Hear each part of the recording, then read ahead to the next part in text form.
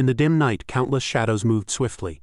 They seemed intent on assassinating a person sleeping on the ground. One of the group grinned sinisterly, drawing his dagger, while the rest simultaneously pulled out their weapons and aimed them at their target.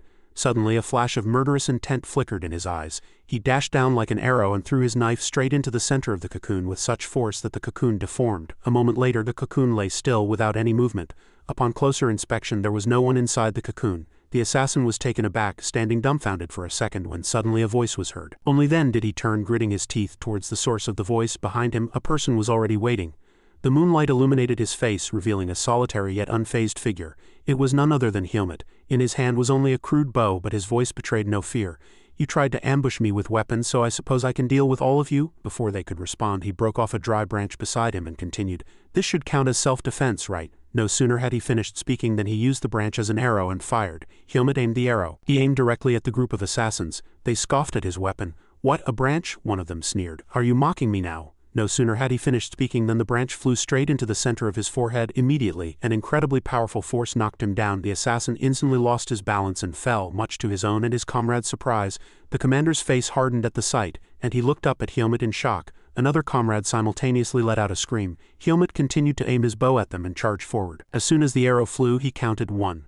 No sooner had he finished speaking than another fell, struck by an arrow, amidst the commander's horrified gaze and the chilling sound of his death being counted. 2. The commander, truly terrified, gritted his teeth and calculated. Meanwhile, one by one they fell, and Helmut continued to steadily count 3, 4. He had no intention of stopping and kept breaking off branches.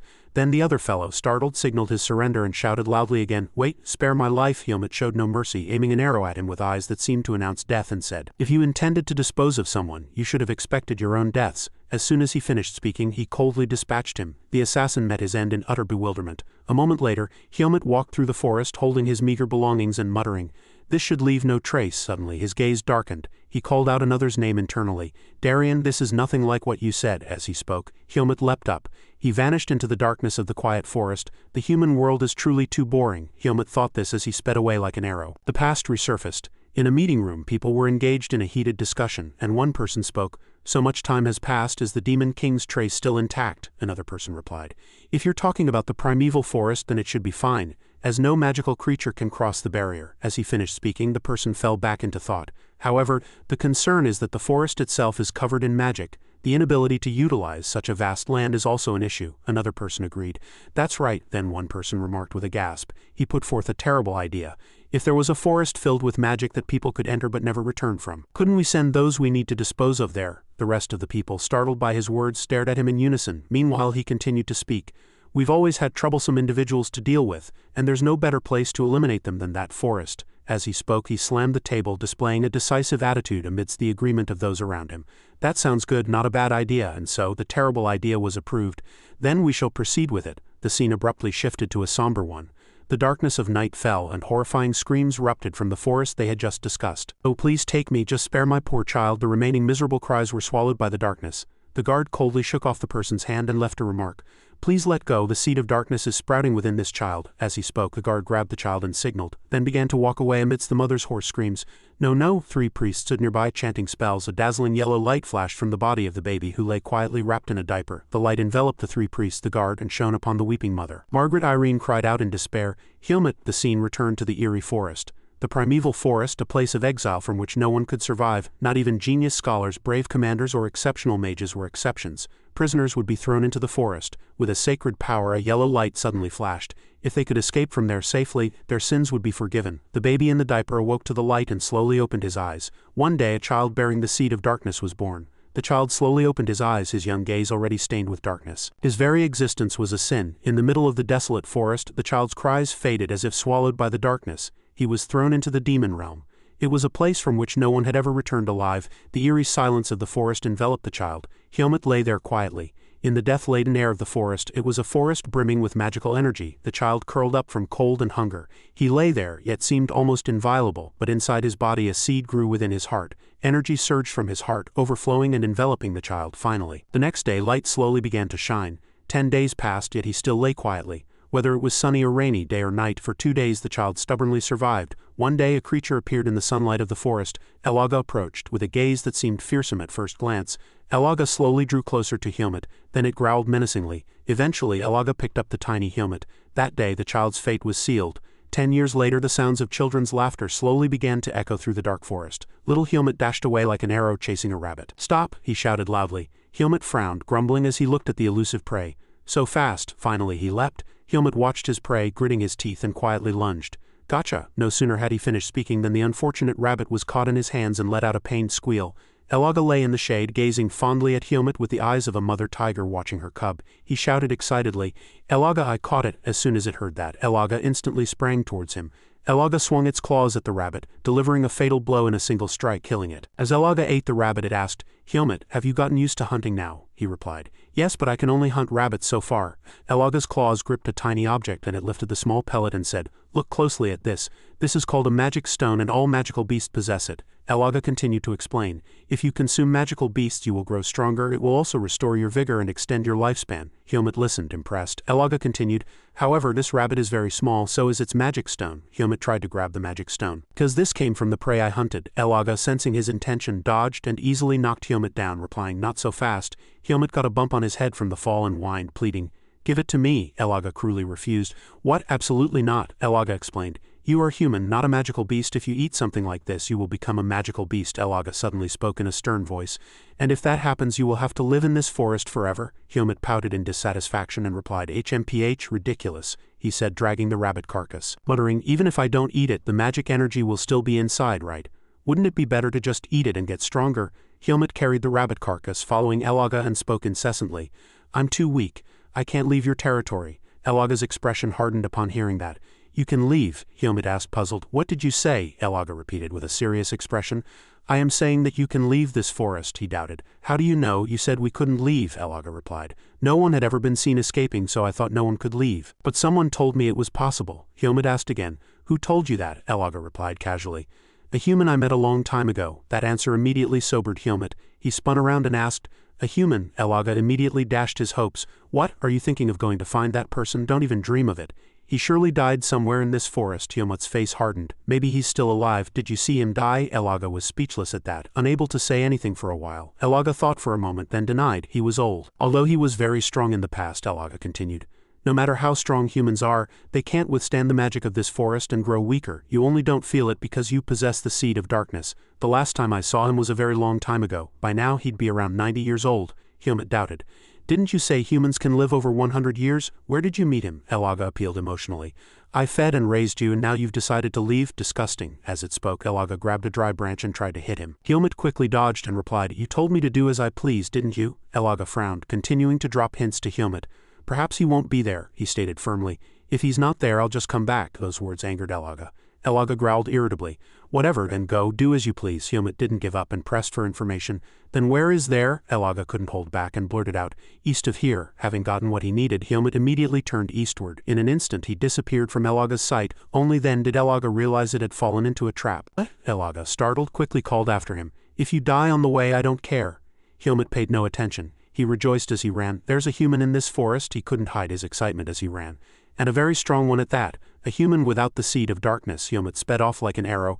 "Another one like me." Helmut panted from hurrying too much. Before his eyes was a suspicious wooden fence. Helmut furrowed his brow. "Something's here." He looked at the fence, which didn't seem naturally formed, with suspicion and muttered to himself, "Is it this again?" Helmut didn't think deeply. He immediately bent his knees and leapt. In an instant he cleared the wooden fence and before him stood a wooden house. Moss covered the roof, indicating the house's age. Helmut was delighted. "It must be," he sighed in relief. "Only humans can build something like this." Before he could finish speaking, someone rushed forward and firmly pressed down on his head. It was so fast that Helmut had no time to react. Only able to let out a single scream of pain, the person showed no mercy, delivering a powerful blow that seemed to shake the very space around them. Darien looked at Helmut suspiciously and asked, "Who are you? Who sent you here?" He gritted his teeth in pain, replying with difficulty, "No, I came alone." He continued to explain.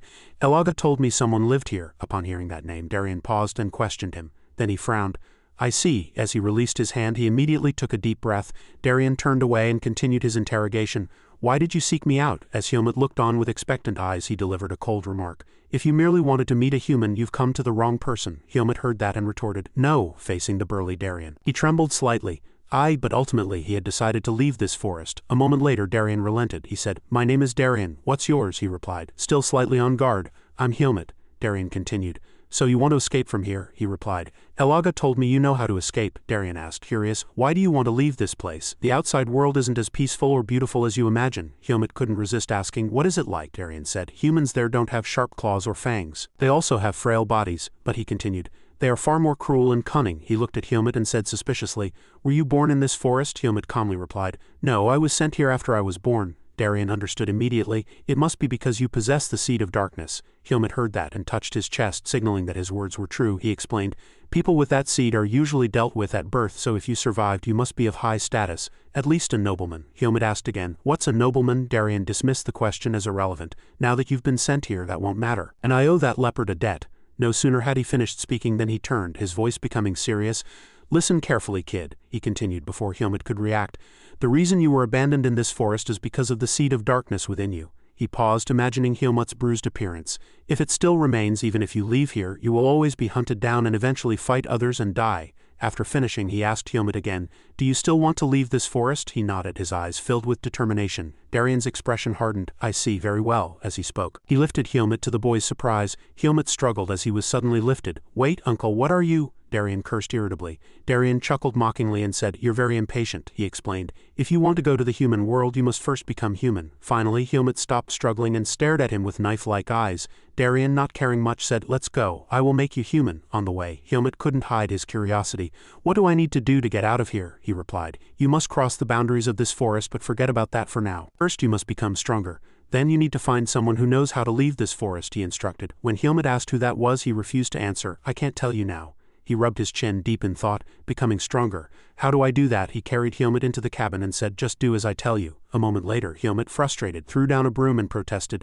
Darien, why do I have to do this? Darien calmly turned and said, That's how humans live, Hermit retorted. Do you live like this too, uncle? It's so dirty here. Darien spat out a single word. So you want to keep living in the forest? Hermit fell silent at that, suppressing his anger. A moment later, a straw bed was made. He stared blankly and asked, What's this? Darien casually replied, Your bed.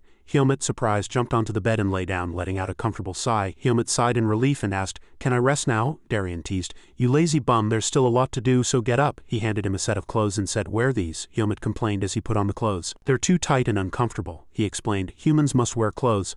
I don't have many, so don't ruin them. Hermit was crestfallen. A moment later, the two went out into the forest again. Hermit followed Darien and asked, Why are we going out again? He replied, There's something else you need to know. I'll teach you what you can eat and what you can't. He continued, looking at a bag full of vegetables and how to make what you can't eat edible. Hermit was surprised. Edible? He pulled out a root, trimmed it with a small knife and said, There's a magic stone in the root of every creature. Even if you remove it, the magic power remains. But some have no magic power. As he spoke, he dipped the root from which he had removed the magic stone into a stream, then said again, That's water. You can cut out the magic stone with water and wash away the creature's magic power. Then he held out the root to Hermit. Try it. Hermit thought for a moment, then quickly took and ate it. It's edible. It's amazing that I can eat grass too. Darien quickly stood up and said, If you're done, let's go back. He obediently followed. A moment later, Hermit said very seriously, I truly need human knowledge. Then, he raised his voice in protest. But what does this have to do with fetching water? He grumbled, carrying 2 buckets of water. Uncle has been making me do strange things for days. Isn't this too much? At the same time, a beast hiding behind a bush lunged at Hermit. Elaga attacked with lightning speed and Hermit had no time to react. The 2 buckets of water spilled and Hermit jumped up, asking confusedly, Elaga, what are you doing? Elaga looked at Hermit mockingly and teased, What are you doing? Are you trying to be funny? He answered honestly, Uncle told me to fetch water. Elaga was dumbfounded and said, Why are you listening to that human? You never listened to me. Hermit, sweeping back his wet hair, said resignedly, Uncle said he'd make me stronger. Elaga lay down comfortably and asked again, What will you do when you're stronger? Will you leave the forest? Hermit said with determination. Since you said I'm not a magical beast, I have to go to the human world. Elaga was silent for a moment at that, then asked, Do you think good things will happen if you leave? He answered with conviction, I don't know, but nothing good will happen if I stay here. After speaking, he turned and said, I'm leaving, see you later. Elaga stared blankly at Hermit's retreating back. A moment later, Elaga also fell into thought and turned away. As it turned, its face was filled with worry. Elaga muttered to itself as it left alone, The child will be fine. Elsewhere, the water containers he had brought were rudely spilled. Hermit was sweating profusely, trying to maintain a focused posture. Darien instructed him from behind, Straighten your back. Hermit could no longer endure it and said with difficulty, Darien, I'm too tired. He immediately retorted, Are you saying you don't want to leave this forest? Hermit gritted his teeth at that. He cursed through tears but still maintained his posture. Darien watched him and thought to himself, The child endures quite well. Seeing him grit his teeth and hold his posture, he pondered, Perhaps anyone who survived in this forest would have to be special. He judged that the child was born with many things other than the seed of darkness and was worth teaching. Twilight slowly descended, casting a faint light on the forest. Helmut looked exhausted. Seeing this, Darien instructed, Helmut, stop and come sit here. As soon as he heard that, Helmut felt liberated, released his posture and sighed. Darien quickly picked him up. Helmut grumbled, I'm hungry, he said in a slightly gentle voice. All right. A moment later, a large pot of soup was boiling over a campfire, and Helmut watched with sparkling eyes. Darien instructed him to use a spoon, and Helmut falteringly complied, taking a spoonful and tasting it. Helmut paused. Soon his eyes brightened, and he shoveled it in without stopping, exclaiming, delicious, delicious. Darien watched his explosive reaction to the taste with affectionate eyes. Helmut incessantly asked, Uncle, what is this? Soup, it's really delicious. While he was still wolfing it down, Darien suddenly stood up. He wondered, Darien, aren't you eating? He didn't answer. And tying his hair back, he instructed, listen to me while you eat. Darien opened a wooden box nearby. He continued, Helmut, you came to me to leave this forest, and now you're trying to get stronger. Helmut continued to eat. Meanwhile, Darien continued, but you are not a magical beast of this forest. You are just a fragile human without fangs or claws. No matter how hard you try, there are limits to human strength. He finished speaking, and he pulled out an item and said, that's why. He brandished a sword and said, starting tomorrow I will teach you swordsmanship. His eyes were deep in thought. Continue, but first I will show you what a sword is. As soon as he finished speaking, Darien demonstrated a few sword swings. He stepped forward in front of a large rock. In Helmut's focused gaze, he instructed, watch carefully. Darien swung his sword forward once, his eyes filled with murderous intent. Then he swung it powerfully once with all his might. The sword struck the ground, and the ground was churned up with immense force. Helmut observed and then asked, sparks flew from the piece of wood just now. Darien didn't answer and continued his demonstration. He swung the sword once more, attacking directly towards the rock. The sword's sparks split the large rock in two. A moment later, the rock slowly began to crack along the cut. In Helmut's astonished eyes, the unfortunate rock shattered into pieces. Helmut couldn't hide his surprise and excitement. The massive rock was now broken into pieces, scattered on the ground. Only then did Darien say, this is how humans survive. Helmut's jaw dropped. He couldn't close his mouth. That was. Darien caressed the sword and continued, imagine that just as magical beasts have magic power, humans also have an infinite source of power that they can use through their bodies. Helmut looked at his two hands with puzzled eyes at that. Darien continued to explain, the seed of darkness within you has a different nature from others, but it possesses the same source of power. Helmut realized and muttered to himself, this must be the power I felt when I met Elaga and Darien, he exclaimed aloud. That's incredible. I want to learn how to use that too. Suddenly, a thwack sound echoed. Darien flicked his forehead, causing Helmut to lose his balance in surprise. He said gently, don't be so impatient. Your body is not yet ready to accept the power, he instructed. What's important for you now is to understand swordsmanship. Darien was silent for a moment. He looked at the shattered rock and continued, it will be very difficult, very stressful, and sometimes very painful. Then he gripped the hilt of his sword firmly and said decisively, but you must go all the way and not fail. He held out the sword to Helmut and said, if you give your whole heart to it, the sword will reward you appropriately. Helmut carefully took the sword from him and holding it with an excited heart replied, yes. The next morning, Helmut's lament echoed in the garden, along with Darien's concentrate. Helmut complained, it's been days already and my posture is perfect, he replied calmly. My goodness, you've already learned to talk back to me. I'm sure I told you to use polite language, he corrected himself. I did it correctly, he said coldly. No, not at all. At that, he let out a crestfallen sound. Helmut asked frustrated. Then what's the problem? He sighed. Darien pointed to his head and instructed him, this fellow only has the posture right. It's still not enough. Think again carefully. Helmut hesitated. Then he said, frustrated, do I have to tell you everything for you to understand? He shouted angrily, of course, why didn't you tell me everything from the beginning? He continued. How can I understand when you speak so ambiguously? Darien stared at him thoughtfully. The more I see him, the stranger he is. He's not at all proactive in learning, yet he's progressing faster than me. He pondered. The seed of darkness greatly affects people, making them more violent. Moreover, he grew up with magical beasts, yet contrary to initial impressions, he is very rational. He's not easy to handle, but he's persistent and doesn't give up easily. Watching him concentrate, he was convinced that the child was indeed different. Then he stepped forward and said to him, then I will teach you. Swish, the sword swung swiftly. Helmut had no time to react as his sword-wielding hand was struck. Darien said teasingly, you've grown weak, boy. Helmut cried out in pain. Why did you hit me twice? Darien looked at the boy clutching the wound on his shoulder and said, well, do you know the difference? Helmut was silent for a moment, then replied concisely, no. He immediately resorted to psychological warfare. Judging by that answer, you don't seem to want dinner. At the mention of a meal, Helmut's face hardened, and he asked, what did you say? He quickly stopped him. No, wait, I think I understand a little. He struggled to find something to say. Some hurt more, some hurt less, and the speed and position you hit were different. Why is that? He pondered, recalling the attack methods. The movements were almost identical. Strange, Darien asked again. Do you understand? It's not enough to just imitate the outward appearance, he explained. The subtle differences in your muscle use, the delicate movements of your fingertips, your movements and methods, and the harmony between your mind and the sword, he continued. All of that must be taken into account, he said gently. Only then can you say that you have learned everything. You must put your whole heart and soul into every movement. In Darien's explanation, Helmut gained an understanding. Only when you can do that do you truly understand. After speaking, Darien flicked his forehead again. Right now you're just swinging your arms aimlessly. You're not a swordsman, just a woodcutter. After speaking, he became serious again. Now try again. A moment later, Helmut went into the forest alone. Standing by the stream, he thought, Uncle Darien said resting is also part of training, but now I'm not even swinging a sword, it's too boring. Suddenly, his attention was drawn by a sound from behind. He turned and exclaimed, Oh, Elaga, long time no see. Elaga sighed, looking at him. Seeing Helmut's new appearance, it asked, You've grown again in such a short time. Helmut was puzzled. Really? Elaga came closer and said, Yes, actually, the corn seed has only grown as much as a chestnut seed, he replied. I'll definitely grow more. Don't worry. Helmut suddenly seemed to remember something and asked, But now that I think about it, Darien said he owes you a debt, Elaga replied. Darien is that human's name, right? I specially allowed him to stay here because he wanted to. He was surprised. But Elaga, you don't like living with anyone, do you? Elaga retorted sarcastically. What? You seem to have become foolish living with that human. Its voice suddenly became fierce.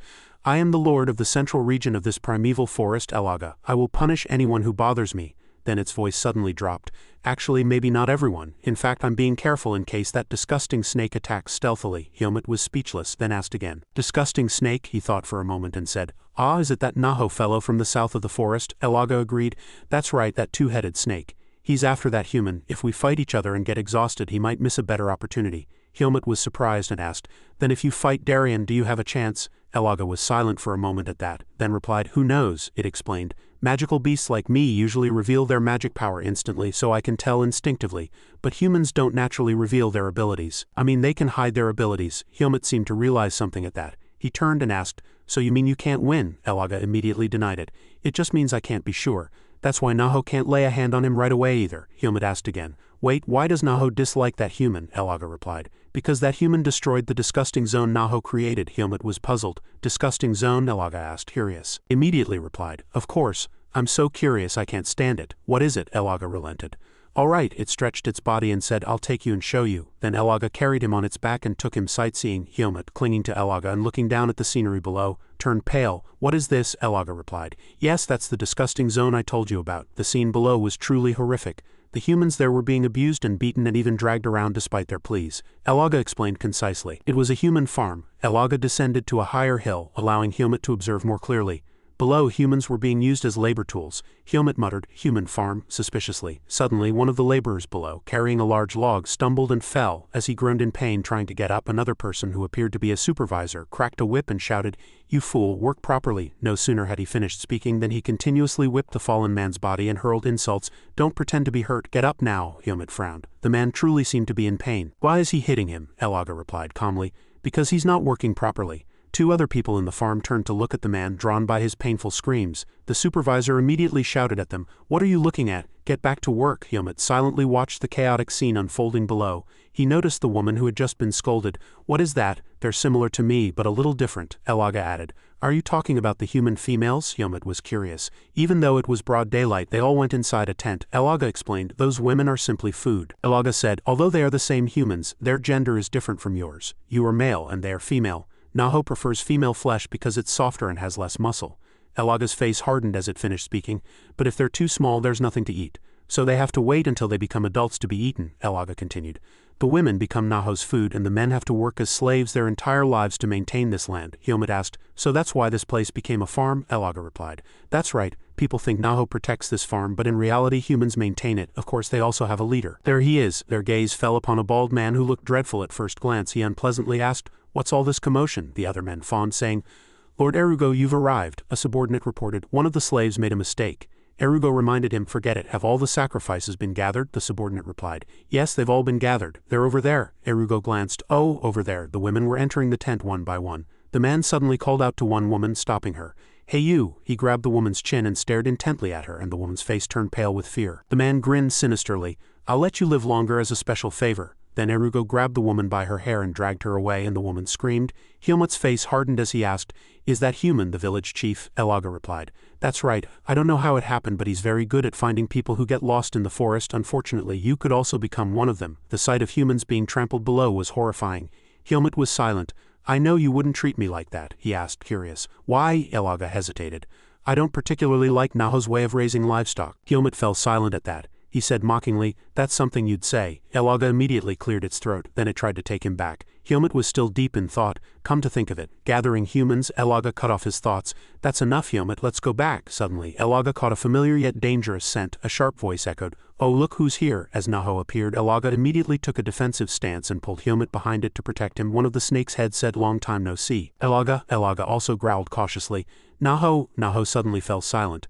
"I thought you were still sleeping." As soon as Helmut came to his senses, he was startled by the demonic beast in front of him. He thought to himself, just standing up, the pressure is too strong. The other snakehead interjected, "Is this the child you're raising?" The other head laughed horribly and replied, "Males are most delicious when they're young." Then it teased, "May I take a bite?" Elaga coldly refused. "No," Elaga compromised. "You don't eat male meat anyway, do you? This child's flesh won't suit your taste." Naho laughed gleefully. "That's right, the meat Erugo prepares for me is truly delicious." Naho gave Helmut a disgusted look.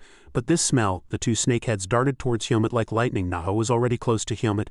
What's your relationship with Darien?" Helmut was so surprised he broke out in a cold sweat. Just then, Elaga intervened and shielded him. Elaga growled, "You cursed brute, how dare you show your filthy face here?" Naho laughed. "Don't get so agitated, I'm a lover of peace." The two snakeheads continued to jest. "I just wanted to confirm the disgusting scent of Darien coming from that child's clothes." The past flashed by.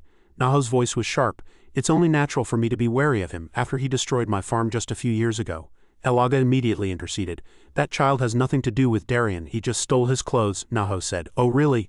But he quickly relaxed his body. "If you weren't here I would have tortured that child," Elaga immediately warned. "If you lay even a finger on that child I will tear you to pieces," Naho said teasingly. "Oh dear, how frightening." "Just kidding, I don't want to fight you. We've known each other for quite a while now, after all." He stared intently at Elaga and said, "More importantly, now that business is concluded, can you please leave? I hope you don't return here." He growled, "I don't like fur flying around my territory." Helmut cowered in fear behind Elaga. Finally, Naho said farewell. Elaga, still shielding him, watched Naho completely depart. Helmut let out a few painful groans. And then he collapsed. Elaga looked at him suspiciously and said, "Is he unconscious?" At dusk, Helmut slowly regained consciousness, complaining, "Oh my head," Elaga carefully reminded Helmut.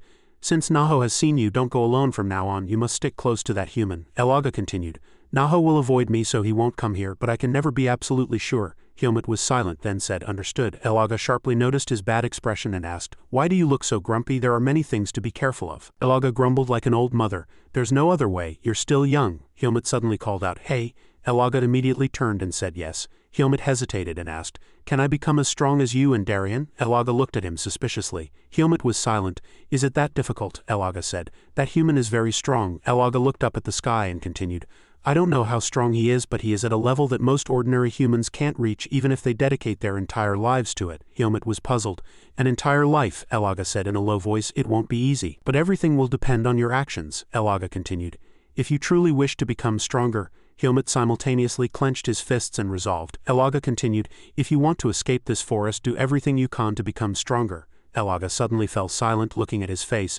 Helmut also remained silent, not replying. Then Elaga sighed and turned away. As Elaga left, it said, "That human is coming, see you later." True to its word, Darien slowly approached, carrying a bundle of straw on his back. He looked at Helmut, said, "You went out with that leopard again." Helmut turned and called out, "Darien." Darien didn't wait for his reply and continued walking forward.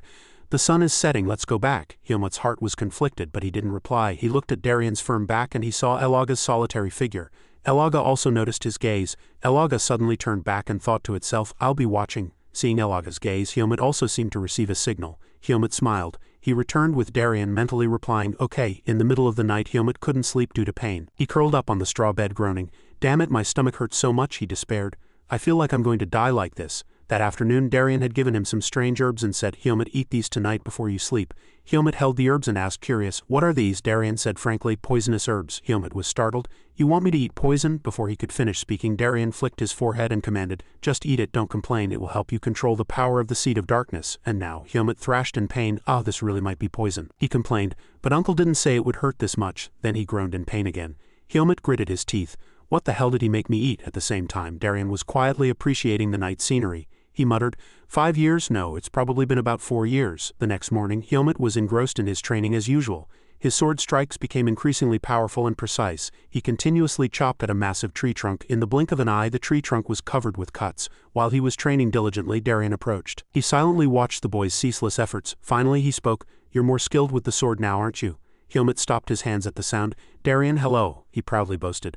"Recently my body feels very light and my vision is much clearer." Hyomit asked suspiciously. Is it because of the poisonous herbs? Darien pondered, then replied, it could also be the influence of the magical land. It doesn't hurt anymore these days, does it? Hyomit sheathed his sword and replied, no, on the contrary, I feel refreshed in the morning. Darien heard that and nodded. Understood. It's been a few months since you started absorbing the magical land, so it seems the time has come.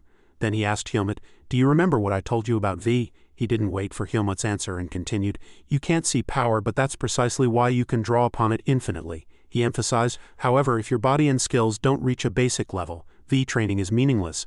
The reason I haven't taught you V until now is because you hadn't reached that level. Then Darien decided, but your body seems ready to accept V now, he said, looking at Hyomit's surprised expression. Then let's begin. His eyes flashed like lightning. I will teach you how to train V. The wind blew, scattering his hair. Darien took a stance. He gripped his sword tightly and energy radiated from his hand. He closed his eyes and felt the air. And then at that very moment a dazzling golden power burst from his body, coloring the sword in his hand. Hyomit was also affected and took a step back. Darien explained, it's about fusing the energy in the air, drawing it into your body and controlling it freely. Then he exerted force and lifted his sword. He held out the sword in front of Hyomit's eyes and said, and materializing it through your sword, Darien continued. That's how you control V, and that's what you need to do from now on, he reminded him. Pick up your sword. Hyomit immediately complied. He instructed, take a deep breath. While confronting me, absorb the energy of nature into your body. He attacked and continued, simplify your thoughts and move calmly. Another attack followed, and Darien's next words came, if you miss this flow. Hyomit gritted his teeth as he had to directly counter the attack. Darien's voice continued to echo, if you forget V, your body will break first. No sooner had he finished speaking than his attack struck Hyomit, sending him flying and crashing into a nearby tree. He groaned in pain. Darien didn't stop and continued to attack. He bushed straight at Hyomit, who had just gotten up. He swung his sword at him again. Hyomit narrowly managed to dodge the attack and the sword plunged into a tree root. He immediately dodged, his face hardening. Hyomit cried out, slightly terrified, wait, are you really trying to get rid of me? Darien approached and asked, why do you lose your composure so quickly? I didn't teach you this. Hyomit struggled to calm down.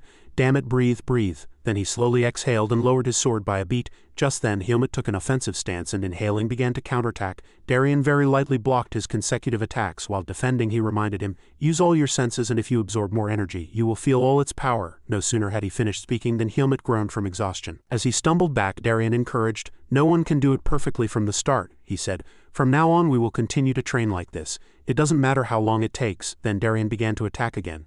This time, Hyomit firmly blocked.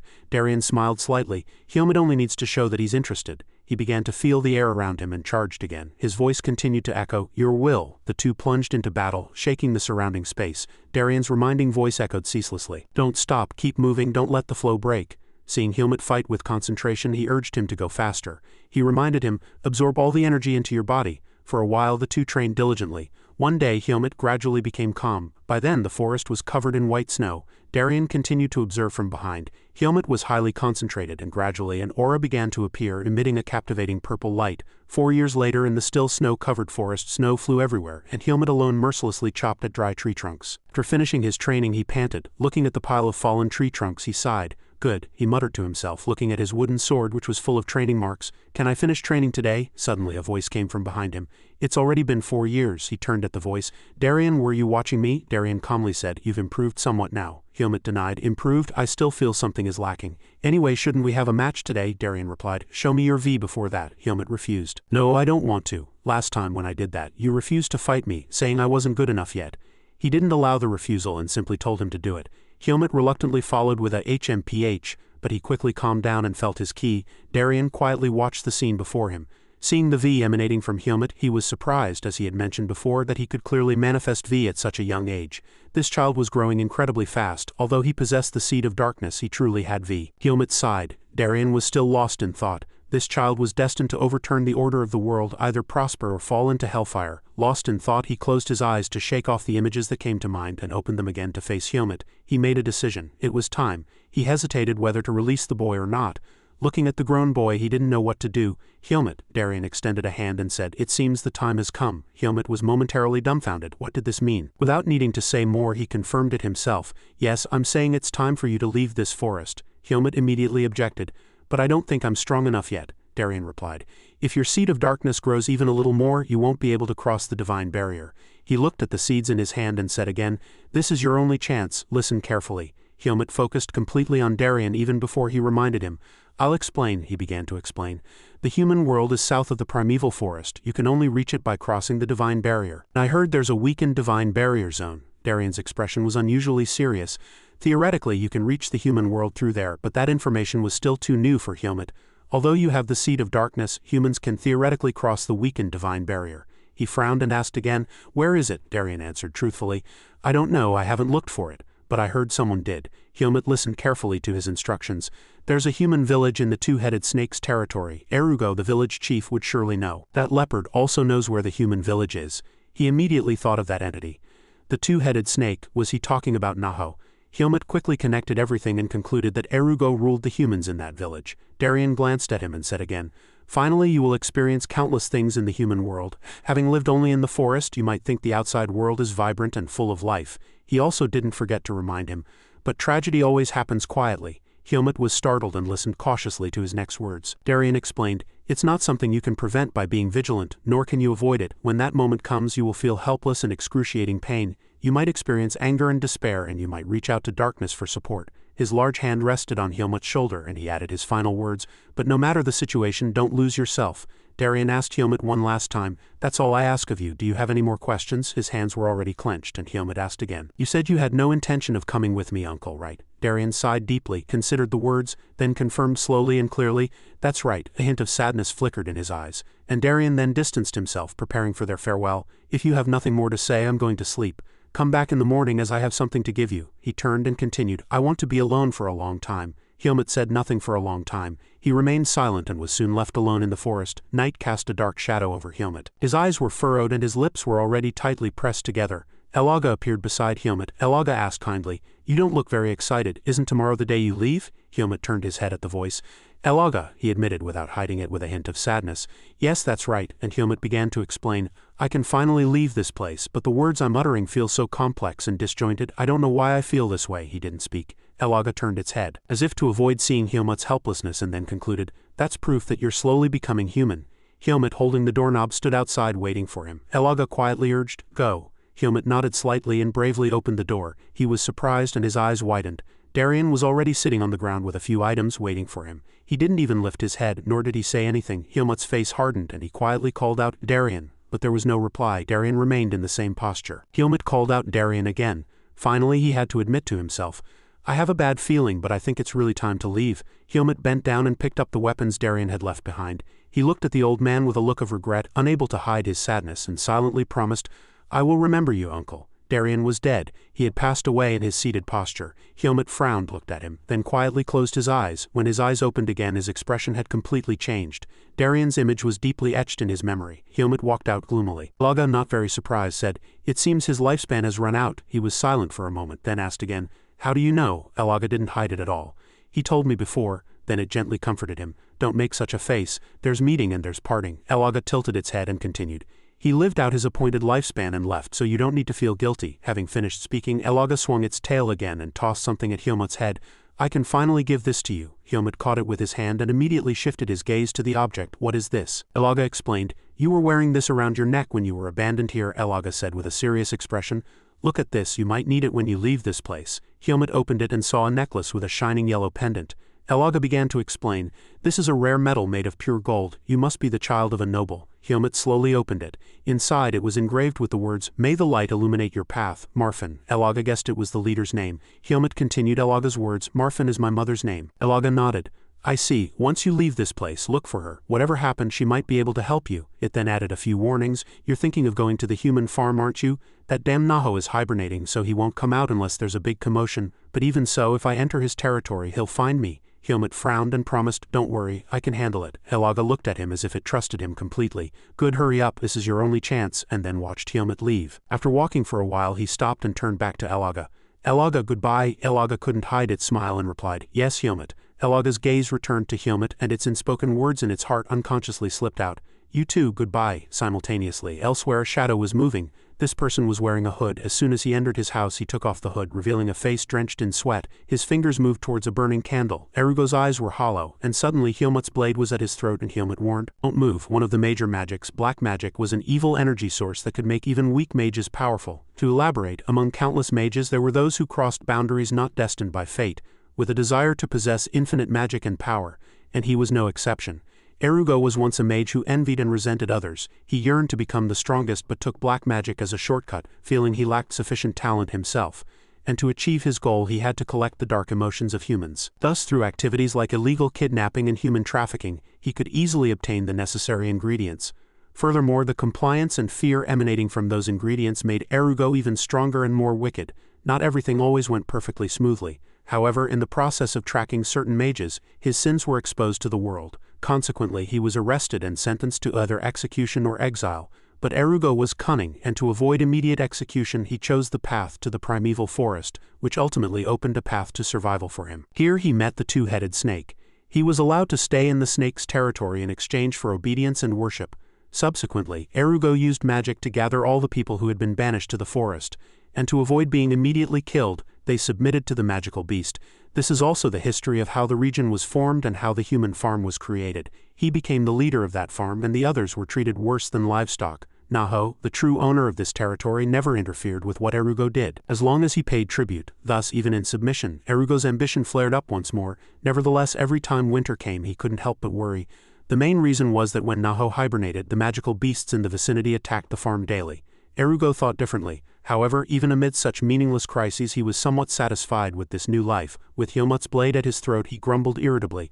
"Damn it, winter is always trouble. What do you want?" Hyomut replied concisely with cold, shining eyes. "The way out of the primeval forest. I heard you know the way, tell me quickly." Erugo scoffed. "Too dirty for a young lad." His next words came with a mocking smile. "I heard Darien took on a disciple, that would be you." Hyomut ignored him and continued to press. "Give me the way out of the forest," Erugo retorted defiantly. "Why should I?" The blade now drew blood from his neck and Hyomut warned. "If you don't speak, you die." Erugo wasn't afraid of that, but rather threatened. "If I die, Lord Naho will awaken from hibernation and come here," Erugo kindly added the consequence. "And then you will die too." He openly disdained Hyomut. "Do you think you can stand against Lord Naho? You're just an ordinary human." Hyomut cut him off. "No problem." He continued to ask, "Can Naho bring back the dead? You'll definitely die, so I don't need to worry." And he didn't forget to whisper a few words of warning in his ear. "Don't play tricks." Erugo was still unshaken. "I am the only one who knows how to escape this forest. If you dispose of me now, you'll never be able to leave." It was laughable. But Hyomut countered him. "I heard human mages always emit magic along with their possessions. If I search your house, I'll surely find it. I just want to make this process simple." The blade was still firmly at his throat. Erugo rolled his eyes and said gloomily, "You're really a difficult one." "Fine," he suddenly agreed. "I'll tell you how to escape the forest," and he slowly led Hyomut down the stairs. His blade was still not an inch away from his throat. Erugo spoke, "What's your name?" But Hyomut bluntly cut him off. "None of your business." He didn't delve deeper, opening the door and entering. "Fine, but I'll tell you a few things." A few words of chatter continued. "The method I found is only theoretical. No one has ever tried it, nor had the ability to try it. Perhaps the result will be insignificant compared to what you're doing now, but it might be possible for Darien." Hyomut's expression was unreadable to Erugo. "The fact that you're still here means he has no intention of leaving." Erugo suddenly turned his head and asked, "What happened to him?" And seeing Hyomut's silence, Erugo could guess the reason. "Judging by your silence, he must be dead." A pleasurable smile escaped his lips and his hand touched a book. Hyomut gloomily demanded, "Hand that over." But Erugo playfully refused. "Calm down." An unexpected offer came. "Hey, why don't you become my successor and live here?" Hyomut gloomily replied concisely, "Meaningless." Erugo poured his whole heart into his next speech, intending to persuade Hyomut. "You're more than qualified. You're Darien's disciple after all. All the humans here are too weak. I'll give you everything in this land." His sword-wielding hand clenched and the blade touched Erugo's shoulder again. "I don't need what you have. I'm going to get out of this place and live my life." His gaze fell on a sharp weapon nearby, and Hyomut firmly shut his mouth, demanding he hand it over.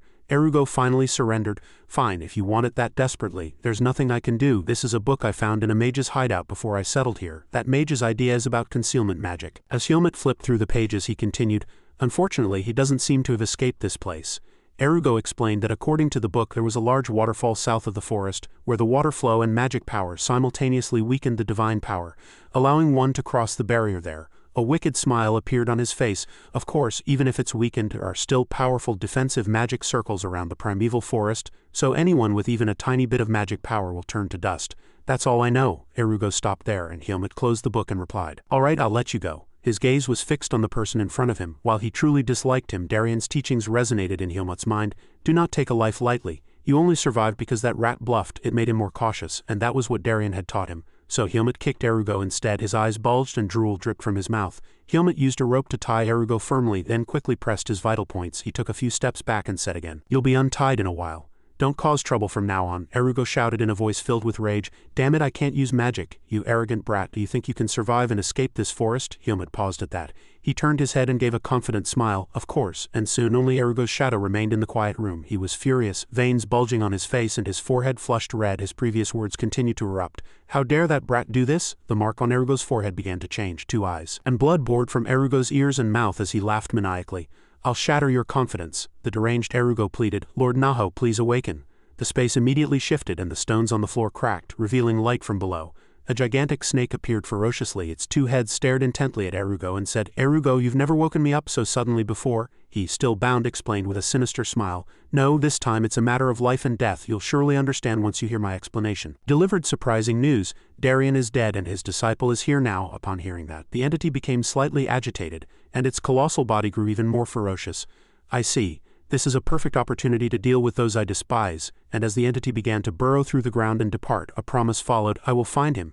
Erugo laughed maniacally at this. That damned brat, he muttered words of contempt. Do you think you can treat me like that and get away unscathed? His mouth was stained with blood. Nothing in this world is free. Helmut hurried through the darkness of the night, his expression extremely tense. He forced himself to move at this moment. Helmut ran swiftly, dodging tree branches. His footsteps were as nimble as a rabbit's. Helmut gripped the hilt of his sword tightly, and a curse unconsciously escaped his lips. Damn it! His eyes glanced at the animals nearby, wondering if he should deal with them. Helmut observed their terrified expressions. He frowned and muttered, The magical beasts are running away without even looking at me. They're terrified. That means, as soon as he finished speaking, an eerie feeling enveloped Helmut. He sweated and took a deep breath, muttering as he sped up, I have to run like crazy. Helmut frowned as he landed on the ground and said, looking exhausted, Haven't I left this territory yet? Have I only come this far? He turned his head and looked back, seeing a crimson flow of magic swirling in the air. The magic covered the entire territory, and soon Helmut felt it. The flow of magic floated in the air and his sword-wielding hand gripped even tighter. He was ready to fight at any moment. The flow of magic slowly approached. Sensing Helmut's location and charging towards him, Helmut stood firm, unyielding. The 2-headed monster in front of him was named Naho. It looked down at him and said, Hello, little one. I knew you'd return to my territory. And seeing that Helmut was not afraid at all, it continued to mutter, It's been a long time since I had a guest. I can't let you go just like that. Helmut finally replied, Then I suppose you'll have to die for me to leave. His defiant words made it laugh, and it lunged. Yes, you're braver than last time. A weak human, what can you do with that small body? A familiar warning erupted. Don't resist unnecessarily.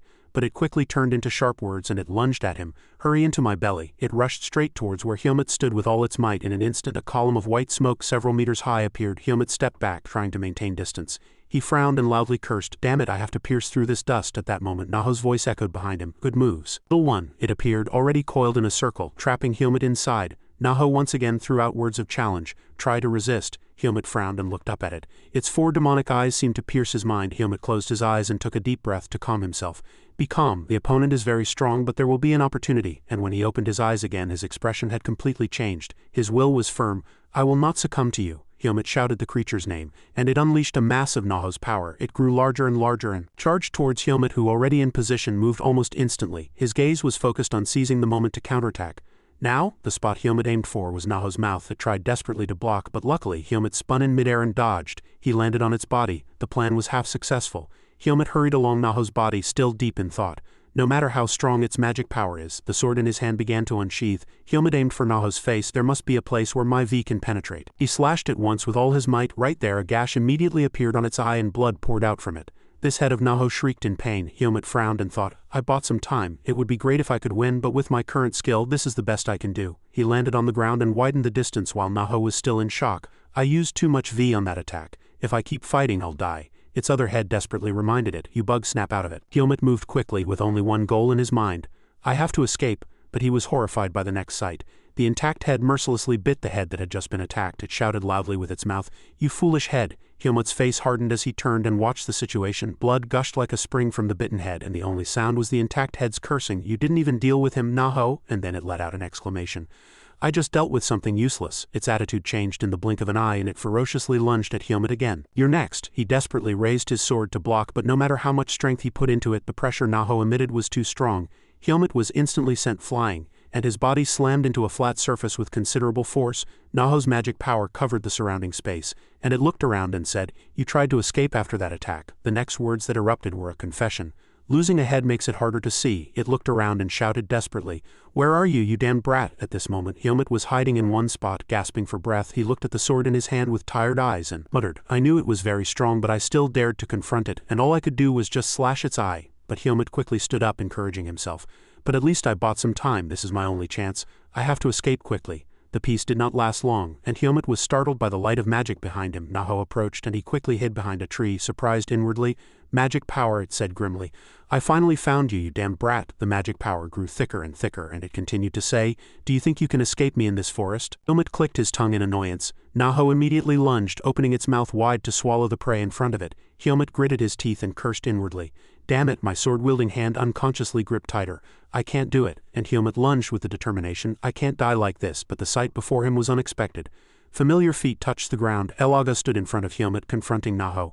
Long time no see. It knew who the entity in front of it was. Elaga also growled in response. Naho. Two gigantic magical beasts faced each other. Helmut cried out in surprise. He saw Elaga's valiant appearance and called out loudly, "Elaga!" Elaga quickly covered its face with its hand, blocking Naho's magic power. It turned its head and answered Helmut concisely, "I'm glad you're still alive. Good, I'll handle the rest." But he desperately refused. "Wait, I can help too, you weak human." His words were immediately dismissed. "You must leave here." Elaga glanced at Helmut and said again, "Don't you have more important things to do? Go and find it quickly." Helmut paused at that. "Your freedom." His eyes widened in surprise. Elaga continued to persuade him, "Don't let my efforts be in vain." But Helmut still didn't want to leave, and Elaga had to shout loudly, "Go." Helmut hesitated, but muttered a few words to it. "Thank you," and entrusting everything to Elaga, he quickly fled. Its blue magic power confronted Naho in front of it.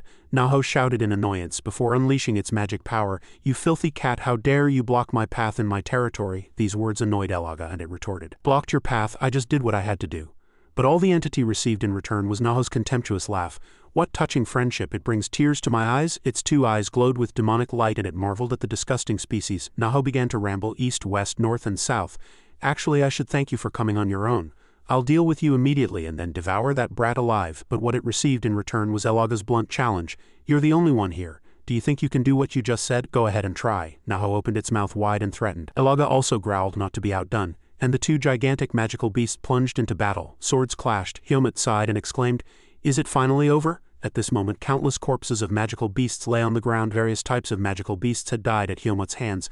"I've been running for 2 whole days since passing through Elaga's territory." He was now surrounded by corpses and blood, and he continued to say, "As long as they're not on Naho's level, I can deal with them without any problem." Suddenly, a thought flashed through his mind. If there was a world where two people didn't exist, if I hadn't met Elaga and Darien, I wouldn't have survived this forest. That thought further solidified his resolve. "I have only one chance left. For Elaga and Darien, for this opportunity the demon race has given me." Towards the waterfall in front of him, Helmut clearly stated his resolve. "I have to leave this forest." Helmut raised his head and looked up. "This place is so different from Elaga's territory. I can barely feel any magic power." The seed of darkness also began to react, sensing the magic power in his body. "Is it reacting to the divine barrier?" Luckily, I wrapped myself in V and passed without much trouble. But at this moment he held another strange object in his hand. This fur. As soon as he finished speaking, a huge shadow whizzed over Helmut's head. He barely managed to block it. The creature also spotted Helmut. It landed on the ground and said, "A human boy, what are you doing in my territory?" Helmut gritted his teeth and cursed inwardly. "Damn it, the black leopard told me this story, but I didn't expect such a huge magical beast to be near the high-level magic circle." The creature began to introduce itself. "My name is Ale. What's yours?" He frowned and thought, "I've heard that name before." "I am Helmut." The being in front of him was the ruler of the north, and Elaga had told him that this creature was very curious about everything around it. "There's a familiar scent about you." It continued to observe Helmut and said, "Because of the smell of blood I can't quite tell, but I can never forget this scent. Yes, I smell Naho on you." His gaze was fixed on the person in front of him. "And from your body there's a fainter scent from a long time ago." Elaga, "Interesting, very interesting," and then directly declared, "Then are you Elaga's child or Naho's?" Helmut replied clearly, "I am of Elaga's people." Ale raised its head and showed interest. "Really, if that's the case," the magic power wrapped around its body suddenly exploded, "then it means Elaga's people have trespassed into my territory," Helmut cautiously explained. "I was not sent by Elaga. I have my own reasons," and he successfully attracted its attention. "Reasons? Is there a reason why I should forgive you? Tell me." He quietly chose his words, and after a moment he spoke. "What I am about to do may also be meaningful to you." The more Ale listened, the more confused it became. "Meaningful to me," Helmut nodded and continued to persuade. "That's right. This is a perfect opportunity to satisfy your curiosity." His words were like a world-shaking declaration. I will be the first person to pass through that magic circle and leave the primeval forest. After speaking, Ale could not suppress its laughter. Helmut watched the creature laugh loudly. Ale looked at him with slight disdain and said, "Do you think a weak human brat can do it? The seed of darkness within you tells me you are just like a magical beast." But Helmut still continued very confidently, "I will try. Because I am the first human to come here." He looked at it, and there was conviction in his every word and gesture. "And I want to pass through that high-level magic circle." Ale fell into thought and then exclaimed, "It's been a long time since I've seen a human. Do I have to watch you burn as a test subject in that magic circle? What a waste." But Helmut offered another logic. "And many people will come to this forest, but the first person who can pass through that magic circle," he declared, "that will be me." Ale's eyes widened and it was speechless for a moment. It tilted its head, analyzed the opponent before it and then spoke. "All right, you are a very clever person. I want to see you do as you say." Ale looked into the distance and continued, "It's also true that you are the only fool risking his life to leave this forest." It looked at him again and said, "Whether you leave or live doesn't concern me, but if you succeed, you will be the first human to ever successfully leave this forest." Helmut looked at it and finished his statement, "And you will be the first magical beast to witness such a feat." Ale couldn't suppress its laughter and said, "You intrigue me. Very well, I want to see if you can leave this place, so I will protect you until you reach the magic circle. If anything happens or you have anything to say, tell me. I will convey it to Elaga when I meet her." Helmut's eyes widened slightly upon hearing this. He politely requested, "Then please tell Elaga that I survived and was able to leave this forest." Helmut's expression was unusually serious.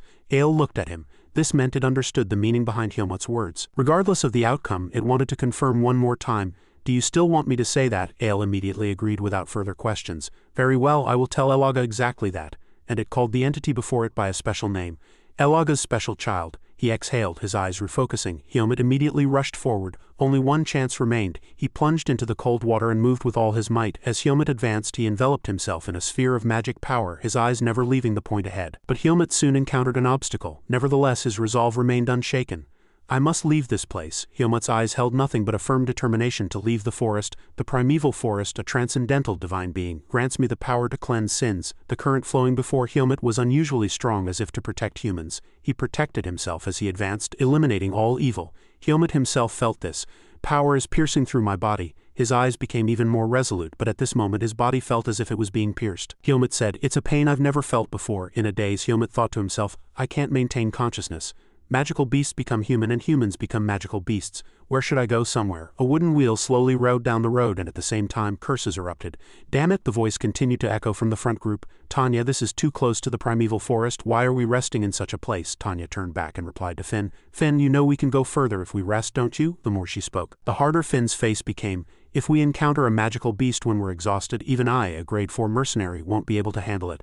Stop complaining and go fetch some more water." He walked away grumbling. "Oh my God, it's getting dark soon." And Tanya, hearing his muttering, immediately retorted, "What did you say?" She even kicked him, and then commanded again in a sharp voice, "Don't talk nonsense, move quickly. Before it gets dark." Finn sighed, carrying 2 buckets of water. "Strange feeling, what is it?" Worked blankly with sleepy eyes. "I need to fetch the water quickly and go back." But at this moment Finn's gaze suddenly fixed on something. "What is this?" A corpse was flowing in the stream. The unconscious Helmut came into Finn's view. Immediately he turned pale with surprise. Finn involuntarily screamed loudly, seeing him panting and running backward. Tanya wondered, "What's wrong? What happened?" Finn said, "I just saw it." Finn said, his face pale, "There's a corpse in the stream." "A corpse in the stream?" Before he could finish speaking, the people behind him retorted, "There's no way there's a corpse in a place like this. That guy's a coward. He must have mistaken it for a log." Tanya, on the other hand, asked patiently, "Where did you see it? I'll go take a look." Finn pointed there with trembling hands. But this action annoyed Tanya even more. She kicked him and shouted, "Don't just point, lead the way. We need to get the water containers back anyway." Left with no choice, Finn took her there. "It must be around here," Tanya reminded him as she walked. "If you've mistaken it for something else, I'll punish you," he replied firmly. "No, I swear." He soon saw Helmut lying there and immediately pointed and shouted, "There!" Tanya and Finn approached and observed. Her voice dropped. "It really is a corpse." Finn triumphantly raised his voice. "I told you so. I'm telling the truth. Let's go back quickly. I don't want to see it anymore." But she immediately cut him off. "Wait!" A faint breath emanated from Helmut. Tanya suddenly shouted, startling Finn. "Finn, come here quickly," he replied, raising his voice. "Yes." She lifted Helmut and checked him. "He's not a corpse. He's still alive." Helmut's vision gradually cleared a moment later. Tanya smiled and said, "He's waking up." Finn exclaimed, "He woke up." She spoke again. "Excuse me, are you conscious?" Helmut clutched his head, trying to think, "Where am I? Have I left the primeval forest?" Tanya, seeing his confused expression, kindly explained, "Don't be afraid, it's safe here." She briefly explained, "This guy happened to find you while fetching water. He made too much noise, so I thought you were dead. But I'm glad to see you're all right like this." Then she asked him, "Your name is Helmut," he replied concisely. "Helmut." Tanya asked again, "Anything else?" But his answer disappointed her. I don't remember, she thought. Really, that's a bit confusing. He doesn't seem to have any injuries other than external ones. Did he hit his head? Then she extended her hand to him in a friendly manner. Ah, my name is Tanya. I'm a silver medal grade 4 mercenary from the Mercenary Guild. Their hands met. A special feeling for other humans besides himself bloomed in Hyomut's heart. She looked around and asked, "Do you know where this is?" Hyomut replied concisely. "No, I don't." Tanya was not particularly surprised. Instead, she gently explained, "This is the decaying forest. It seems serious that you can't remember where you lost consciousness." She asked again, "Do you remember anything else?" Hyomut answered carefully, "I know my name and how to use a sword." At that answer, Tanya fell into thought. "You know how to use a sword? That's good. Then your physical condition should be fine. You just need a doctor to check your head." And then a suggestion was made. "We'll help you until you can travel alone, so trust us." Before he could speak, Tanya directly suggested, "From now on it will be my responsibility to take care of you." Hyomut was momentarily overwhelmed by Tanya's kindness, and after a moment he could barely reply, "Thank you." A moment later, Hyomut sat on a rock organizing the information. He thought to himself, "The pain I feel with every movement, I survived, but I need more time to fully recover." Hyomut opened his hand to check his magic power. "I'm in a worse state now than when I started training." He continued to calculate internally. "I thought the seed of darkness had disappeared, but it's still here." Hyomut put his hand on his chest again and marveled. "If not for this, I would have died." His eyes darted around, calculating frantically. "This is the human world. I must not let them know about the seed of darkness. So from now on I'll have to pretend to have amnesia." Thinking this, his hand went into his clothes. Hyomut carefully took out the necklace and calculated. "I need to find the owner of this." He looked up at the sky to calm himself. "Don't rush too much. Let's just take it slow," he thought to himself, his eyes still on the sky. "This is just the beginning." The next day the members of Tanya's team all marveled at Hyomut. "Is that the scrawny guy from yesterday? He looks like a completely different person after bathing." Following Finn's lead, from young men to middle-aged men, all were filled with surprise. "You can't change that much just by bathing." Some even looked dazed. Impossible, is he a noble? Because Hyomut before them was so elegant. Only Finn was not captivated by his appearance. "Interesting. When I found you in the stream you looked like a dead corpse." One of them dared to speak. "May I ask you something? Are you a noble or the son of a wealthy family?" Hyomut replied, neither fast nor slow. "I don't know. I told you I have amnesia." Suddenly, an arm wrapped around his shoulder. "You don't need to care who he is. He's a new member of our mercenary group now." Hyomut glanced at the person and said, "Tanya, did you sleep well?" She replied, "Of course. How about you? You look much better after bathing." Finn was completely speechless at his sister on this side. "Oh my God, sister has become gentle because he's handsome. Really?" And the moment he finished speaking, Tanya's fist flew towards his face. "Stop babbling and go help the others prepare to leave." Finn was completely knocked out and lying down, and Tanya said to Hyomut, "We'll arrive in the village in 4 days, so stay with us until then. When we arrive, I'll introduce you to a doctor." He replied concisely, "Yes, Tanya." She smiled upon hearing his answer and patted his head. "You answer very well, good." Then she loudly announced to the rest of the members, "All right, everyone, pack your bags. We're leaving soon." Although they were both young boys, Hyomut was loved and Finn was beaten. They were confused as if by arrangement. The sunlight shone on them and Finn spoke to Hyomut. "Are you really okay? You just woke up, aren't you overdoing it? This carriage is quite fast, so it might be a bit difficult to catch up." Hyomut replied concisely, "I need to walk to warm up my body." These words sounded strange to Finn. "You're really strange." Finn looked at Hyomut with curious eyes and asked again, "You seem to like horses?" He blankly didn't deny it. "Ah, maybe so." He didn't take his eyes off him, observing Hyomut's attitude towards horses. "If he likes draft horses this much, he probably isn't a noble, but no matter how I look at it, he's strange." On this side, Hyomut gently stroked the horse. "So well behaved." The more Finn thought about it, the more confused he became. "What is it? He must be around my age, but he seems more restrained," he commented on Hyomut. Strangely calm, but seeing him stumble and not even breathe properly, Finn was startled and called out loudly, "Hyomut!" Hyomut slowly replied, "I'm a little out of breath." Finn directly suggested, "Sit in the carriage. Going that slowly will only make you fall behind." But what he received was Hyomut's certainty. "I won't fall behind."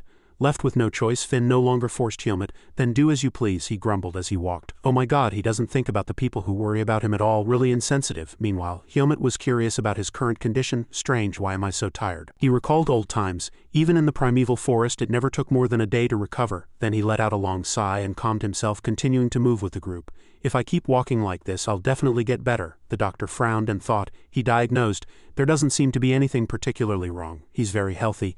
People like him recover very quickly." Tanya suspiciously retorted, "What, did you examine him properly?" These words angered him. "What, how dare you?" "I'll prescribe some medicine. Take it when needed," she loudly argued, displeased.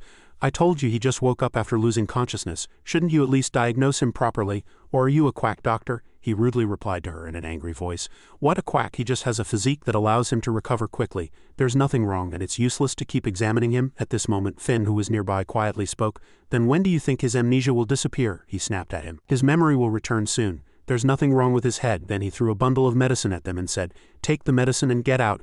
Damn it, these young brats dare to call me a quack doctor." Tanya was angry at his attitude. she shouted loudly, and her hands and feet also started moving. You crazy old man, Finn desperately tried to stop her from the side. Wait, someone stopped Tanya after going outside. Tanya worried about Helmut. Are you really okay, Helmut? Finn said you had trouble walking. He replied, walking beside her. Yes, I just took my medicine and rested at the inn, so I'm fine now. Tanya scoffed and replied, perhaps so. I hear your body and arm muscles are very firm. You said you know how to use a sword, right? You must have been trained by some master. You can tell if you look closely. Helmut glanced at Tanya, listening to her words. He thought to himself, she's right. Outwardly, he replied, when I hold a sword it just feels familiar. Then she stopped. In that case, and smiling, she suggested, why don't you have a duel with me? For Helmut it was a somewhat unexpected concept. A duel, Tanya immediately explained. Don't feel pressured, just think of it as a way to warm up. Who knows, maybe your memory will return. Then she extended her hand and suggested, how about it? We have nothing to do until tomorrow? Helmut gloomily observed her and didn't reply for a while. The person before his eyes was Tanya, a silver medal, grade 3 mercenary. A talented person like her was quite respected even in the human world. After calculating, he agreed, all right, I'll know how strong I've become through this fight. In other areas, muscular individuals were noticeable. Muscles bulged from here and there among the team members who were engrossed in their training. Exclamations of admiration erupted from all around. Everyone was training. It was a good sight. They stopped upon seeing Tanya. Tanya, did you come to warm up too? Behind her was Helmut. Upon realizing that the person who came with Tanya was Helmut, they whispered among themselves, what, Helmut, a one-on-one match with Tanya? This will be interesting. Everyone reminded Tanya. Tanya, don't go too hard. You might ruin that handsome face. I'm clearly talking about his face. Damn rascals, how dare you tease Tanya, but it's true. The more she heard those words, the harder her face became. You damn rascals, she punished them in an instant, and their faces swelled with bruises. Tanya took a breath while the others lay sprawled on the floor. She continued by tossing a sword to Helmut.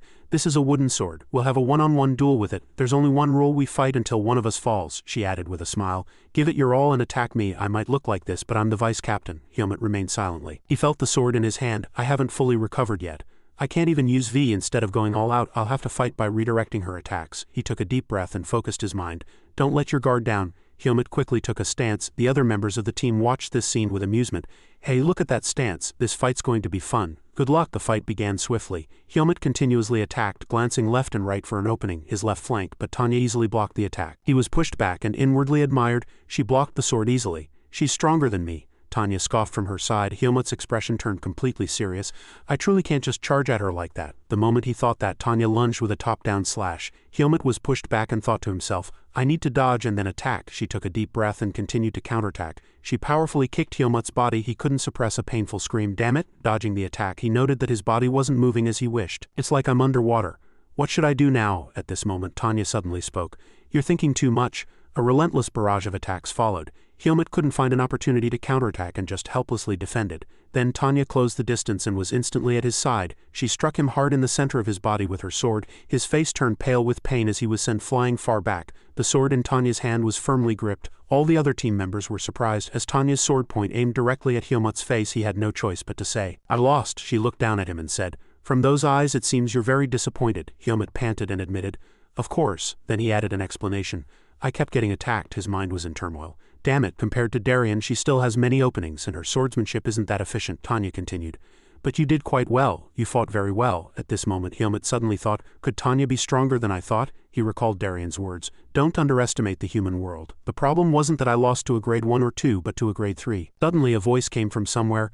Tanya is a very strong swordsman. She's very powerful even in the Mercenary Guild. It's natural for you to lose. Don't be too discouraged. The other team members also patted his shoulder and comforted him. That's right, Helmut, when you just tried to break through her defense, I was quite surprised by how strong you were. If you had a little more power, you would have made it. You're definitely different from Finn. Helmut refocused on the man in front of him. He spoke. He introduced himself with a smile. I'm Finn. I'm the captain of the Mercenary Guild, a gold medal, grade 2 mercenary. Finn complimented Helmut. Well done, Helmut. You've passed the entry test. His face still held a hint of bewilderment. Entry test, he looked at him and slowly explained. Since we rescued you, we didn't want you wandering around outside with no memory. So we thought, why not take you with us? So we tested you, but he didn't forget to add a few more explanations regarding Helmut's participation. Of course, our mercenary guild isn't a place just anyone can join. That's why, since we arrived in this village, everyone has been watching you from afar. Helmut gradually understood everything after hearing that. So that's why no one approached me except Tanya and Finn. I see, they could have left me. These people really went to a lot of trouble. Finn continued to smile. But actually, you don't have any major problems. There were some arrogant fellows who tried to charm my sister Tanya, but you didn't. Everyone agreed to your joining. Finishing his words, he handed him a bundle of papers and explained, Here, your grade 4 mercenary certificate. This is your temporary number that we made, so don't forget to officially register it later at the Mercenary Alliance. Finn personally put his arm around Helmut and warmly introduced him to the other team members. Helmut is now a member of our team. Everyone say hello, a young man spoke. My name is Byrne. I'm a silver medal grade 3 mercenary, the man next to him continued. I'm Uter, also grade 3, the blonde-haired boy added. I'm Maros, silver medal grade 3, the fourth man winked at Helmut and introduced himself. Do we really have to say it? Anyway, everyone except Finn is grade 3. I'm Shin. Finn chuckled along with the joke. Alright. I'm D grade 5. At these words, Helmut couldn't help but think. Darien told me not to trust people too much. Will this be alright? He spoke to Finn. Finn, there's one thing I'd like to confirm. If I join the Mercenary Guild, how long do I have to stay? He didn't forget to explain his own thoughts.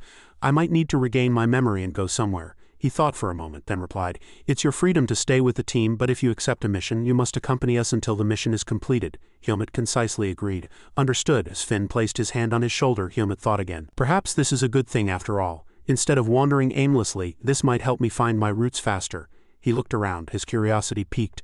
And I also want to know what a team member is. Very quickly, they arrived at another location and heard someone cursing. I told you it was an important mission. Finn and the entire team remained silent as this person continued to curse. It's not a mission a grade 4 mercenary can participate in. You accepted the request to add a grunt, but can you really act like that? He explained to Lord Miles. Lord Miles, this boy will surely be helpful. We've worked together for a long time. No, there's a reason we brought him, right? Miles sighed and replied. I hope you can take responsibility for those words. You're the face team, so I'll agree, but this is just this once. Having received his permission, Finn couldn't help but be grateful. Thank you, Lord Miles. Miles reminded him in a low voice specifically. You're welcome, but I haven't been informed of an additional person, so I'll only pay a third to the grade 4 mercenary. Besides, you know the Tariq team is also accompanying this mission, right? He nodded. Yes, I know. Having received a satisfactory answer, Miles turned his head and replied concisely. All right, we depart tomorrow morning at 7 a.m. See you later. The door slammed shut behind Miles. Tanya immediately approached Finn and said, At least everything went smoothly. He agreed with her. After finishing speaking to her brother, she turned to Helmut. Helmut, are you all right? He nodded and replied, Yes, no problem. At this point, it was Finn's turn to explain the mission details. All right, the mission we'll be undertaking tomorrow is a large-scale convoy mission. Even if we're ambushed, grade 4 members don't need to fight, unless it's an emergency. So don't worry, Tanya added with a playful wink. But grade 3 members, be prepared. We're not sure exactly what we're escorting, so it'll be hard to predict the strength of the ambushers. Leaving a few rather eerie words, they departed. Everyone sleep well tonight. At this moment a voice suddenly spoke.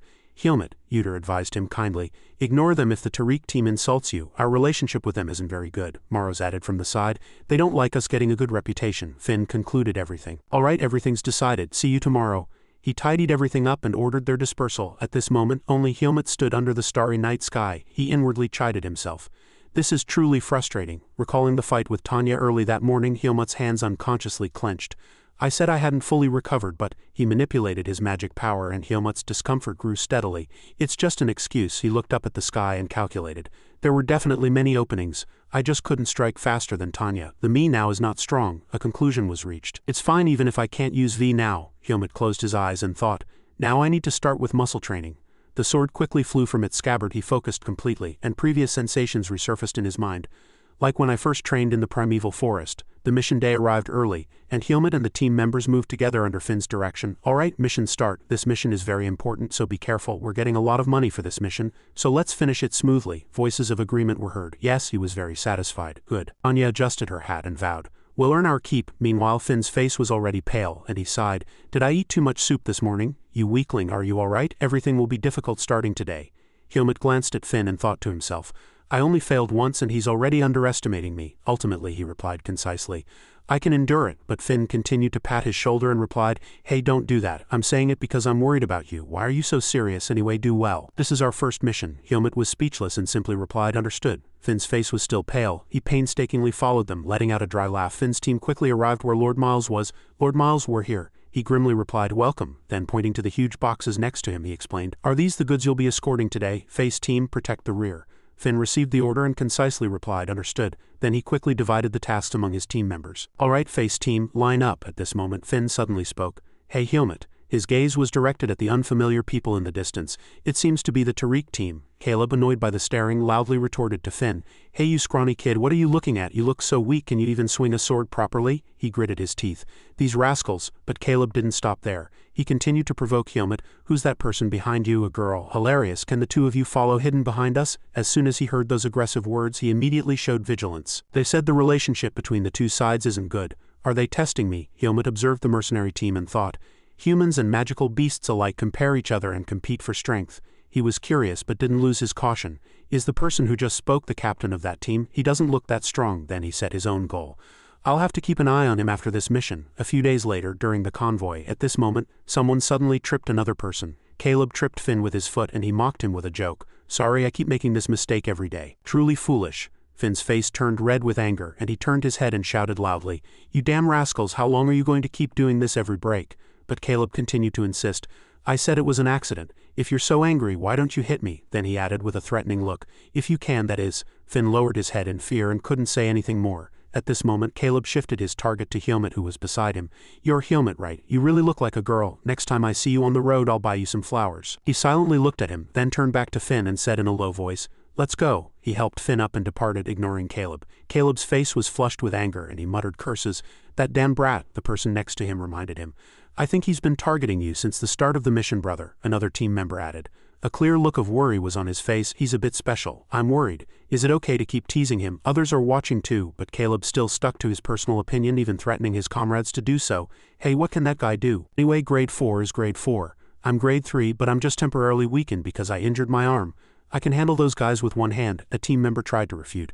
You didn't injure your arm, brother. You went out drinking and got banned. Caleb immediately grabbed his neck and warned him, Shut up, if you say one more word, I'll deal with you. This person hurriedly apologized in fear. Caleb's face turned ashen as he inwardly cursed. Damn it, it's all because of you, brother. To be honest, demoting me to grade 4 after only a few fights is too harsh a punishment, damn it. The memory of that day resurfaced in Caleb's mind. If you cause trouble again, you'll be kicked off the team. Understood. The more he thought about it, the angrier he became. Just because he's grade 2, he can look down on me? Caleb's eyes were bloodshot, and his thoughts became even more sinister. I've been annoyed by that frail appearance since day 1, and today he openly ignored me again. I want to deal with him, damn it. He took a deep breath, released the man he was choking, and said, These guys were still looking at him with worried eyes, Caleb began to explain. All right, he continued to grin sinisterly. Later you'll have a task to help me with. I'll show you a sight worth seeing. A small pebble flew, and a loud curse erupted. Damn it, I'm going crazy, Finn cursed loudly. It's been 3 days already. Why do those bastards torment me without a single day's rest? He gritted his teeth, his face flushed with anger. Is that damn CP or whatever they call him not a human? And why do we have a grade 3 trash among our grade 4s? This is fraud, isn't it? Something suspicious is definitely going on. Helmut quietly watched him fume from the side. Everyone began to worry about the situation. I can't even blabber like a child. Those damn bastards will surely mock mercenaries. Left with no choice, Finn picked up the water container and said, I'll go fetch water.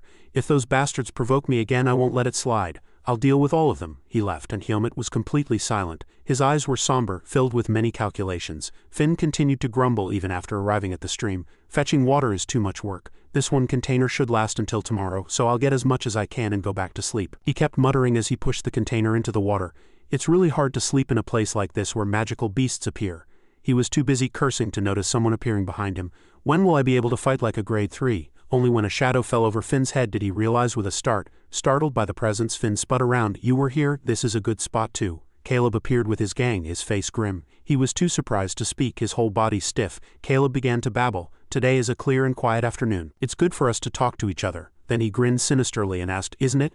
After thoroughly beating Finn, Caleb stepped on his back and said, Hey, your friend, have you ever bathed with him? Finn heard that and asked him back, What kind of crazy thoughts are you having, you damn bastard? He's definitely a man. Caleb scoffed and continued, Shut up if you haven't seen it with your own eyes. We can confirm it together. I'll call him here. Finn shouted at him, I don't want to know. Just then, someone approached from behind, and one of Caleb's subordinates brought Helmut. Caleb said with great satisfaction, You brought him? Good job, you came here very obediently. Helmut thought grimly, I knew what was going to happen. His gaze fell on Finn, who was lying on the ground. Magical beasts fight to grow stronger in the primeval forest. He trembled and called out Helmut's name. Helmut pressed his lips together in anger. There's no difference between humans and magical beasts now. He came to one conclusion about the people in front of him. Are these the kind of people Darien told me not to trust? Caleb said with a hardened face. Then his subordinates surrounded Helmut and continued. Shall we check? Helmut quickly took a stance, still worried about his current deficiencies. I've recovered continuously, but I still can't use V. I'm a little worried, but his hand touched his sword and his eyes sharpened. I fought Naho in the forest. I just need to be careful, Hyomit calculated internally. If Finn is right, these people are all grade 4. They'll be weaker than Tanya, grade 3. I'll take a defensive stance and attack the weakest one first. His hand moved quickly to draw his sword and his thoughts continued to race. If I can't hold out, I'll use Darien's swordsmanship. As soon as Caleb gave the signal, his subordinates rushed at Hyomit, grabbing him and trying to strip his clothes. No fight broke out. Instead, a loud noise and someone's teeth flew out. As Caleb's subordinates were terrified, Tanya appeared and stopped everything with her fist before things could escalate further. What's going on here? Caleb's eyes widened in surprise. Hyomit said nothing, grim-faced. She questioned Caleb's team again. Why is the Tariq mercenary group causing trouble with our team? Caleb slyly defended. Well, we were just trying to talk. Tanya had already lost patience and replied, I heard you myself. You ordered him to take off his clothes. Caleb smiled faintly and replied, that's how men build friendship. Women like you wouldn't understand. But the more he spoke, the harder Tanya's expression became. Hey, use your brain when you speak, will you? She turned to Hyomit, asked him to help Finn, then turned her gaze back to Caleb and said, You're grade 4. He scoffed and replied, Stop talking about me. I'm a grade 3 mercenary. Tanya didn't back down and rubbed salt in the wound again.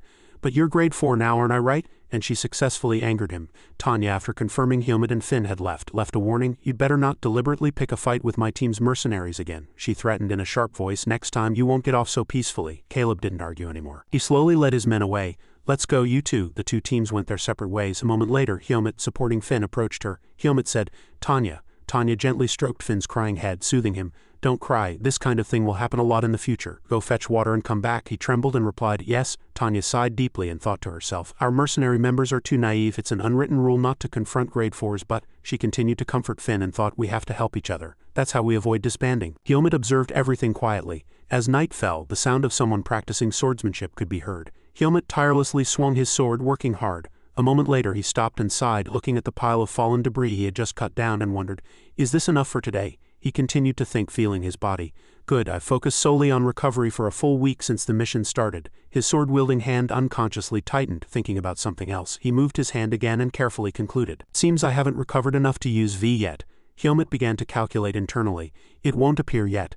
Darien's teachings echoed in his mind. V is water, and your body is the vessel that holds the water. If your body doesn't reach a basic level, V training will be meaningless. Hyomit muttered in reply. I know, he continued to mutter, looking at his palms, but I can't train the way I want right now. He clenched his fists and resolved, I must build up as much strength as possible. Very quickly, it was time to gather. Finn began to instruct again. All right, everyone, pay attention. From this area onwards, magical beasts will frequently appear. Don't act alone. Don't go to the restroom alone, and if you want to fetch water, take a grade 3 member with you. Finn replied with a somber voice, Yes, understood. Hyomit thought to himself, I can't even train alone right now. I can only hope V returns before the seed of darkness rages. Just then, Finn turned to him and said, Hey Hyomit, have you seen a magical beast before? He continued, a hint of fear in his voice.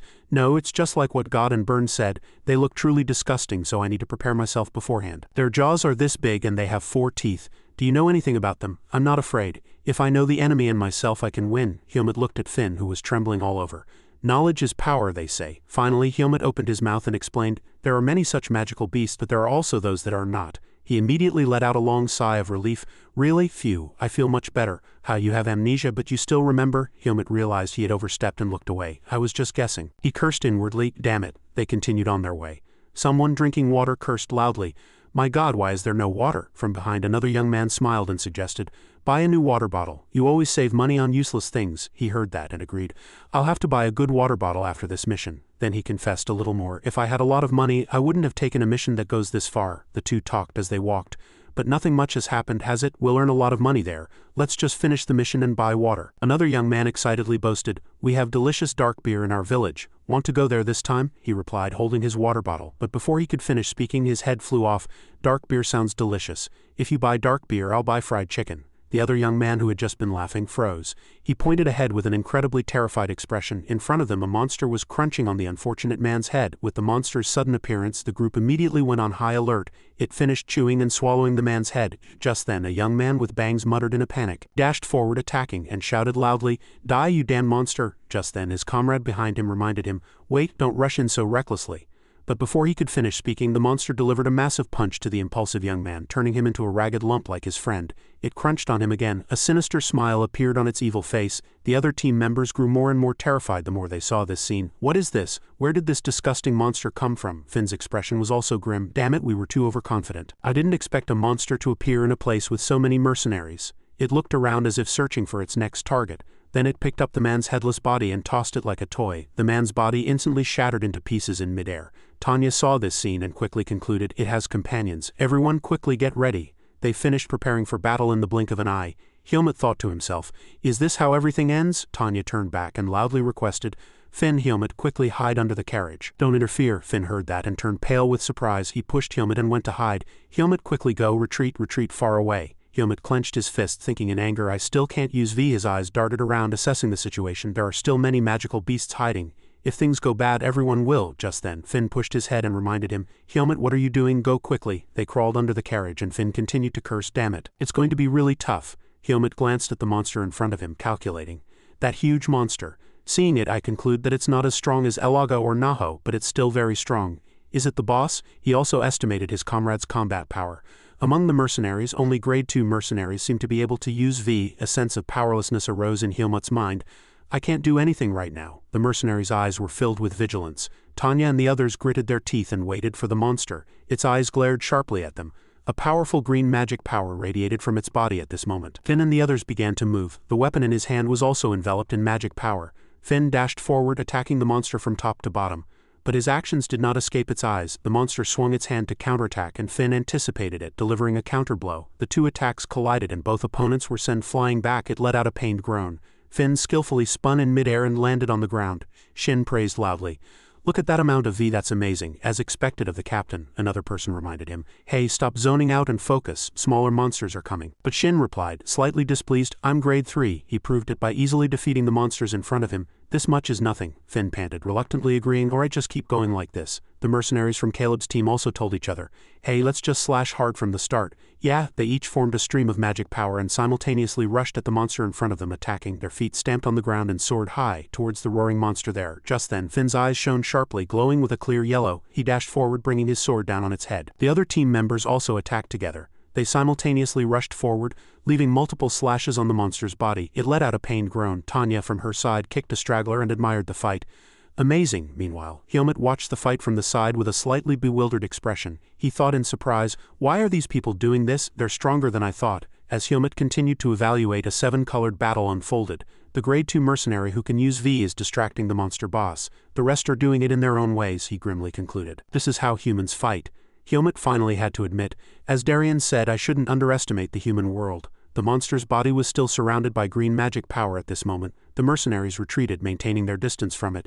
Its eyes were still filled with rage, but its breathing became heavier. Just then, Pao suggested, now we need to deal with the smaller ones. Finn still has V, right? He sighed and replied concisely, one more time should do it. Shin scoffed in agreement, not bad, everyone's tired, so let's finish it quickly. But the monster unexpectedly put force into its legs. Leaping high into the air to everyone's surprise, what? The monster grabbed a branch with its hand and skillfully tried to escape by climbing the branches. Pao cursed. Damn it, Finn beside him also continued. Wasn't it always able to escape? Tanya said from behind. Should we chase it? But he refused. No, our mission is to transport goods, not to conquer. Take care of the wounded first. She received the order and replied concisely, understood. Then the two mercenary teams began to clean up. Tanya now approached Helmut and Finn, smiling and saying, kids, are you alright? You're both alive. You can come out now. Helmut and Finn slowly crawled out, but Finn got stuck and pleaded with Helmut. With a face that looked like he was about to cry, he said, pull me out, I think I have a cramp in my leg. Eventually, they gathered the monster corpses and said, alright, everyone did a great job, we just need to check the carriage, then deal with those monster corpses, make sure they're completely handled. Helmut asked, curious, deal with corpses? Morrows nodded and explained, yes. Monster hides or seeds of darkness can be traded for a high price. Then he held out a purple stone stained with monster mucus. Look at this is a seed of darkness. Helmut examined it closely, and Finn screamed at Morrows, backing away. Stay away from me that night, he said with a playful laugh. You guys try to find monsters too, it might help later. I never imagined I'd see a seed of darkness here. Finn picked up where Morrows left off. From what I've heard about the seeds, they destroy a person's mind and slowly turn them into a monster. Damn it, but you'll never see such people. He frowned and explained. They usually die before they're even born, or they're sent to the primeval forest if they want to live, but I don't know for sure, so it's better to be careful. Those people can become monsters at any time. Helmut remained silent, his face hardened. His mind was in turmoil. Is that what people outside think? Darien also said that if someone has the seed of darkness, they will surely die when they fight humans. A disturbing scene flashed through Helmut's mind. It was soon. Am I becoming a monster and attacking humans? He closed his eyes and tried to think of something else. Darien taught me how to use V to suppress the seed within me. Helmut sank into a gloomy thought. Even if my V returns, I have to hide it somehow in crowded places. If they suspect my power is related to the seed of darkness, I'll face a lot of danger. Finn and Tanya watched them quietly. He sighed and said gloomily, "Seeing a grade 4 mercenary trying so hard reminds me of my past." Tanya followed his words from beside him. Yes, Finn has grown a lot since that incident. Of course he still has much to learn. Finn and Helmut were still engaged in a heated debate over here. His gaze stopped at the monster and he exclaimed, "It's truly disgusting up close." Helmut's eyes narrowed, but this one seems a bit strange. Then he hastily pushed Finn's hand away and said, "Finn, wait a minute." He asked again, baffled. "What's wrong?" He scoffed and asked playfully. "Scared, right? This is your first time seeing a monster up close, isn't it?" His mouth kept chattering, completely unaware of the hand reaching out. "Don't worry too much, just think of it as cooking ingredients." When it came to cooking missions, whether it was a monster or a magical beast, his expression remained stubbornly grim. Both were the same. Tanya then turned her head slightly, and Helmut gloomily reached out his hand. The next sound was a scream. The monster's hand grabbed Finn's neck. Helmut reacted instantly. Finn's face was deathly pale with surprise and fear. Helmut focused all his vigilance, swinging his sword. He slashed across the monster's body once, and half of its body flew far away. Finn was aghast. He slumped to the ground, sighed, and looked at Helmut, saying, "That was really scary just now, thank you." "Helmut, are you all right?" He was lost in thought right now. "This feeling is," Helmut reluctantly replied. "Ah, yes." Helmut's face was reflected in the sword he held. The feeling that had just passed through was very different from when he practiced. It felt as if something had broken through. "Could I have regained my V energy?" The other members of the team approached at this time and began to tease Finn. "What? There was still one alive. You did that on purpose, didn't you?" Helmut concisely admitted. "Yes." Shin burst out laughing. "I was sure you weren't like Finn when I saw you fight Tanya." At the mention of his name, Finn immediately shouted from the side, "Hey Shin!" After a moment, Finn said again, "Ah, thank you, Helmut. I'll give you more chores later." But Shin and the other members continued to tease. "You'll repay him with chores? My goodness, where else can you find such delicious things besides them?" Tanya hesitated a little over here. "Did I mistake it? A few minutes ago, she sensed something and turned her head. And what she saw was the magic power when Helmut drew his sword." Tanya couldn't believe her eyes. She stared at him with wide eyes but still said nothing. Magic power was moving in Helmut's hand at this time. He was sitting on a rock training leisurely. Helmut's eyes were closed at this time, but they quickly opened again. At the same time, a train of thought followed. "It's definite," he confirmed, checking his body. "My V has returned," and Helmut continued to ponder. "It turns out I could use V instinctively when I swung my sword, thanks to Finn." Looking at the hand where magic power was moving, Helmut thought, "Anyway, I have to recover the lost V within 3 days. If I focus a little more." Just then, Finn's scream was heard from afar. "Helmut, where did you go? We're deciding the night watch order. Hurry back." Finn began to divide the tasks among them over here. "We'll be divided into 3 groups with 2 people on watch each." Then he assigned and explained, Helmut and Tanya, Finn and Morrows, Shin and Burn, in that order. Uter is exempt because his injury is severe. A few people said teasingly about the just announced watch groups. "Damn it. I should have just torn off a hand too." Grumbling, "Say it, then I'll tear it off properly for you. Don't forget. Now rest," Finn kindly added. "Good night, everyone. Those on watch, be careful." Hearing that, they obediently replied, "Yes, Captain." Many thoughts still lingered in Helmut's mind. The one who ran away this morning. He walked around thinking, "I can't see clearly, but I can feel a lot of V. My senses have improved a lot too." Tanya's voice was heard from behind. "Not tired, Helmut. I'm fine, really. You're really strong, but we have to go very far tomorrow. Let's wake the next watch person and go to sleep." Seeing her good intentions, Helmut no longer argued and slowly agreed, "Okay, Tanya." He looked into the distance and thought, "The monsters are waiting for us to fall asleep.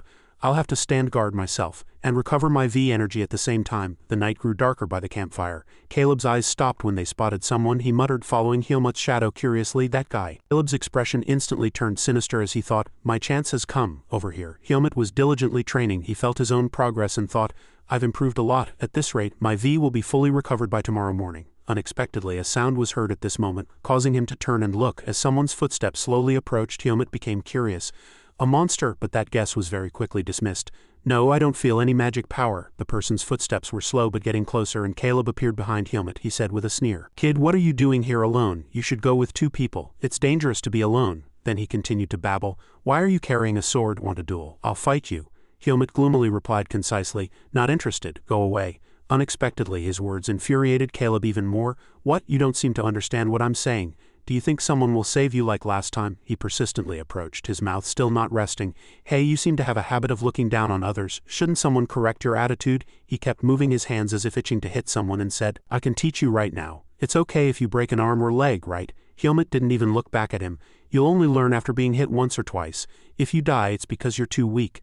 Don't hate me." Just then he blurted out, "Is that all?" His eyes scornfully questioned his opponent. "Are you saying all that because you want to fight?" Caleb was instantly dumbfounded by Helmut's indifferent attitude. "What?" he continued to admonish him. "Everyone in the mercenary guild helps each other, but you don't. You act like a monster instead." Helmut harshly rebuked, "If you're human, live like one. Grade 4 mercenary of the Tariq team." Caleb's face hardened for a moment, then he sneered. He then replied unpleasantly, "What, like a monster? Live like one?" His bandaged arm instantly became free. At the same time, Caleb's rage exploded. "You don't seem to know." Humans crush the weak and become strong. Are you looking down on me, a grade 4, just because I had a bandaged arm? You bastard, I'm fully recovered. I'll show you who's superior. Then he immediately punched Helmut, shouting, I'll gouge out your eyes so you can never look down on anyone again. Unexpectedly, his hand was easily caught by Helmut with one hand. He gloomily stared at Caleb, saying nothing. He was so surprised his eyes widened, and with one move Caleb was brought to his knees by Helmut. He still thought in surprise, damn it, this power, even with his hand caught. Caleb screamed like a beast. What, you damn brat, what kind of trick is this? Helmut replied menacingly with a hardened face. I thought you were like a monster. Your eyes were far worse than theirs. Caleb's face turned deathly pale as he accepted Helmut's lesson. If you want to hide your weakness, you should choose your opponent carefully. With his final words, Helmut broke Caleb's arm. Know your limits. He trembled but stubbornly refused to yield. No, I can't accept this. Then he resolved to charge at Helmut with all his might. Who said I wanted you to like me? The weapon in Caleb's hand was drawn. Caleb swung with all his might at Helmut, but he lightly parried it. Caleb continued to attack and Helmut retreated, listening to his frantic words. I die, die. After fighting for a while, Caleb grew tired and snarled. You insolent brat! Unexpectedly at this moment his eyes widened in shock, because he saw Helmut's V-magic power. In the blink of an eye Helmut passed Caleb. He was bewildered to see blood gushing from his two legs. A scream erupted, and soon Caleb fell to the ground crying in pain. Helmut felt a slight regret over here. Damn it, I didn't mean to use V. I was too excited now that V has returned. A thought flashed through his mind. If I leave him here, I'll be exposed. Helmut slowly approached Caleb while he trembled and pleaded. Caleb, he struggled greatly. Should I deal with him or not? Deal with him. The hand holding the sword tightened further, and the seed in his chest began to glow. If it now imprinted strange markings on Helmut's body, his eyes would turn sinister. The markings extended long up Helmut's neck, and his eyes at this time turned a bizarre black. Helmut sneered, thinking, I can deal with him. The markings quickly extended to near Helmut's eyes, and a sword was swung. He desperately suppressed the growth of the seed and very quickly regained consciousness. Struggling against the seed of darkness, he thought to himself, is it because V hasn't appeared recently? Helmut's hand on the horse unconsciously clenched, feeling as if he was turning into a monster. Calm down. He closed his eyes and desperately convinced himself that he was not a monster, and when Helmut opened his eyes again he felt at ease. He repeated internally, keep breathing, I am Helmut. At this moment, Helmut looked around. Damn it, Caleb has already quickly left this area. He ran away. Caleb was desperately crawling over here, leaving two long sticky trails behind him. He couldn't believe his eyes and kept wondering, how can a guy like that use V? Could he be stronger than the captain? Impossible. He's just a grade 4 mercenary. Then he continued to think, but was completely unaware of the danger lurking behind him. I need to run further away, he resolved as the monster from that morning attacked. I will survive. A scream erupted and Helmut paid attention. He turned his head and approached the source of the sound, and he saw that guy. And very quickly it also spotted him. He approached and confronted this gigantic monster. Helmut spoke first. He glanced at Caleb's remaining belongings over there. Those are my things, the monster growled contemptuously. Helmut still stood there observing its movements. His eyes were sharply lost in thought.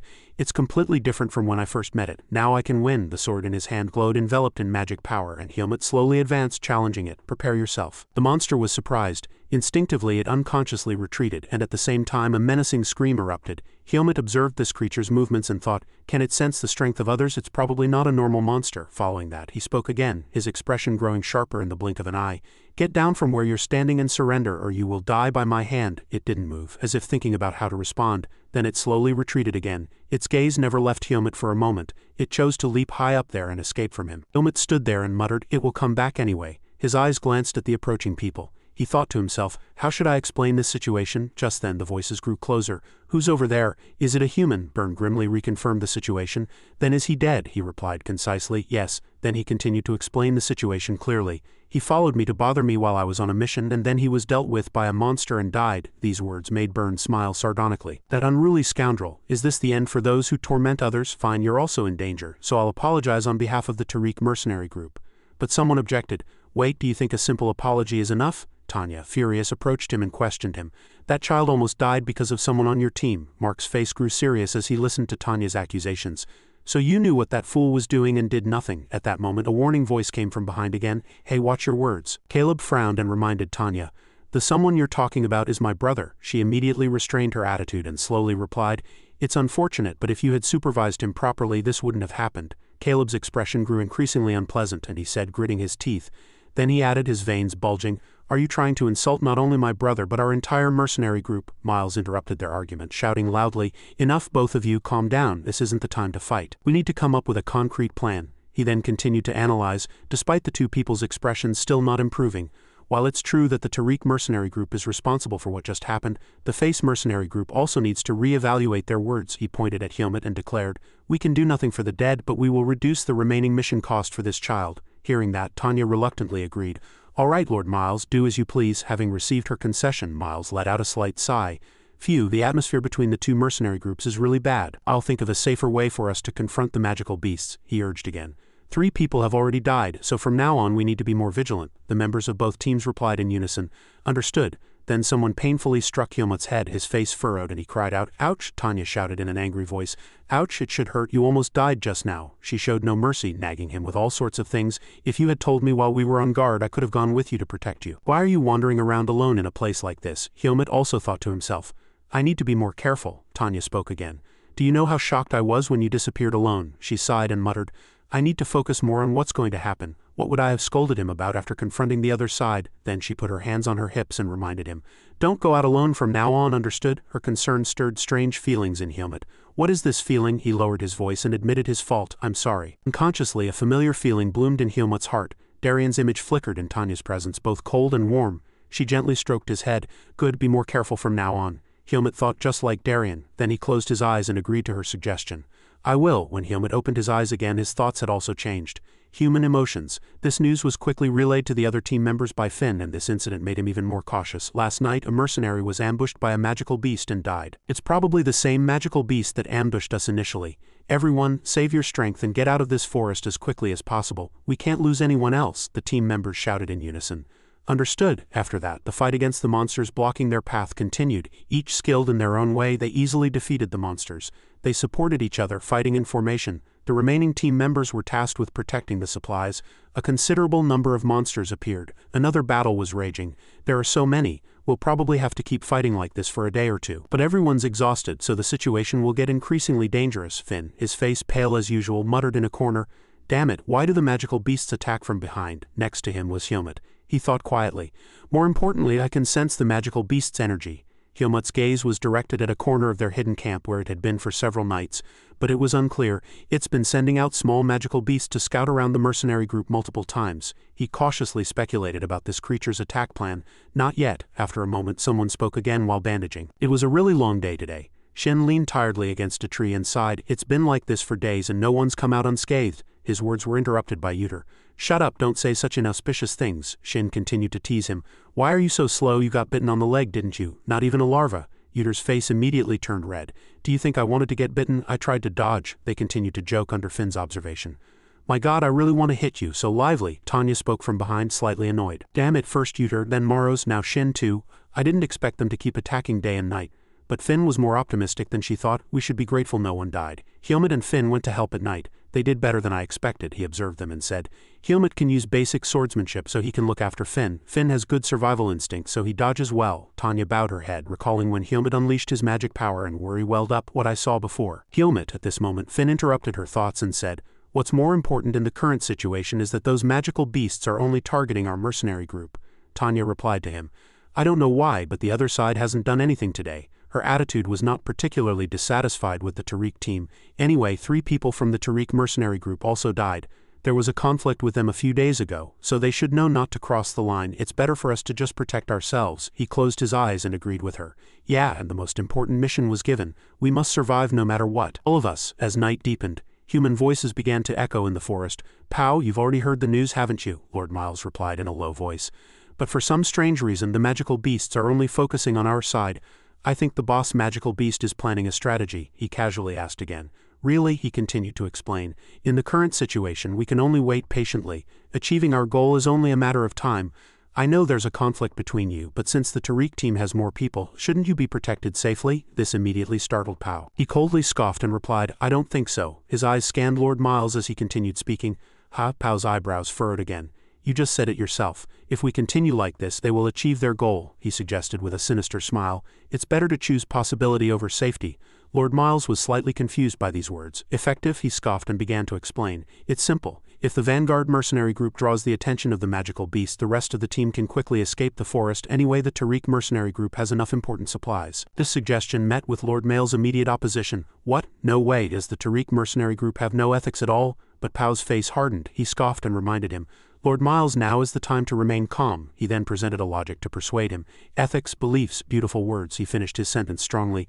But isn't what's more important surviving? Lord Miles gradually wavered at his words. The magical beasts threatening us can slaughter our entire team. They are just waiting for us to collapse from exhaustion. Pao's speech was long but supported by many arguments. If all the mercenaries and merchants die, you won't be able to compensate for their property and human losses, he continued, staring intently at the pale-faced Lord Miles. Of course, if Lord Miles has a better method, we will gladly follow it. I merely suggested a few possibilities. He was faced with a difficult choice, and Pao pressed. Lord Miles, decide. On the other side, near Hyomit, Tanya sighed. So annoying. To think we'll be ambushed every few days. She muttered about their current situation. Our people and horses are all exhausted. We don't even know how much further we have to go. Then she looked at the rest of the mercenary group with a disgusted expression. The Tariq team of course won't help at all. They watched us all morning. Besides, there was a conflict before, so they should know not to cross the line. Just then, Finn spoke. I know if this continues, something truly terrible will happen when the magical beasts come. Tanya suddenly interrupted, noticing something strange. Phew, what are those guys doing? She saw the carriage in front suddenly speed up, and in the blink of an eye, Tanya's team was left behind. The Tariq team was running hard. Her face turned pale, and she shouted loudly. My God, what are you doing? Some team members, still with sleepy eyes, couldn't figure out what was happening. Wait, where are they going? Finn at this moment looked around and cautiously reminded them. Hold on, he gradually realized and shouted in anger. While our team was focusing only on the magical beasts, they're trying to use us as bait? Finn's gaze was directed at the forest where the eyes of the magical beasts were wide open waiting for them. Damn it, he concluded concisely. They've already chased us this far. We've been abandoned. Hyomit remained completely silent at this moment. He looked around and thought, is this how it ends? It's too late to catch up. The magical beasts have already surrounded us, he muttered, his voice lowered with anger. They're using the other team as bait to save themselves. Looking around, Hyomit asked himself, if everything ends like this, how many people from this team can survive? He then continued to think, trying to find a solution. If I act now, Finn raised his sword high and reminded them loudly, the magical beasts will continue to gather, as long as our side is outnumbered. Everyone prepare yourselves. No sooner had he finished speaking than the monsters all rushed at them. They're coming. The monsters' blood splattered quickly. Facing numerical inferiority, the mercenaries could not hide their exhaustion. Tanya also panted as the fight dragged on. Finn tried to maintain his dignity as captain. But Hyomit suddenly thought, are they not curious about my identity? The mercenaries cursed, damn it, to be a mercenary like this. Serves them right. No sooner had he said that than Maros shouted, that's ridiculous. If we die here, it'll be a meaningless sacrifice. We can't go outside without you. Meanwhile, Hyomit was still asking himself who he was. Shin declared arrogantly, remember this noble death of mine, and Maros was still in the mood to tease him. Disgusting. A mercenary, not a noble. Hyomit asked another question in his heart. Where did I come from? Tanya glanced at the two men and scoffed. These guys are causing trouble to their heart's content, Hyomit thought. If I were like them, I would also be trying to hold on. Hyomit remained silent, showing no reaction. These things won't be a problem anymore. His expression was more serious than ever at this moment. Hyomit's hand unconsciously touched his shoulder. He thought, these people. A resolute declaration erupted. I don't want them to die. Hyomit muttered and began to walk. Darien, I remember what you said. He walked straight in one direction, leaving his back completely to them. This time Hyomit decided, I am human. I will trust everyone, he declared in a low voice enveloped in black magic power. Everything you are about to see from now on is a secret. Tanya's eyes widened in surprise. Not only her, but the other team members had the same expression. Wait, what? Even Finn shouted in disbelief. The monsters all attacked, and Hyomit also rushed at them, fighting fiercely for his life. He elegantly turned and swung his sword resolutely toward the monsters, and the magic power curved in a circle as Hyomit passed. The monsters' corpses scattered and fell before them. Maros at this moment opened his mouth in surprise. Is this a dream or reality? Shin also couldn't close his mouth. Impossible how. Flashes of purple glowing swords continued to erupt from Hyomit, and he powerfully stabbed and took down a monster. Hyomit's expression was full of concentration. He landed on the ground and quickly got up, confronting the surviving monsters. With just a few sword strokes, Hyomit took down a few more monsters before they could react. They were too fast. They had no choice but to die. A few trembled, but could not escape their fate of death. Hyomit's expression didn't change at all, and after dealing with most of the enemies he let out a long sigh, seeing Hyomit confront the magical beasts alone. The other team members were all astonished. They came to their senses a moment later and shouted, My God, this is a miracle, a miracle. Hyomit squinted and thought, that monkey monster immediately fled after seeing its kin die. What a coward. At this moment Finn spoke from the side, stuttering. Hyomit, how? He replied, neither fast nor slow. It's nothing, my body just got better. Tanya immediately noticed something strange on this side. As expected, she recalled the time she witnessed Hyomit's magic power. It's exactly what I saw before. And Tanya cast a cautious glance at Hyomit, considering the possibility. On this side he slowly opened his mouth. Is everyone all right? Finn and Tanya, not to mention, thought with pale faces. What did I pick up on the road? Even Finn muttered in disbelief. A grade 2 like me can't even unleash that much V. How can such a young kid do it? He stammered, questioning him. Where did you learn that swordsmanship? Helmut scanned them, carefully choosing his words. They are trustworthy people, but it's better not to mention the primeval forest. I lived in the forest with my master, but I don't remember it very well. Finn was speechless at that reply and covered his face. What did you say? Oh right, your memory. It's all gone. And Helmut spoke again. After all, it was a question he had asked, so what should he do now? There seemed to be no further danger. Finn immediately returned to his commander's posture and said, First, we need to get out of this forest. He mentioned the traitors. We need to find those who left first. The other team members' faces flushed with anger as soon as the mercenary team was mentioned. Yeah, those damn bastards, if we meet them, we'll finish them off. Finn's gaze turned to Helmut again and he asked him a question.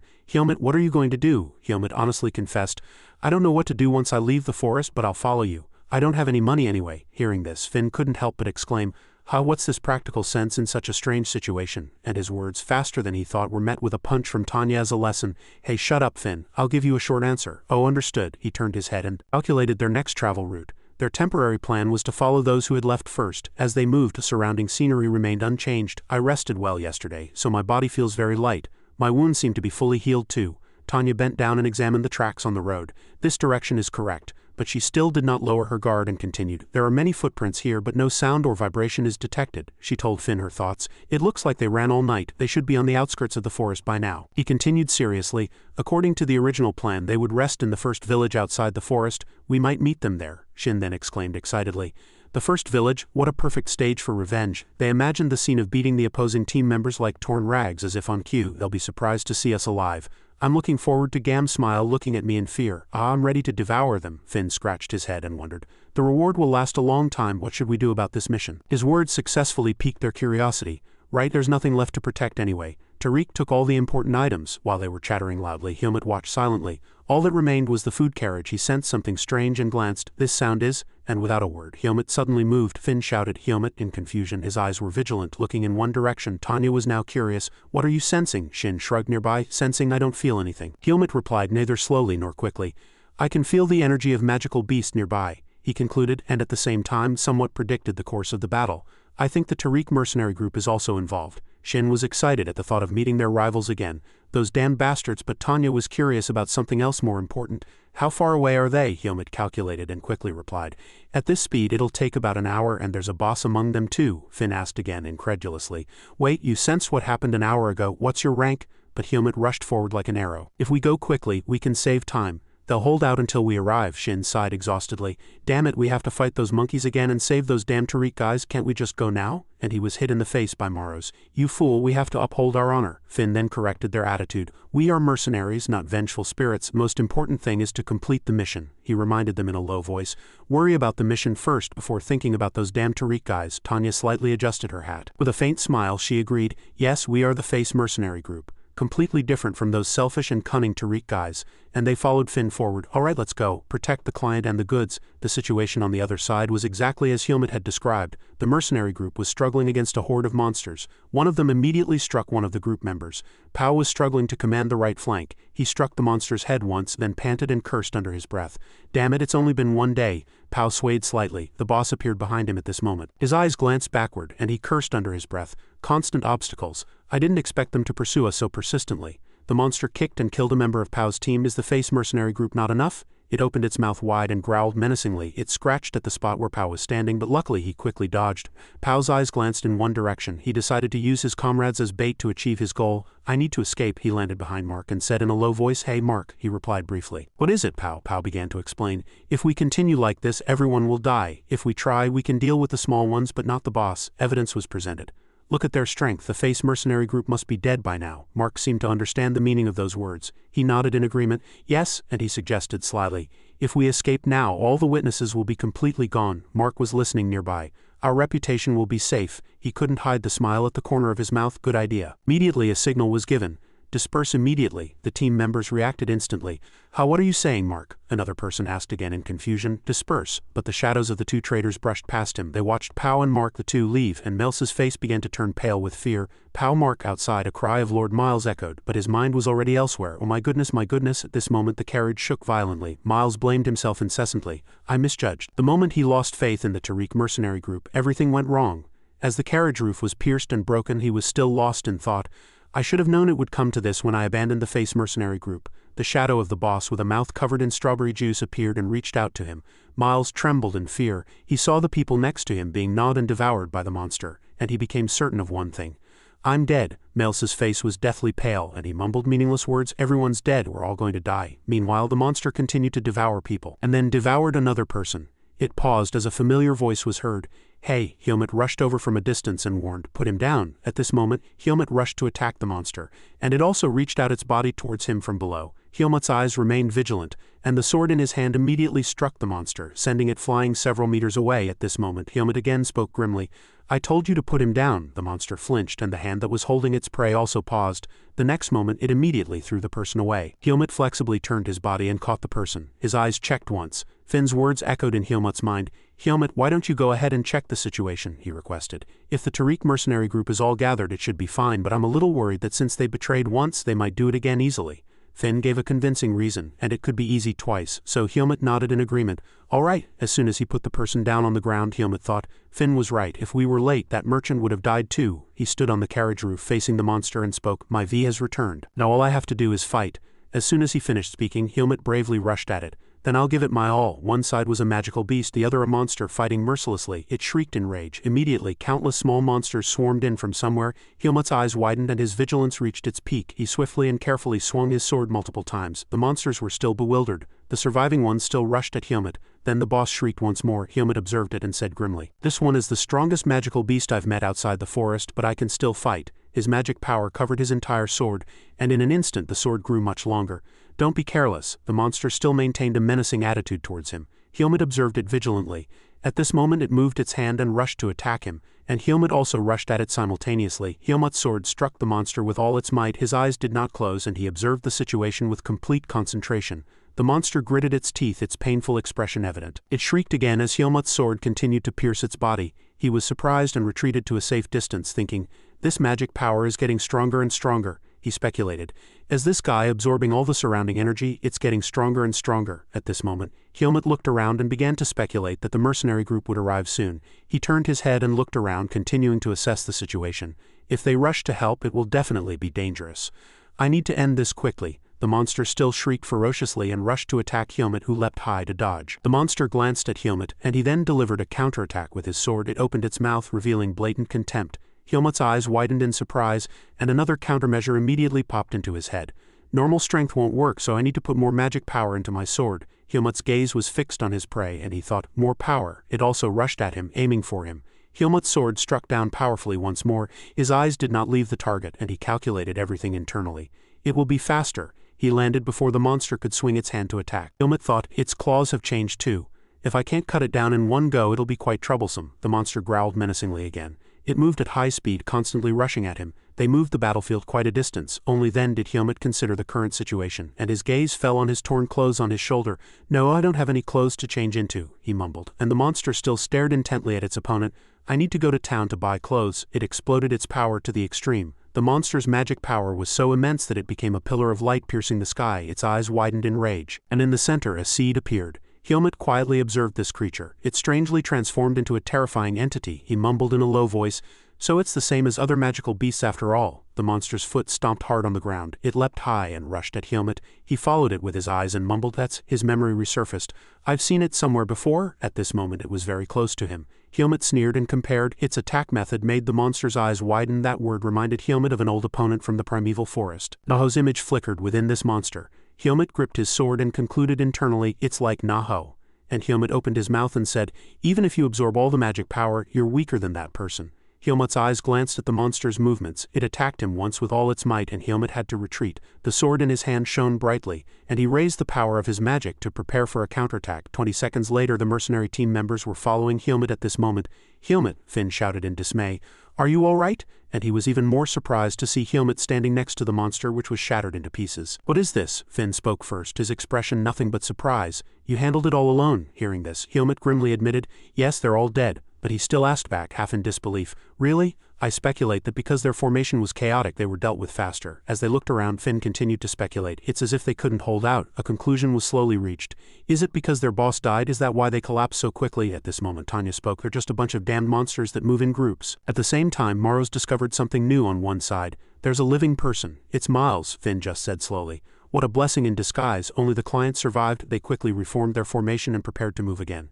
Let's get out of this damn monster territory. Anyway, we need to check who survived. Miles's vision gradually cleared, and he heard constant shouts. Miles, you? He slowly opened his eyes and spoke in a hoarse voice. Is this the afterlife? But what greeted him was Finn's serious expression. Miles's whole body immediately trembled in fear, and his face turned pale. Finn, I'm sorry. I shouldn't have abandoned the mercenary group, but Pow threatened me. Words of regret poured out incessantly. I'm somewhat glad that I can apologize after I die. And Finn gently cut him off. Miles, he immediately paused, his face full of confusion, and Finn spoke again. Get up, you're not dead yet. Even with such comfort, Miles still couldn't believe it. He stammered, how did I survive? What happened to that monster? Hearing this, Finn replied briefly, it's dead. You can forget about dying now. Helmut heard this from a corner and immediately thought about him. Secret keeping. Humph. Finally, when Miles accepted the truth, he immediately burst into tears and clasped his hands together, desperately saying, "Oh Lord, you saved my life." After that, Miles raised his head again, his expression slightly hesitant. Finn said in a serious voice, "We need to have a real talk." And at this moment Miles flinched, remembering the debt he had to repay. Reality is finally hitting me. A piece of paper was handed to him, and Miles's hands trembled as he read the contents. 80 of the profit, he exclaimed in surprise. Finn calmly explained, "We're only offering 80. Considering the losses you've already incurred, you should be grateful for even that, especially given what happened during the mission. Not only were we betrayed, but we also saved your life." Helmut remained silent throughout, leaving the decision to his leader. Miles stammered, flustered by the words. His face turned pale as he hesitated, proposing, "Could it be 70? Considering compensation for the deceased, that seems more accurate," but he was immediately met with a firm refusal. "That's your business. If you don't want to, leave. We have all your goods. Good luck." In the end, Miles had no choice but to agree to the offer. "All right, 80 it is," Finn replied with satisfaction. "Good," he didn't forget to add. "Then listen to this first." They all turned their attention to the carriage, questioning what the goods were and where they were going, as there were too many dangers ahead. Miles hesitated and explained, "If this news gets out, it will be very bad for me. The Bhutan merchant group will be finished." But Finn reassured him firmly, "We are mercenaries. You don't have to worry about that." However, the worry in Miles' eyes did not diminish. It multiplied several times. "Even you mercenaries will be in danger. Do you truly want to know the truth even if it's dangerous?" At this, Finn explained concisely, "If it's a mission where we clearly know we'll be in danger, shouldn't you be telling us clearly?" Miles was momentarily speechless at that, then sighed and reluctantly agreed. "Though it won't help," Miles began to explain. "The client we're going to meet is a wizard named Antonian." At that name, Shin and Morrows were startled. "Antonian, the Archmage Antonian?" "Yes." Miles' face grew increasingly purple with fear. "That's right." As the story unfolded, Finn rubbed his chin, thinking, so he's the one who asked the merchant group and mercenaries to cross the forest of magical beasts. He couldn't ask the knight families, it seems. At this point, Miles continued to explain, "Actually, the origin of the goods we are transporting is a place where wizards cannot enter. It's the Lumen Temple. As you know, that temple possesses power beyond imagination. They are the group that defeated the Demon King 1,000 years ago. But they are not what they used to be," he continued. "Although they were the ones who protected the world from magic power during that period, they crossed the line. Their dark side was directly revealed. They pursued sacrifice and power under the guise of protection. Most kingdoms followed their laws at the cost of divine power," but Helmut listened silently from the side. "They couldn't control that wizard. They always tried to control that wizard." Miles still hadn't stopped. "While they were fighting each other, that wizard found an item for research purposes to oppose them. If they found out that the Bhutan merchant group delivered that item," at this point Finn finished his sentence, "the merchant group will be ruined." But Miles was still sweating profusely, clutching his head and grieving. "Not just the merchant group. Everyone involved will be in danger due to the temple's influence. No one can escape it," he clarified. "We didn't want to take this mission at first, but actually, Archmage Antonian saved the former head of the merchant group in the past, so we couldn't refuse this mission." It was at this moment that Helmut approached Tanya and said, "Is Archmage Antonian that famous?" It was Morrows who answered him. "Of course. A few years ago, the divine barrier was almost destroyed." At those few words, Helmut was slightly confused. Divine barrier, he explained the facts. A divine barrier had to be created to prevent magical beasts from entering the city. The problem is that maintaining it consumes the mage's energy. The temple controlled most mages for their own purposes. Helmut continued to listen attentively without interruption. "The divine barrier is almost safe. You don't see magical beasts roaming the city, do you? That's after the barrier was destroyed by that wizard's influence." Morrows continued, "Everything was chaotic for a while. Of course the temple hid it." At this point Helmut thought that Antonian was a wizard strong enough to affect the temple's barrier. He recalled old times. "The temple couldn't extract the seed of darkness from my body. That's probably why they sent me to this forest." And a speculation formed. "If it can't be done with divine power, is it possible with magic?" Helmut's eyes flickered slightly. The dark wizard he had seen in the forest was not that strong. One hope for the future was expressed accordingly. "I hope this wizard is different." As the sun set, the mercenaries stopped to rest. "Finally, we've escaped this forest of magical beasts, but it was quite difficult to move further now that the sun had set. Let's camp here and meet the wizard tomorrow. Now Finn began to speak to him. Helmut, he suggested, neither fast nor slow. Shall we talk for a bit? Helmut thought for a moment, considered it, and then replied, all right. Finn spread his hand, and in his palm was a small bean. Here, Helmut, unable to contain his curiosity, asked. What is this? Finn gently explained. It's what swordsmen eat when they're exhausted, and it's quite expensive. And while Helmut put the whole bean in his mouth, he continued to joke. I don't know if it'll work for you though, since you recover quite quickly. Very quickly, Helmut felt something different. His body was getting hot. Finn asked a curious question. How is it? He nodded in acknowledgement. It's effective. But not letting his guard down, he asked again, but why are you giving this to me? At this, Finn slowly called his name, Helmut. Then he spoke sincerely. Thank you. Helmut showed no change of expression at these words. It was an expression of gratitude for upholding the honor of the mercenary group, but that did not stop Finn's gratitude. If it weren't for you, everyone might have died a long time ago. He smiled and continued. This is an expression of gratitude for what you did. I know it's not enough compared to what you did, but... Then he made him another offer. Besides, if anything happens and you need help, surprise flickered in Helmut's eyes. As he rummaged through his memories, Finn frowned and spoke sincerely. I swear on the honor of the mercenary group, I will definitely come and help you. But as he tried to continue his speech, Helmut extended his hand. You saved everyone. He responded to Finn's sincerity with his own. After all, we're comrades, aren't we? Comrades I trust. Finn exhaled in relief and offered a handshake. Yes, we're comrades. The scenery in front of the mercenary group had not changed much. They were somewhat relaxed, but they did not lower their guard. Miles looked around and announced, we've arrived. Next to speak was Finn. According to the map, this is the right place, but it's just a road, not a village. How could Antonian receive the goods if they were to be delivered in such a place? He glanced at Finn and explained, no, we have to take the goods to Antonian's residence. At this, Tanya opened her mouth curiously. Oh, so this is Antonian's hideout? You're currently... Miles quickly pulled out an item from his hand and began to explain. It's faster to see it for yourselves than for me to explain 100 times. He slowly approached a nearby tree. The item in his hand immediately resonated with the tree. Tanya was surprised and gasped. What is this? Morrows and Finn also exclaimed with the same expression. Magic. Only Helmut remained silent. At this point, they entered a fantastical path. Finn opened his mouth. We are jumping through space and time. He slowly marveled. I only heard rumors, but it's truly unbelievable. Is this the power of an archmage? Helmut, curious, asked again. How do you know? It might just be an illusion. Finn heard that and gently explained. If it were an illusion, the temperature wouldn't drop this quickly. Such a clear difference means we are going to a very distant place. At this moment, the scenery in front of them began to change. Tanya pointed with her finger and gasped. Over there, there's someone. The figure of a wizard appeared with a welcoming greeting. You finally arrived. Antonian continued to welcome the clients of the Bhutan merchant group. Very quickly, the inspection of the goods was completed. All right, everything is here. Some items were very difficult to find, so you've done well. I'm very satisfied. Antonian didn't forget to marvel. Besides, there are fewer people than I expected. There were traces of people all over the carriage. Did many people die? Miles bowed his head and acknowledged shamefully. Yes, that's right. Many people died from a huge magical beast we encountered on the road. And only a third of the members remain. He heard that and felt pained.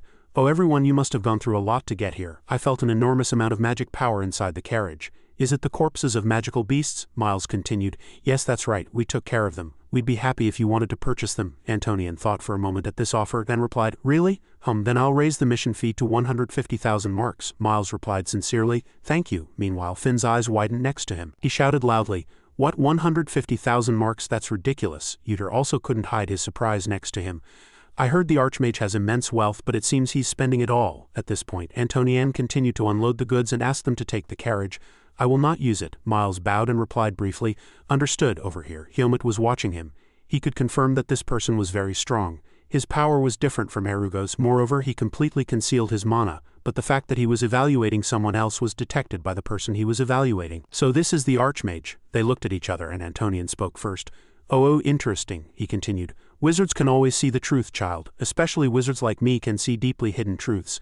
Helmut immediately became wary and said, don't say anything more. Antonian heard that and slowly used his magic power. What a bold child, a question was asked.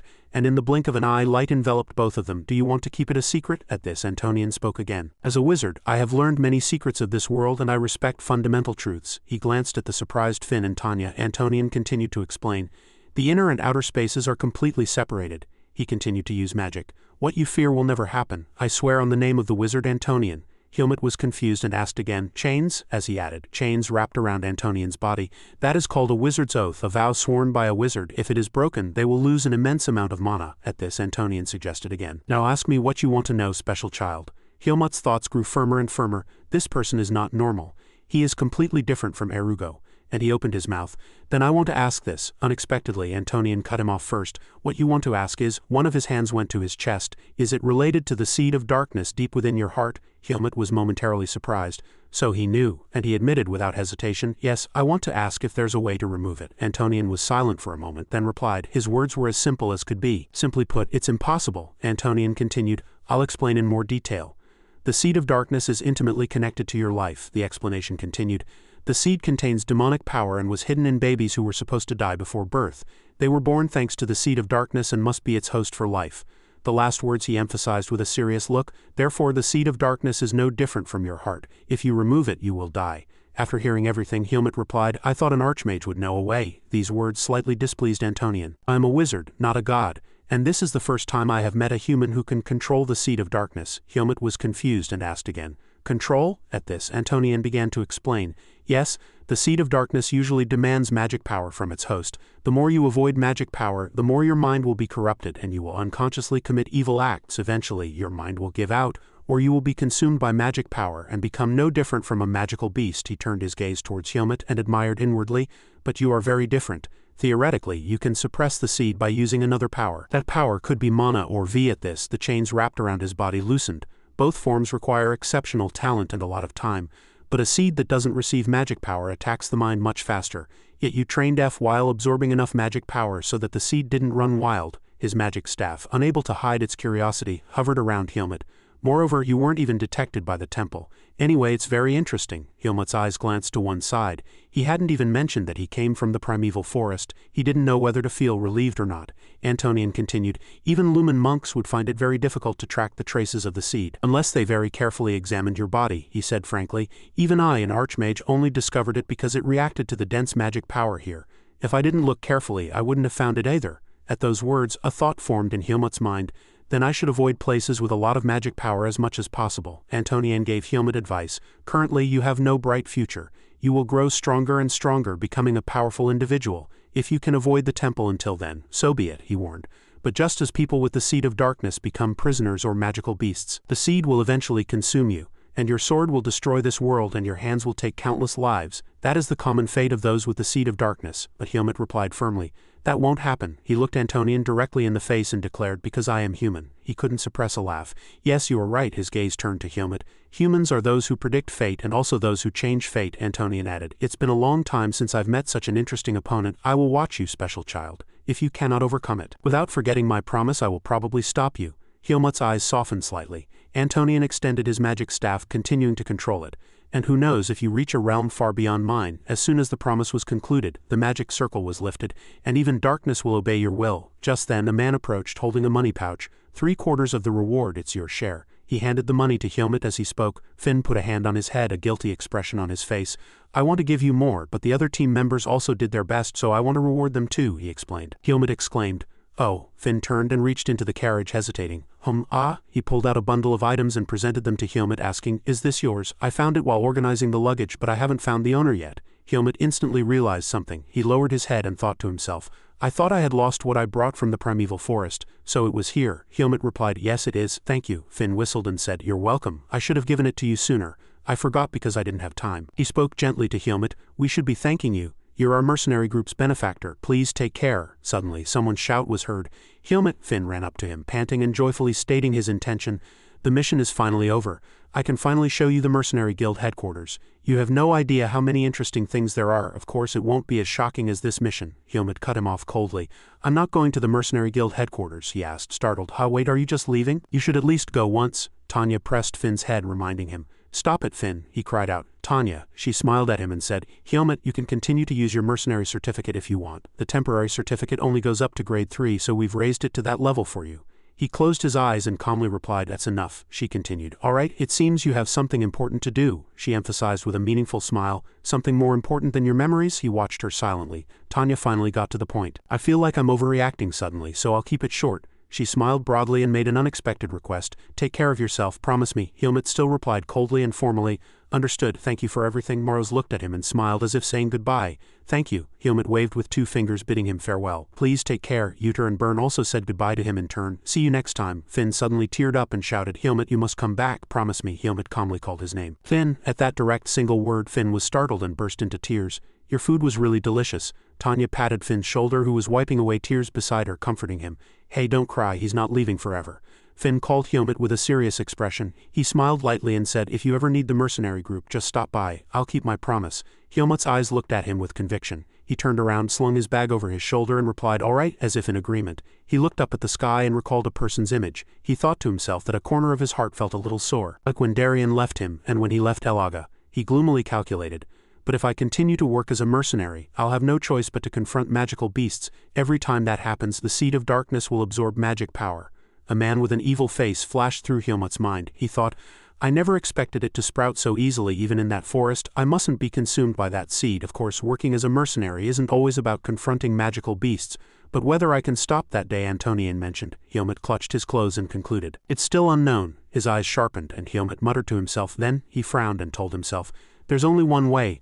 I have to become stronger. Hyomit's eyes became resolute and his interrupted thoughts reconnected in his mind. So strong that even the seed of darkness cannot control me, the sweating hooded man blurted out. Damn it, if I knew it would be this dangerous I wouldn't have taken this mission. I wouldn't have brought CP either. The other hooded man facing him also extended a hand and explained, what can you do? That's already in the past, we're still alive after all. We can rebuild Tariq. Think positively. Face is completely wiped out, so we'll have a complete advantage in the mercenary field. Mark squinted and looked sideways, then stopped speaking. What happened to CP was unfortunate, but the rest is nothing special. We need to recruit a few more people while we're at it. Wait, he shouted, and Pao, who was looking at him, also looked bewildered. His eyes suddenly widened in fear, seeing Finn, Tanya and Moreau's group coming together. He cried out in terror, how can that be? The two men's faces instantly turned pale. Pao asked flustered, how did they survive? Mark urged. Damn it, think about it later. Pao ran away first. Finn suddenly paused. He looked back at the room where the two men were sitting. Tanya turned around and asked, what's wrong? Finn scratched his head and replied, flustered, no, I just saw something. Finn's voice still sounded strange. Mark sighed over here. Phew, the two hooded men were hiding behind a stone wall. Mark pleaded, trembling with fear. We're finished. Pao said nothing, a gloomy and worried expression on his face. They were talking to each other, and one man whispered, it would be better to lie low for a while and then return. Even magical beasts will have some unexpected weaknesses. The other man replied regretfully, we should have dealt with the Face mercenary group ourselves. Mark looked up at the sky and lamented helplessly, it's only a matter of time before our actions are reported to the guild. This is how our mercenary lives end. A grade 2 mercenary barely making a living day by day. Pao frowned, lost in thought, then replied, right, we're still grade 2. Pao turned and walked away, calling out, follow me, Mark shouted. Pao, where are you going? Pao's eyes widened, and he walked quickly, saying, instead of starving we can go steal. Mark, reaching out from behind, turned pale. Dusk fell. A man slammed a beer mug onto the table and shouted, so I punched him in the face. A red-faced man laughed and replied, if you get hit by your punch, it's natural to die. The waiter beside them was also helpless. The man picked up his beer mug and replied, of course, you know me well, you should learn from him. Hyomit sat in a corner saying nothing. He looked at the item in his hand, saying nothing. Staring blankly at the small item, he thought, it's too overwhelming. I can't stay in the mercenary group because of the seed of darkness. But I also need to find clues from the necklace I brought from the primeval forest. He frowned and continued to ponder, stroking the necklace in his hand. I could travel around various villages first, but aimlessly wandering the world isn't a solution either. As dusk covered the large village he admired, it took 3 days to get here, so the world must be very vast. Pulled on his bag strap, Hyomit denied it in his heart. I can't always meet good people like the mercenary group members. Hyomit, with a serious expression, suddenly realized, oh right, Finn gave me a lot of money. I don't know exactly how much. Opening the money pouch, inside was the money he received from Darien and the reward from Finn. He sighed and recalled Darien's face. He calculated inwardly, it's much more than the money Darien gave me. His eyes fell on something. There was a handwritten letter in the pouch. Hyomit wondered, a letter? He took out the letter and opened it, thinking, is it from Finn? Or, he was blankly puzzled, Darien's image came to mind. Darien was gently holding a pen and writing, Hyomit, if you are reading this letter, it means my life has ended. It might also mean you have successfully escaped the primeval forest. Hyomit read each word seriously. By now you are probably having difficulty adapting to the outside world. This is because the way you have lived so far is completely different from the people outside. Of course it's not your fault, so don't feel guilty. Darien, understanding himself, poured all his heart into the letter. Indeed, I don't have much time left. I'm worried about you, so I'll get to the point. If you are currently wandering without a clear goal, go to a place called Baden. There is an academy called Greta Academy there. You can meet children your age there, learn more about how to be human. The things I haven't been able to teach you. It is a place where commoners and nobles can learn equally. No one will pry into where you came from. And they won't care. Images of Baden and that academy appeared one by one in his mind. Of course you can't enroll alone, so look for a man named Ethan Kudo. If you show him the sword I gave you, he will know you are my disciple. We made a vow in the past, so he will help you. A massive man with a sword on his back stood out in the space. Darien smiled lightly and said, "Helmet, the human world can be more dangerous and frightening than you think. It is not a place where all problems can be solved with power alone. But since you have endured all the harsh training I gave you, I believe you will somehow overcome this trial too." The letter ended with the 2 words, "Take care." Looking at the letter in his hand, Helmet thought the handwriting was messy. His gaze fell downward. He sat there looking somewhat solitary. Realizing that even Darien no longer had the strength to write, he quietly folded the letter and put it away, saying to himself, "Thank you, my destination is surely set." His eyes were much less lost than before. He put his belongings in his bag and thanked the heavens. "I was confused about where to go. Fortunately, I read the letter." The waiter appeared and smiled, saying, "Customer, here's your food." He said it was 15 marks. Helmet, with a calculating expression, repeated the waiter's words. 15 marks, he thought to himself.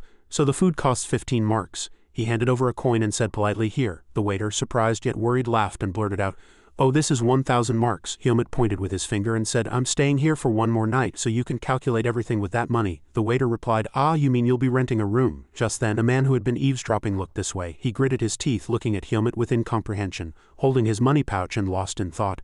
"I received 90,000 marks from the mission a few days ago. That money must be worth much more than I thought." His face still held the same expression.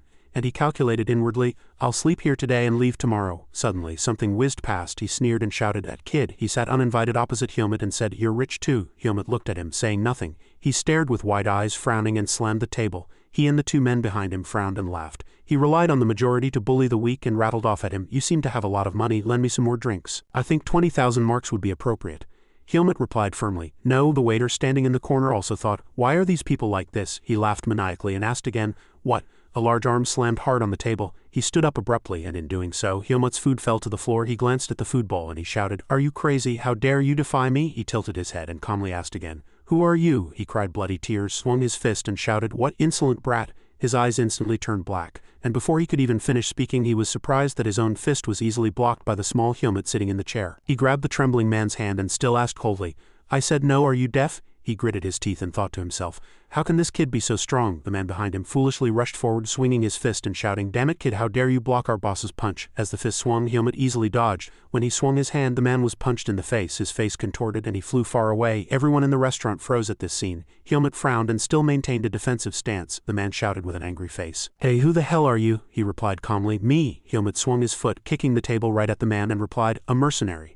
The man was hit in the face by the table before he could react, and the money pouch fell into his hand. Helmet slung the pouch over his shoulder and looked down at the man lying on the floor, warning him, "Get out, don't bother me." The man groaned in shock, and the other men rushed forward to help their boss. He covered his face and said, "Wait, you'll regret not obeying us." He swung his hand and ordered, "Let's go, damn it, I can't drink here, it's too humiliating." His voice still lingered. "It would be good to watch your back at night. Now that you haven't obeyed us, you'll be stabbed to death soon." Helmet stood there watching the door slam shut without any change in expression. His face darkened and he sighed, thinking, "I suppose there are troublemakers like CP everywhere." The waiter hurriedly shouted, "Customer." Helmet looked at him. He said with a pale face, "Customer, you must leave this village immediately. The Blackhawk has declared war." He asked, confused, "Blackhawk?" The waiter waved his hands, flustered and scared, explaining, "They are bandits who dominate the underground world. Not only do they all have criminal records, but they are ready to deal with anyone for money. If the customer doesn't leave this village quickly." Helmet was slightly surprised and evaluated inwardly.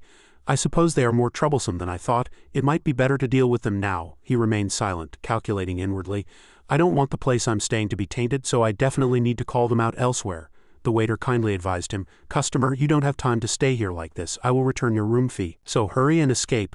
Helmet calmly asked, "Will they come back?" The waiter quickly replied without a moment's hesitation, "Ah, yes." The waiter was sweating profusely and afraid. "Of course they will." Then he continued, "If they come back and ask where we are, tell them we went to the forest behind to fight humans." The person exclaimed in confusion, Excuse me, wait a moment." Helmet firmly walked away, declaring, "I'll be back, so prepare my room in advance." He thought to himself, "I'll see what they're up to." In a dark alley, a man frowned and asked, "Are you really going to do it?" One of the people standing there said irritably, "Of course, we have to go and deal with him. You saw how he openly ignored us. In this business, honor is life." The man scratched his face again and hesitated, saying, "But he looked incredibly strong, and he was a mercenary." The man who had caused the commotion in the restaurant earlier shouted with an angry face, "What, are you scared? Truly disgusting. You're utterly useless." He ordered, "Go to headquarters." The man asked back, "What?" He reminded him again, "We'll handle it." A man rushed in, flustered, and reported, Boss, we found him." The boss asked with a grim expression, "Good, what did the waiter say?" The boss said, "He's not at the inn, he went to the forest behind. He must have tucked his tail and run. He probably realized we could take him down if we went all out." The man laughed loudly and asked, "What?" The boss's eyes widened, grinding his teeth, and he ranted maniacally, "Kid, you picked the wrong place to run." The mysterious man raised a finger knowingly and said, "We know that forest like the back of our hand. There are probably still traces, so let's go and deal with him," the boss replied. "Good, now you're thinking straight." The man was still trembling with fear, lost in thought. As the masked figures reappeared, the boss growled, "We must teach that naive brat that the shadow of the Black Hawk is more terrifying than anything in this world." In the forest, the light of a campfire flickered. Helmut sat, thinking, "During my time in the mercenary group I learned that there are many people in this world who act just like magical beasts." He sat on a tree with his bow, nocking an arrow, and thought, "On the other hand, there are also people who risk their lives to protect each other." Helmut quietly assessed, "Humans are definitely far more complex than I thought." He leaped through the branches, landing where he could look down at the place where he had just made a fire, and he recalled Darien. "Darien, grandfather told me that the human world isn't a place where all problems can be solved with power alone, but I still don't know. I don't know how else to solve these problems besides power." He held his bow and took a stance, saying, "But I have realized one thing." Footsteps approached, and the people looked back in surprise at the sound of "Here." He stood on a branch, his clothes fluttering, still deep in thought. "Humans who are like magical beasts." Helmut's eyes were grim, and he judged. "They must be treated like magical beasts." He spoke to them. "You attacked me with weapons, so it's all right if I deal with all of you, right?" He stood in the middle of the forest, muttering gloomily, "Black Hawk, how much more boring than I thought." He leapt onto a high branch, and at the same time he compared them to Finn, thinking, "They're weaker than Finn and not even as strong as Tanya." Leaping through the branches, he thought of Tanya. "Tanya also seems quite strong among ordinary people. I'll have to fight more people to know." He frowned and thought, "I'll have to keep going once the sun rises. I should go back to the inn and get some sleep." Suddenly his chest ached and Helmut's face hardened. The seed in his body suddenly began to glow. He lost his balance, hitting the tree hard, and Helmut clutched his chest, groaning in pain as he fell to the ground. Helmut trembled, gritting his teeth, and thought, "Damn it, why did the seed suddenly—" He sat helplessly as the seed emitted a bright light again. Helmut thought incessantly, "Wasn't I supposed to avoid mana? It wasn't like this when I dealt with magical beasts. Why is this happening? What's the problem?" He gasped for breath, analyzing. "The difference between then and now is that I just dealt with humans, not magical beasts." He gritted his teeth, looking down at the small seed, constantly denying, "No way, does dealing with humans make the seed of darkness grow?" He gritted his teeth, clutching the seed, and thought, "If so, this is a huge problem. If the news that I dealt with the Black Hawk people spreads, others will come after me." Helmut muttered irritably, "Damn it, I was foolish to think I could fight humans." He pushed himself up against the tree with difficulty. "If I can't deal with the opponent, I must avoid them as much as possible." Helmut's face was pale, and he pushed himself forward step by step with difficulty.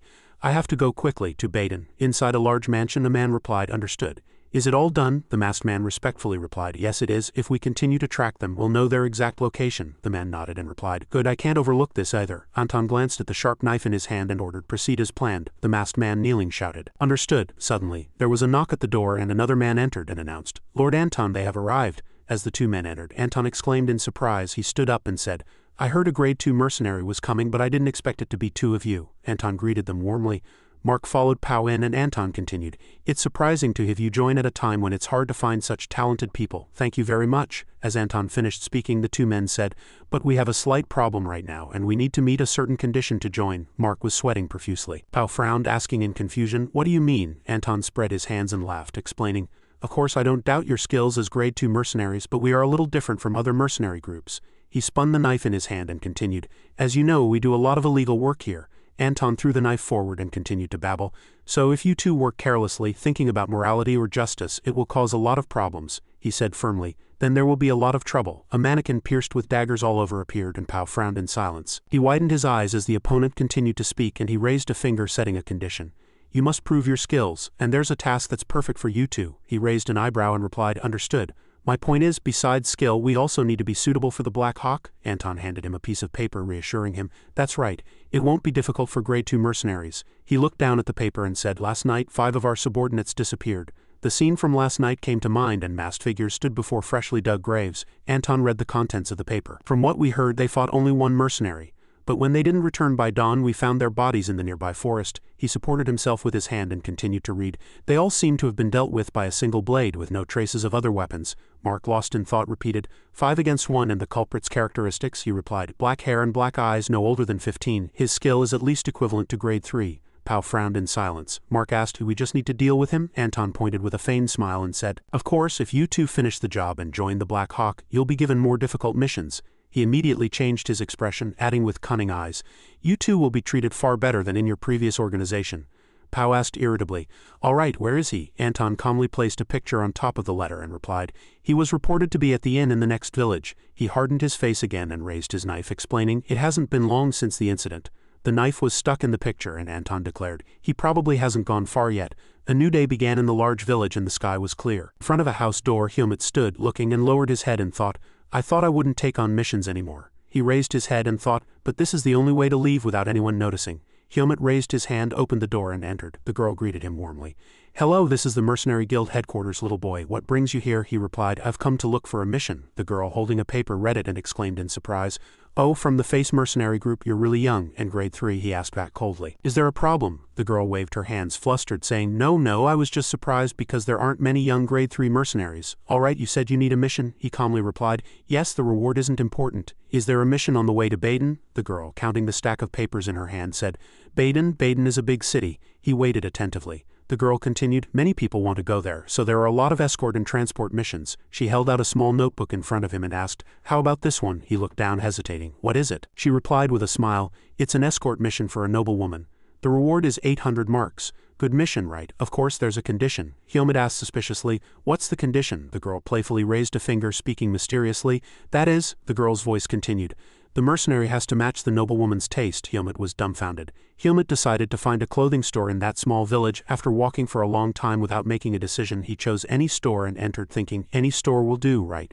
As soon as he opened the door, he recalled what the receptionist had cautiously told him. When negotiating with nobles, appearance is very important. Then the receptionist smiled brightly and passionately told Helmut, "Firstly, you have to be famous, and secondly, you have to have an appearance that leaves a good impression on others. Even in the worst case, decent attire is a must." She clasped her hands together and told him with sparkling eyes, "Fortunately, your face meets about half the requirements, so I think we can talk in more detail once you buy some proper clothes and come back." As soon as the sound of the door opening was heard, the owner of the shop suddenly welcomed him with excitement. "Oh, do you desire the most splendid clothes in this world, customer? You've come to the right place." Not missing the opportunity, the man immediately took out a luxurious outfit and introduced it incessantly. "How about this outfit? It was made by Baden's finest tailor, with top-quality fabric and meticulously crafted stitch by stitch. Even a demon would look sophisticated in it." He was momentarily dazed by the constant glow emanating from him and the clothes. As Helmut showed no reaction, the owner continued to boast enthusiastically, "Furthermore, this fabric is as light as a flamingo's feather, so you'll feel as light as if you're walking on the moon when you wear it." Helmut replied concisely, like a boss. "All right, how much?" As he haggled so concisely, the owner immediately named an exorbitant price. "Ah, the price is 2,000 marks." Helmut was so dumbfounded by the outrageous price that he thought he had misheard and asked back, 2,000 marks? The mission reward was only 800 marks. After a long hesitation, he thought to himself, "Or should I take another mission?" A moment later, Helmut returned to the Mercenary Guild headquarters. As he appeared, the receptionist greeted him with a bright smile. Oh my, Helmut returned, exuding an elegant aura with his splendid attire. The receptionist praised him, showering him with compliments. "Clothes make the man indeed." The receptionist, unable to contain her excitement, approached him, patted him on the shoulder and teased, "Looking closely, you're quite handsome too, he. As she seemed agitated, he reminded her, "I am Helmut, not you." The girl immediately withdrew her hand, replying shyly, "I was just being cute." Then she explained the mission to him. "All right, I've sent you the information. Since you could say you're the face of the mercenary group, you'll have to meet all the requirements," she continued, not noticing a shadow approaching from the main door. "It's rare to find a mercenary who matches a noble's taste. You're too perfect." At this moment, the girl's eyes widened and she exclaimed, "Ah, here he comes." A man in a swallowtail suit appeared, exuding an elegant aura as the girl introduced him. Helmut also turned around out of curiosity. As the man appeared, the receptionist smiled. "Welcome. You must be Lord Sherrington from the Cherringon family," he said with a solemn expression. "That's right, I've come to see the chosen mercenary prepare for the mission." As soon as he finished speaking, he glanced at Helmut and said, "Is that him?" The man in the suit approached him further, quietly assessing him. After surveying his body once, he spoke. "I heard he's young but tall and polite." Without further ado, he immediately extended his hand to Helmut and suggested, "Good, let's go." The man finished speaking and turned his body. "Follow me." Before leaving, Helmut looked back at the receptionist girl again. With a bright smile, she continued to wave her hand, bidding him farewell. "See you next time." As she greeted him so enthusiastically, he politely nodded slightly in response. They left the headquarters, unaware that a man was already following them like a shadow outside, completely hidden. After confirming the two had passed, he immediately left, harboring countless plans and schemes. As the warm sunlight illuminated the paths throughout the village, the two walked together. The man in the swallowtail suit opened his mouth to introduce himself. "My name is John. I am the butler of the Cherringon family. Have you perhaps heard of the Marquis Cherringon?" Helmut calmly replied, "No, I haven't." Hearing that, John thought for a moment, then spoke. "It's better that you don't know. Just know that the Marquis is a person of very high status. Your mission is to act with great caution. Have you had escort experience before?" He replied honestly and openly, I have experience with transport escort missions. Hearing his reply, John said, Good, escort missions are similar to transport missions. The only difference this time is that the target is a person, not goods. Then he continued, If it's too difficult, just follow the knight's instructions. You'll receive your payment after the mission is complete. Helmut nodded slightly and calmly replied, Understood. As he agreed without a hint of hesitation, John was slightly surprised and said, You're a man of few words? Good. Humility is a virtue for an attendant. A moment later, John led Helmut to a magnificent castle gate. The opulence inside the castle was breathtaking, every detail so luxurious it felt like stepping into a fairy tale world. As John led Helmut inside, he was frozen by the dazzling sight. At this moment, a man was already waiting for them there. Helmut looked around in a daze and asked, Where is this place? He immediately explained, It's the hotel where the Marquise is temporarily staying. Hearing that, Helmut thought to himself, The Marquise of the Charingon family. So this is the life of the powerful. The man who had been waiting for them for a long time opened his mouth. Butler, you're here. Helmut, unable to hide his surprise, asked, Is that mercenary this person? He looks too young. John cast a glance at Helmut and calmly said, I checked with the Mercenary Guild. There's no mistake. If there are any deficiencies, please teach him. As soon as John finished speaking, he immediately approached Helmut, shook his hand and greeted him. Understood, nice to meet you. I am Cedric. Helmut replied briefly, Helmut. After the greetings, John turned to Cedric and asked, Where is the lady? Cedric replied softly. The lady is having breakfast in the restaurant. He immediately said to Helmut, All right, let's go there then. Inside the restaurant, a voice lingered around a silver-haired man wearing a hat. Oh, the young lady is worried about me, young lady. You are truly kind. A blonde girl with sparkling eyes said, The food at this hotel doesn't suit my taste. Our chef at home makes it much more delicious. I hope you'll visit our mansion sometimes. She exuded an aura of being deeply smitten with the silver-haired man. Not noticing John and Helmut entering, her fervent affection was suddenly cut off by John's words. As soon as Lady Xenia heard that, she immediately turned her head and demanded in an unpleasant voice, Butler John, what are you doing here? He immediately pointed to Helmut and introduced him. This is the mercenary we just hired. She glanced at him once and indifferently said, So I don't care. Xenia glared and said, If he's acceptable, just handle it. Then she immediately changed her attitude and whispered to the man from before, I have something to talk about with the young lady. An unexpected voice was heard. No, Aaliyah suddenly stood up amidst Xenia's surprise and said, We need to depart early, so I should get ready. Xenia said with a disappointed and regretful voice, Really, why don't you sit with me a little longer? Aaliyah didn't reply and simply left the table. The moment Aaliyah and Helmut passed each other, he felt something unusual. He quickly glanced at her as she hurried away, remaining wary.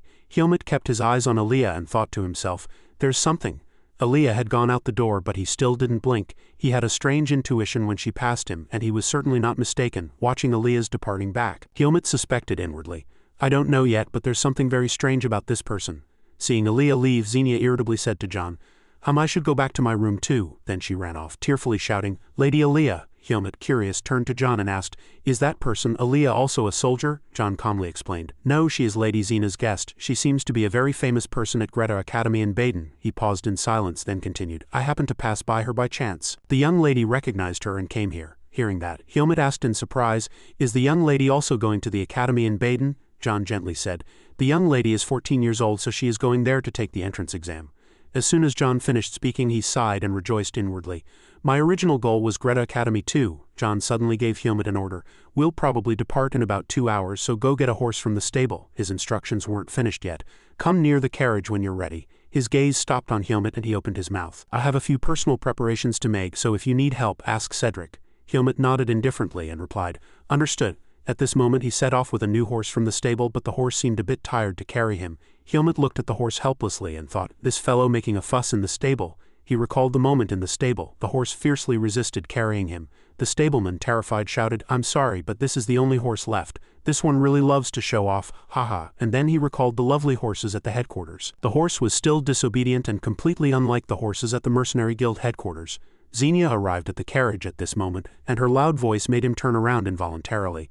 Lady Aaliyah, hurry and get in the carriage, let's talk. She leaned out and eagerly looked at Aaliyah, saying, Over here. Aaliyah, still with a cold expression, slowly walked towards the carriage. He did not rush and calmly walked step by step towards Xenia. Aaliyah's figure passed Helmut, who was sitting on horseback and smiling, ignoring him. Helmut suddenly noticed a purple aura emanating from him. At this moment he realized something and muttered to himself, I see, that person was a mage. As the sun set, they began their escort journey. Even while on the road, he kept recalling Aaliyah's appearance from before. That's right, if it's magic, everything makes sense. I kept feeling something was strange. At this moment, Aaliyah's purple aura in front of his eyes was shining brighter and brighter, and he was curious, but I still don't know what kind of magic it is or why he can cast spells on himself. He couldn't take his eyes off him and thought, I'm really curious. I need to keep an eye on him. Inside the carriage, the conversation was incessant. So you're the top student in magic studies, Aaliyah replied clearly. Yes. Hearing that answer, Xenia showed interest. Then the exam will be nothing for you, won't it? I'm really worried. I don't know if I'll do well, he replied coldly and indifferently. If you've prepared well enough, you'll do well. As Aaliyah said that, Xenia happily said in a charming voice, Oh, of course I've prepared well, but I'm still nervous and worried, he still said with a cold and indifferent expression. Once we arrive, there will be plenty of time, so take this opportunity to review again. Xenia immediately panicked and waved her hand, saying, Yes, but I think I'll need someone to teach me. Aaliyah, without hesitation, firmly refused. The academy encourages self-study, so it would be good to get used to it. Hearing the harsh words coming from him, she said in a sulky voice, But that's only after I get in, and if I fail the exam, I don't know what to tell my family. Xenia continued to speak, pleading with a pitiful expression. Aaliyah, seeing her naive expression, felt helpless towards this annoying girl. After a moment of thought, Aaliyah replied, If you wish, I can recommend a suitable teacher for you. Let's find a teacher specializing in entrance exams. Xenia, feeling as if Aaliyah was worried about her, said shyly, Oh, thank you, but I'm still a little shy. Couldn't you teach me, Lady Aaliyah? He, without hesitation, firmly refused.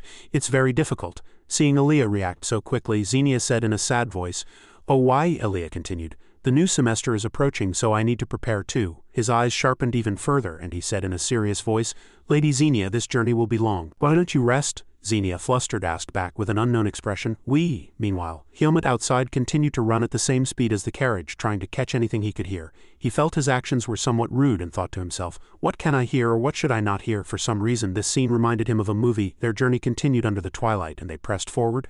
At the Blackhawk headquarters, the conversations were filled with tension. Have you confirmed? A man knelt and replied, Yes, I saw it with my own eyes. The masked man who had been watching Helmut and John spoke with a confident voice. They took a small mission and started moving a few hours ago. If we hurry, we can catch up to them. The subordinate man, still kneeling, continued. But there were also a few knights and mercenaries. Anton, hearing that report, was curious. Knights of a noble? He opened his mouth with a cunning and devious smile.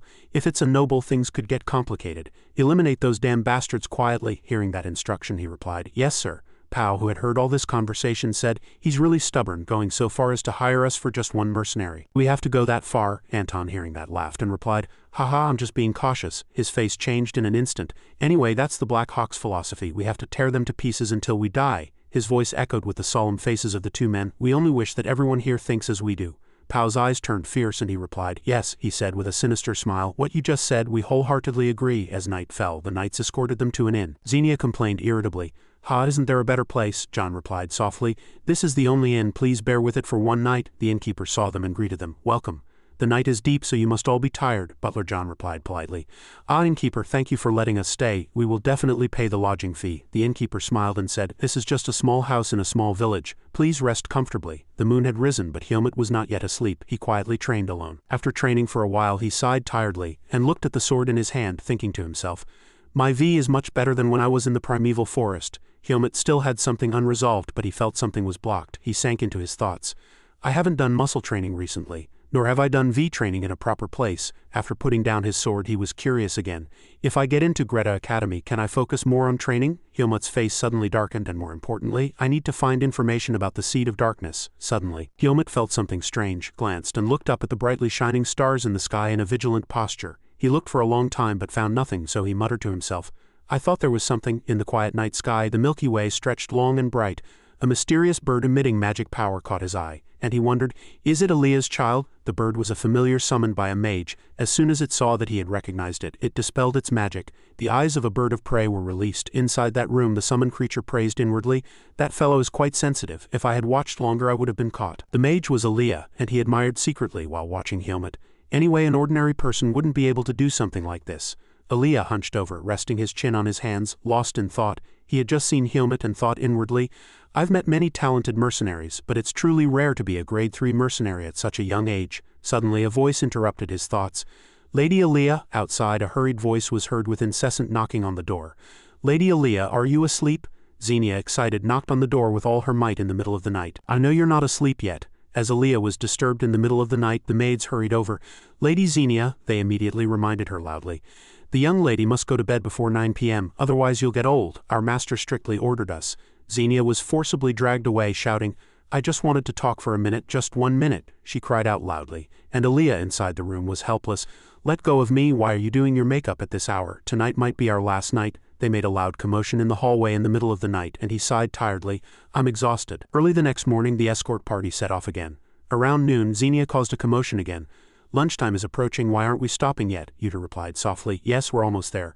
Let's stop and drink water first. The sound of horse hooves, which had been regular, suddenly stopped. Butler John, seeing the shimmering lake in front of them, said in surprise, Oh, there really is a water source here. Cedric heard that and dismounted. It's probably a place people often stop at on their way to Baden. Then Cedric scooped a large mouthful of water with both hands and drank it. He wiped away the dripping water and laughed, saying, It's no exaggeration to say this is alcohol, so cool and sweet. John heard that and said with relief, Oh ho, good. He loudly announced to everyone, All right, let's have lunch here. Seeing delicious food served to Xenia one by one on plates, the knights were filled with jealousy. Wow, how luxurious. Look at that food, a man lamented, watching the plates being brought into the carriage one by one. We only eat salad and meat, but we only have a loaf of bread and a piece of dried meat, he sighed, looking at the people around him.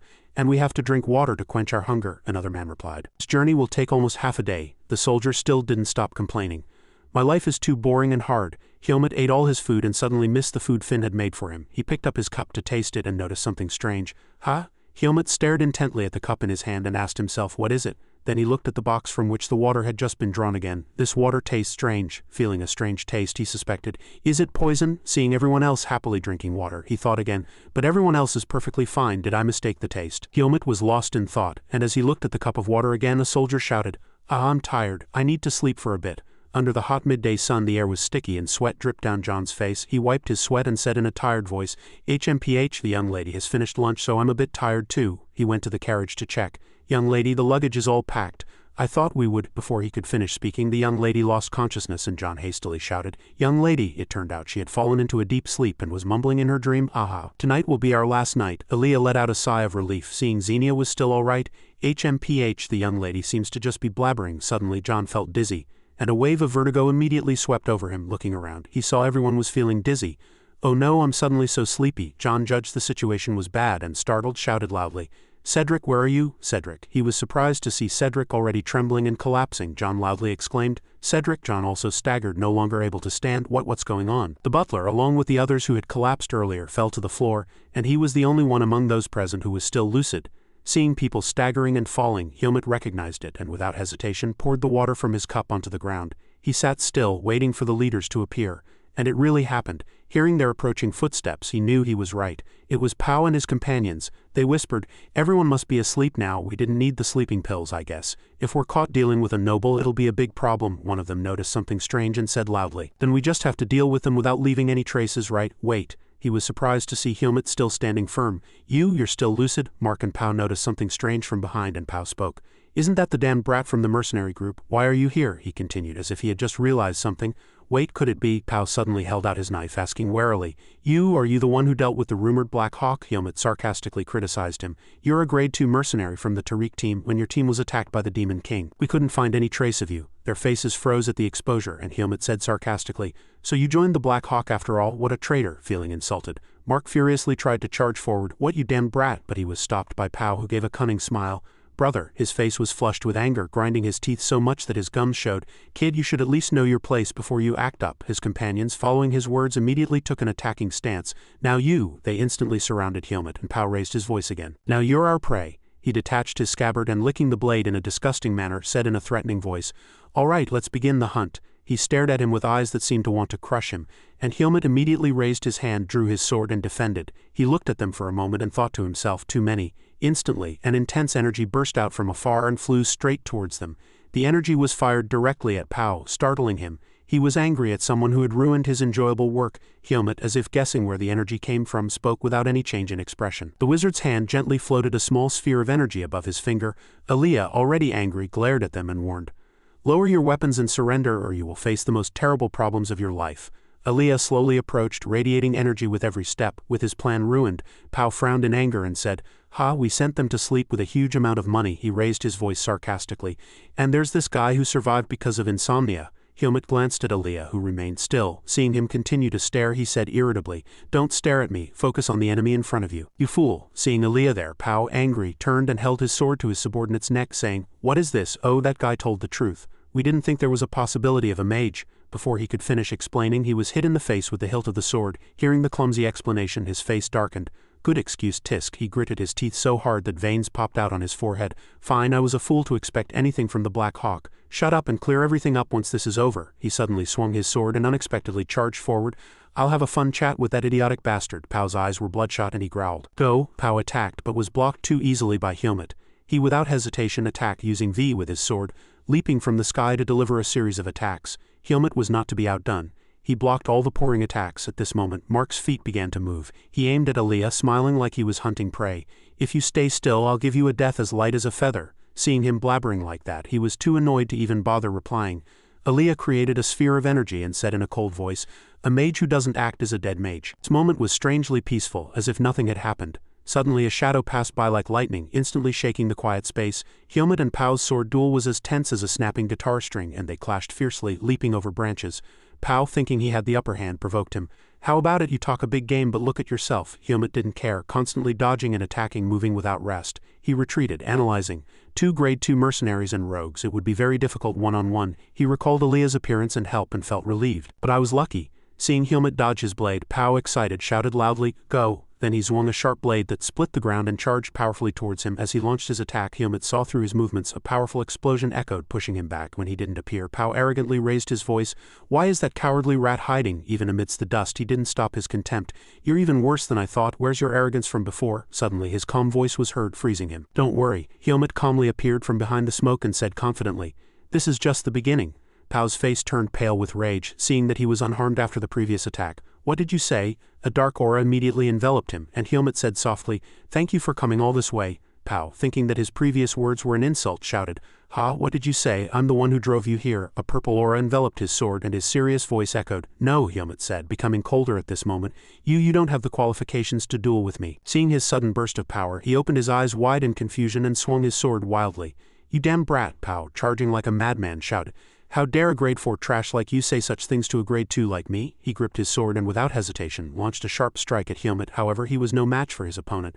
Helmut easily dodged the attack. In an instant he leaped behind Pao with a flashing sword. Seeing Helmut retreat, he was surprised and turned around. He saw Helmut's murderous face and the intense attack pouring down on his head. He still maintained his cold face and the flashing sword which cut through the sky in front of him. Helmut's attack, emitting a powerful aura, immediately slammed him to the ground. He took the attack head-on, coughed up a mouthful of blood and fell unconscious. Helmut landed softly after the previous attack. He had taken his attack head-on and couldn't move, lying there gasping. Pao, still defiant, trembled and said, How can a young brat like you use so much V? As soon as he finished his question, he punched him in the face, making him spit blood. Helmut calmly put away his sword and said, It has nothing to do with you. Take your subordinates and leave quietly. I'll spare your lives. Just as he was about to leave, he grinned sinisterly. He. Pao, gasping for breath and dying, still spoke in an arrogant voice. You want me to beg for my life? Ha, just kill me. He would rather die than endure humiliation. Hearing these words, Helmut couldn't just let it go. He recalled the insult once more. His eyes sharpened, and he said in a cold voice, You ran away and abandoned all your comrades. Isn't that humiliation? His voice grew increasingly serious. Is this humiliation more valuable than the lives of your comrades? So that was it after all. Then Helmut immediately turned his back and left the scoundrel lying there. Pao, feeling humiliated and angry, laughed loudly but could do nothing. Helmut quietly left amidst his mad laughter. After walking for a long time, he suddenly remembered something. Then looking at the distant place, he thought to himself, I hope that fool is doing well. Over on Aaliyah Elkas's side, the Black Hawk subordinates were lying unconscious one after another. Some were lying on the ground not moving, while others were unconscious in the trees. They were trembling all over, barely enduring Aaliyah's power. Mark frowned and shouted in surprise, You damn brat, what the hell are you? Aaliyah didn't say much, gathered an energy sphere in his hand and said, I told you. Aaliyah fiercely revealed his magic power and used a furious technique. I am a mage. Aaliyah cast a magic circle, floating stones and magic power in the air. A man standing there shouted frantically, You damn brat! Before he could act, his sword flew out of his hand by magic. The other guys standing around also suffered the same fate. One after another, they were attacked by the stones he threw. Aaliyah said with a cold face, I don't care what your goal is. But with one wave of his hand, he immediately fired magic power and said, If you interfere with my affairs. The guy standing next to him took the attack head-on as Aaliyah's voice echoed, and the situation completely changed. Mark, infuriated, gripped his sword tightly and raised his voice. You young brat, so arrogant. He wielded a wrathful spear as if to crush him. Aaliyah said calmly, without any change in expression, Oh, still acting tough? He gently extended his hand, causing him to generate powerful magic power, and then fired it directly. As the powerful aura sphere was fired, he trembled in fear and took Aaliyah's attack head-on. Mark was immediately sent flying several meters back in an ungraceful posture. Seeing him fly towards Aaliyah, they were surprised to hear him say, Everyone must follow me to Baden. They froze in fear. Aaliyah summoned a magic circle and shouted loudly, "Don't move." The Black Hawk members were terrified, and one of them shouted loudly, "Run, it's a magic bind." Aaliyah, without hesitation, fired the circle and said loudly, "Where do you think you're running?" A guy who was running was immediately constricted by his circle. The other remaining guys also ran away, sweating cold, but were caught one after another by Aaliyah's magic circles. He moved continuously, firing golden circles at an astonishing speed.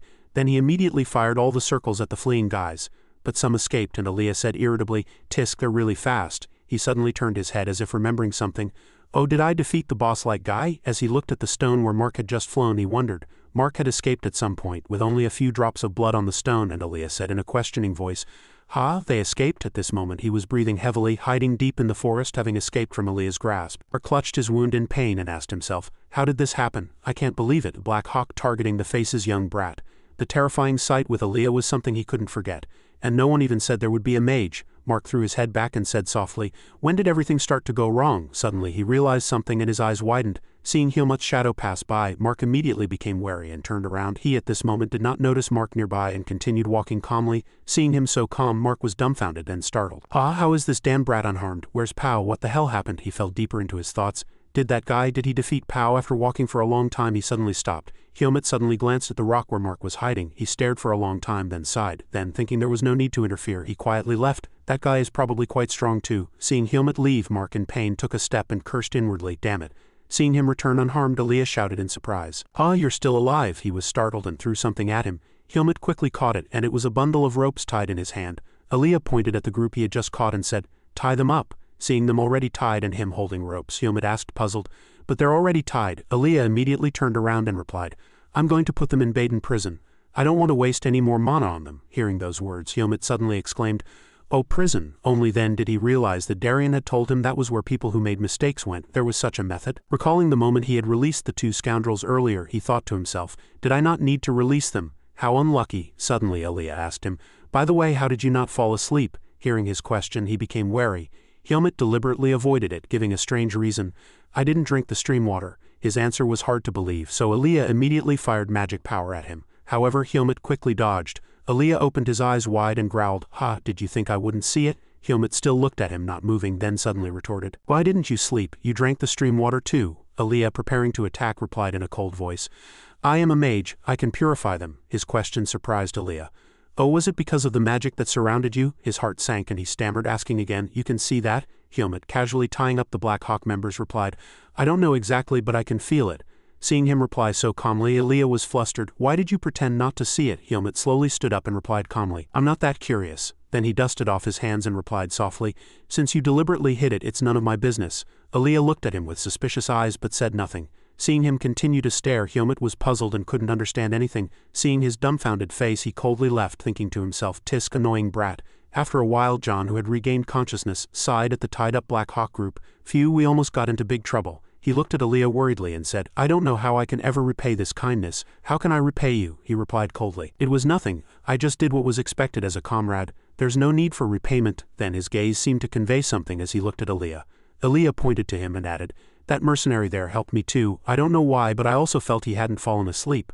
Aaliyah still eyed Helmut with suspicion. Helmut replied calmly, "That potion didn't affect me." John covered his mouth with his hand and chuckled. "Oh ho, I've heard of people with such incredible immunity. Thank you very much." He continued to smile and said, "Because you're a mercenary after all. So when do we arrive in Baden, besides the promised remuneration?" Before he could finish speaking, Xenia rushed over fiercely and cried out, "Archmage Aaliyah!" Her eyes shone in the shape of hearts and she leapt towards Aaliyah, surprising him. Her eyes still heart-shaped, she said gleefully, "You rescued me from such peril." Xenia gripped his hand tightly and said excitedly, "Is this fate uniting us?" She squeezed his hand even tighter, her eyes sparkling. "Xenia of Charingon is prepared to offer herself and pay any price." Xenia said excitedly, "Please marry me." Aaliyah, with a cold expression, firmly refused. "I regret to inform you, but I have a fiancé waiting for me at home." His words made Xenia retreat silently. "I will marry her as soon as I graduate from the academy." Hearing Xenia's distress, Cedric felt helpless. Oh dear," she sobbed, and everyone came to comfort her. "My lady, please don't cry in a place like this." While John led her away, Cedric, looking tired, ordered them to continue moving. At the end of the long journey, Butler John lightly wiped his mouth and sighed. "Phew, we've traveled continuously day and night and arrived safely." Under the dazzling sunlight, they set foot in the bustling and prosperous Baden. In front of the city gates, Helmut dismounted and began to look around. He looked around for a long time and then muttered to himself, So this is Baden. In front of him were city gate guards, and everyone entering and exiting had to be inspected. John also dismounted and called out to Helmut. Ah, mercenary, he replied. Yes, John continued. Thank you for your hard work. I promise to give you a good evaluation at the Mercenary Guild. Then he handed him a money pouch and said, and also, John smiled and added, this is 10,000 marks. It's not included in the promised remuneration. Consider it our sincere token of gratitude. Helmut stared at the larger-than-expected money pouch and replied, thank you. At this moment he noticed Aaliyah, who was about to leave. His gaze remained fixed on him as he stood there blankly. Helmut remained silent for a while, then lowered his head and raised it again. He seemed to have realized something. Helmut decided to leave without bothering him. He quietly passed in front of Aaliyah with the large sum of money he had received. After a few steps he seemed to pause. As Helmut said nothing, Aaliyah was confused. Helmut, without turning around, unexpectedly said, thank you. He glanced at him and said, for helping me in various ways. Upon hearing his thanks, Aaliyah's eyes widened in surprise. He subtly averted his gaze, acting as if he wasn't interested. The conversation ended there, and Helmut left a moment later. Helmut fell into thought. Now, looking at the bright lights inside the city gates, he pondered whether to go straight to the academy. Inside Baden City, people bustled about. Helmut looked around and muttered to himself, it's really unfamiliar. He was surprised to see people laughing and talking. This place is much larger and more bustling than any village I've ever seen. He still stood there alone, asking himself, is this what people call a city? Helmut continued to wander alone. It's too vast here, it's hard to find. After walking for a long time, the academy gates appeared before his eyes. It was the place he had been searching for so long. Seeing these massive gates, Helmut thought to himself, so this is the place. He looked at the vast campus and said to himself, Greta Academy. As soon as he entered the academy, lively laughter from people filled the air. Smiles were plastered across their faces. Helmut entered the academy's central hall, overwhelmed by its vastness. The place was so large that Helmut grew tired. Where should I find this person named Ethan Kudo? Suddenly, he spotted a librarian with orange hair sitting there. He didn't hesitate and walked straight up to the girl. The girl showed no movement, and Helmut surprised her by slamming the table. She cried out, you startled me. Then she cautiously asked, what can I do for you? He didn't say much and replied, Ethan Kudo, I'm looking for him. The girl was momentarily flustered and asked again, ah, you mean Ethan Kudo, the swordsmanship instructor? He replied, yes. Then Helmut said, I know him. Could I meet him? The librarian nodded and said, understood. Please tell me your name. He immediately replied, Helmut. As soon as he finished signing, the girl began to guide him somewhere within the academy. She led him to a red door and said, this way. Then the girl used a card that appeared in a magic circle. She glanced at him and asked, would you mind waiting for a moment? Helmut said, it's fine. He looked at the card and thought to himself, is this magic too? As the card touched the door slowly opened and he could only watch it close. After watching for a long time, he thought, the person Darien mentioned, I'm really curious. A moment later, the door suddenly began to open again. The girl came out and said, come in. Helmut slowly entered but suddenly felt the aura of this place. The man standing with his back to him was Ethan Kudo. A cold aura emanated from him. As Helmut appeared, Ethan growled, I've never heard the name Helmut. His face hardened and he said, let's get to the point. The sight of Ethan before him made Helmut fall into thought. That aura isn't as strong as Darien's, but it's the highest level among all the swordsmen I've met in the human world.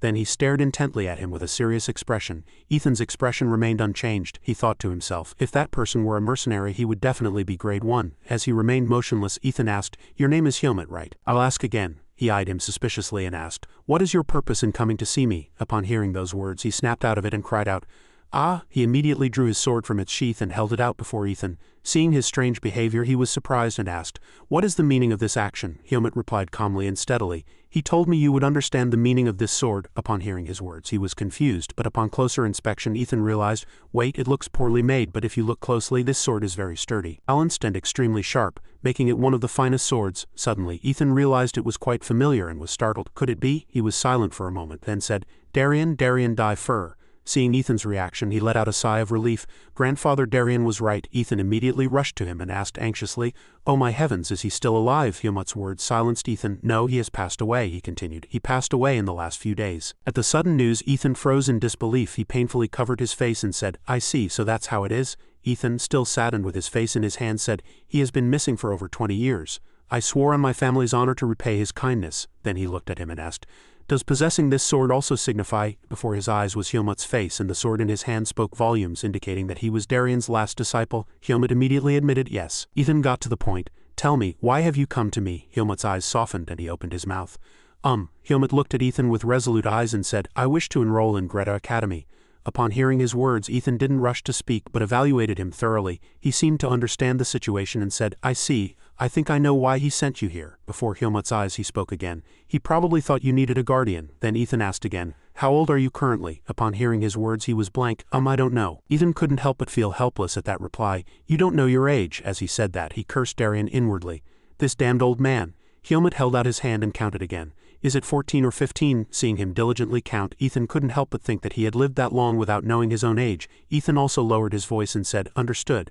After assessing him based on his aura and appearance, he said, you don't look like a 14-year-old first-year student. Looking at the stack of papers on the table, Ethan suggested, then let's say you're 15. Moreover, you'll need to take a transfer student exam. He held the bundle of papers in his hand and said again, other students are probably still. Before Ethan could finish speaking, Helmut asked, I have to take an exam. Seeing Helmut ask that, he thought, HMPH, for someone from the Holy Swordsman's Academy to have to take a swordsmanship and entrance exam. Ethan slowly explained, if you reveal that you came from Darien, the Holy Swordsman's Academy, you'll probably pass immediately. That alone would sufficiently prove your skill. Helmut quietly stared at the shining sword hilt, lost in thought.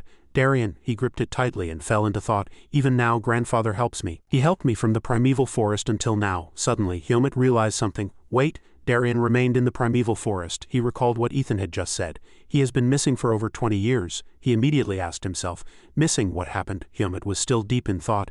Even Darien's acquaintance doesn't know his whereabouts. Grandfather Darien clearly didn't go to the primeval forest voluntarily. Then he began to suspect. So some scoundrel forcibly dragged him there and concealed this fact, imagining that moment. Thought to himself, if the scoundrel who dragged Darien into the primeval forest finds out that his last disciple is alive in the human world, thinking this far, Helmut became wary. Then I'll be immediately chased back there, let alone have a chance to remove the seed of darkness.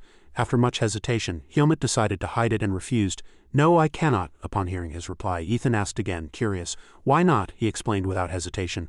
I cannot provide specific details. If some scoundrel learns that I am Darien's disciple, my life will be in danger. Helmut's words immediately ignited anger in Ethan's heart. His face turned blue with anger, and he said in a furious voice, what the hell are you talking about? What scoundrel dares to try and deal with Lord Darien's disciple?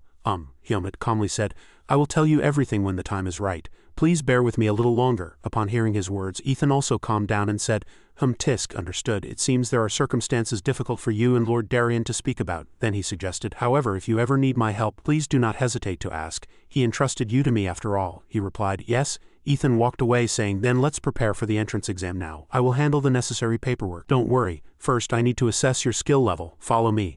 Seeing Ethan leave like that, he still stood there, staring blankly. Helmut then followed him to the academy's spacious training ground. He stared blankly, wondering, where is this? Ethan explained, this is my private training ground. He opened the door and continued, it is certainly no coincidence that the Holy Swordsman accepted you as his disciple. However, for the exam I must verify your skills. Behind the door was a large block of wood. Ethan took out one piece and handed it to Helmut, saying, cut this. Upon hearing his instruction, he prepared to draw his sword and tried to follow his words, but Ethan suddenly stopped him. No, he pointed to the pile of wooden swords behind Helmut and said, use one of the wooden swords behind you. He didn't hesitate, immediately picked up a wooden sword and tested its sturdiness. Ethan looked at him and thought to himself, this is birchwood, which is harder to use than most other types of wood. If he can cut that block of wood at this age, it's already a high level of achievement. Ethan felt something was strange, but was surprised to see him grasp the wooden sword with confidence. This kid, he's not surprised at all. Helmut's fearless demeanor made Ethan realize that this young man made him somewhat cautious. He seems used to using wooden swords, just how strong is he? As soon as he thought this far, he focused on the wooden block and immediately used powerful magic energy enveloped the wooden sword, and it instantly sliced through the wooden block in an instant. At that sight, Ethan's face was more astonished than ever, and his entire body froze. Helmut finished everything with a single movement and stopped in a perfect stance. Ethan secretly assessed his intense dignity and extraordinary skill. He was thus confident that this would almost certainly guarantee his admission. And from that, Ethan could infer that he was undoubtedly Darien Daifer's disciple. Helmut asked, curious, so I can enroll? In truth, Ethan himself didn't know for sure. His swordsmanship is too advanced, I can't even gauge the extent of his natural talent. But he still replied, yes, you just need to take one more written exam. Helmut was blank upon hearing those words, a written exam. Ethan's face turned pale as he looked at the paper in his hand. He couldn't believe what was before his eyes. An average score of 4 points. No matter how carelessly it was written, it can't be this low. Then he turned back to Helmut. Now there are only about 10 days left until the difficult exam. Ethan then clearly stated to Helmut that with his current score, he would absolutely not pass. And even hiring a private tutor would not be enough time. Upon hearing his words, he became slightly depressed. Can't the teacher teach me? Ethan said frankly. No, I am a school teacher. Ethan said regretfully. We cannot provide private tutoring to applicants. It would make the results very complicated later. He also mentioned one thing. Typically, academy students tutor other students, but since the exam period was very close, all the skilled tutors must have already been booked. This made Ethan even more distressed. Oh no, this is a big problem. Helmut remained silent. In his mind he recalled them saying that the mage was very famous at the academy. Helmut thought what they're saying must mean he's exceptionally talented. Then he spoke up and asked, "Do you know a student named Elaga?" Ethan replied, "Elaga, of course I know him. When that child enrolled, he became the top student with a perfect score, the first in the academy's history." "But why do you ask?" Based on that information, Helmut deduced a top student with a perfect score. "Then he can definitely teach me." After much deliberation, he couldn't think of anyone else he knew, so there seemed to be no other way. After much hesitation, Helmut said, "Then I will ask that student." Ethan, not quite believing him, asked again, "Are you really going to ask student Elaga for help?" Helmut blurted out, "That student is certainly smart enough to teach me." Wait, how did Helmut know Elaga from outside the academy? Helmut's low voice came out. "Why?" Elaga looked at him, unable to understand. "What nonsense are you talking about, suddenly coming here to meet me?" Helmut denied. "Did I say we would meet again? I don't recall making such a promise." Furthermore, Elaga spoke contemptuously. "Who am I supposed to tutor? I despise such foolish people, especially those ignorant swordsmen." Only then did Elaga realize, "Wait, at first I thought you were here for a mission in Baden, but you came here for the academy?" "Indeed." Elaga then showed an attitude of annoyance. "I don't know what such a mercenary is doing here. If you want to apply yourself, study alone. I have no intention of teaching you." Only then did Helmut speak. "I just need to pass. They say you're really exceptional," Elaga retorted firmly. "I don't want to, so I won't help you." He immediately turned to go inside. "I don't know what you've heard so far, but you need to leave. I don't have time to talk to you." Helmut clearly stated, "Did I ask you to teach me for free? I will pay you." He was certain of one thing. In this world, material determines consciousness. Hearing that, Elaga asked again, "Money? You mean you're going to buy my knowledge with money?" He turned around and said, "Hey, a mercenary like you, how much money do you have?" Helmut immediately got to the point. "How much do you want?" Elaga was displeased by this attitude. "What's wrong?" He named a large sum. 100,000 marks paid in cash without credit. "If you think you can pay it back in installments, abandon that thought immediately." Unexpectedly, Helmut calmly said, "All right." Elaga froze at these words. Then Helmut said, "I will prepare the money. So let's start tomorrow." Elaga, suspicious, asked again, "What? You're not serious, are you?" So he reminded him again, "That's a very large sum of money. Hey, I'm asking for 100,000 marks. You're not deaf, are you?" And Helmut quietly calculated, "I received 90,000 marks from the Mercenary Guild and 10,000 marks from the Escort mission." Therefore he was confident he could pay enough. He demanded in a low voice, "We don't have much time, so we should start tomorrow." Helmut calmly said, "Let's meet here again tomorrow." Elaga reminded him once more, "If you can't prepare the money, I won't teach you." He also warned, "Come here tomorrow morning. If you're playing games, be careful." In the end, Elaga went straight inside. Syrian noticed him as he brushed past like the wind, and Helmut still stood quietly outside. He let out a sigh of relief. "Phew, that should be fine now." Then Helmut also turned and left. Syrian watched him from beyond the large window. After thinking for a while, he said, "How interesting." At that moment, Helmut left without noticing. Syrian deliberately spoke loudly, "Elaga has a friend." Just like that, the next day arrived. As promised yesterday, Helmut was now heading to the academy. On the other side, Elaga was already waiting outside the door. Moreover, his face looked very angry. Elaga truly hadn't expected this damned guy to actually come. Then he held out his hand and coldly asked, "Where's the money?" Helmut heard that and took out a money pouch from his pocket. He was confident it contained exactly 100,000 marks. Before that, Elaga said, "All right, if you've decided to do it, then see it through. But I told you before that I wouldn't teach you, so if you fail, don't come asking me for your money back." Helmut nodded firmly, confident. "No problem." In fact, Elaga was internally blaming himself. "I should have refused immediately yesterday. I only demanded money like that out of pride." Then he sighed. "Fine," he instructed Helmut. "Wait here." "I'll be right back," Elaga told himself fine and thought, there won't be much to teach anyway. Currently, Elaga and Helmut began their lesson inside. While Helmut focused on writing, Elaga sat beside him, resting his chin on his hands. His scrutinizing eyes constantly scanned Helmut. Elaga was quietly observing this child, and as he looked closer, he realized, this guy has more problems than I thought. Elaga, whose learning ability surpassed all students in the magic department, was now able to assess this child. Suddenly he spoke up. "Hey," Elaga asked out of curiosity, did you really become self-sufficient in the primeval forest before leaving it?" These words did not seem to surprise Helmut much. "Just as I thought. I also noticed this during the last mission." He evaluated Elaga. "But this mage is no ordinary person." This led Helmut to tell himself, "I need to be more careful around this guy." After a long pause he replied, "Why do you ask?" But Elaga remained silent and did not answer. Then he pointed ahead and stated his opinion. "My assessment is this: your concentration is very good and your memory is excellent. I've also seen your diligence." A moment later he slammed the table hard again in anger. Elaga, exasperated, demanded, "Why do you have no ethics or common sense whatsoever?" He continued to pour out his words. "Looking at your ethics exam scores, they're a mess. Seriously." Elaga pointed out his mistakes one by one. "Oh, what else? Using a friend's power to threaten others. So that's how you react when someone bothers you." After a long explanation, Elaga sighed, exhausted. "Hurry up and finish the other subjects. Focus the remaining time on this one." To motivate him, he reminded Helmut again, Listen, 100,000 marks is a huge amount of money. You've paid a tremendous amount to be taught by the Academy's top student. In the end, Aaliyah said concisely, in other words, I have to help you pass the entrance exam no matter what.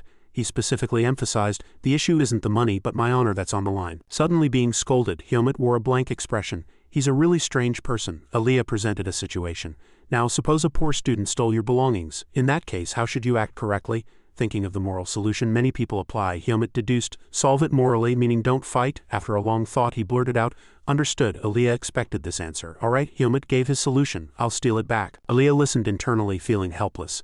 This foolish guy, this situation made him helpless. I really have nothing to say to you. Wrong. Hyomit still naively retorted, what's wrong? I didn't fight, I just solved it quietly, Aaliyah said, annoyed. You are clearly a swordsman. In the end, he had to suggest the best method. Everything can end quietly, but if your academy peer learns nothing, this will happen again later. The best solution here is to talk to them, make them regret their mistake, and at the same time make them realize how big of an impact that action can have, Aaliyah explained in the easiest way to understand. You are not forgiving their crime but forgiving them. This is the standard of fairness defined by the academy. Hyomit listened and sighed quietly. So complicated. Living as a human is really hard. Only then did he realize, in this world you have to learn things like ethics and common sense to survive. I started learning these basic things too late. Therefore, Hyomit resolved to become the person Darien talked about. I need to be able to solve such complex problems. I think it will take an enormous amount of time. After that, Aaliyah continued to teach him knowledge about ethics. But his face looked almost speechless. While Aaliyah used all his wisdom to teach, Hyomit kept scratching his foolish head. 2 weeks later, outside Greta Academy's library, quite a few people came and went. Behind a bush, 2 girls were peeking out with mesmerized eyes.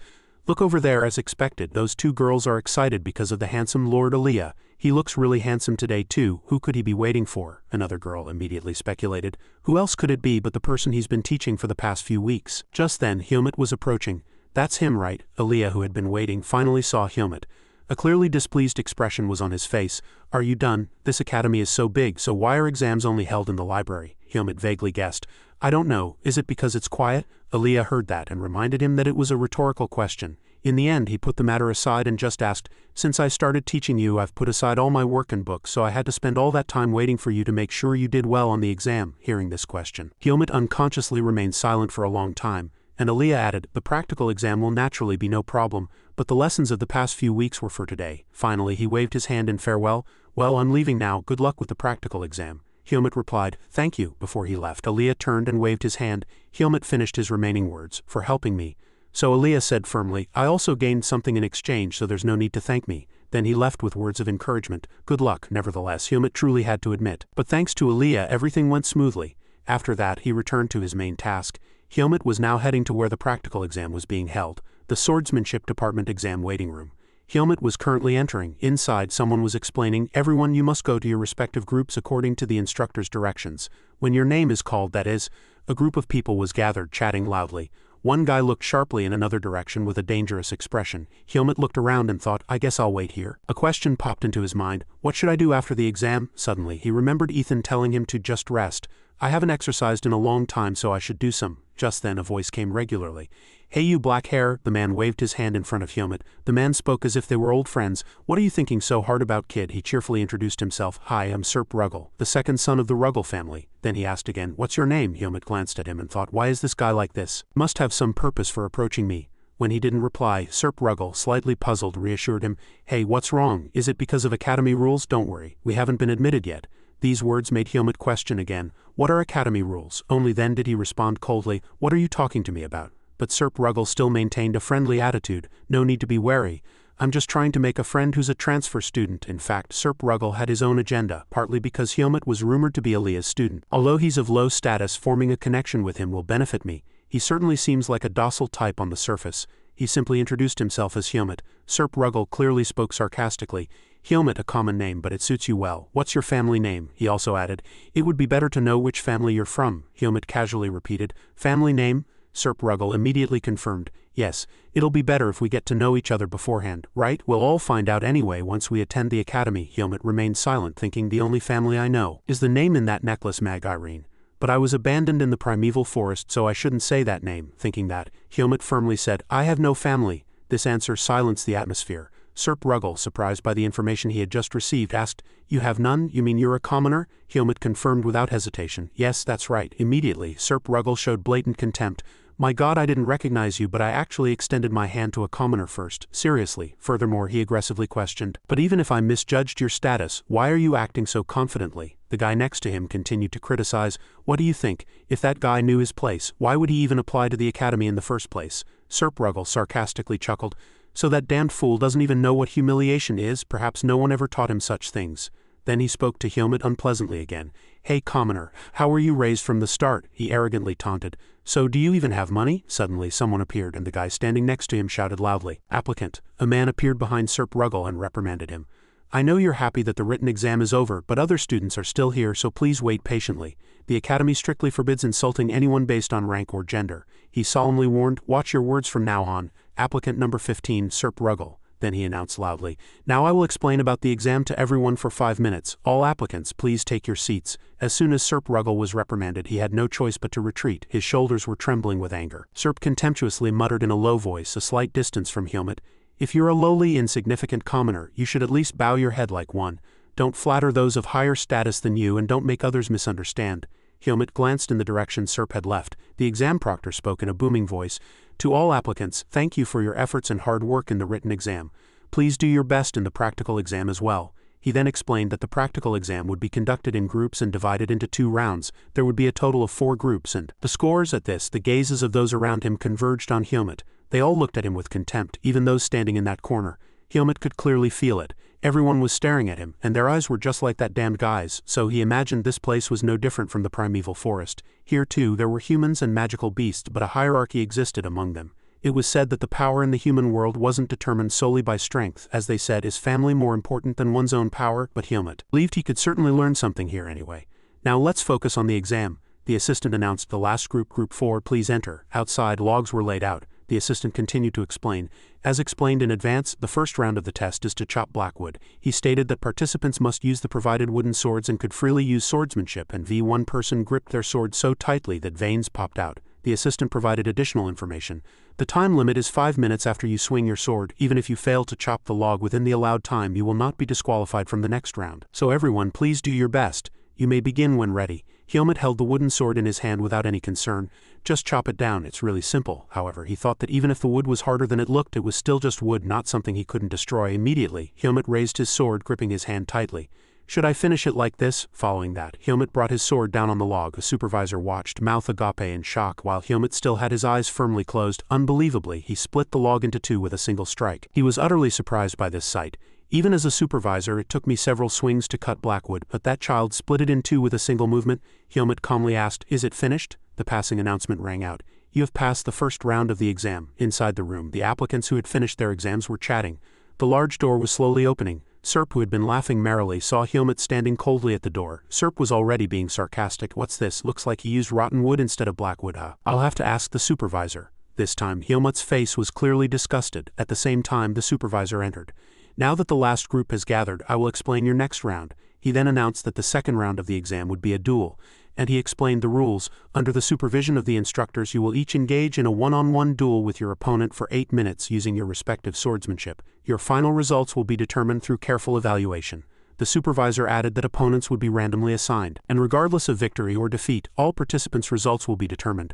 So please demonstrate your best skills within the given time. Swordsman burst out laughing. This is truly an unfair test. And looking at Helmut, he said, if someone were to duel against such a lowly fellow, they'd automatically pass. He felt eyes on him and glanced slightly. Seeing that, Swordsman became even more agitated. Did you hear what I said? Though seemingly quiet, Helmut was extremely irritated. That guy keeps annoying me, overstepping his bounds. I need to make him shut his mouth. Feeling Helmut's gaze, Swordsman snarled, what? Is there a problem? He made a repulsive face and taunted him simultaneously. If you're upset, hit me. Swordsman flashed a gloomy, eerie smile. What? Now, as if going mad, he kept ordering, hit me, go on. Helmut said nothing, staring at him in silence.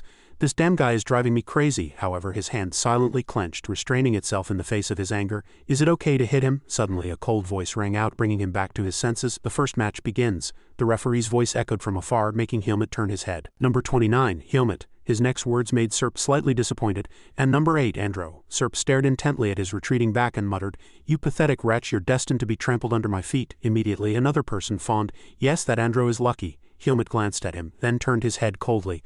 I don't want to bother with them anymore. A chance will come someday. The scene shifted to a spacious arena where judges and participants were all present. Len smiled, looking at the participants. These are the first applicants. Ethan sat beside him, calmly saying, "Come in." The referee stood before Helmut and bowed respectfully. "Greetings, are you ready? We will now proceed with the second round." His eyes flickered slightly to the side as if he noticed something. Seeing him nod, Helmut thought, "Ethan." He naturally glanced at him and asked, "Is he the one that person recommended?" Ethan immediately turned his head and calmly replied, "Yes, so this match needs to be evaluated by both of you." Their laughter made the atmosphere somewhat relaxed. "I suppose it's the first time that person has recommended anyone, right? He must be someone special." His usually calm face now held a meaningful smile. "You'll understand why when you meet him." Meanwhile, the referee also began to proceed with the match. The match will last a total of 8 minutes, 4 minutes per round. The match ends when one of the two players can no longer wield their sword or continue the fight. I reiterate, the objective of this match is not victory. Both players, please do your best. After explaining the rules of the match, he lowered his hand, signaling begin. Endro sighed, trying to compose himself. He felt his mind waver even more, having just heard a buzzing sound in his ears. That guy is just a commoner. He lightly gripped the wooden sword and sneered inwardly. A pathetic guy who can't even properly cut wood with a wooden sword. On the opposite side, Helmut had already prepared to swing his sword.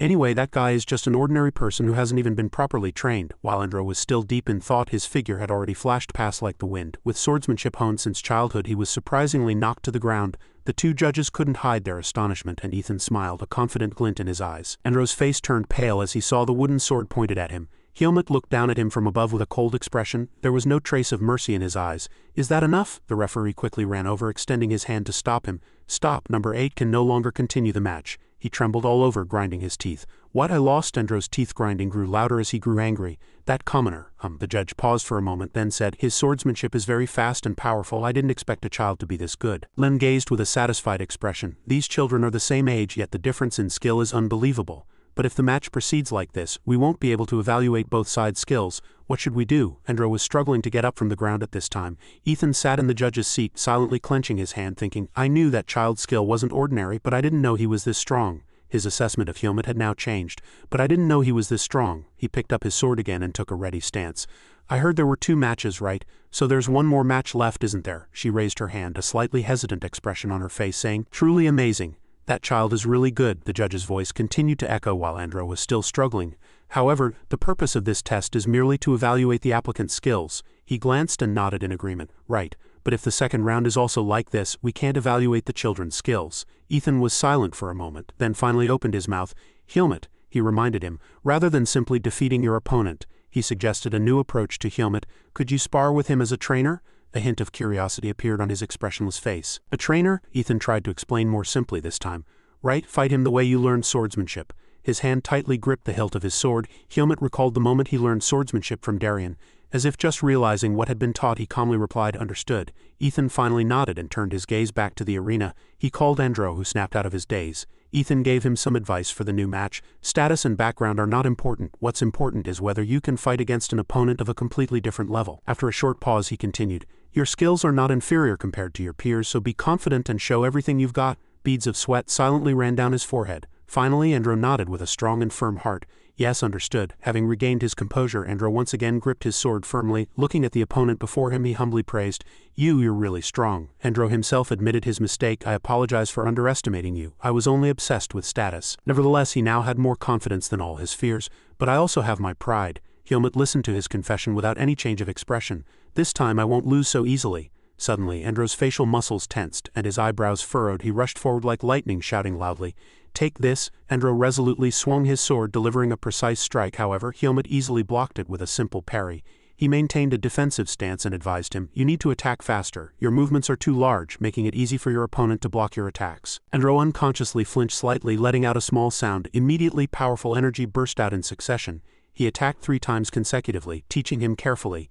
Helmut still maintained a cold expression and casually offered his opinion. "Your core balance is too weak. If you only focus on attacking, your center of gravity will shift forward." Endro gritted his teeth in pain and groaned. He still steadfastly moved forward and attacked.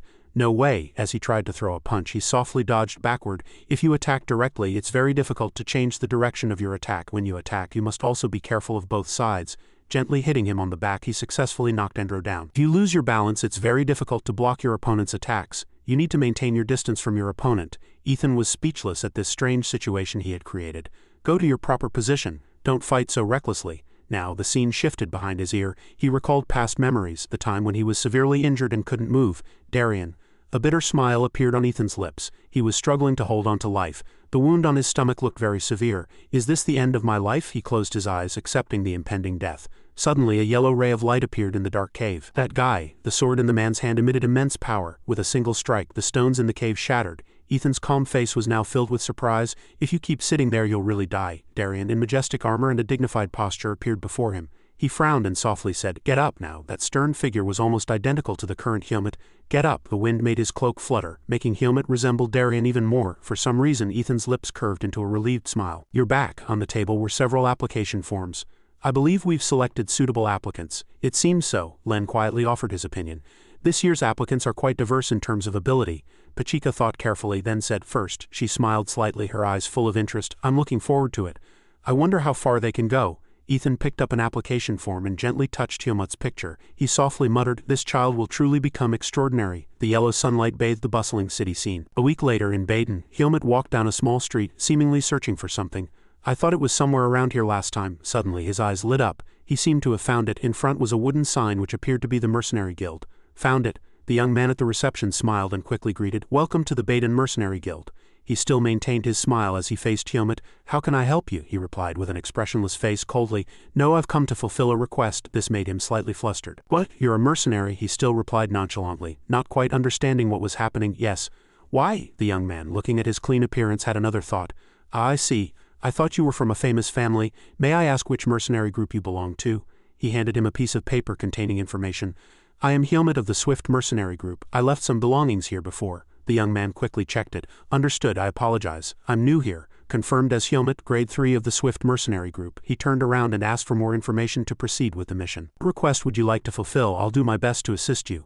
Hyomut quietly let out a long sound through his nose. In his mind, the moment he slammed the table hard flashed back. Ethan's eyes widened in surprise, shouting, 100,000 marks. "How did you earn such a large sum?" He was still reeling from this information. "Where did you borrow it from?" He calmly ate his food, saying, "I earned it working as a mercenary." Sweat constantly dripped down his forehead. "If that's really true, it's fine, but I hope this isn't all the money you've saved." Hyomut still replied very naively and honestly, "Yes." This made Ethan sigh with even greater pity. "First, I'll have to teach you financial management, Hyomut." He finally sighed in relief and comfort, explaining to Hyomut, "Now that I'm your guardian, you don't have to worry too much. But in times of economic downturn, you don't always have money, and you never know when you'll need it. The life of someone who can't earn more money and has none left is," he said firmly with a very serious expression, "no different from a beast." Hyomut looked at Ethan and asked again out of curiosity, "So do I just need to earn money?" He sat back down and explained, "The enrollment date is 1 month from now, so I'm just telling you how to live. Do what you like." He lightly raised his hand, touched his face, and uttered a single cold sentence. "Then I'll have to go perform some requests." Ethan's lips curved slightly upwards, agreeing to this suggestion. "Good, that's fine, but don't take requests that are too dangerous or long-term like escort missions." Returning to the present, Hyomut requested of the boy, "Please give me requests that can be completed right now within Baden." He stood on his tiptoes as if trying to reach something high up. "Oh, wait a moment." He looked up and made a more detailed request. "Something that can be completed by next month, and the higher the reward, the better." He rummaged through the missions hanging on the wooden board. "That's a bit specific, isn't it?" "Not this one." After a moment, the boy found a piece of paper stuck at the very bottom. "Here it is." Pulling out the request paper, he turned his head and asked, "But the location is a bit strange. Is that all right with you?" Hyomut immediately got to the point. "Where is it?" The boy held out the request paper in front of him. While he was absorbed, the boy said, "Greta Academy." The paper had a red stamp in the upper right corner, and Hyomut seriously read the information written on it under the setting sun. The following was what was written on the paper. "Reports of Academy student ghosts appearing within the Academy. They frequently appear at night, but in various locations, so precise information is unknown. To date, no evidence or cause has been found. All risks must be avoided. Investigate the identity of the Academy ghost, deal with it, and report." He propped his chin with his hand and thought carefully for a moment. "I chose this request to familiarize myself with the Academy's structure, but this is far from the requests I've taken before." As he was lost in thought, a black shadow approached. "Did I choose wrong?" A searching sound echoed, bringing Hyomut back to his senses. "Excuse me, are you Hyomut?" Turning around, he wondered who the other person was. "Who are you?" The other person's voice was full of excitement. His appearance was youthful and innocent. "That's right, it's you, Aaliyah's student." He was so excited that he continuously asked questions. "So you're really transferring here?" He tilted his head slightly, and his face seemed to have a big question mark. "What are you talking about?" Aaliyah's shining image was recreated in Syrian's words like an idol. "Aaliyah is the Academy's star mage, and it's the first time he's associated with anyone, so it couldn't help but become a hot topic. Seeing Syrian, who was delighted and squinting, Helmut was slightly bewildered. "Aaliyah, should I not have asked him to teach me?" He looked at Syrian's uniform and asked, "Then are you also a mage like Aaliyah?" Syrian tilted his head slightly, hesitated a little, and then confirmed, Pretty much, but we're a bit different." Syrian turned his hand over and was speechless. For example, his long eyebrows furrowed slightly and his eyes were full of seriousness. A magic circle appeared, followed by his smile. "It's like this." He lightly raised his hand, blocking the dazzling light. Helmut muttered to himself, "Magic?" Suddenly, a cute creature, Latin, appeared. Latin looked down at him with big eyes, making him curious. "Not magic, but mana?" But Helmut's face still held no particular expression. Latin, for no reason, rushed at him like a whirlwind. His eyebrows rose slightly, and his vigilance was quickly activated. "An attack!" Helmut clenched his fist. True to his nature, he resolutely threw a punch at Latin. Small yellow lights were now reflected in Helmut's eyes. Latin was slightly surprised to see his fist pass through its mouth. Latin lightly dodged to another spot with an unpleasant expression. Latin seemed displeased by Helmut's action. He retracted his fist and carefully judged his attack. But Syrian suddenly couldn't stop laughing. "Oh my God, you're the first person who tried to hit Latin." Seeing Latin flying around his body exploring, Helmut couldn't help but ask, "What is this?" At Syrian's introduction, Latin stuck out its tongue and admonished him. "This friend is Latin, a spirit of light. It's a bit mischievous but not dangerous." He also didn't forget to add, "Even if it were to cause harm, you wouldn't be able to stop it by physical means." Syrian's finger moved slightly as if commanding Latin. "Spirits don't have physical bodies." Latin happily flew between Syrian and Helmut. "Only a select few mages can control them." Latin finally landed on Syrian's head with a confident expression. "And I'm one of those few. I'm Syrian, Greta Academy's first elemental mage." However, Helmut continued to stare at Latin. "I think I can catch that." Syrian lightly scratched his face twice and replied with a forced laugh. Helmut finally came to a conclusion about his new friend. "He seems like an interesting friend." Helmut replied with a calm expression on the surface. "All right, nice to meet you, Syrian." Thoughts of his mission came to his mind, but I have something to do right now." As soon as he thought that, he resolutely turned and left. "I'm performing a request, so I'll be leaving now." Syrian and Latin's eyes widened in surprise. "A request? Are you a mercenary?" If it was a request performed at the academy, perhaps. He mentioned a familiar name, Academy Ghost. At these words, Helmut unconsciously turned back. "What, you know about this request too?" Syrian snapped his fingers, looking as if he knew everything. "Of course, I'm very interested in that rumor." Then Syrian pointed at himself and took a confident stance. "How about it? Shall I help you?" The scene shifted to a dark building within the academy at night.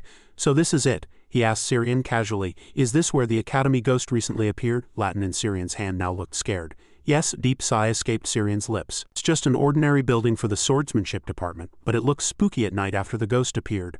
Only faint light leaked into the long corridor, and outside there was a mysterious black shadow.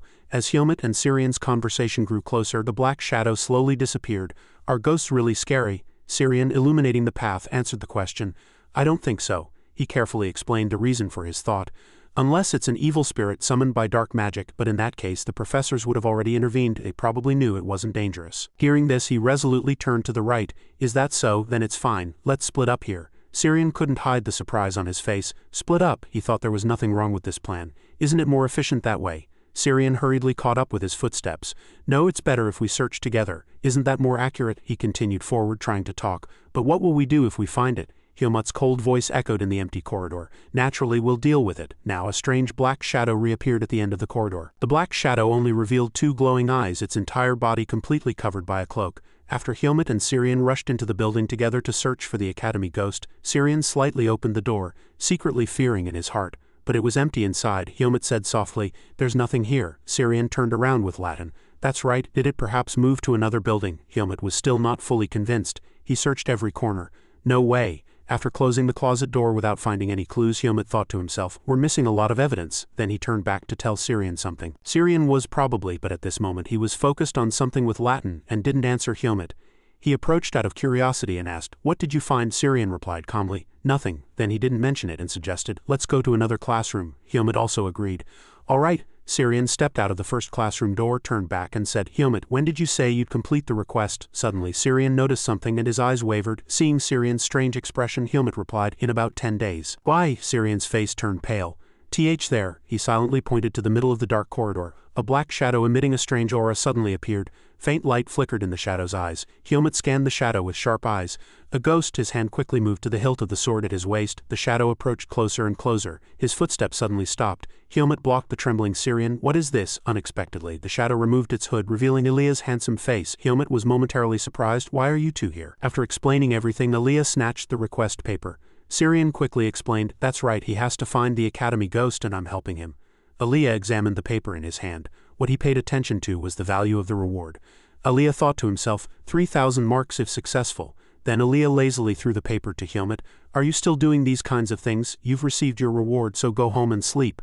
Don't mercenaries usually do that? Helmut replied briefly and casually, I do such things to pass the time. Syrian had been asking questions continuously until now. Then what are you doing here? We're here because of a request. Helmut hesitated slightly before answering. He finally decided to speak.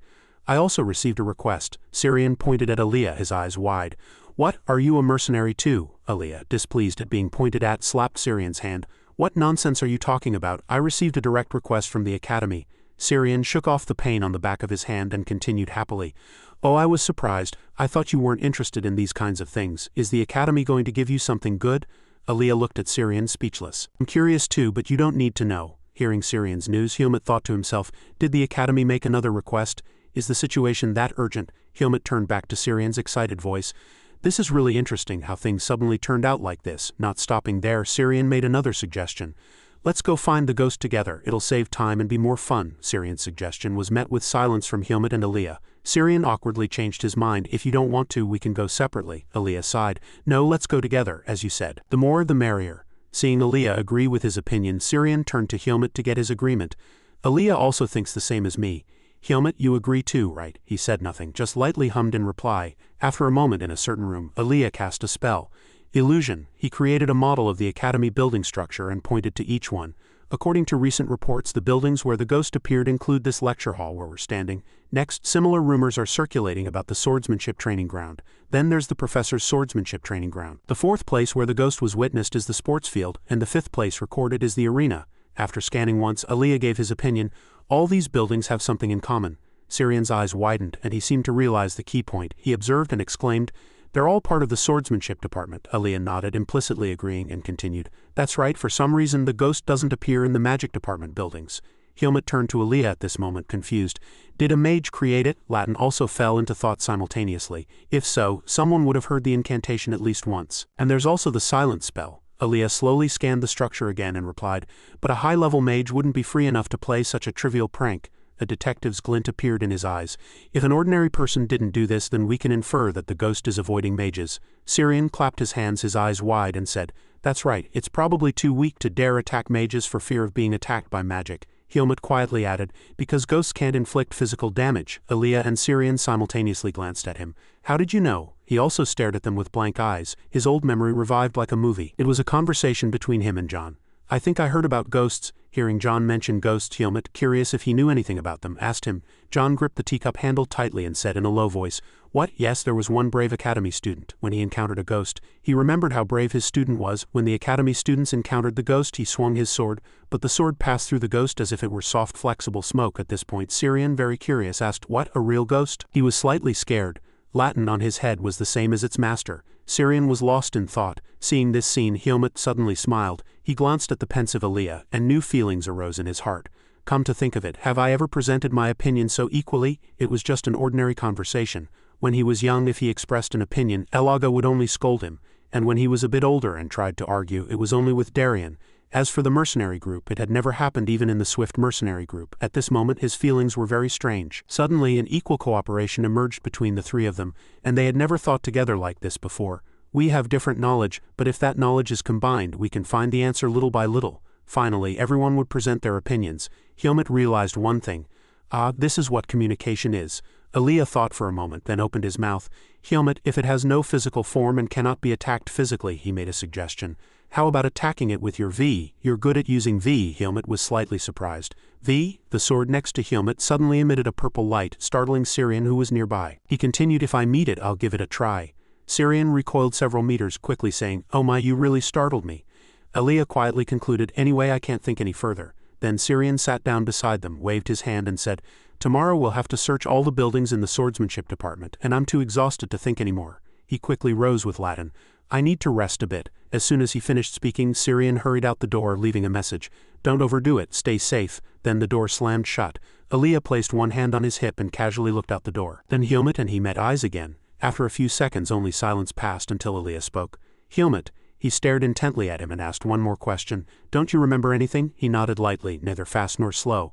I remember one thing. Latin's appearance gradually surfaced in my memory. how Syrian played with Latin, and how he judged formless things. He recalled Latin hovering around Hyomut's body, avoiding all mages and being very fond of mischief. It was then that he called Aaliyah. The question echoed in the empty room. Where should I go to find a spirit? Aaliyah looked at Hyomut with playful eyes, pleased. Indeed, what I taught wasn't so bad after all. Then he snapped his fingers and said, Unfortunately, I'm not a spirit mage, so it's difficult for me to sense spirits. The model from earlier had shrunk into a glowing sphere in the center of the table. Hyomut looked at him curiously. Then what should we do? Aaliyah smiled. What do you mean? He immediately looked out the window at a distant place. Did you forget? Meanwhile, Syrian was desperately running somewhere. According to Aaliyah's words, they no longer needed to search for the ghosts. Because we have a talented spirit mage. After Hyomut and Aaliyah noticed something strange about Syrian, they immediately ran to find him. Hyomut pressed Aaliyah from behind, asking, Where did Syrian go? He replied, looking back while running. He's probably chasing those spirits. He must have sensed them. Hearing this, Hyomut grew suspicious. How could he sense them so quickly? Could it be, he recalled when Syrian suggested they go together, and Aaliyah suddenly agreed, It's better if we go together. You said the more, the merrier. Or when Aaliyah asked during their discussion, How did you know? Or when Aaliyah suggested using V. How about using V? Hyomut connected everything and cast a cold glance at Aaliyah. It was then that he spoke. You knew from the beginning, you knew from the start that it was a spirit. You just wanted Syrian to go find it. Aaliyah didn't hide anything and spoke honestly. That's right, that was the only method I could think of. Hearing this, Hyomut said nothing more. The two rushed out of the academy building and stopped on a long brick path. Hyomut asked, slightly curious, Aren't you going to chase it anymore? Aaliyah replied immediately, neither fast nor slow. We just need to roughly know the direction he's going. He began to touch the ground and light emanated from below. Aaliyah cast a spell and found it. A beam of magical light appeared, revealing Syrian's footprints. He turned right. Hyomut went to observe this direction and saw the path Syrian had taken. They concluded that he was running towards the swordsmanship department's training ground. After getting the clue, Aaliyah dusted his hands a few times and said, Syrian won't be able to pinpoint the exact location, he said sarcastically. So we need to find that spirit before him. Hyomut simply followed, not yet making any judgment. From a carefully locked room, the door was instantly shattered by magic. Aaliyah pushed the door open and said, The swordsmanship department's training ground isn't a place just anyone can enter. He provided a few more interesting pieces of information. Moreover, they place quite a lot of importance on rank, so the department's students are also divided into classes and ranks. Hyomut looked around, slightly impressed. Going deeper, Aaliyah added.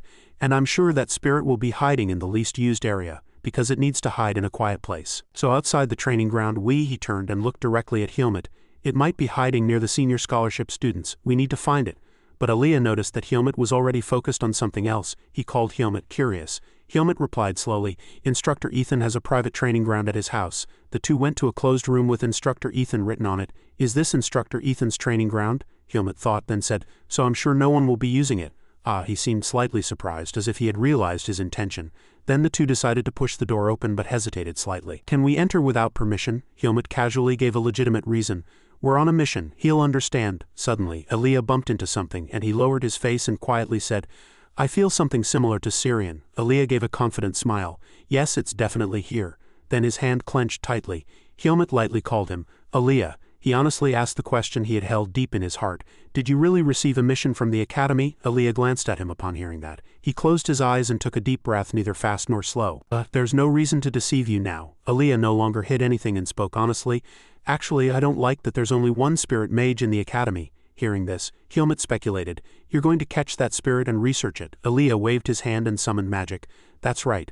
Then you'll automatically complete the mission request too. As soon as he finished speaking, he snapped his fingers and exclaimed, Silence! A magic circle appeared beneath Aaliyah's feet and a glowing sphere appeared in his hand. He casually looked down at his palm and said, I've erased all my traces. Because I'm a mage. Then he immediately sat down and asked Hyomut for help. From now on, help me.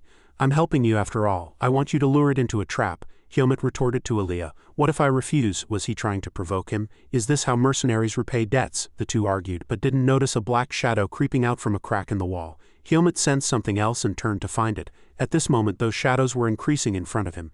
Seeing him continuously focus in one direction, Aaliyah also turned, curious. What is it? He frowned in bewilderment. Why did you suddenly stop? But before he could finish speaking, the ghost transformed into a terrifying monster, drooling and looking menacingly at Hyomut.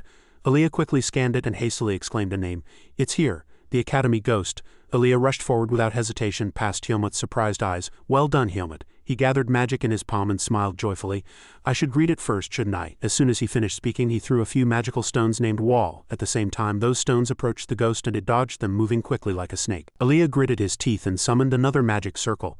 Don't mess it up. He directly fired magic into the magic circle, amplifying its energy. Mana rippled like concentric circles. Helmut looked at Aaliyah's magic, curious. What is this, on the contrary? Aaliyah hastily said in a loud voice.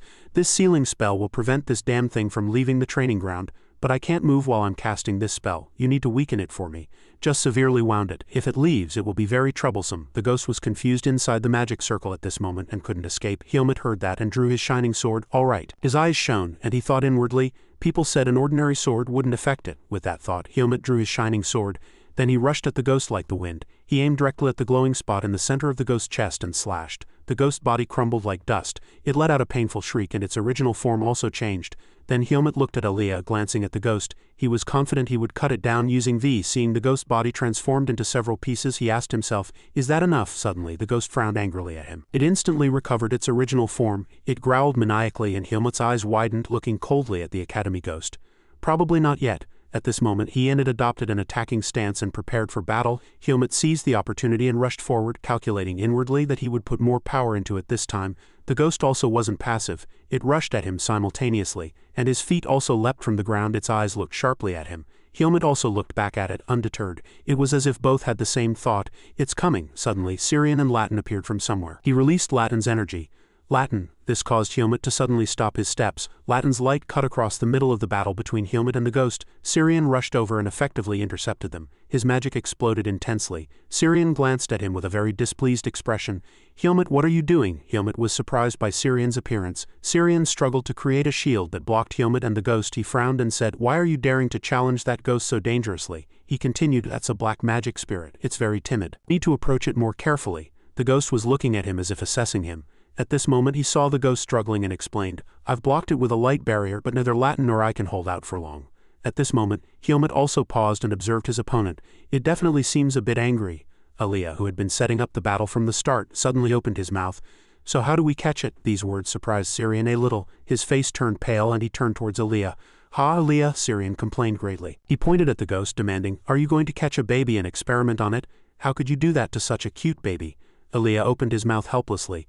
No, he continued to maintain the magic circle and explained, you don't want to cooperate with me on spirit research, and you're the only spirit mage in the academy. Both Syrian and Latin imagined Aaliyah's scary face. He retorted loudly, that's because you want to conduct such scary experiments. Then he looked at the ghost again and continued, we just found it. Now it will be completely sealed. He warned Aaliyah, if you let it go it'll be very dangerous. Please keep maintaining the barrier, Aaliyah. Aaliyah glanced arrogantly at Syrian and nodded a few times. Next, Syrian began to instruct Helmut on his task. Helmut, can you stall for more time without attacking? He thought for a moment, calculated the pros and cons and replied, I think I can calm it down. Suddenly, Helmut took up his sword, leapt through Latin's shield, surprising everyone. I'll try my best, but I don't know how long I can last without attacking. The ghost sensed danger at this moment and quickly struggled, breaking Latin's shield. Very quickly, Helmut teleported right in front of it and brought his sword down, but it managed to dodge.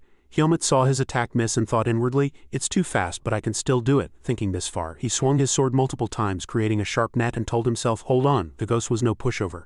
The places that were cut disappeared like smoke but recovered very quickly. Syrian quietly called out Helmut. He cast a spell, created a sphere of light, and gritted his teeth. Just a little longer. At this moment the ghost suddenly growled and black smoke billowed from its mouth. Suddenly long spiral tentacles pierced like arrows. It struggled violently towards Helmut. The ghost rushed directly at him without hesitation.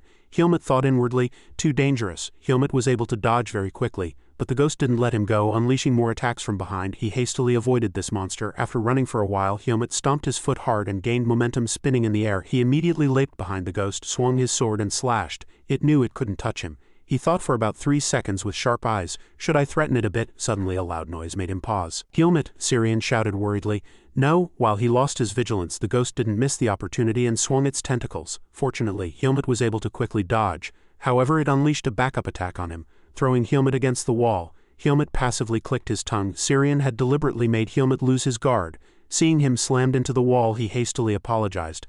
I'm sorry, Helmut, but it had to be done because it was very weakened. Helmut lay on the broken debris and looked at him indifferently. Weakened? Syrian's eyes shone with confidence. Drew a few more magic circles and said, besides, leave it to me now. The ghost was terrified at this moment. Surrounded by Syrian's circles of light, it struggled to find another escape route and then chose Aaliyah's seal and rushed at it.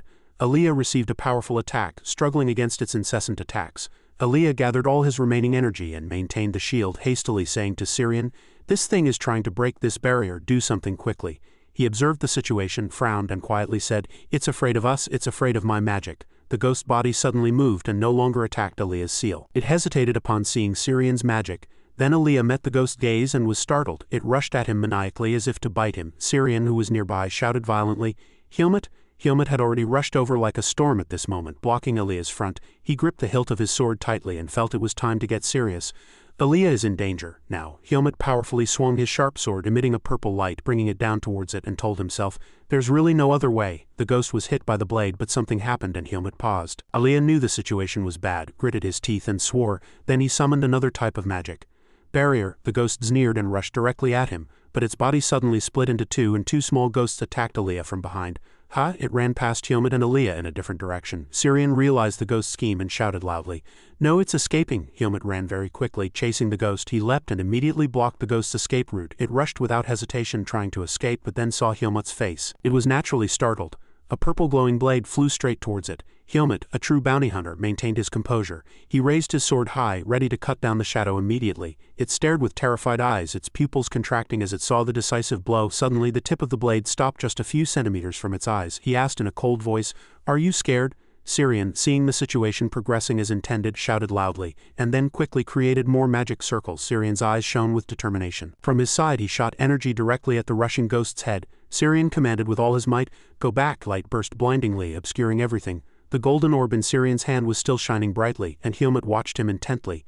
Alea, standing nearby, also didn't take his eyes off him. Then everything suddenly went out. The space was enveloped in darkness and only smoke and dust filled the building hall. Syrian gently exhaled, looking at the small object in his hand. As the dust cleared, the black shadow revealed its true form. It was a black orb. "See?" Alea sneered with a sullen expression, and Syrian said arrogantly, "Only a spirit mage can handle spirits." Helmet stood silently in his spot. Alea let out a long sigh. Once they caught the Academy ghost, it turned out to be a cute spirit, just like Latin. Syrian showed off the mini-ghost to his friends. Helmet widened his eyes, pointing at it, and said, "So this is the monster in question?" "Yes." Syrian was slightly flustered by the ghost's irritated gaze. "All right, interesting. What could a spirit do in a place like this?" Hearing these words, Syrian switched into detective mode and whispered, "There must be many reasons." Syrian began to explain his deductions. He was full of confidence. Earthly creatures might have been instantly transformed under the influence of magic. Although the possibility is not high, this could also be a trace of dark forces. The outcome was good anyway. At this point, Syrian pretended to show off his mage abilities. "I know Helmet took on the mission, but what if I wasn't here? What if I, the Academy's only elemental mage, wasn't here?" Alea, who was next to him, ignored his words and pushed his face. "Hey, shut up, why are you so talkative?" The three of them left the Academy building and went outside. Syrian looked around with curious eyes. "We showed them the ghost, so why aren't they coming to give us the reward yet?" Alea sighed hearing these words. "You heard it earlier too." Alea reminded him of what the blonde man had said earlier. "We need to ensure the monster doesn't reappear, so come back in 3 days. Alea turned to Syrian and asked, "But why are you in such a hurry? It's not your money." Syrian replied cheerfully, looking at Helmet. "What are you talking about? Helmet is our friend now." "Isn't that right, friend?" Hearing these words, Helmet was slightly surprised. Syrian waved his hand and declared, "That's right, friend." He looked at Helmet with wide, sparkling eyes. "We're helping each other now, aren't we? If this isn't friendship, what is? I think fate decided it this way from the beginning." These words slightly stirred Helmet's heart. After speaking, Syrian extended his hand to Helmet and said, "Here," he said, looking at Helmet. "Pay more attention to me from now on." The sunlight poured between the two as if connecting the first bond of friendship. Helmet was bewildered by the two words friend. He recalled the times he had joked with Finn, or when Finn had shed tears. There was already a great change in his eyes, one that even he himself didn't recognize. Then Helmet took Syrian's hand. He thought to himself, it probably won't be bad. Then Syrian playfully turned to Alea. "Oh, Alea, he just asked for a handshake." Alea blushed and annoyedly ran away. "No, you fools." Syrian ran excitedly under the blue sky, and Alea fell into the trap of becoming friends with Helmet and Syrian. Helmet, who is a friend of a friend. "If there's another friend, should I ask the rich friend Alea to buy us meat?" Alea, suddenly caught in the trap, got angry. "Don't drag me into this. I don't even have time to eat right now. We still have a lot to sort out." Syrian replied in surprise, "You're right, we broke the training ground early this morning." Helmet returned to his splendid and magnificent room. Helmet looked at the paper in his hand with wide eyes. He had just received another mission, and the notable part was the phrase, "Third floor, room 301. "What does this mean?" Ethan, sitting opposite him with his hands clasped, explained, "I think it's your assigned dorm room. All students at Greta Academy must live in dormitories." "Are you ready to start the semester?" Helmet replied calmly, "Yes." Hearing the affirmative answer, Ethan frowned and instructed him. "Good. Tomorrow is the opening ceremony, but there's still time," he continued, looking at Helmet. "It would be a good idea for you to look around where you'll be staying." so Helmut took the time to visit the dormitories and his attitude remained unchanged. His eyes surveyed the surroundings. Many workers were coming and going but just a few days ago. When I was looking for a mission I glanced at them and kept thinking. The whole academy was very quiet. So this was the first time I'd seen such a scene. In front of his eyes the academy was bustling like a morning market. Suddenly a loud voice caught his attention. The person shouted loudly, "Those who have received dorm assignments, please come this way to collect your luggage." He thought to himself, "I probably need to go too." Going to the information desk, he handed over a letter. The attendant hastily opened the envelope and greeted him brightly.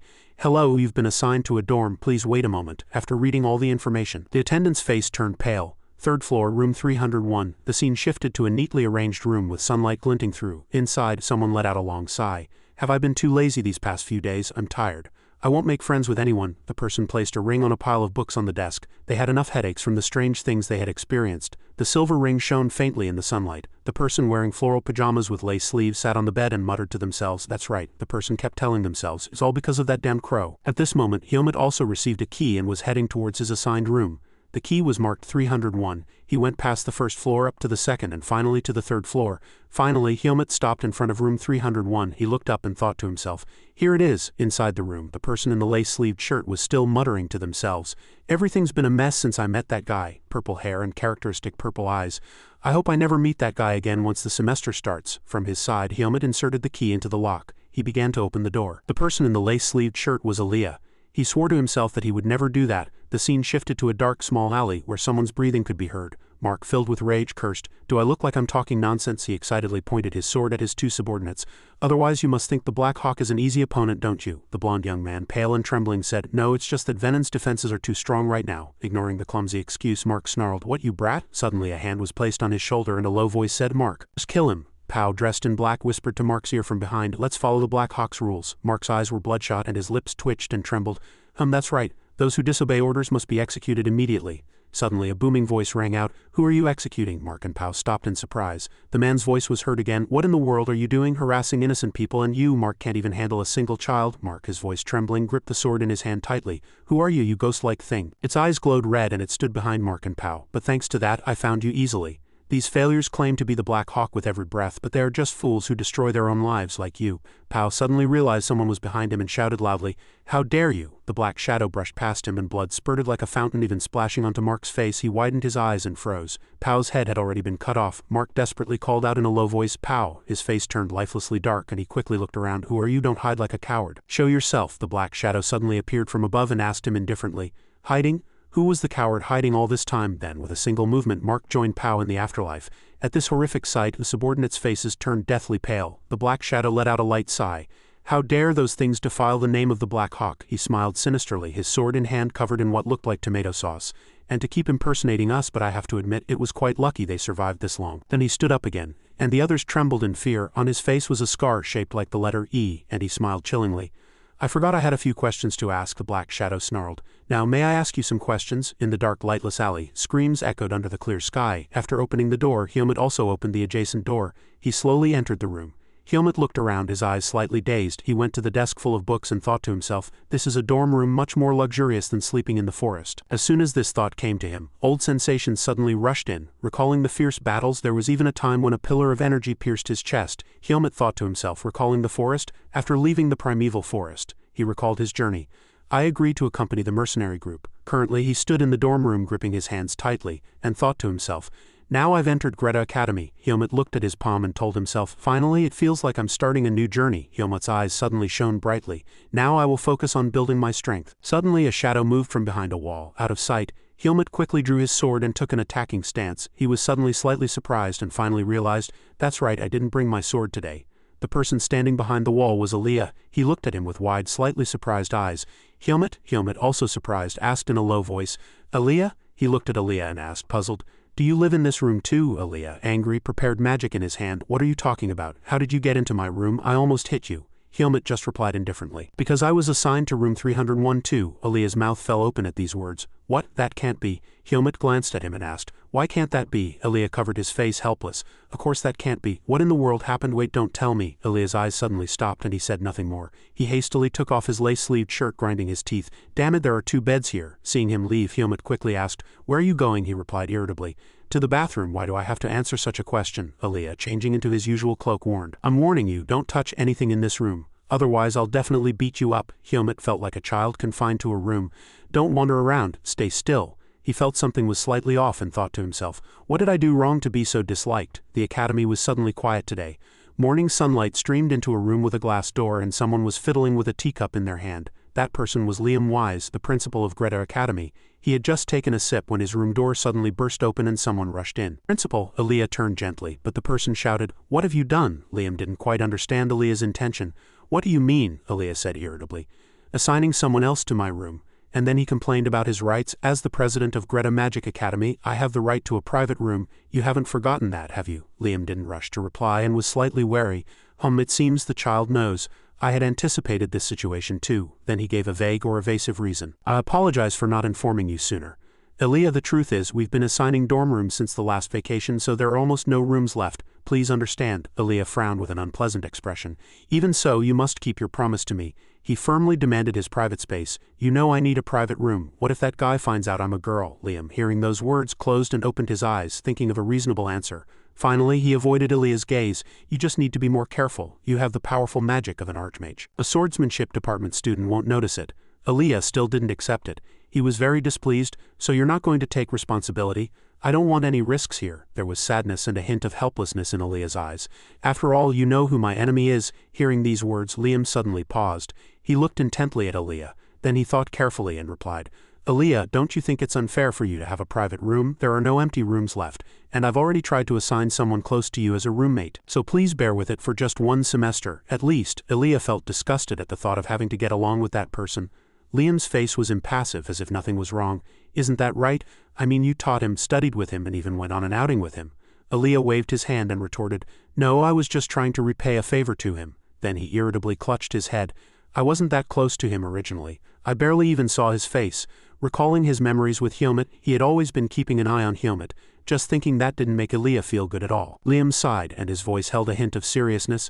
This is my responsibility as a teacher and guardian to help you foster good friendships. As I said, if you get along well with him this semester, I will certainly assign you a single room. I promise. Aaliyah listened to his words, half believing. Soon, silence filled the room again. He leaned back and looked up at the ceiling, finally thinking he had escaped. Only time will tell if he will be fully convinced or not. He was lost in thought about Aaliyah. That guy will definitely become a good person. Elsewhere, room 301's door was wide open. Hyomit had been standing in the same spot since Aaliyah left. Seeing Aaliyah sigh helplessly, Hyomit asked, It sounds like things didn't go well for you. He replied irritably, You must be proud of how fast you are, aren't you? Aaliyah scanned Hyomit, sending an annoyed, suspicious look, then chuckled and tossed off his cloak. You really want to share a room with me, don't you? Hyomit looked at Aaliyah with indifference and replied, It's not a question of wanting, but of needing. Do you understand? Aaliyah, wearing a black t-shirt, leaned against the wall and sighed. I've been living alone ever since I became the president of the Magic Academy. But this semester I have to share a room with you. He frowned and his voice suddenly became softer. Honestly, I don't really like this situation. Hearing this, Hyomit was slightly surprised. He waited for the next words. Aaliyah looked at Hyomit with lazy eyes and suggested, I can help you with a lot of things using magic. What do you think? He nodded but did not agree. I don't think the instructor would agree. Even if they did, the students would soon find out this method won't work and neither will that one. Aaliyah frowned. I hate to say this, but much pickier than you think, he added a few threats. Living with me won't be easy. Do you still want to stay? Hyomit pretended to think for a moment, then agreed. All right. Aaliyah was slightly surprised. He tilted his head, his gaze hidden by his long hair. To me, you're much better than those other guys, that's for sure. Hearing this suddenly, Aaliyah unconsciously widened his eyes. Hyomit's true intentions were not so good. Thinking of the broad-shouldered, muscular guys, he thought to himself, Actually, I mainly talk to him at the academy, so this is much better than mixing with the other guys in the swordsmanship department. Aaliyah was still lost in thought, a faint bead of sweat trickling down his cheek. In the end, Aaliyah regretted it. I shouldn't have helped him with that exam. A few days later, many academy students arrived on the prestigious academy campus. Outside the school gate, several carriages slowly drove in and people disembarked from them. Hyomit wore a backpack and a sword at his waist, but his eyes showed no interest. He hurriedly picked up his bag and looked around, thinking to himself, All the luggage has been moved and Aaliyah has also decided to keep sharing the room. Following that, Hyomit went up the dormitory stairs. He opened his room door. Aaliyah glanced from inside the room and asked, You're back? Hyomit looked at him with a nod. Decided, Aaliyah replied without turning his head. Yes, it's in front of you. In front of the two there was a table with a candle and the room was very neatly organized with just one table and one bed. One of the curtains was already drawn. Hyomit looked around. Elaga went to the window and pulled the curtain shut forcefully. The space inside the curtain is mine. Your part is wider, but I won't accept any complaints. This curtain is like a red line, so don't cross over to that side. Helmut glanced at him, slightly puzzled, and then established numerous rules for the room. I'll install a soundproofing device, but don't make noise at night and no smells, and keep the living space clean. Don't let anyone in, especially those guys from the magic department. He widened his eyes and continued, if you need something, call me. If I don't hear you, call me enough times and I'll answer. Helmut glanced at him and said softly, understood. Hearing this, Elaga entered the curtain. It's all done, so go back to what you were doing. He followed him, then suddenly called out softly, Elaga. He looked at Elaga with hopeful eyes. I hope we get along well. Elaga looked back at him but said nothing. Just like that, the first dormitory moving day ended with a sigh. The academy semester began, and it was one afternoon. Someone stood with folded arms, a defiant attitude. That commoner, he passed the transfer exam right. The person spoke softly, but the corners of his mouth were turned up. I heard the principal is protecting him. Another person continued with a sneer. So that's why he was acting so arrogant? Does he think he can hide his weaknesses just because a noble is protecting him? The next words pleased the blonde Serp Ruggles slightly. I'm really looking forward to confronting him. Serp Ruggles turned up the corners of his mouth, not hiding his contempt. He'll soon learn that there's a line he shouldn't cross. He stood up abruptly and declared his evil plan. Fortunately, there's no swordsmanship class tomorrow, so let's go and completely crush him. It'll be fun the next day. The academy sky was clear with distinct clouds. Helmut opened his room door wearing a very neat uniform. He then moved his arms and legs to check if the clothes fit well. I thought the uniform would be tight. It's surprisingly comfortable. He recalled Elia's words again. Elaga had said there wouldn't be much to do at the beginning of the semester. After class, I should go straight to the private training ground. Suddenly, Syrian's familiar green hair appeared on the dormitory floor. His face was pale and he pointed at Helmut with trembling hands. You just came out of room 301, right? He tilted his head full of question marks. The blank face, he replied. So what? Syrian exclaimed in surprise. Of course that's Elia's room. Don't tell me you're sharing a room with Elaga. He nodded, implicitly agreeing. Yes. Syrian widened his eyes again and reconfirmed. But Elaga has the privilege of a single room, because he's the top student in his class, but more importantly, Elaga agreed. Following that, Syrian hurriedly examined this guy's appearance. That's strange. Elaga does favor handsome people, but favoritism is wrong. Thinking it over and over, he couldn't guess the mysterious Elia's mind. Syrian waved his hand. All right, you'll soon find out how painful it is to live with that picky person. Following that, he went down the dormitory stairs with Helmut. Come to think of it, today was the first swordsmanship department class. He simply replied with a low hum. Suddenly, Syrian became serious and warned him about a few important things. You won't have any problems studying at the academy, but never get involved with the academy's mad dog. Hearing this, Helmut imagined a black dog growling. Do they keep dogs at the academy? Syrian looked at his innocent expression, dumbfounded, and said, that's just a nickname. You really are the most ignorant person in the world. Syrian began to expound on the life story of the academy's mad dog. There's a guy named Asuka. He's the second-year top student. Last year he beat up every single guy who picked a fight with him. One even had his ear torn off and had to quit the academy. Since then no one has dared to pick a fight with him. Hearing this, Helmut's eyes didn't waver in the slightest. He then asked, Can I do that too? Syrian frowned and replied, Of course not. He's so exceptional that the school has stopped trying to control him. Do you think he would have changed in such a short time? Anyway, be careful. After saying this, Syrian left first, waving slightly as he said goodbye. Do your best in class. By the way, my room is 307. If Elaga gets angry, come find me. Helmut quietly watched him disappear. Understood. At this moment, several students were gathered in groups in the academy lobby. Suddenly, someone with a red armband appeared, catching their attention. The scarred prefect shouted loudly, Second years, immediately stand in 4 lines in front of me. Several of the group immediately obeyed the command. Yes, sir. Only Helmut stood there blankly trying to line up. The scarred prefect asked the students about their enjoyable vacation. Did you all have a good vacation? Yes, sir. Today is the first day of the semester and the first class, so we'll start with basic physical training. He demanded training in a strict voice. I trust that the swordsmanship department students of Greta Academy didn't slack off during vacation, did they? Run 20 laps around the track. The students, intimidated by the scarred prefect's demeanor, dared not say a word. 20 laps. Helmut heard the murmuring among the group. 20 laps at the beginning of the semester. The instructor must be really strict. He calmly thought to himself, 20 laps is too little for a warm-up. At this moment, he didn't notice a young man named Aaron staring at him. He thought to himself, I have to stand next to a commoner. He looks elegant, but the more I look, the more annoying he gets. Seeing Helmut's calm expression, Aaron was filled with jealousy. He immediately came up with a trick. All right, if I stick out my leg, he'll trip right away. Let him taste the mud on the first day of school. Having thought this far, he didn't hesitate to stick out his leg while running, trying to trip him. But Helmut was smarter. He moved his foot back 1 step ahead, leaving Aaron dumbfounded. He frowned in confusion. What? I couldn't have made a mistake. At this moment, Helmut had already brushed past Aaron. He was surprised and widened his eyes, looking at him. Impossible. He still didn't give up and kept sticking out his leg, but Helmut avoided him every time. After several such attempts, Eren was embarrassed and exhausted, sweat dripping down his face. He became wary, thinking, I need to be careful not to get tripped by that insolent guy again. Following that, he made up his mind to run and directly collide with Helmut. Let's see how you avoid this. His foot approached Helmut's shoe. Helmut decisively kicked his foot, causing Eren to lose his balance. He was counterattacked and fell face first onto the ground. This incident made all the other guys turn around. The scarred prefect shouted loudly from the side, What are you doing? He barely scrambled up and replied, I'm sorry, I tripped. Helmut was running far ahead, glanced at him, then continued his warm-up run. Eren's face turned black with anger and his mouth was twisted. He thought to himself, that wretched guy. After a while, the 20-lap warm-up run ended. The scarred prefect looked at the students who had collapsed on the ground or were panting. He turned around and commanded, Rest, one person follow me to carry the luggage. Yes, a young man raised his hand and volunteered. Sir, I'll go. Helmut only had a few beads of sweat on his face after the warm-up. He sighed. As the scarred prefect left, Eren, indignant, approached Helmut. You damned brat. Helmut turned around as if nothing had happened and asked, What? As he spoke, Eren raised his hand to hit Helmut. Are you messing with me? You tripped me earlier. However, Helmut quickly dodged and retorted, You tried to do that to me first. In less than 30 minutes, Eren had been embarrassed twice. He screamed, Commoner acting so insolently, you'll regret this. Following that, he leaned close to Helmut's face and snarled, Watch your life outside the academy. Know your place as a commoner. Sir Ruggles saw the noisy scene and called Eren. Eren, stop it. The run was hard enough, don't waste energy on such things. He gave a meaningful smile and turned around saying, Leave him alone, let's get our revenge at the training ground later. Eren followed him, suppressing his anger. Just you wait. Helmut watched them leave. He thought to himself with a hint of disdain, how dare such weaklings act so arrogantly? It's unbelievable that they challenge me knowing they can't win. He gathered energy in his hand and clenched his fist. Right now, should I teach him a lesson? Suddenly someone's voice cut off Helmut's assassination instinct. Did you just say commoner? A strong wind blew, rustling his blue hair. Helmut and Eren both turned to look at the person who had spoken. Asuka smiled slightly and asked, Did you perhaps mention me? The blue-haired young man bowed his head and his voice was low. No, did you just say commoner? Did you perhaps refer to me? The wound on Eren's cheek was still red. He irritably asked, Who the hell are you? Asuka walked down and said, You don't know me. I don't know you either. Are you a transfer student? He turned his head, a tired expression on his face. I kept hearing someone complaining about commoners. Following that, Asuka half closed his sea-colored eyes and slightly curved the corners of his mouth. So I thought you had a problem with me.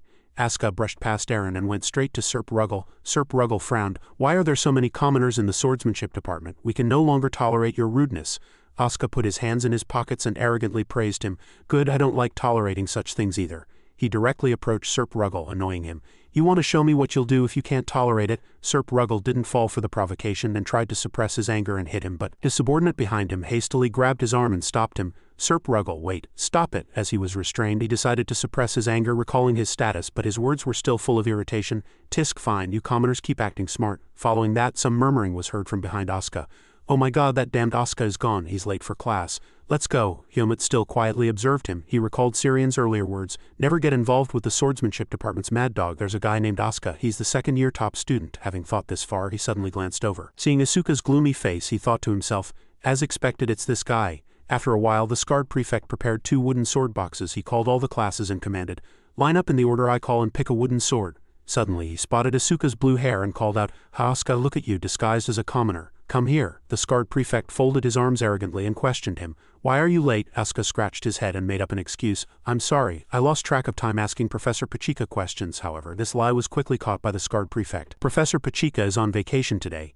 Even if you're going to lie, put some effort into it, he added, ordering him to run 30 laps around the track. Asuka was blankly surprised. 30 laps. When he showed a hesitant reaction, the scarred prefect asked again, Do you have an opinion? Asuka replied indifferently. No. At this one scene, Helmut thought to himself, he seems to have a pretty bad reputation. It's understandable. How could such things lead to a good reputation? After dealing with Asuka, the scarred prefect returned to training.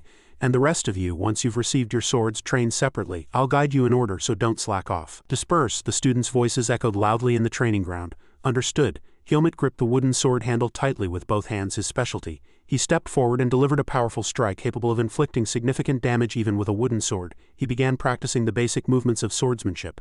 Helmut's eyes were sharp and filled with confidence. Helmut continuously swung his sword left and right and from top to bottom. As he was about to unleash another swordsmanship technique, he suddenly paused. The scarred man stood before him, watching him. However, he said nothing, turned and left. Helmut didn't understand, but he also wasn't curious. He wiped the sweat from his face with his hand. He recalled his teacher's words. The teacher said that the first class wasn't too difficult, but something was lacking. Perhaps things would change in a few years. Suddenly, footsteps approached from behind him.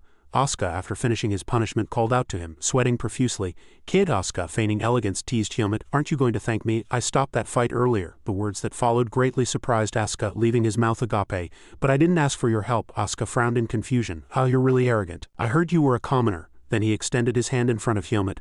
"I'm a commoner too, let's get along." Helmet felt that this hand was somewhat strange. A blue aura was emanating from Asuka's hand in his vision, and he slightly frowned, becoming wary.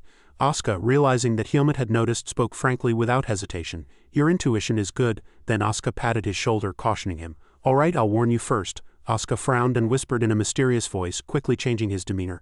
"Don't pretend to respect me just because we're both commoners. That bothers me." At this, Helmet slightly frowned, unable to understand Asuka. Then Asuka didn't linger any longer and strode ahead, waving his hand in farewell. "Let's really get along, commoner friend."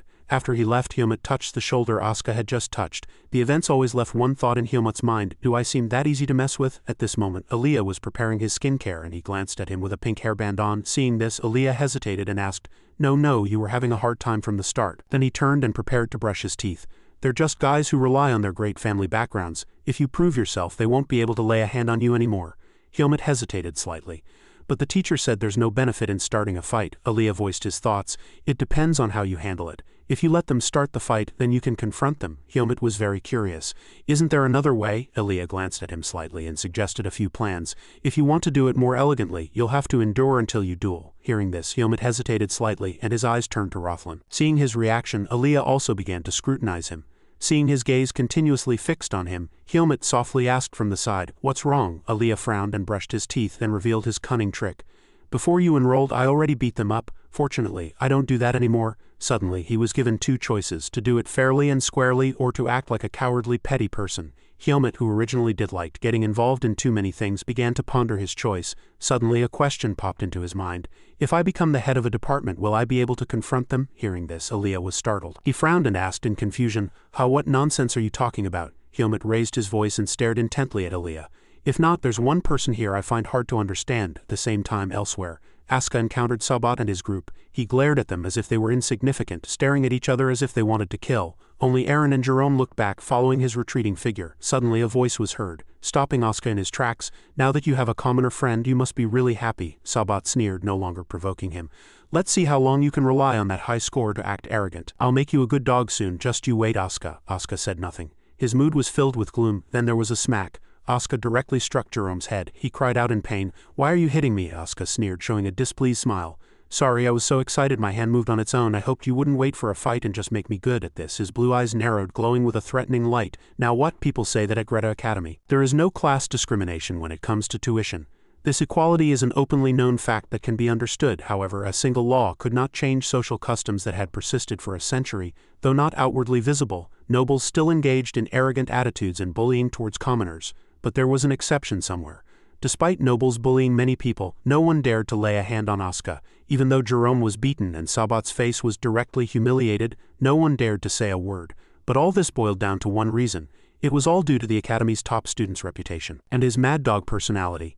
Asuka's madness prevented others, no matter how arrogant, from daring to do anything. "He's too scary. What's he doing? Do you think he'll listen to you if you stare at me like that?" Sabat was angry, but feeling the pressure emanating from Asuka, he had to lower his voice.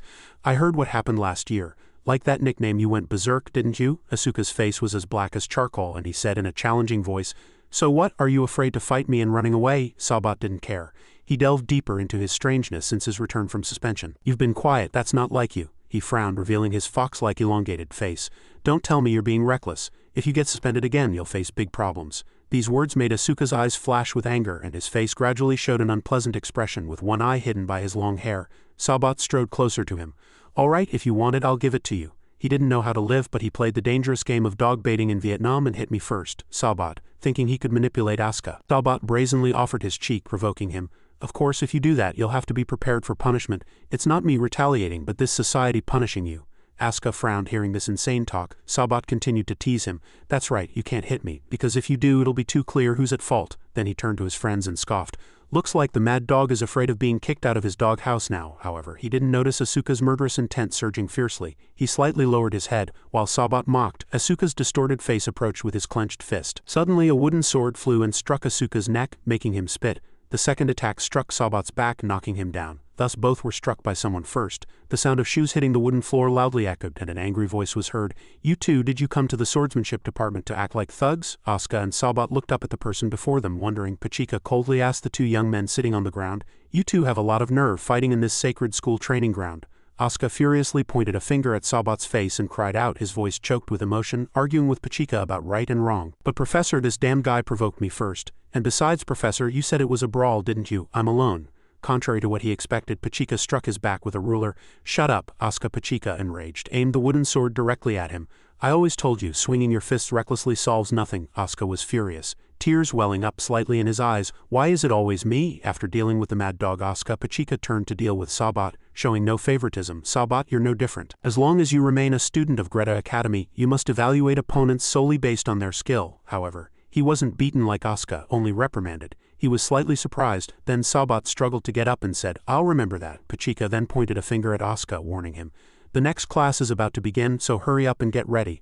"Asuka, come with me." He was startled and asked why. Pachika's voice continued to echo. "If I tell you to follow, you follow. Why are you so talkative?" Sabat and his group tidied their clothes, seeing Asuka being dragged away. In another corner, Vike continued to admonish his good student, and Sabat turned around and called his companions. "Let's go." Asuka didn't listen to Pachika. He only focused on the guy who had just provoked him. She took a deep breath and calmly delivered a blow. Asuka, struck by Pachika, screamed loudly, and the force left a red mark on his shoulder. He cried out, looking at Pachika in disbelief. "What is it now? What's the problem this time, teacher?" Pachika, flustered, still scolded him. "You're too foolish. You can't control yourself. Are you trying to cause trouble again with that personality?" He felt displeased by Pachika's harsh advice. "Even after your first suspension, you learned nothing." At this, Pachika sighed, covering half her face with one hand, and lamented. "You're the top student of the academy, so you were spared punishment once, but if it happens a second time, I won't protect you." Then she turned back to Asuka and voiced her thoughts. "I know it's hard for you to endure right now, but once this year passes, you'll be recognized. You're a very talented student. You can't lose this opportunity because of these things." Asuka frowned unpleasantly, because what he carried on his shoulders was not just himself but his reputation and other greater things. Pachika suddenly changed the subject. "I heard that the new student, Hermit, has been getting along well with the noble class in this academy without any problems." Asuka showed slight interest and asked again, "Who?" Feeling his slight curiosity, Pachika hastily provided a few more pieces of information. "That child is also a commoner like you, so treat him kindly. Your situations are similar, so you might become close." Hyomut's familiar face popped into Asuka's mind. He suddenly realized that she was talking about that guy. Hearing this, Pachika was slightly surprised and asked again, "You two met?" Asuka turned around and waved his hand lazily, refusing her suggestion. "I already told the professor I don't want to get close to anyone. Besides, that guy is an arrogant young brat. He'll do fine on his own." Asuka bowed his head and thought to himself, perhaps. The scene shifted to a classroom hallway during class with no students in sight. At this time they had already entered class and were focusing in a classroom as spacious as a basketball court. Pachika sharply tapped the desk with a wooden sword to get their attention. She began to take attendance for all the students. "Everyone, attention. Class will now begin. Are there any absences? Look around and check." Suddenly a hand was raised to speak. "Professor, Hermit is not here yet." Pachika was slightly surprised. "Why isn't he here yet?" Pachika, seeing that someone knew about the absence, immediately asked for information.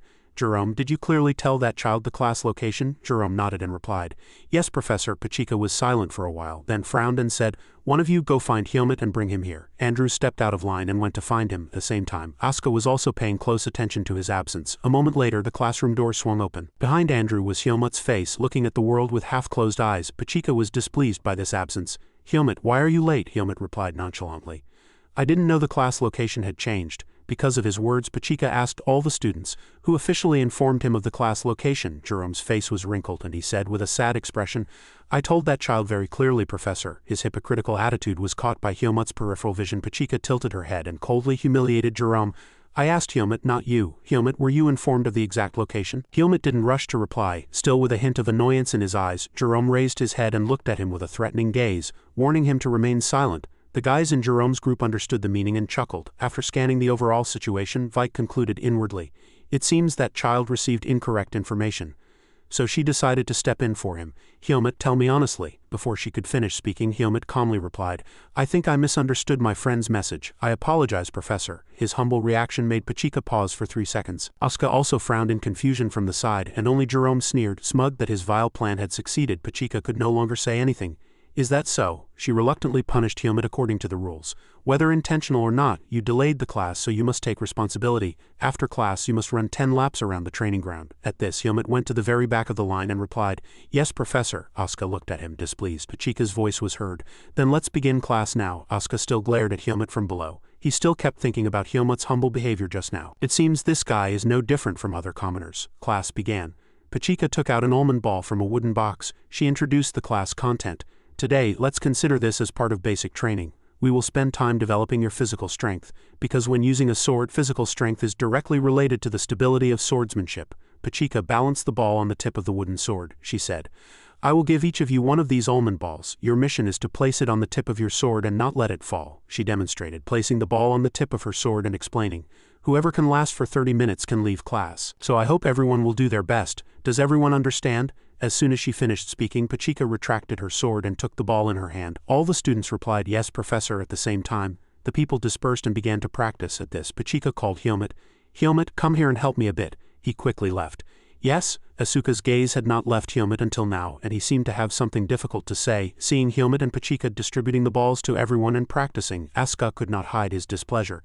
"Helmut, when I saw that guy yesterday, I thought he had a pretty rough personality, but in fact he's just a cunning guy who trembles and submits before power." Asuka coldly caught the thrown almond ball and thought to himself, "I'm different from guys like you." He looked again at the nobles flattering each other. "Even if it kills me, I won't bow my head to these nobles." At this moment, only Jerome hadn't received his ball yet. He had been quite arrogant about Helmut throwing the ball.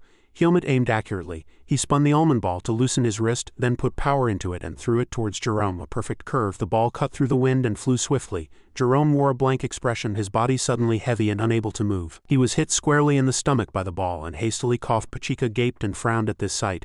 Asuka was no different. He who had just disregarded Helmut now had to change his mind. Jerome clutched his stomach, groaning in pain, and trembled all over. Helmut dusted off his hands, glanced at him, and said with a contemptuous tone, "Sorry, it wasn't intentional.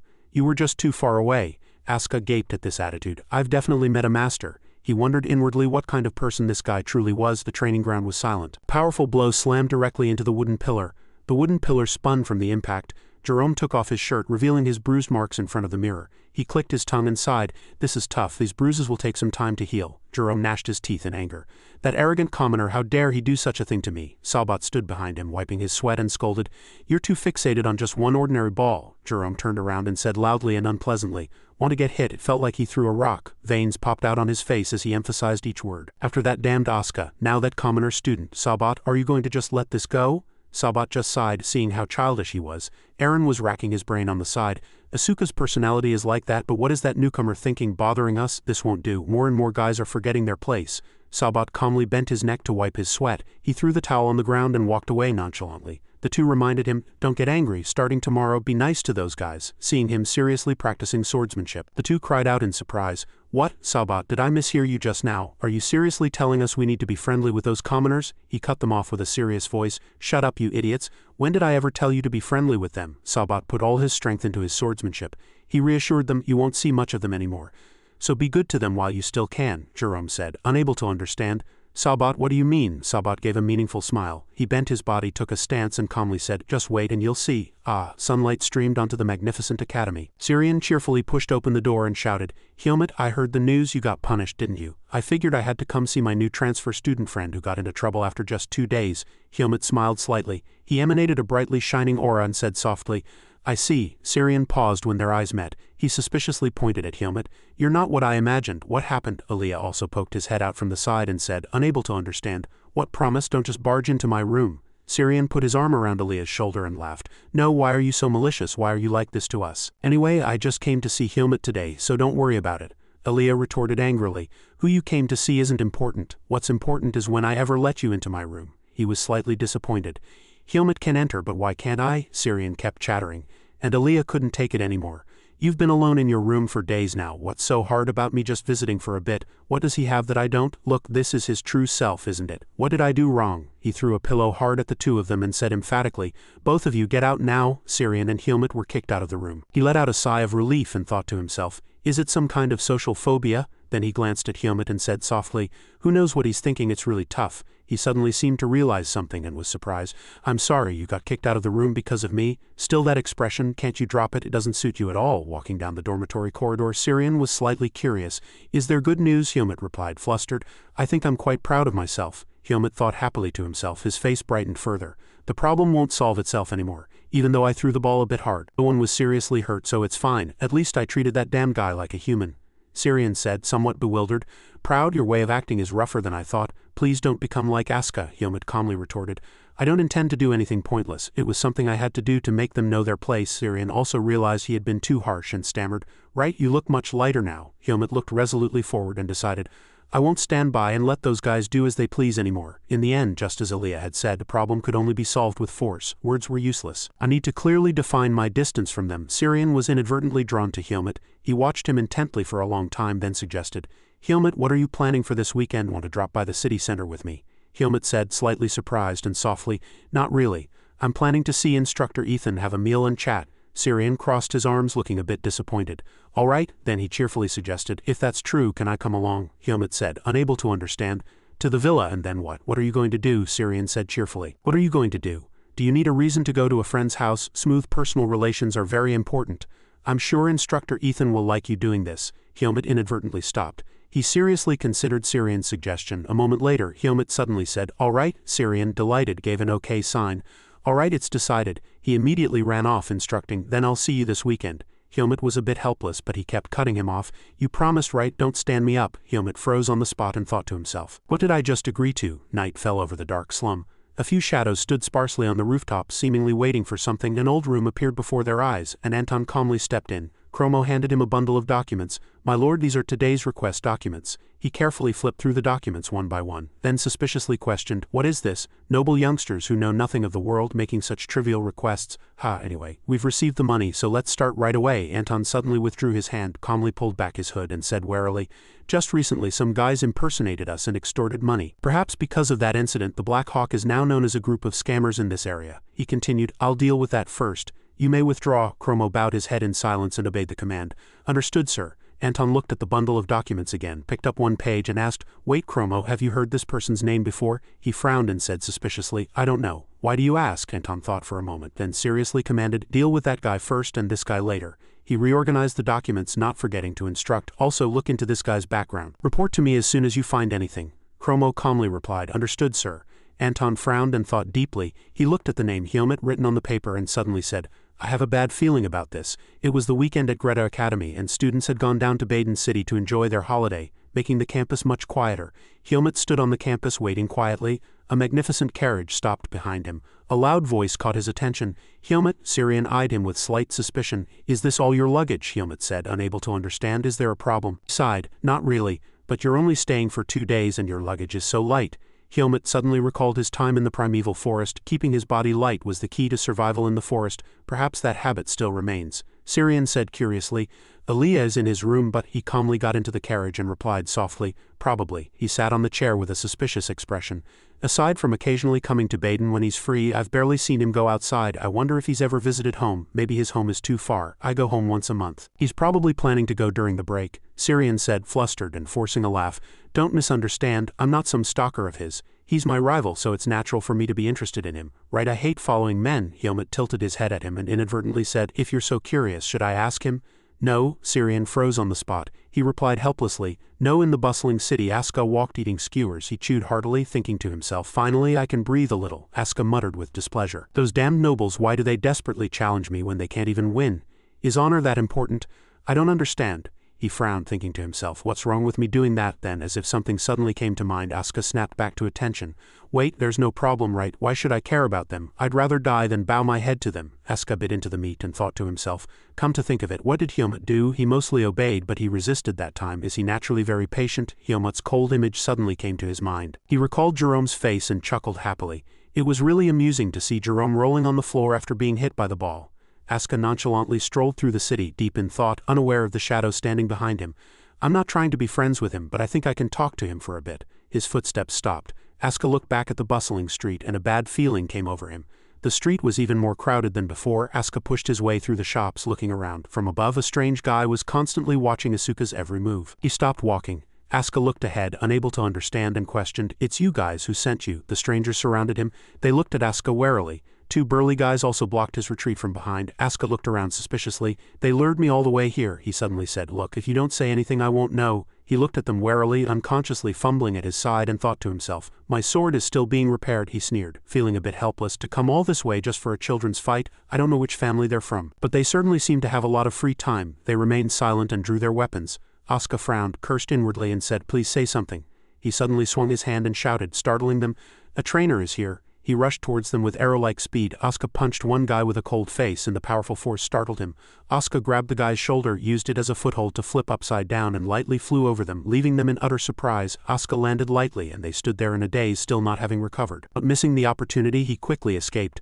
They said in surprise, "Why is he so fast?" One guy reminded them. "What are you standing there for? Hurry and chase him." Asuka ran as fast as an arrow. He stopped in surprise at the end of the road. It turned out to be a dead end. He was extremely confused and stood rooted to the spot.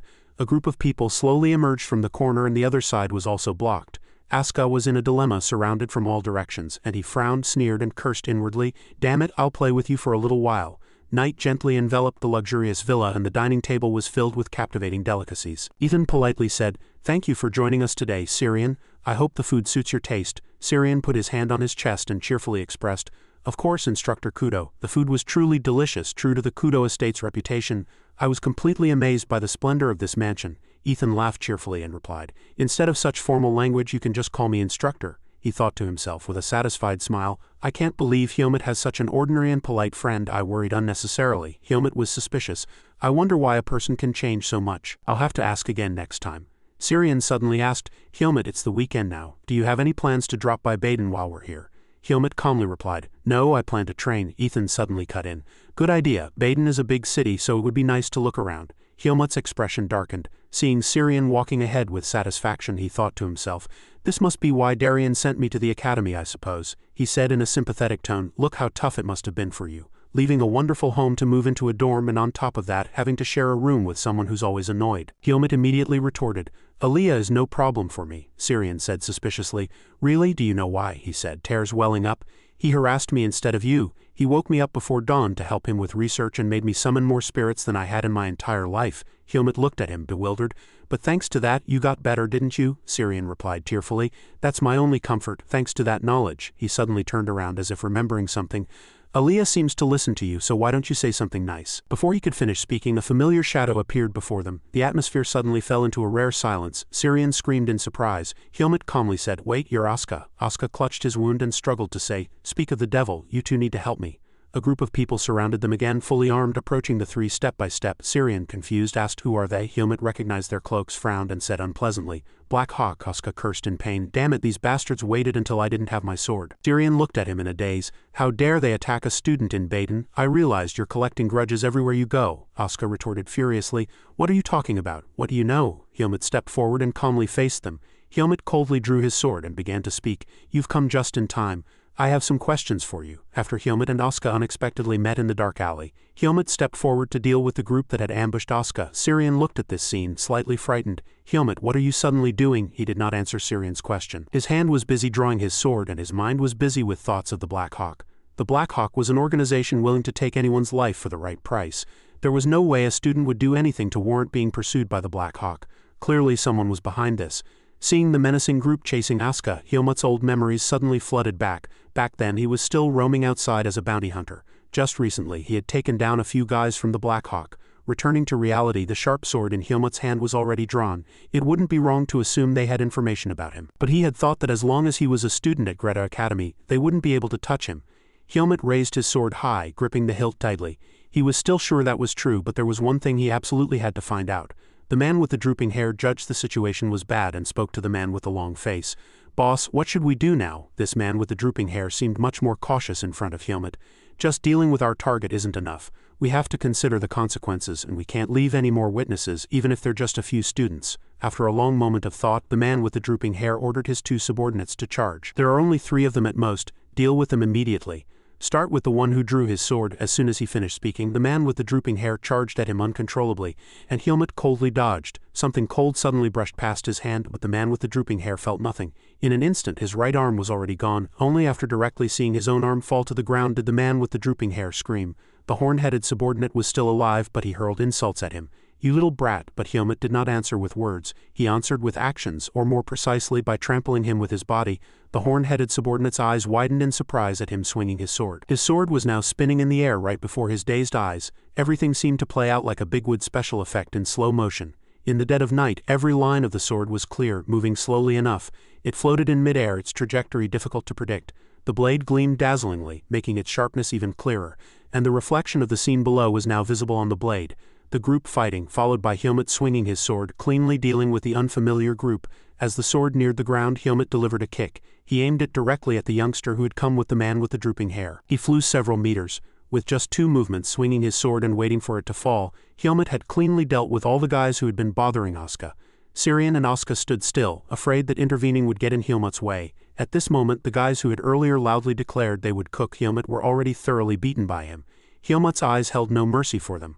Asuka was surprised by Helmut's exceptional swordsmanship. He had been able to take them down in just a few seconds without even needing to use V. His usually expressionless classmate was now radiating the aura of a master swordsman. Asuka thought to himself, "This guy's skill is so good, so why does he?" Helmut took out a glowing purple stone from his hand. "The seed of darkness isn't reacting either.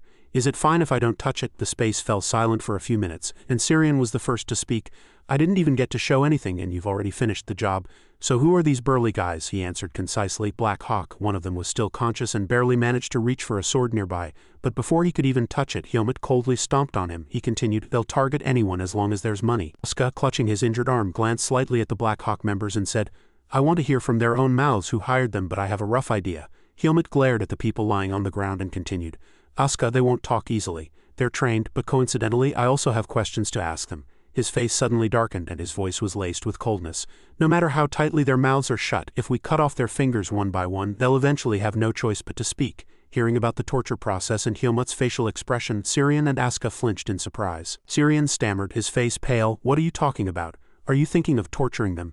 Even if a student was attacked first, this goes beyond the scope of self-defense." Asuka stood to the side, glancing away in disgust. "What is he thinking seriously?" When he finished speaking, Syrian pointed in one direction and suggested, "Since you've subdued them, I'll go call the guards. We've done everything we can. Interrogating them is their job." Hearing this, Asuka immediately turned to him and objected, "Wait, are you sure we can trust them? If this incident is a matter between commoners and nobles, won't they just conduct a half-hearted investigation?" Syrian understood his words, but he also had his own reasons. Harming a student is a very serious matter. They can't just brush it aside. It's impressive that you worry about such things. That's probably why you're making enemies everywhere you go. Then Syrian snapped his fingers at the two of them before leaving, reminding them, "I'll be right back, okay? Just in case, I'm telling you, don't touch their fingers." Asuka, with a tired expression, followed him like an old man. Helmut replied indifferently, "Understood." After he left, he glanced at the youngster below again. His foot was still resting on the hand of the man with the drooping hair. Helmut sat beside him, but his foot still didn't move.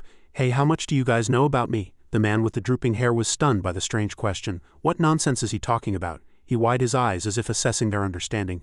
"This much information is enough for me." The academy building was swallowed by darkness at night, with only a few lights on. The dormitory corridor was also dim. The dorm supervisor opened the door, slightly surprised. "I heard the news. Thankfully everyone is safe. That's a relief." She scanned Helmut, Syrian, and Asuka once, confirmed the three were unharmed, and then advised, "It's late now, so go rest. Report to the principal's office tomorrow morning." "Asuka, your injury looks serious. Should I call the head nurse?" He refused. "No, I'm fine." The three then left the office and Syrian looked at Asuka worriedly. "At least you should go to the infirmary. Are you really okay?" He shook his head slightly, avoiding the question. "At this late hour, what else is there to do besides lie down and rest?" Then he indifferently ignored the wound on his arm. "Besides, you even gave me first aid, so a good night's sleep should fix it." Syrian looked at him and sighed. "That's ridiculous. Are you a monster?" The three walked down the empty corridor. Syrian continued, "If you move, that stab wound will open again. Why aren't you going somewhere else for treatment?" Asuka, clutching his arm, wasn't in the mood to care. "I'm poor and magic healing is expensive." Suddenly, a thought flashed through Syrian's mind. His sharp eyes looked at Asuka. There must be a way to get free treatment. Helmut and Asuka had personally learned the principle of you get what you work for, so a free windfall falling from the sky could only be met with skepticism. Then everything became clear. Syrian knocked on Aaliyah's room door. Someone with an annoyed expression came out from inside. Syrian smiled brightly and waved his hand in greeting. "Aaliyah, thankfully you're still awake." Aaliyah tiredly clutched his head and said in a slightly angry voice, "If you don't explain what's going on right now, I'll blow you guys away with wind magic." Syrian laughed loudly and said amicably, "Hey, what's wrong? We're here because we have a favor to ask you." Hearing the name Aaliyah, Asuka stared at him with a blank expression. "This is the famous Aaliyah? He really looks like a girl." Aaliyah, annoyed, looked at the strange curly-haired guy and asked, "Who is this guy?" Hearing the insult, Asuka couldn't contain his rage and said, "What are you talking about, you damn brat?" Syrian didn't want the situation to worsen and flew in front of him, blocking him. "This is what happened. You can tell he's injured, right? Aaliyah, you can use healing magic, can't you?" Hearing this much, Aaliyah understood all three of their intentions, and his face darkened in anger. "Surely you don't expect me to use that in the middle of the night to heal this rude stranger, do you?" Syrian hastily signaled Hyomit, who understood his meaning, nodded, and then turned and said in a soft voice, "Please." Seeing his roommate's sincere attitude, Aaliyah paused for a moment. He rubbed his eyes helplessly, and in the end Aaliyah had no choice but to concede. "I'm in." Upon receiving permission, Syrian gave Hyomit a thumbs up. Aaliyah went straight into the room and announced to everyone, "Let me tell you in advance, nothing is free. Do you know how much it costs to get magically healed outside? At the very least, I should get some compensation, shouldn't I?"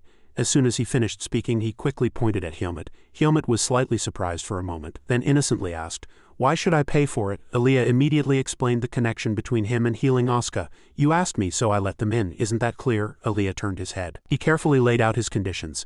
"If I heal him, what will you do for me?" Hyomit hesitated, thinking to himself, "Annoying. Since the price hasn't been set yet, I have no choice but to say anything within my capabilities is fine." At these words, Aaliyah paused for a moment. He curved the corners of his mouth, smiling meaningfully. "Don't forget what you just said, okay?" Hyomit helplessly broke out in a sweat. In truth, he couldn't grasp Aaliyah's intentions. Then Aaliyah turned inside and called the curly-haired Asuka. "Sit next to me quickly. I don't want to waste time, so get healed and disappear." Asuka grumbled in dissatisfaction. "What are you talking about, you arrogant little brat?" From the side, Hyomit had already begun to ponder Aaliyah's request. What could it be? He fell deeper and deeper into thought, regretting inwardly, "I should have answered more carefully." In dorm room 301, magical purple light seeped out from the window. After healing Asuka, Aaliyah announced he was finished. Not only were Asuka's muscle injuries healed, but he felt as if he had been newly trained. Asuka turned around at this moment to say something but couldn't find the words.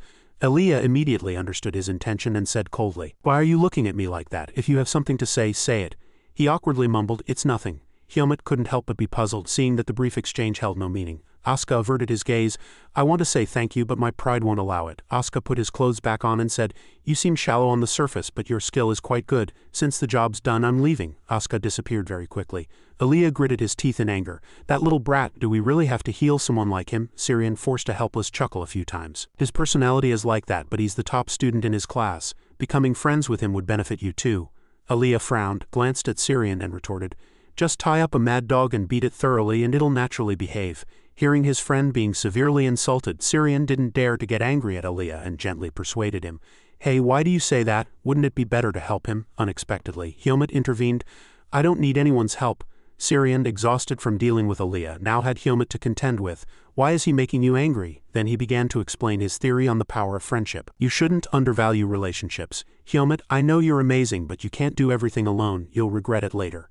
So be prepared to accept the consequences from now on." No matter how much Syrian chattered, Hyomit didn't listen to a word. He turned back to Aaliyah and sighed.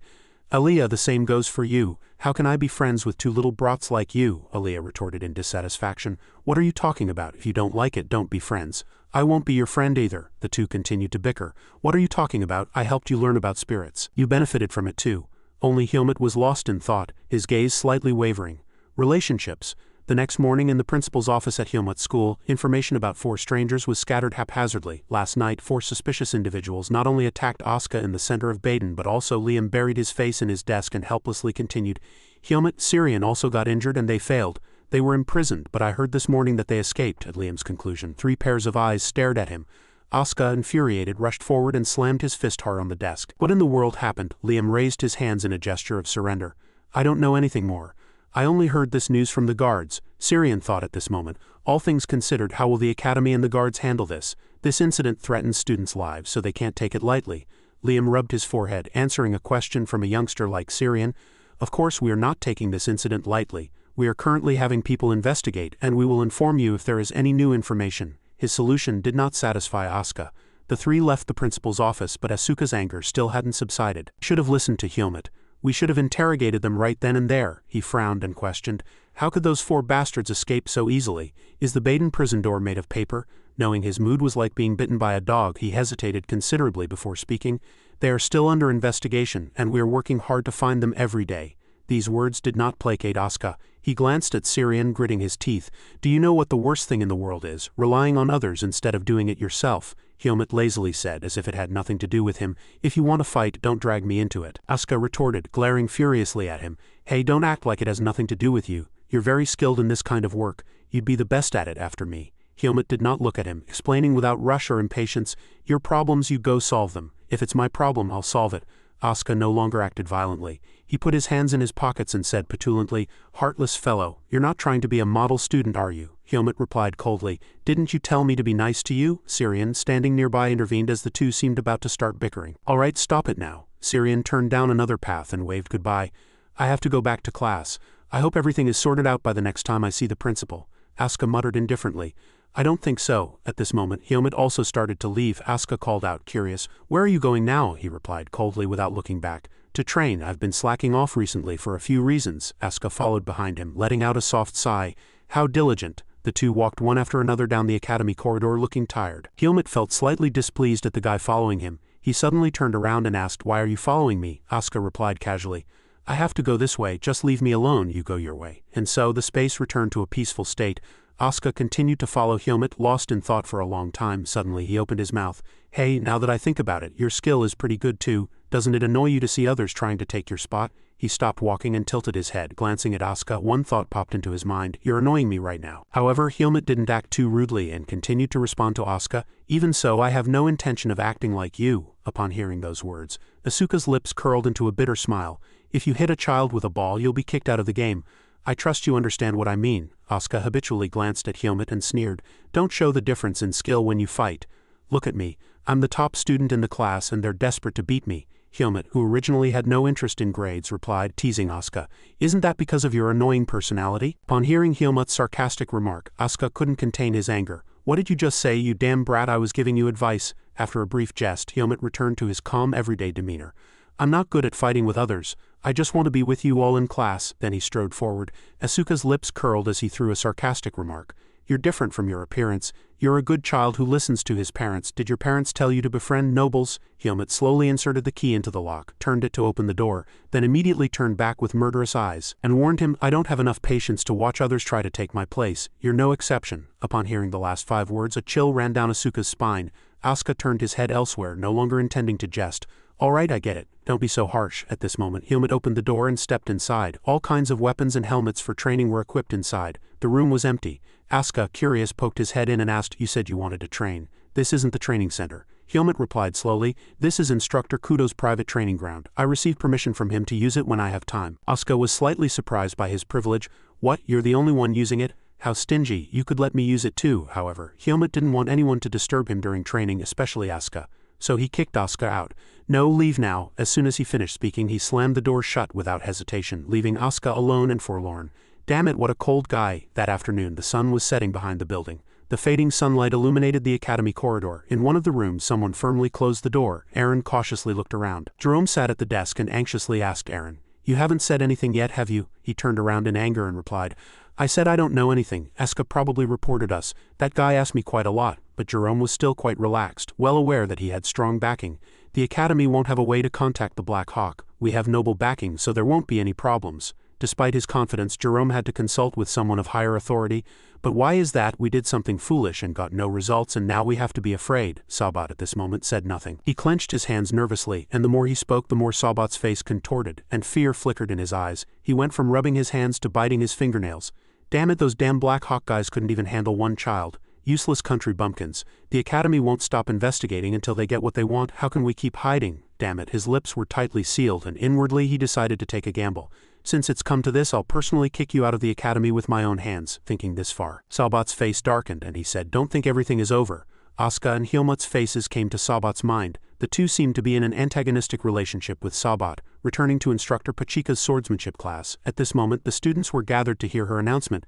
As most students already know, combat training will begin next week. Helmut, hearing that from below, thought, That's faster than I expected. He became dazed again, thinking to himself, My patience has reached its limit. I can't avoid punishment. But if I can end these troublesome situations with this opportunity. With that thought, Helmut turned his gaze towards Jerome and stared at him for a while. Then he recalled what Asuka had said. Don't try to show the difference in power when you fight each other. What I mean is, look at me. Even though I'm first in class, they still try to pick fights with me. To him, that wasn't a bad suggestion either. However, he couldn't know what kind of pressure existed in this academy, so Hyomit had no choice but to act according to the situation. If it doesn't work, I'll keep trying until it does. At this moment, Pachika firmly tapped the floor with the tip of her wooden sword to get the students' attention. Quiet. I know how passionate you all are, but don't forget that there's another important event before combat training, alright? She raised her voice and continued to remind them. As already announced, there will be a surprise exam tomorrow. This exam will be included in your grades, so make sure to thoroughly review your textbooks.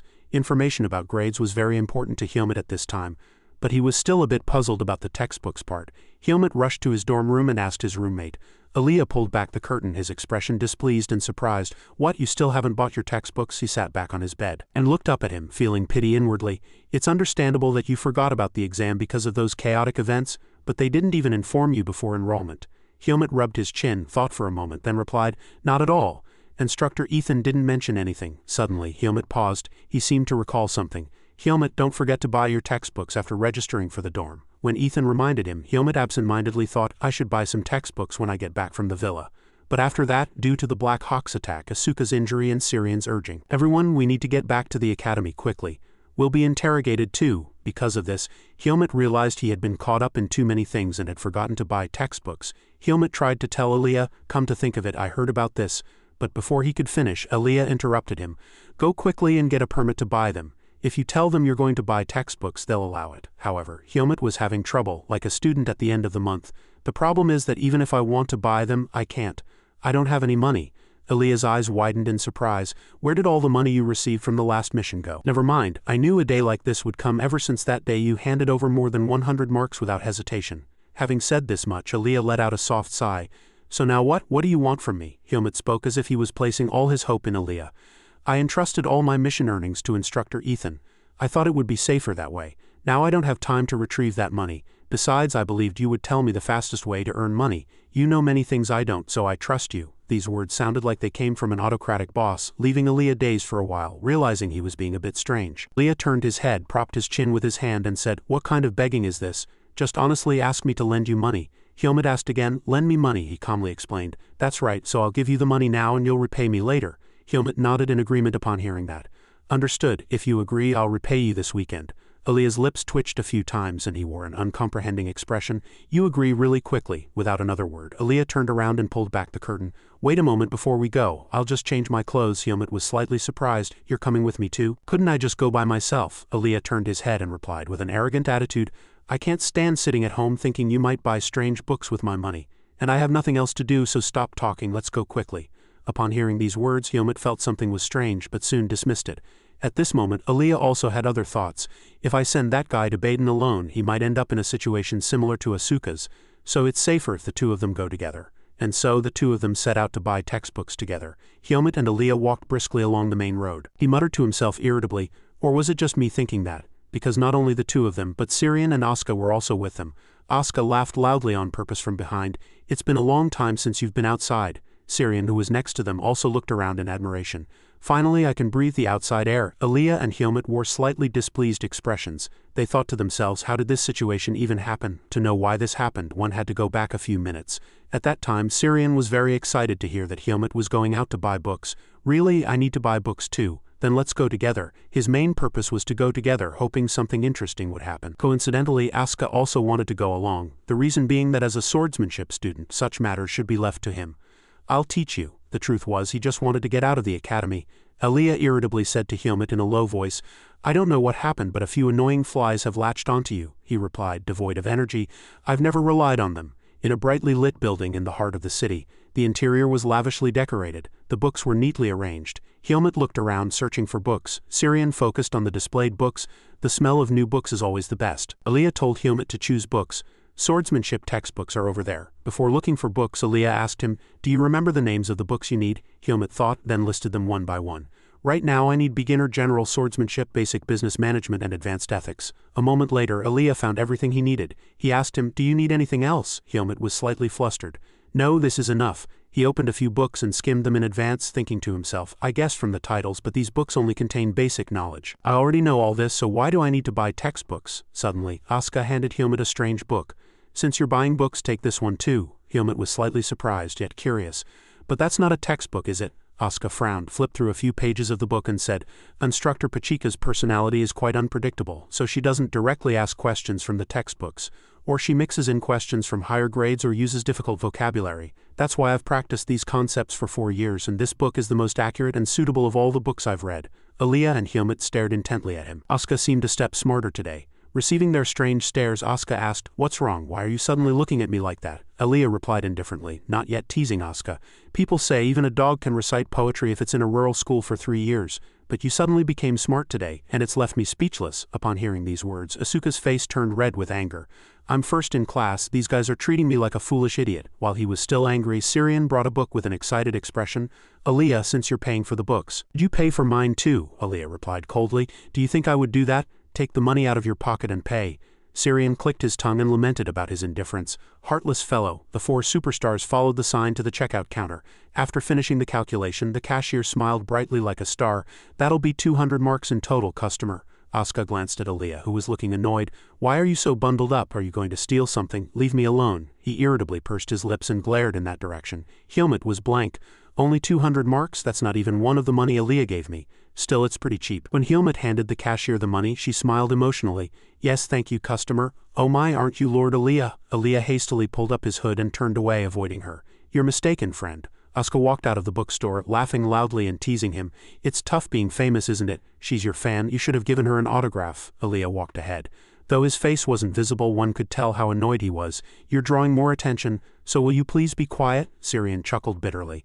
Isn't it unrealistic to expect not to be famous, especially since you graduated at the top, not someone who scored at the bottom? Helmut was slightly surprised upon hearing those words and seemed to realize something. Before his eyes, his 3 friends were jesting under the moonlight. The night breeze swayed gently, and Helmut the blue dragon felt a slight stirring of emotions. Is this what human relationships are? A moment later, the 4 returned to the dorm. Aaliyah took off his hood, massaged his shoulders and said, This is tough. I didn't need to use so much energy on this. Helmut suddenly asked one thing. Aaliyah, did you bring your textbooks too? Aaliyah, annoyed, suddenly turned around and snapped, What, do you think I would forget to buy books? His eyes grew more serious. That's not what I meant. You know so much even without textbooks, so I was curious if those books would be helpful to you. This question made Aaliyah pause. He crossed his arms and began to share his experience of success. Knowledge will vary slightly depending on your perspective. Textbooks are valuable because they help you view what you already know more objectively. You're very talented, but if you continue to think that the world you see is everything, you will eventually fail. He did not respond to those words, but this made Aaliyah even happier. He immediately pointed at him and warned, The problem is for you to study hard and not be complacent. I reminded you again before you went into the room, keep your books safe. If you lose even one, I will never help you again. He listened silently and replied in a low voice, Understood. The next morning at the academy near the sea, something bad happened.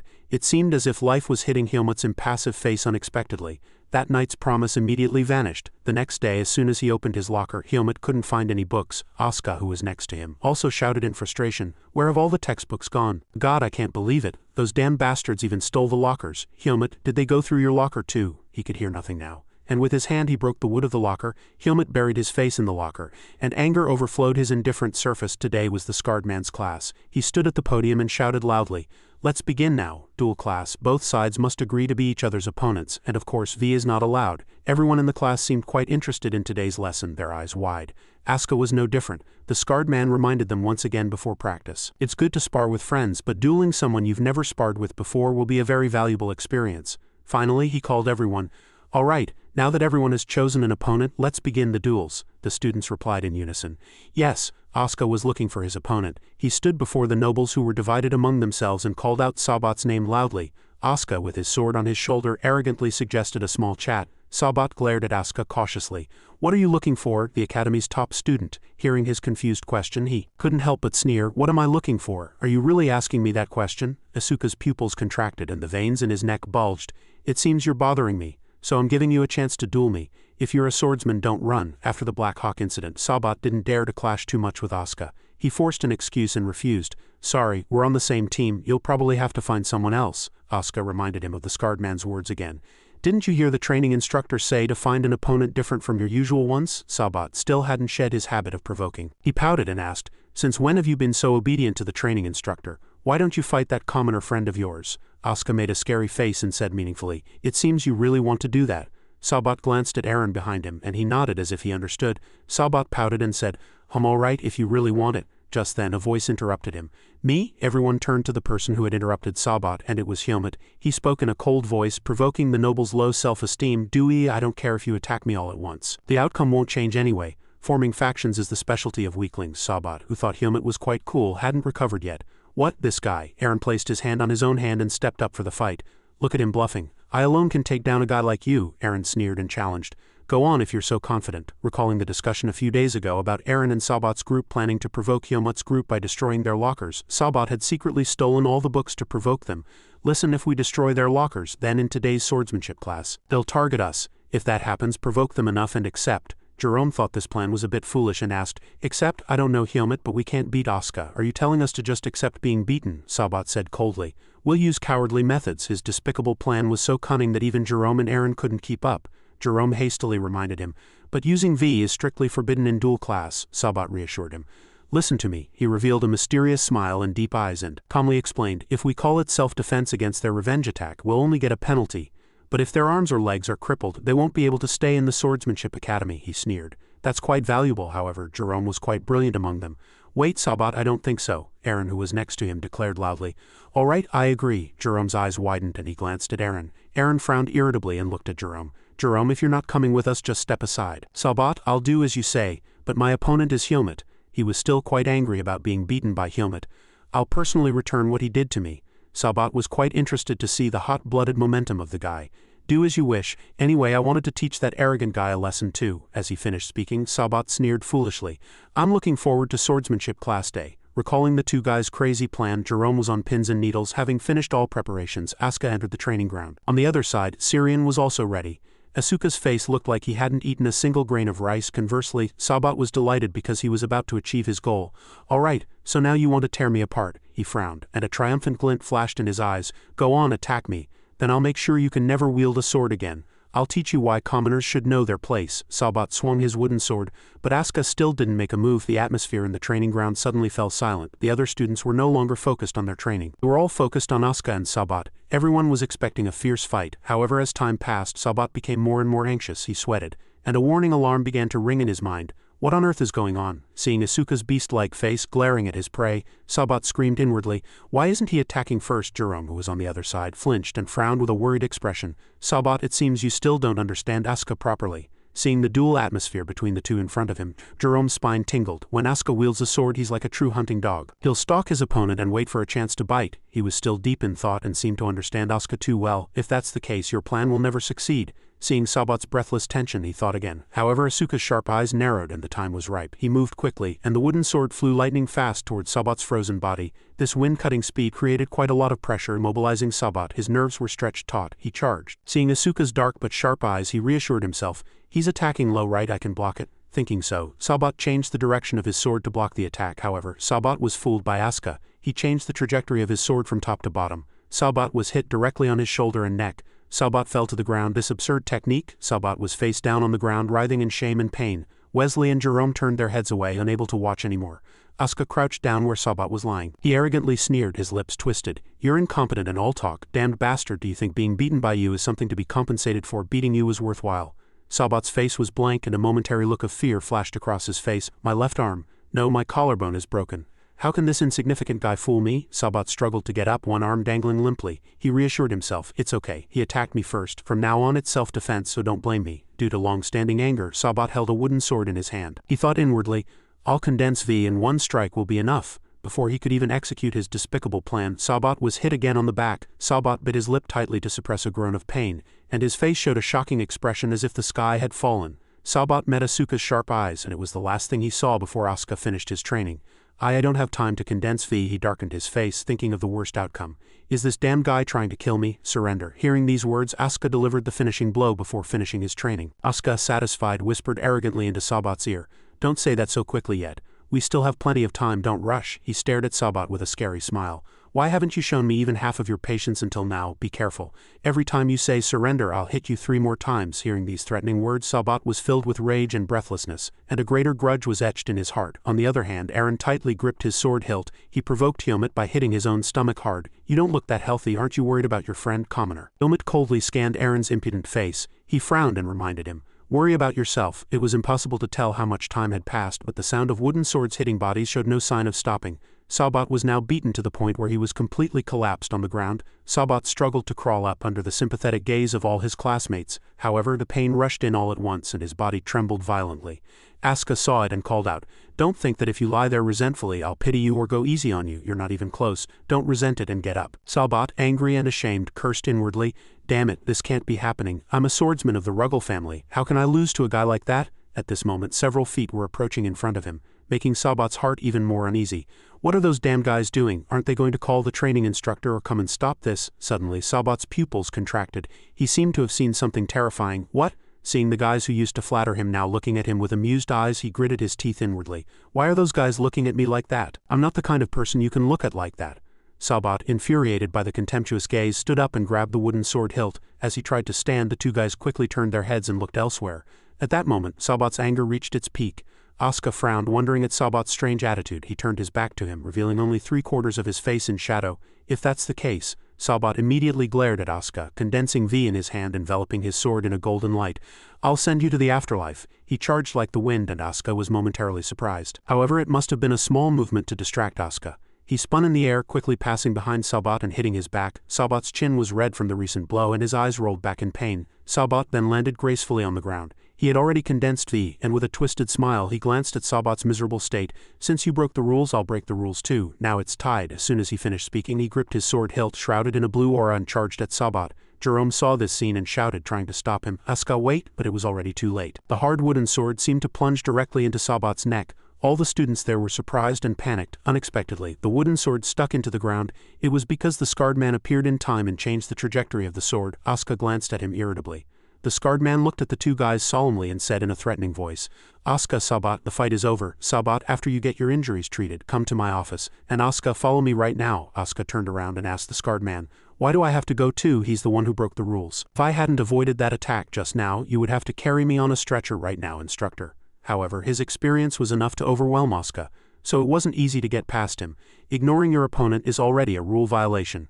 Are you still going to live as you please? How long are you going to keep making excuses like this? The scarred man clicked his tongue and gritted his teeth. "No matter how much I think about it, I can't understand why training instructor Pachika keeps covering for a guy like you." Asuka felt his throat constrict when Pachika's name was mentioned. After that, the scarred man gave instructions to all the students and then turned to leave first. "Someone take Sabat to the infirmary." "Asuka, I know something bad happened recently, but..." His words were suddenly interrupted by Andre's call. "Training instructor?" The scarred man was slightly surprised. "What is it? I'm talking right now. Come back later," he stammered, unable to speak. "It's nothing, just..." Andre pointed in one direction and said, "Is it okay not to stop the two of them?" The scarred man and Asuka couldn't help but be surprised to hear that. The day before, a frantic voice was heard in the academy corridor. "Aaron, why didn't you stop him?" Jerome was very curious about Aaron nodding when he heard Sabat talking about his absurd plan. "You know very well that such clumsy tricks won't work on Asuka, don't you? Besides, if you break the rules, you'll be penalized one way or another." Contrary to such worries, Aaron crossed his arms and replied indifferently, "Jerome, since when have you been so close to Sabat?" Jerome was slightly surprised. "What?" He looked at Jerome with strange eyes. "Eyes are for seeing, not for decoration. Sometimes you have to know how to observe. Sabat is definitely going to be screwed." Hearing such cold words, Jerome suddenly paused a few times. He stammered, "What do you mean?" Aaron glanced at Jerome and replied calmly, "He only escaped punishment because there was no evidence. But who doesn't know that Sabat used others to harm Asuka?" Aaron frowned and snarled in a sharp voice, "It's a disgrace to use the Blackhawk against a noble. Even if he used it against a commoner, most of the students in the swordsmanship department are of noble birth. Do you think their families would view that positively?" He also revealed a fact. "Sabat has already been abandoned for a long time." Having said this much, Aaron breathed a sigh of relief. "Honestly, it would benefit us more if Asuka defeats him and puts him in a chicken coop. After all, if the leader disappears, no one will question us." These words made Jerome continue to think. He still didn't fully understand. Aaron added a few more words without hiding anything. "I wanted to personally stomp on that arrogant brat too. Wouldn't it be great if we could expel Sabat and that guy from the academy? I'll make that guy crawl without needing a wallet. Just you wait." Returning to the present, Aaron was preparing to face Helmut.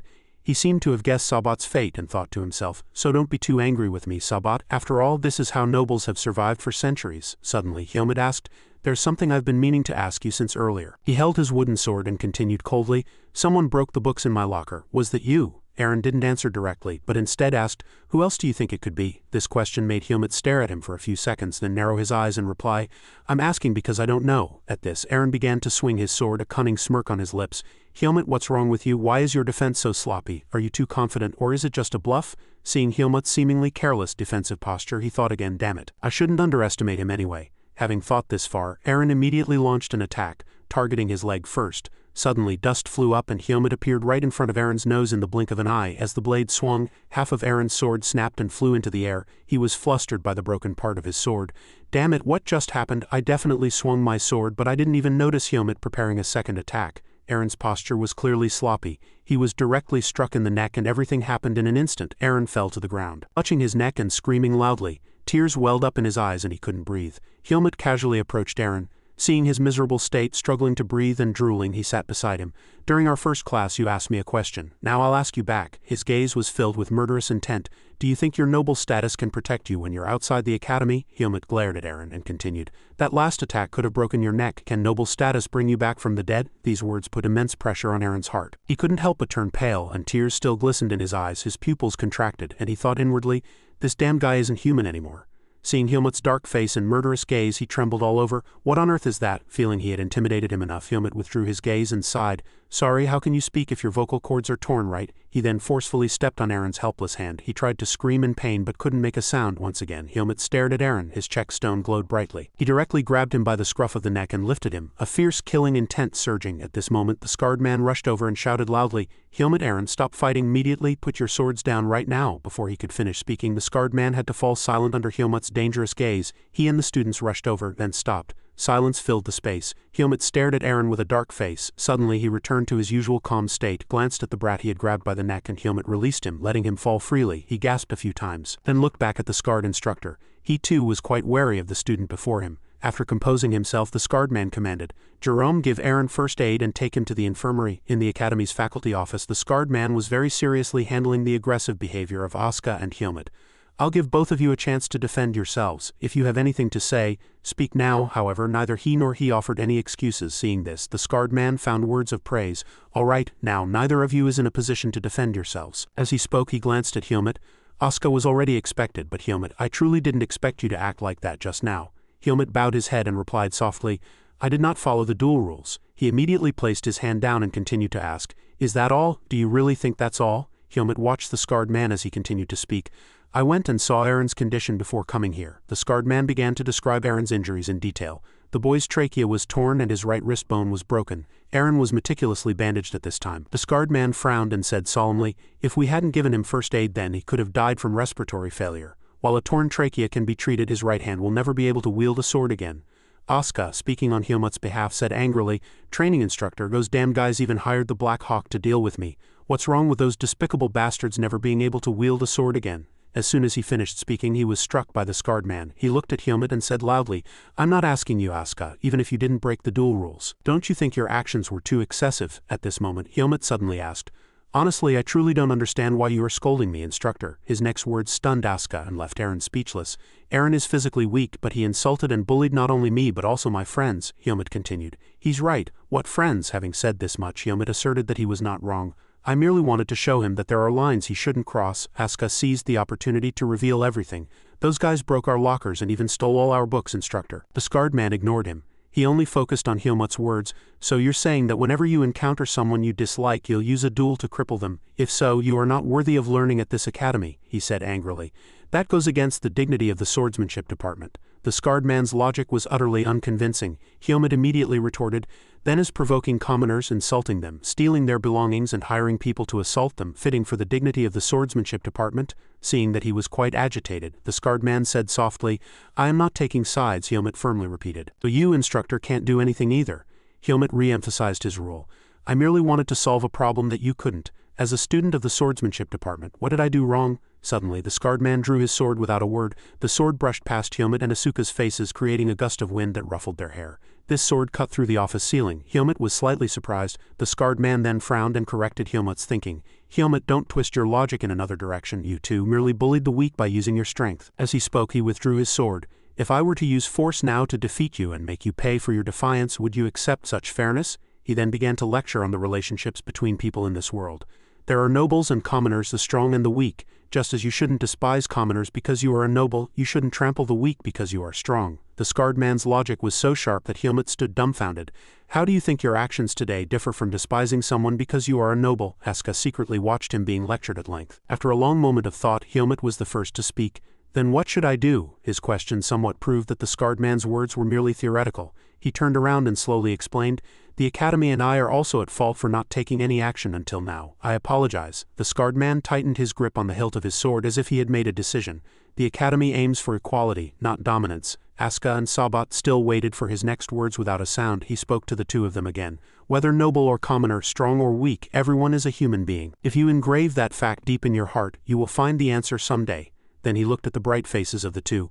Putting aside what happened, you are truly excellent students. After being scolded and then praised, Helmut's heart was suddenly in turmoil. After a moment of thought, the scarred man continued, "Nevertheless, I must punish your actions today. Therefore I will prohibit your participation in duels. However, I will allow the two of you to duel each other." For Asuka, this was more a privilege than a punishment. Interesting. Just then, the scarred man extended a stack of documents. Asuka stood blankly for a while, not understanding what was happening. After a long wait, the scarred man's face darkened. "Why are you looking at me with such suspicious eyes? Did you think I'd stop at just forbidding duels? Didn't you? Go write 50 apology letters. Don't come back until you finish them all." This punishment was a shock to the two who loved wielding swords. That afternoon still, screams were heard. "Wait, training instructor, what about class?" The scarred man replied coldly.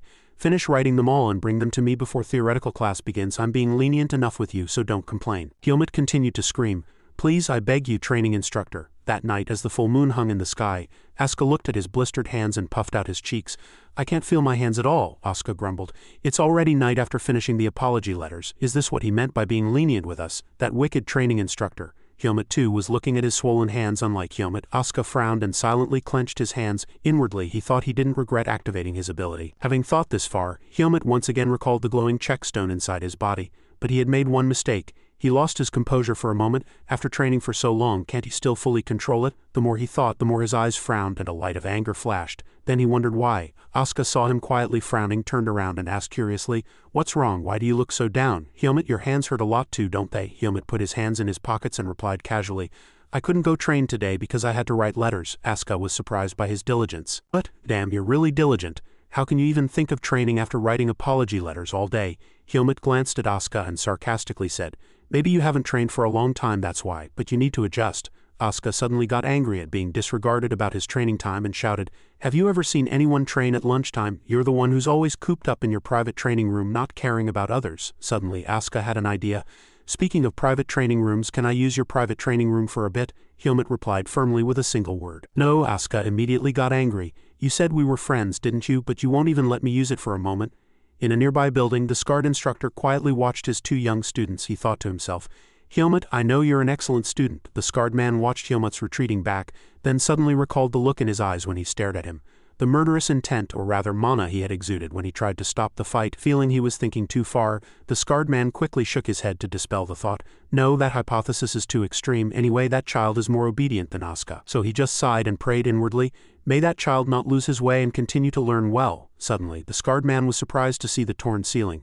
"Looks like I'll have to use this month's salary to fix this room." At the same time, somewhere else, space was enveloped in darkness, and inside a dimly lit candlelit house, someone slammed their hand on the table. The people below bowed their heads and cowered. Anton sat arrogantly above, looking down at his incompetent subordinates with a murderous face. Chapter 53. The candlelight flickered faintly in the quiet room. Other than the sound of burning wax, there was no other sound. Anton sat still, looking at his subordinates. He lightly stroked his beard and said, "I lost the spy who helped you escape in Baden." The horn-headed subordinate replied nervously, "We apologize, boss. We failed miserably." The one-eyed young man next to him immediately interjected, "But please hear us out. That guy's movements were not those of a second-year academy student." The horn-headed subordinate nodded as if his words made sense. "That's right, he was at least a 2-star swordsman or higher." Suddenly, Anton raised his hand, signaling, "Enough." He rested his chin in his hand and said, "I didn't gather you here to reprimand you. Rather, I'm here to reward you, because you helped me find the person you've been searching for a long time." Suddenly, the horn-headed subordinate and the one-eyed subordinate were surprised by their boss's praise coming after they had been reprimanded. Anton then glanced at Chromo and commanded, "Chromo, tell them." He nodded, taking out a piece of paper from his pocket. "Yes," Chromo began with a question. "Among the academy students you encountered, was there a brat with black hair, black eyes, and a pale, noble-like face?" The horn-headed subordinate and the one-eyed subordinate were suddenly filled with rage. "That's right, because of that one brat we were torn to shreds." having confirmed the exact person. Chromo held up a few sheets of paper and continued, "That brat's name is Helmut, and he is a registered member of the Swift Mercenary Group. He massacred 5 of our subordinates with a single branch and escaped. We've been tracking him ever since, but we didn't know he was hiding in the academy." The horn-headed subordinate stammered, unable to believe his ears. "Massacre?" Anton, resting his chin in his hand, pondered, then opened his mouth. There was almost no information in Baden. It was very clever of him to choose the academy as a hiding place. His eyes narrowed with tension. "We shouldn't play with the monster in his lair, but if he still remembers that grudge, he will bare his fangs at us someday if we're not careful." Hearing this, the horn-headed subordinate's eyes widened. "Then what should we do?" He rested his hand on the back of the chair and replied, "That's why I'm giving you a new mission." The horn-headed subordinate was slightly curious. "A new mission?" Anton took a few sheets of paper from Chromo's hand as he spoke. "It's simple. All you have to do is deliver this report to your superior. After that, I'll give you a vacation, so handle it well." Upon receiving the order, the horn-headed subordinate and the one-eyed subordinate solemnly bowed their heads. "Yes, thank you. We won't disappoint you again." Anton and Chromo watched the 2 subordinates leave. As soon as they were gone, Anton glanced at Chromo and gave a killing order. "You never know when a wounded dog will return to bite. Send someone to assassinate them as soon as they finish their job." Chromo replied, "Yes, my lord." Having finished his task, Anton casually curled his lips. Perhaps we will meet him soon." Tonight, the full moon in the academy was hazy, obscured by clouds, and someone's footsteps were heard outside the door. Helmut quietly entered his dormitory room. The room was as silent as a tomb. He carefully walked in, making sure not to make a sound, and looked around. Seeing that nothing seemed amiss, Helmut was about to return to his bed when a sudden sound made his heart skip a beat. "You're late," Helmut asked worriedly. "You're still awake?" Elia replied unpleasantly from inside. "I couldn't sleep because the sound of you creeping around like a cat was too funny." Helmut softly said, "I'm sorry." Elia, lying stretched out on the bed with a pillow, casually asked from inside, "I heard you beat those guys until they passed out. Well done." Helmut sat on the bed outside looking out the window and replied, "But I have to write apology letters, and I can't participate in training either." A look of incomprehension crossed Elia's eyes. He got what he wanted, but he's still not happy? Helmut also fell silent at this question. After a moment of thought, he crossed his arms and changed the subject. "I apologize, but I lost my textbooks. As you said, I won't ask for help in the future." Elia was slightly surprised to hear that his books were gone. He angrily drew back the curtain and was about to scold Helmut, but then stopped and said nothing. Helmut felt a sense of bewilderment at his reaction. Elia sighed. "I don't know if you're reckless or naive. Are you sad over something so trivial?" he continued, looking at Helmut. "Did I think your books were stolen when I said that? It's not your fault. You couldn't do anything." Seeing Helmut's face, Elia felt helpless. "Damn it, if you feel guilty, just pay for the books." Helmut simply replied, "Yes," and said seriously, "Thank you." Elia frowned, looking at him with a mix of displeasure and confusion. He quickly drew back the room curtain and curtly said, "I'm going to sleep," from inside. Elia buried his face in his pillow and sighed a few times, his cheeks suddenly flushing red. The night deepened and the moon grew rounder and brighter. A few hours later, the morning sun streamed into the academy corridor. The shadow of a sword fell on the floor. Helmut tried to open the door, but it wouldn't budge. He was slightly puzzled. "Why won't it open?" Helmut checked the key again. "It's the right key, so is it broken?" Suddenly, someone's wrinkled hand appeared. "Wait, is that Helmut?" He turned around, hearing someone call his name. "Yes." An old man with a large broom smiled at him. "I'm sorry, but the professor's training ground is being cleaned today. It seems you didn't receive the news. Would it be all right to use the common training ground?" Given the reason, Helmut had no choice but to reply, "It's fine." He thought to himself, the common training ground.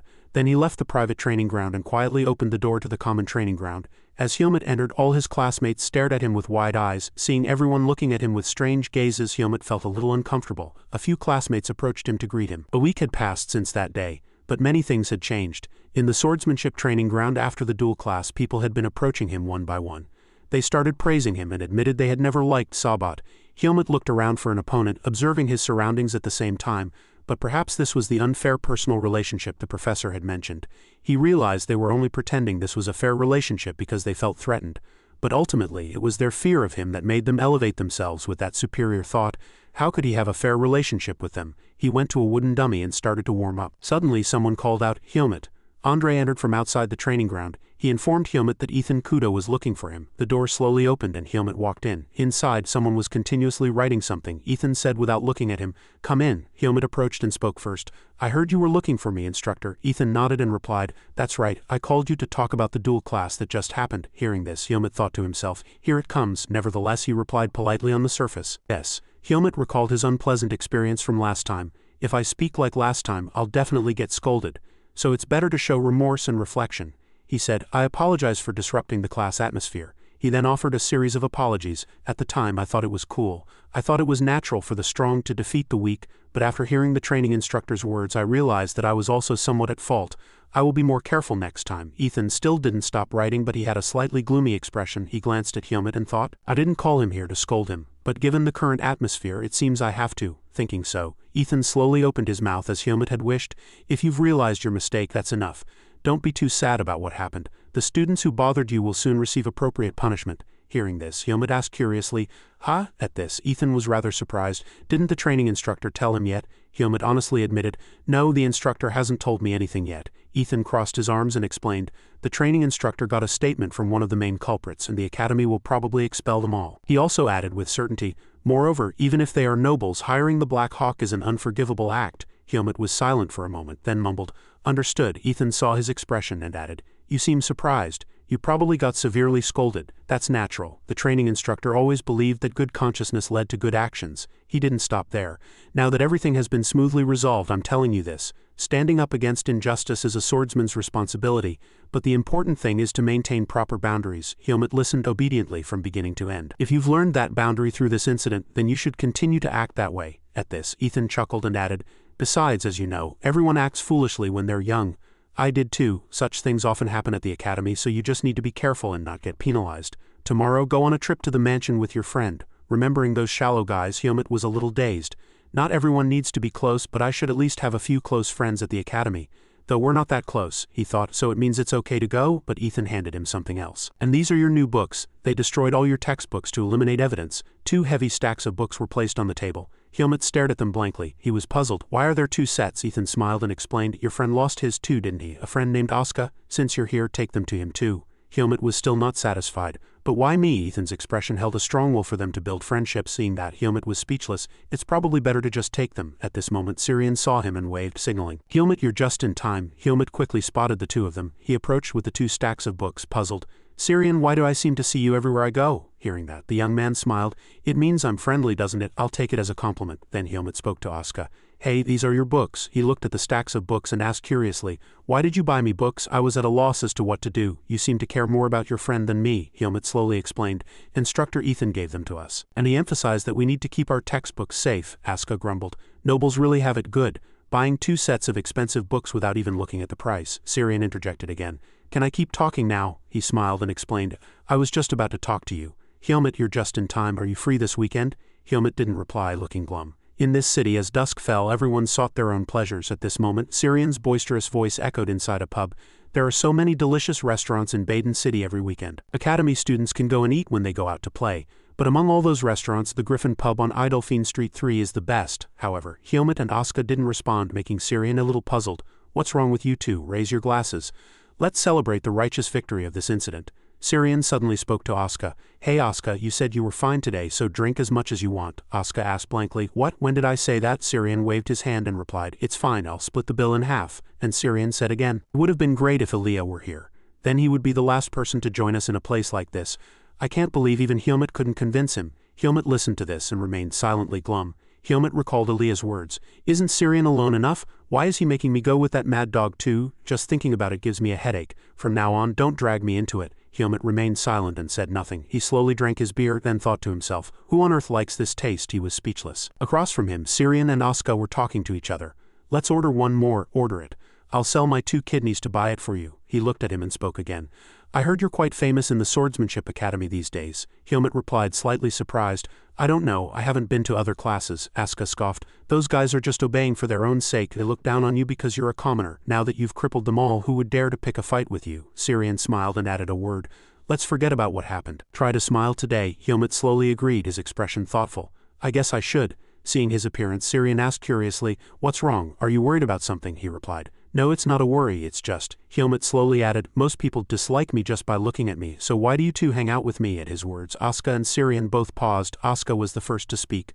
What, you're worried about that? It's true I dislike you, but you also have a cute side. And Syrian added a word. What's so hard to understand? He's now drunk and adding words. I felt it from the first time I met you. I knew it would be really fun to be around this person. Hearing Syrian's words, Asuka immediately scoffed. What? Fun? So that's why you've been following us around all this time? That's a bit perverted. Helmut, you haven't felt that way, have you? Syrian laughed and replied, Don't worry, you're not that fun. He immediately felt insulted. This isn't fun anymore. Syrian didn't stop there and continued to look at Asuka with a teasing expression. Why are you like that? You're following Helmut around like a dog. The more he heard, the angrier he got. Following around, don't be ridiculous. If you say that one more time I'll hit you, with a slightly arrogant expression, Asuka said. I just like people with genuine ability. I'm different from those empty vessels. I don't like the way he tries to teach others. At this, Hyomit spoke up. I don't try to teach anyone. I just dislike people who don't know their place. Asuka frowned, a look of displeasure clearly visible. Then why are you so harsh with me? Of course, my first impression of you wasn't great either, but I fought alongside you when we fought the Blackhawk, didn't I? And I brought you books too. I thought we were really close. Then he poked Syrian a few times and demanded, tell him he's really mean to me. But he was no longer capable of responding to their words. Hyomit and Asuka both looked blankly. Syrian leaned over the table, his face flushed, and started mumbling. At the sight before him, Asuka couldn't help but laugh through his tears. Look at him, he's already completely drunk after how many drinks? Earlier he was boasting about drinking until I sobered up. Emmett, why is he like that? They're really just youngsters. Hyomit said nothing. He slowly drank, and Asuka continued to ramble and tease. Now I get it. From now on, if that guy makes a fuss, I'll make him drink. After a while his gaze drifted to one side, his thoughts followed him far away. It's just as I thought, I'm still not certain. Syrian was still drunk and asleep at this moment. They left the pub. Asuka desperately shook him awake. Wake up, I told you that guy is really wasted. To be so drunk after just one drink, I don't know why he even came here. Unexpectedly, someone's voice came from afar. Why do you know me so well? That kid, what on earth is he saying? A group of people laughed and chatted. Hyomit sighed, and Aaliyah asked curiously, where are the textbooks? Aaliyah rummaged through the books he was holding, checking the book titles. Aaliyah had a blank expression. He thought to himself, I thought I left it around here. Did I perhaps leave it at home? No way, I organized the books incorrectly. I'll have to buy one more, Aaliyah told himself. Anyway, it's a good book, so I'll go to the city bookstore later and buy another new one. Suddenly his eyes darkened. He recalled Hyomit asking him, Aaliyah, where do you want to go this weekend? Syrian and Asuka had said they were going to the city center together. Looking down at the books, Aaliyah calculated inwardly, then I just need to follow them. In a small town, Aaliyah rubbed his head, deep in thought. No, a group of girls surrounded him, desperately flattering him. Lord Aaliyah, there's a pretty clothes store over there. Will you come with me? Are you looking for books? We'll buy them for you. He unpleasantly thought to himself. This isn't it. He spoke irritably to a girl with a heart-shaped face. Why would I need you to buy me things? I don't need anything, please move, she replied. Oh my, we just wanted to have tea with Lord Aaliyah. He held his forehead, thinking. Having a normal conversation with them was impossible, but he couldn't just blast them away with magic either. Caught in a dilemma, Hyomit suddenly appeared in the distance. Aaliyah spotted Hyomit. Hyomit, sweating, waved at him. Aaliyah frowned, brushing past them and heading straight for the bewildered Hyomit standing in front of him. One hand grabbed his collar. Aaliyah turned to them and explained, I'm sorry, but I have a prior engagement with this friend today. It would be best if you cleared the way. Hyomit stared at him with a puzzled expression. Asuka asked, unable to understand. What, you ignored us earlier and now you're spouting nonsense? Aaliyah gritted his teeth, cursed, and told them to be silent and move. Get out of the way, you fools, the girls shrieked wildly. No way, how can Lord Aaliyah associate with such people? Interacting with such low-class individuals will harm your reputation. Asuka and Syrian's faces darkened at those words. One person added, especially with barbarians from the swordsmanship department. A girl stopped the speaker and hesitated, asking, wait, that blue-haired guy from the swordsmanship department, isn't he that famous M? Syrian and Asuka were filled with fury, emitting killing intent. Asuka glared at him and asked menacingly, M, what? Finish your sentence, you cowardly rat. Syrian, his face red, said in a low voice, I'm not from the swordsmanship department. The girls whispered, who is that person anyway? He stared at them and shouted, don't bother other people, move, otherwise I'll bite you. The girls turned pale with fear and fled in a panic. Hyomit helplessly turned his head and asked, what happened here? Aaliyah frowned, glanced at him, and nudged Hyomit with his elbow. Hyomit was startled and complained, why did you hit me? What kind of people did you meet on this wide street? You reek of alcohol. Move, just move, Asuka complained. This kid, is he multi-personality? He asks for help and then acts like that. He pointed at Hyomit, denying Asuka's words. I didn't ask for help. It's just that this friend here seemed to be going crazy after seeing me in trouble. Hyomit looked down at him and said nonchalantly, I had no intention of helping you. I thought with your skills a situation like this would be nothing. He frowned, glanced at him, and explained, no, this isn't the time to discuss that. Fine, I won't say any more. One person looked at Syrian and asked. Syrian was leaning against a corner, sitting. Why is that friend like that? His face is pale and he looks dejected. Another person replied, leave him alone, he's been grumbling since earlier. At this moment, Aaliyah took off his hood and commanded Asuka. Hey, check the luggage bag. What? He asked angrily. Why are you ordering me around? Aaliyah replied curtly. Just do it. One person wondered, holding a small bottle in their hand. Is it medicine? Aaliyah explained. It's an antidote. Magic Academy students always carry one. Give it to him. He'll sober up soon. Asuka sat in front of Syrian, poured the medicine and complained irritably, if you had something good you should have said so earlier. What a hassle. Syrian took the medicine into his mouth and frowned. Suddenly his eyes widened. Syrian blankly called Aaliyah. He spoke with tears in his eyes, his gaze sparkling with self-admiration. You said you wouldn't come, but you came because you were worried about us, didn't you, you dishonest person? Asuka casually scoffed. Does it really work? He's spouting nonsense. Aaliyah helplessly regretted. I should have just not given it to him, Syrian suggested. Now that all four of us are here, where should we go? There's a delicious dessert shop nearby. Asuka replied helplessly. Where can we go now? Let's go back to the dorm. Hyolmut looked bored at Aaliyah, who was holding his forehead. He looked up. He seemed to want to say something to him. Hyolmut opened his mouth. Aaliyah, do you have time to come to the Kudo estate with me tomorrow? He looked back at Hyolmut in surprise. Aaliyah didn't reply. He asked, are you going to bring all those friends? He replied, no, I just wanted to ask for your opinion, he said casually. It seems you want me to introduce you to him. Aaliyah frowned slightly, pondered him for a moment, and continued, why only me? Hyolmut replied embarrassed. If I call others, you won't come. He arrogantly added, that's right. He closed his eyes and explained, anyway, I owe you a lot. Aaliyah glanced at him. He asked, all right, when are we going? He replied nonchalantly. Early morning would be best. It'll be a hassle if we get separated from Syrian and Asuka again. Syrian asked blankly, what are you two whispering about? Are you talking behind my back? Aaliyah urged him as if trying to chase him away. Go home quickly while you're still sober. Midterms are coming soon. Syrian frowned and replied, no, the closer midterms get, the more we should study late into the night. Don't nag, you sound like my mom. He heard that and refused. No, just hearing it scares me. Hyolmut thought to himself, I still haven't fully understood human relationships, but that day I felt the distance between Aaliyah and me gradually closing. One hand fell. He kept thinking. Or Hyolmut opened his eyes darkly and looked at the person in front of him, hesitating to speak. Am I the only one who thinks that? Aaliyah turned to him, emanating killing intent, and commanded, listen, this is a team battle. Our goal is to beat Syrian and Asuka and win. Hyolmut looked at him, sweating. Seeing Hyolmut's blank face, he continued to explain. As you know, I've never lost, and you taught him very well too. Aaliyah frowned with a terrifying expression, his pupils contracting, and warned. So if we lose, it's 100 your fault, so do your best to win, all right? Hyolmut saw all this and asked himself. Students in the academy were actively conversing. The door opened and Aaliyah, holding a book, looked back and asked, why are you here? Hyolmut looked at him blankly, then asked irritably, what's with that expression? I asked why you're here. Hyolmut replied, I thought you'd be at the library as usual. He turned sharply and explained, I just came to get something and then I'm going straight back to the library. How prepared are you for the exam? He replied nonchalantly. So. He glanced at him and complained, why are you answering so indifferently? Hyolmut said casually, I'm not worried about the practical exam. Aaliyah asked, are you worried about the written exam? He glanced at him and replied, anyway, my entrance exam score was sufficient. Liberal arts subjects don't suit me. Aaliyah stopped what he was doing and wondered, what liberal arts subjects are you talking about? Hyolmut replied, embarrassed. History of the continent and magic, he exclaimed. It's no wonder you're not interested. He seriously explained the reason. I can't help it. Exchange students don't have priority in choosing liberal arts subjects. Aaliyah sighed, frowned, and complained.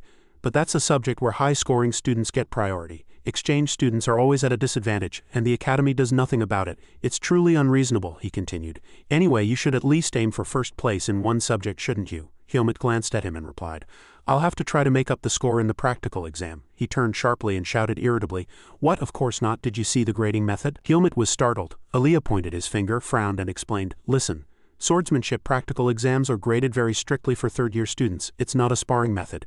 The instructor divides the scores by category. First to fourth place get a grade of 1, 5th to 11th get a grade of 2. No matter if your skill is 150 points, the system only allows 100 points. That means even if you come in first, at least 3 people will have the same score as you, he finally concluded. So the score difference can only come from liberal arts subjects. Then what? Hyolmut replied nonchalantly. I'll have to try harder in my 4th year, Aaliyah reminded him in a cold voice, recalling past events. Can you still say that after losing to Asuka? Hyolmut was startled as if struck by lightning. The two silently looked at each other.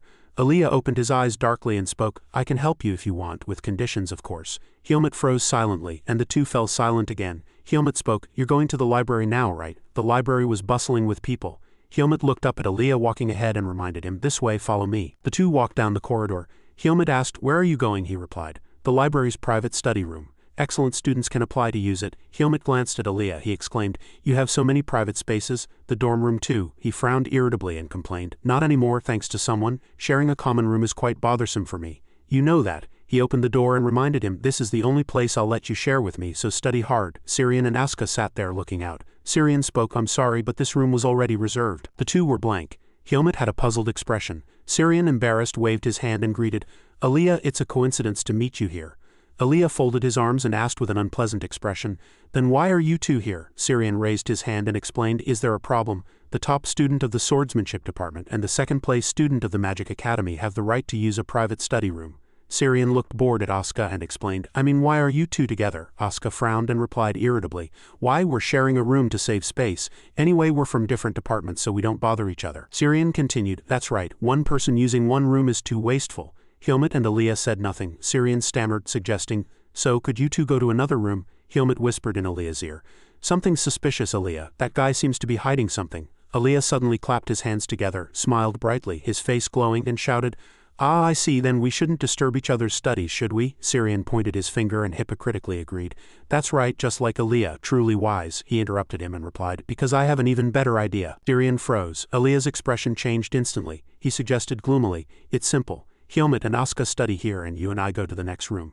Then we save space and each room will only have students from the same department." The two were sweating and stammered, but he interrupted them and replied, "Why, is something wrong? Don't hesitate." Syrian continued worriedly, then, before he could finish, Aaliyah interrupted again and asked, "You always wanted to study with me, right?" He frowned and asked with cunning eyes, "Or are you hiding something and don't want us to know?" The two were caught by those words and fell silent helplessly. The library was quiet. Asuka sat silently, frowning. One person asked, "So you're getting tutored by Syrian because you're afraid Helmut will take your first place spot?" Aaliyah looked blankly at Helmut, assessing him. "What is this guy afraid of?" he said angrily in a loud voice. "You don't know that guy's last quiz result? He's the only one besides me who got the answers right without a textbook." Aaliyah replied nonchalantly, "Because I helped him." Asuka jumped up, pointed his finger and shouted, "That's the problem," he explained helplessly. "I have no intention of losing in the written exam. I might lose in the practical exam, but Helmut always gets help from Aaliyah. So of course I have to find help too. I can't guarantee a 100 win either." Aaliyah sighed, frowned, and criticized, "You're much more timid than I thought. So you're looking for help because you're afraid of losing your first place spot?" He sighed and replied, "Pretty much. You're going to help Helmut too, right?" he replied nonchalantly, and his expression was gloomy with incomprehension. "Of course, why else would I hang out with him?" Asuka replied, angered and dumbfounded. "Do you want to know how much I'm holding back, how much I want to hit you?" Aaliyah raised his hand and posed a question. "But why Syrian, you're first place, and he's only second?" Syrian sighed helplessly. "That hurts to hear, but I'm better than him in liberal arts magic subjects." Syrian suggested again, "Now that it's come to this, shall we make a bet? Who do you think will get first place? Aaliyah, Asuka, or Helmut?" He frowned and asked. "I know Helmut will win, so why bet?" Syrian persuaded. "Luck runs out eventually." "If you're so confident, why don't we make a bet?" He pointed his finger and set the conditions.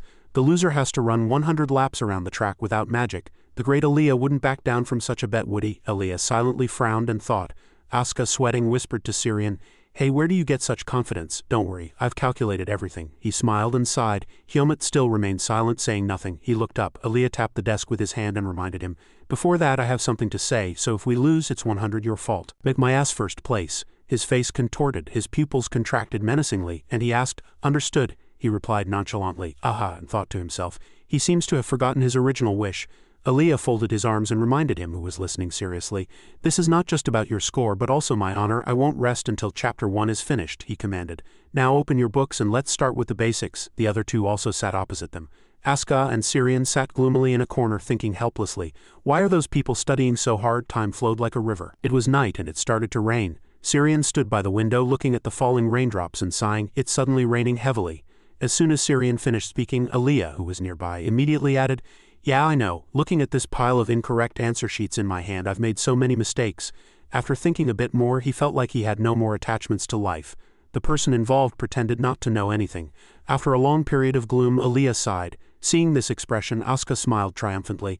"I thought that guy would have improved a bit, but even the great Aaliyah gets frustrated. Don't renege on the bet." After calming down, he slowly picked up the test paper and said to Helmut, "I'll tell you the weighting for the multiple choice questions. You just need to remember the essence." Aaliyah then held the answer sheet and scolded him irritably. "But what on earth is the answer to this subjective question?" He used one of them as an example to increase persuasiveness. "You had to explain the difference between a regular mage and a dark mage and the dangers a dark mage poses." When this question was mentioned, Aaliyah's anger flared, but Helmut still answered provocatively, "Unlike regular mages, dark mages are evil beings. You should avoid encountering dark mages." "What kind of answer is that? How can you avoid encountering them? More importantly, how many points will an answer like this get? You told me to answer according to my thoughts." This ignorance made Aaliyah explode. Helmut still stuck to his original opinion. "No, what I mean is to answer based on theoretical reasoning. Who would believe that you've encountered them? But it's true." "Oh my goodness, what I mean is..." At this point, Aaliyah was helplessly speechless. Asuka and Syrian also came to watch. "Show us too." Without waiting for consent, the two took the many assignments. As soon as Syrian read a few pages, he immediately pointed out Helmut's situation.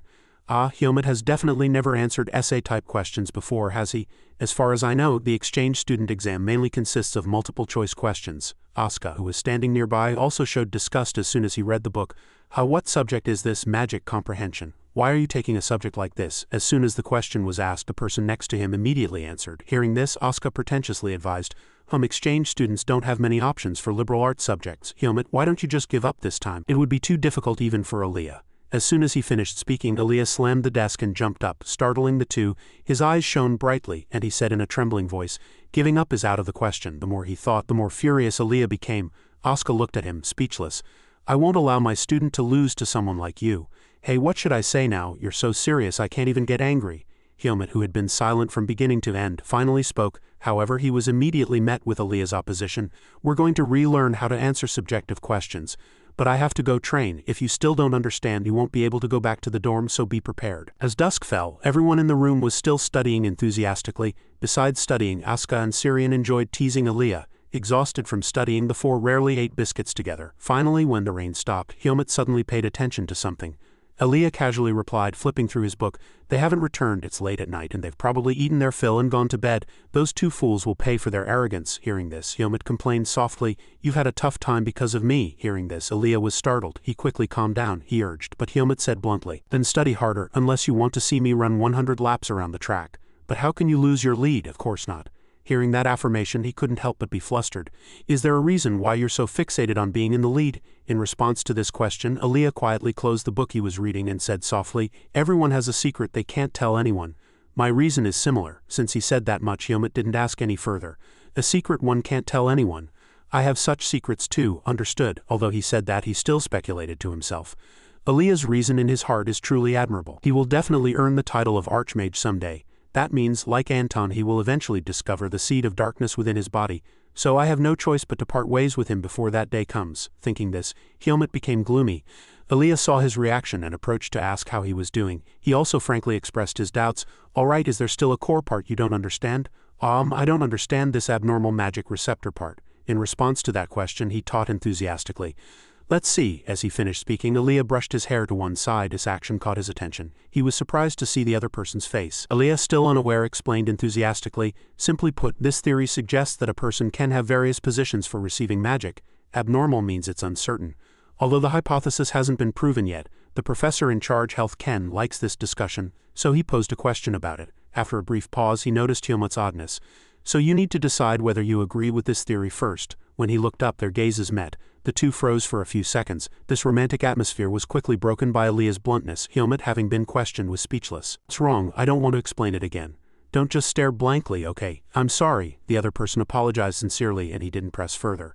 "It seems your concentration is off. Do you want to rest a bit? That would be nice." Having been granted a break, Helmut covered his face and wondered inwardly, "Did I study too much?" Aaliyah was not much different. He held his book up to hide his flushed and embarrassed face. The next day at the training ground, Andre couldn't hide his curiosity and approached him asking, "Helmut, I heard you made a bet with Asuka?" He was puzzled by the question. Seeing his reaction, he kindly explained, "Everyone knew. This means it's a fight for the top spot, right?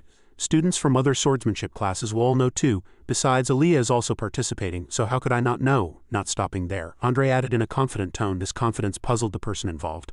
"I'm sure you'll win." "Why?" "Well, maybe it's a swordsman's intuition. I feel like you're stronger than Asuka." Hearing this, Helmut remained silent and assessed the other person. "Andre, after meeting him in the transfer exam, we corrected each other's stances like partners. And I was quite friendly with him during class too." Breaking out of his train of thought, he said resolutely, "The written exam is a hurdle, but as you just said, I have no intention of losing." This attitude excited Andre. "Honestly, I really want to see Asuka lose once. I mean, nobody likes him acting like he rules the world." He was talking carelessly, completely unaware that the person he was talking about was already standing next to him. Helmut fell silent as he noticed Asuka. Andre couldn't help but be flustered in the middle of his story. At this moment, Asuka growled threateningly, "Is it that fun to project your incompetence onto me?" Andre flinched slightly. "No, I didn't mean that." Not bothering with this issue anymore, he approached Helmut. "Anyway, move aside." "Hey Helmut, did you hear the news about today's class?" he asked back in confusion. "We're not going to practice sparring?" Seeing his blank expression, Asuka immediately explained, "Not exactly, it's not just practice sparring. No, we're going to fight the first-year students." "First years?" After announcing it, he folded his arms irritably and speculated, "It's probably an event to boost their enthusiasm before the midterms. Damn it, I thought I could fight you. What a disappointment." Andre, who was next to him, carelessly added fuel to the fire. "But they also said they'd have an official match with the first years after the written exam. I heard there are some pretty good ones among this year's first years." "Ah, so what? Does that mean I'll lose?" "No, I just said that." Suddenly he remembered something. Andre's next words made Asuka half believe. But I heard there's a girl among this year's first years who's on a completely different level. A girl in the swordsmanship department. She really chose the sweatiest department. This opinion drew Andre's displeasure, but he didn't care. Apparently she's not only very talented but has super special talent. Anyway, I hope I don't fight her. I mean, if I hit her once she'll probably faint. You mean you're going to knock her out? Helmut was lost in his own world, saying nothing. First year, At this moment in a dorm room a small girl was seriously checking her sword. 58. After talking for a long time the eagerly anticipated first-year students finally appeared. Asuka's group was already waiting in the training ground. Seeing the students, everyone couldn't hide their curiosity and kept murmuring, as expected, first years. They've just enrolled and are full of enthusiasm. I was like that once. It's really been a long time. Only Helmut remained silent from beginning to end. At this moment Andre leaned over and whispered in his ear, "Helmut, that's the first year I told you about." As soon as he finished speaking, a beautiful girl with flowing hair walked past the two. Jerome and Dino were impressed by her elegant appearance. She's really as beautiful as the rumors say. The aura around her screams, "I am a noble." Definitely. After a pause, Jerome pointed out, "But don't you think she resembles someone?" At this point, the two simultaneously looked at Helmut. He also met their gaze. After observing Helmut for a long time, the two spoke to each other, half believing. They look alike, don't they? Could they be unknown relatives? He was slightly flustered by the question. What are you talking about? Relatives? After answering, he froze at his own words. Seeing the girl in front of him, Helmut felt suspicious. Relatives, After thinking for a long time, Helmut denied it. However, Dino didn't quite believe it. "No, that can't be. Why aren't you answering? It's not true, is it?" Not only Helmut's group but the first-year students were also assessing their seniors. "Are they commoners?" "Watch your mouth. They are commoners and our seniors." Hearing his companion's words, the black-haired student showed disdain. "You want me to call a commoner my senior? I heard they're the second-year top students. That says something about the second-year level." Not stopping there, the first-year student spoke even more harshly. These words clearly angered Asuka. "But our seniors are quite handsome, aren't they? Maybe they're ranked by looks." Dino and Jerome flinched, seeing the anger on Asuka's face. However, he calmed down and sighed. Asuka then declared with a twisted smile and a growl, "These brats still don't know how scary the world is. A little bitterness now will be good for their health later." Seeing this, the three didn't know what to do. They didn't know what would happen. The teacher soon arrived too. The two groups of students quickly lined up and concentrated. "As you all know, today the first and second years will be dueling. That means whoever's name is called will come forward and fight." After explaining all the rules, she gave a few more instructions and immediately got to the point. First years should learn from their seniors and second years should reflect on themselves so as not to become arrogant. "Alright, I'll call out the names." As soon as the first name was called, the person called quickly prepared. "First year Charlotte." "Yes, teacher." As her name was called, the second year students murmured, "Her name is Charlotte?" It's exciting from the start. Helmut didn't care about such things. He only had one thought: looks are determined at birth. If we look similar, it's probably because we're from similar places. I want to ask her immediately. But as soon as Charlotte stepped forward, the second name was called. "Second year Asuka," the person called was slightly surprised. At the same time, Jerome and Dino, who were nearby, covered their faces in pain and lamented. That guy's careless appearance made the flame in Asuka's heart explode. "I never thought such a thing would happen, but how could this happen? I can't believe no other girl is interested in us anymore. Stop making noise." After scolding his friends, Asuka looked at the teacher and confirmed loudly. However, his answer was like pouring cold water. "Training instructor, did you perhaps read it correctly? What's wrong with the first year and second year top students fighting?" Hearing that affirmation, he pointed at himself and said bluntly. This frankness surprised the students. "But professor, you know what kind of person I am. So why did you pair her with me?" He couldn't believe he was saying that about himself. The more he spoke, the more excited the students became, and these words touched Asuka's pride. "What's wrong with that senior? He's suddenly going crazy. He's probably afraid of losing to a first-year brat." Hearing this, he looked at them with murderous eyes. Seeing that he said nothing, the teacher immediately declared, "If there are no more problems, get on the arena immediately." At this moment, Asuka had no choice but to accept his fate. Seeing her opponent appear, Charlotte spoke first. "I hope you don't go easy on me just because I'm a girl." Asuka also replied without hesitation. "What nonsense are you talking about? I don't do such trivial things. Just don't cry after being hit." As the two prepared for battle, the teacher called the next pair. "Helmut, Jeffrey, you two are next. Get ready." As his name was called, he carefully observed his opponent. The students murmured again, seeing the guy's tall stature. "Rumor has it that first year surpasses others by far. I see why such rumors circulate." After observing for a long time, Helmut made his assessment. That guy's momentum is on par with a second-year student. Of course, his skill will only be known with time. After announcing the next pair, the teacher now declared that the first match would begin. After that signal, the two slowly stepped forward. Charlotte raised her sword in provocation, and Asuka's movements seemed slightly hesitant. Nevertheless, he carefully assessed his opponent. "Good stance." Before starting, Asuka asked Charlotte why she entered the swordsmanship department. Charlotte was slightly surprised by the question, but simply replied, "To become stronger." "Is there any other reason?" Putting this issue aside, she requested again. "I've heard many rumors about you. I would be very grateful if you fought your best regardless of my gender." As she said that, Asuka immediately agreed. "I'll give you what you want." As soon as he finished speaking, he immediately rushed forward. Asuka launched a preemptive attack and Charlotte quickly blocked it. Without giving her a chance to counterattack, he continued to attack. Asuka launched his attack with determined eyes, making it very difficult for Charlotte to defend. She was constantly pushed back by the fierce attack. Seeing this, the students who had previously despised their seniors froze in stunned silence. On the arena, Charlotte's sword-wielding hand trembled. Nevertheless, she forced a smile. "I think the rumors still underestimate your attack power." Asuka was not pleased by this compliment at all. "Really? I haven't even warmed up yet. You should be careful. I'll see how long you can last." Having been warned, she changed her sword grip. This change caught Hyolmut's attention. Charlotte, after changing her stance, still spoke first.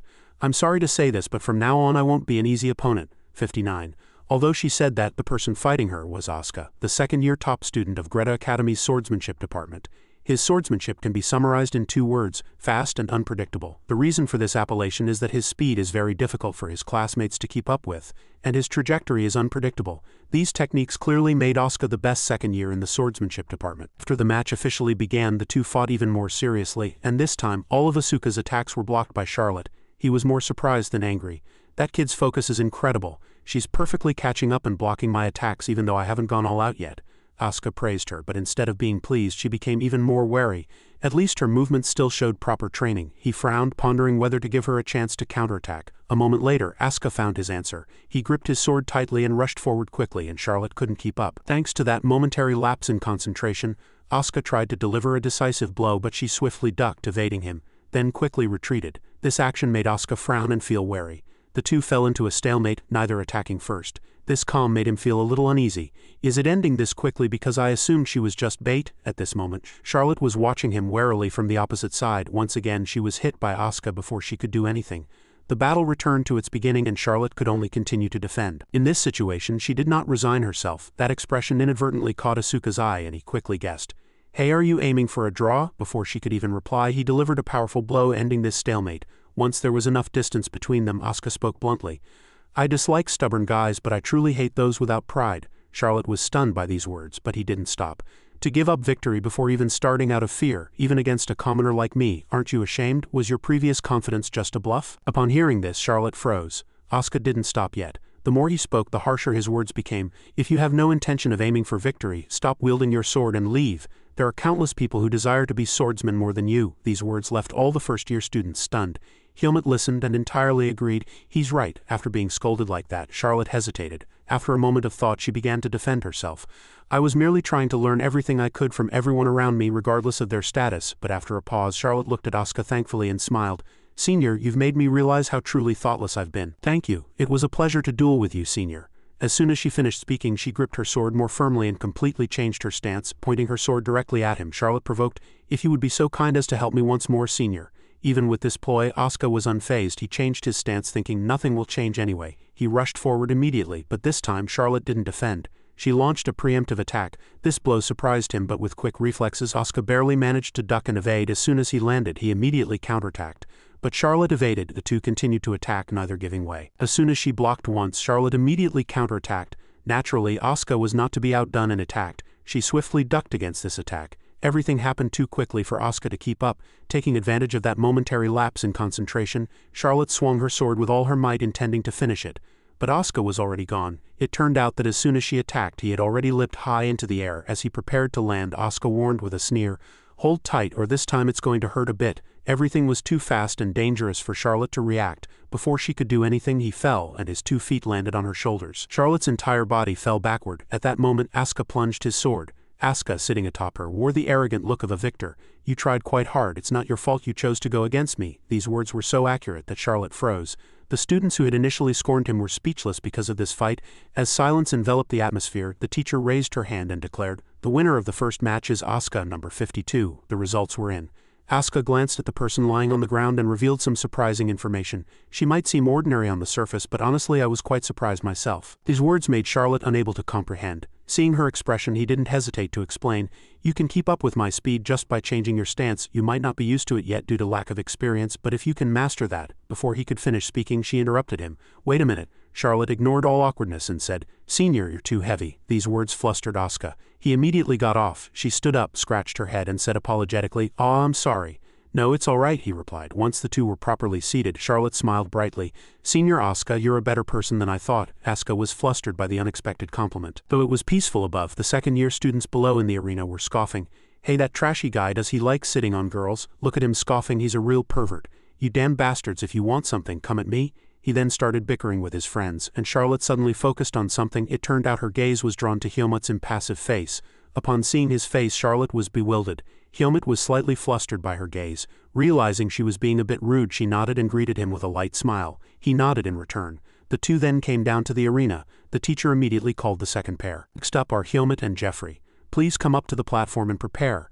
A person named Jeffrey passed by her, throwing a few scoffing remarks. Charlotte, I can't believe you lost to that lowly commoner. You've dragged the first year's honor to the bottom of society. These words didn't please her at all. Nevertheless, Charlotte quickly regained her composure and scoffed at him. Senior, you'll regret having such thoughts, because the results of talent and effort do not discriminate between commoners and nobles. The person named Jeffrey was angered by these words. As the two went up to the arena, he still held onto his original opinion. We'll see. 60 Hyomut recalled a moment during swordsmanship training. Andre asked him, Hyomut, what do you think is more important in swordsmanship, strength or technique? Hyomut was slightly surprised and stood blankly. Then he said, I'm not sure, but if I had to choose, shouldn't strength be the priority? After all, technique is created to supplement strength. Andre thought for a moment. Is that so? Then he spoke of his own weakness. You see, compared to people who are naturally strong, I'm not that powerful. No matter how hard I train, it's difficult to catch up, so it feels a bit unfair. Hyomut saw that he was too distracted and said, You're thinking too many useless thoughts, aren't you? Andre sighed. Can't you understand a little, Hyomut? Haven't you ever thought that way? Of course not. Among the second-year students, you have the highest level of strength and technique after all. He glanced at him and continued to ask, What if you have to fight an opponent who is stronger than you in terms of pure strength? Hyomut rubbed his chin, pondering. Jeffrey's foot stomped heavily on the ground, bringing him back to reality. Hyomut was finally experiencing firsthand the situation Andre had asked about. He stood before a person with better stamina and physique than himself. Jeffrey smiled and said, It's truly an honor to have the chance to duel with you, senior. Hyomut replied courteously, The feeling is mutual. Jeffrey looked down at Hyomut, assessing him. Is that guy the commoner from the rumors? He doesn't look strong enough to kill people alive. That other commoner just now seemed more skilled. Hyomut noticed his opponent's gaze, and a single thought came to mind. This gaze is familiar.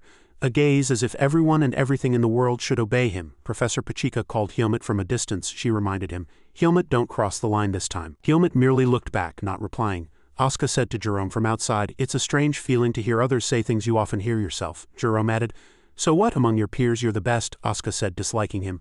I'm going to hit you now and think about it later. At this moment, Professor Pachika spoke again. Are you two ready? The second duel begins. As soon as she finished speaking, Jeffrey immediately rushed forward, swinging his wooden sword faster than him. Hyomut raised his sword high above his head and evaded, but he had to widen his eyes, stumble, and step back. His sword almost grazed Hyomut's neck. The arc of Jeffrey's sword was as deep and wide as his stature. The momentum emanating from that sword arc was no joke. It flew all the way to the stands, giving the audience a free blast of wind. Asuka and Jerome were also surprised, but Hyomut's cold face remained unchanged. Jeffrey praised him. Your movements are fast. If you had truly blocked that attack, this wooden sword would have broken. I hope you don't just keep evading. As he prepared to attack again, Hyomut also finished his assessment. Understood, he's only capable of this much. He was too bored. What a shame. I've already dueled countless strong opponents to the point of boredom. The wooden sword was swung once more, and Hyomut again ducked to evade Jeffrey's attack. Hyomut evaded all the next few attacks as well, which made the audience feel the fight was rather slow and lacked drama. He evaded yet another attack. Jeffrey became annoyed. He shouted loudly, Stop evading and attack. Hyomut didn't want to attack yet. He wanted to observe his opponent further. No matter how strong an attack, it's useless if it doesn't hit. Since I promised Instructor Ethan I wouldn't cause any more trouble. Instead of waiting for his stamina to deplete, should I just end it? Asuka and Jerome were speechless. Others began to murmur, What is he doing? This is boring. He's looking down on the first-year student. Asuka glanced at him, asking himself, What is he doing? Hyomut still held his sword but had no desire to attack. Jeffrey was exhausted, panting, and had lost considerable energy. As if understanding himself, he rubbed his neck and said, This is all the plan allows. What can you expect from a commoner's teaching anyway? But do you know how much family background affects the difference in starting points? Simply put, there's an unbridgeable gap in experience between you and me, he boasted. This solid body is thanks to my innate talent and good education. It's impossible for commoners who can't even afford a sword to reach my level. That's why you're only evading attacks, isn't it? With a bored expression, Hyomut didn't directly ask his opponent, What's with this hidden provocation? Does he mean he doesn't want to waste time with me? Jeffrey said confidently. I don't know who taught you swordsmanship, but I can gauge the level of your master. Hyomut's face darkened slightly at this, but from the other side Professor Pachika shouted again. Jeffrey, respect your opponent. Hyomut, stop thinking useless thoughts and focus on fighting. If you let your emotions sway your sword someday, Helmut began to inhale. He said, it's not easy to play around with you, senior. Then he crouched, preparing to attack. Jeffrey had no time to react. Helmut rushed forward quickly and delivered a blow to his leg. Jeffrey was quite surprised. Helmut continued to advance. He acted like a tiger stalking its prey behind Jeffrey. But as he attacked, Jeffrey immediately leapt up and evaded. As soon as Jeffrey landed, Helmut seized the opportunity and struck his thigh once more. Jeffrey, hit by the wooden sword, turned back and laughed. Too weak an attack, Helmut. It can't even scratch my body. But soon he was flustered. His leg lost balance and his body involuntarily knelt. Jeffrey still couldn't understand his own leg and kept making excuses. No matter how much I train my body, there's always a weak spot that will make me kneel if hit repeatedly. But it still hurts, Helmut said at this moment. That's the difference in experience. So add this experience of being defeated by a commoner once more to your life. Jeffrey wanted to stand up and continue. It's not over yet. Helmut also rushed forward immediately. He passed straight between his two legs. The sword he held horizontally obstructed his leg, causing Jeffrey to fall without realizing it. He swung his sword, not wanting to lose face, but Helmut, with a superior stance, immediately knocked his sword away. Jeffrey began to think differently about his opponent. Helmut said, as a transfer student, I don't really have anything to teach you, senior, but I hope you spend less time insulting others and more time cultivating yourself. Pachika hastily reminded him, Helmut, that's enough. The duel is over, yet he didn't listen. He swung his sword straight, knocking him down, and fear appeared on the faces of several observing students. Professor Pachika pressed a hand to her forehead and sighed. That big Jeffrey is sprawled out, unable to get up. 3 wooden swords flew to the ceiling, spinning a few times like tops. Jerome's opponent also immediately fell amidst Jerome's surprised expression. He scoffed at his opponent mockingly. How about that, you foolish idiot? Professor Pachika reminded Benjamin. Respect your opponent. He immediately trembled. Ah yes, I'm sorry. Then he had to help his opponent up. That day's duels were a tradition for second-year students. The first-year students quickly realized the gap between themselves and their seniors. For the second-year students, this was an opportunity to gain renown. It was very cool outside, and someone took a small amount of water from the sink, then immediately turned off the faucet. At the same time, a foot approached, and Charlotte, while washing her face, saw Helmut pass by and wanted to speak to him. Helmut also saw her, and Charlotte immediately wiped her face clean. She stammered in front of him. Hello, Helmut replied to her. He looked at her, asking himself. Charlotte, should I ask her now? The name engraved on Magar-Erlene's pendant. But how should I start the conversation? Should I be direct? I shouldn't be too hasty. Revealing family ties is no different from stripping naked and showing oneself to people. If they found out I was on the side of the Seed of Darkness or Lamano or even the nobles, of course, they would side with the saints instead of me. Even instructor Ethan Kudo, seeing Helmut look at her, Charlotte grew increasingly afraid. She worried. That scary senior who caused trouble with Jeffrey. Did I do something to make him dislike me? Charlotte finally spoke first. Senior, do you have something to tell me? Helmut sighed and decided to converse. It's nothing. I watched your training duel, senior. Your technique was quite good. Charlotte was slightly flustered. Really? Thank you. Senior Helmut, you're also very talented, aren't you? He was slightly curious. You know my name. She covered her mouth and chuckled. Who in the swordsmanship department wouldn't know your name, senior? Helmut said, sounding somewhat uninterested. Ah, I see, Charlotte bravely confessed. Someday could I have a training duel with you, senior? Helmut was slightly dazed again. The blue robe stiffened. Of course, if it was all right, he didn't need to think about anything. I had no intention. Helmut was merely slow to react. He said yes. Charlotte was surprised. Really? Thank you. She followed up beautifully. Then I'll look forward to that day. This time he was truly dazed in context. Helmut. Asuka appeared from somewhere and slung his arm around his shoulder. Helmut, what are you doing here? Seeing Charlotte, he asked slyly. Oh, do you two know each other? She immediately waved her hand. No, just a coincidence. Then she left. She smiled politely and said goodbye. Good luck. Asuka put his arm around Helmut's shoulder, imagining countless scenarios. Looks like you're happy talking to a junior. Helmut still denied it expressionlessly. What are you talking about? Would you please take your hand off me? As Helmut left, Asuka shouted. Grumpy guy, did I upset you? Helmut threw a word. I'm not like you. Asuka was unconvinced. What did I do? Who am I? Hey, don't ignore me. Early in the morning, the sunlight outside the academy shone, enhancing its luxurious atmosphere, and the glass windows sparkled even more. Helmut was diligently writing. Then he asked his roommate. The problem was Aaliyah read his book coldly and asked, Huh? Helmut stared at the unusually intelligent young man, his face slightly thoughtful, continuously watching as the other person's gaze remained unfixated on him. Helmut reevaluated that his senses, honed over years of Darien's training in the Black Pine Forest, were now even sharper. His senses were currently warning him of imminent danger. Helmut quietly asked him, Is something wrong? Aaliyah was silent for a moment, then closed his book and adopted a serious demeanor. Helmut, I have a question for you. Helmut felt uneasy. Huh? What is it? He spluttered when asked about the matter. I heard a first-year girl from the swordsmanship department confess to you today. Is that true? While Helmut wiped his face, the person next to him already concluded, Since you're not saying anything, it must be true. He denied it. What are you talking about? That's impossible, Aaliyah said again. The rumors have spread everywhere. Besides, she just enrolled, so you must be happy that juniors are chasing you because you're popular, right? Helmut innocently asked, What did I do? But you're getting angry. Aaliyah was angry. What? Why should I be angry? Helmut stated clearly. Again, there's no such thing. She just said a few words because she wanted to have a training duel later.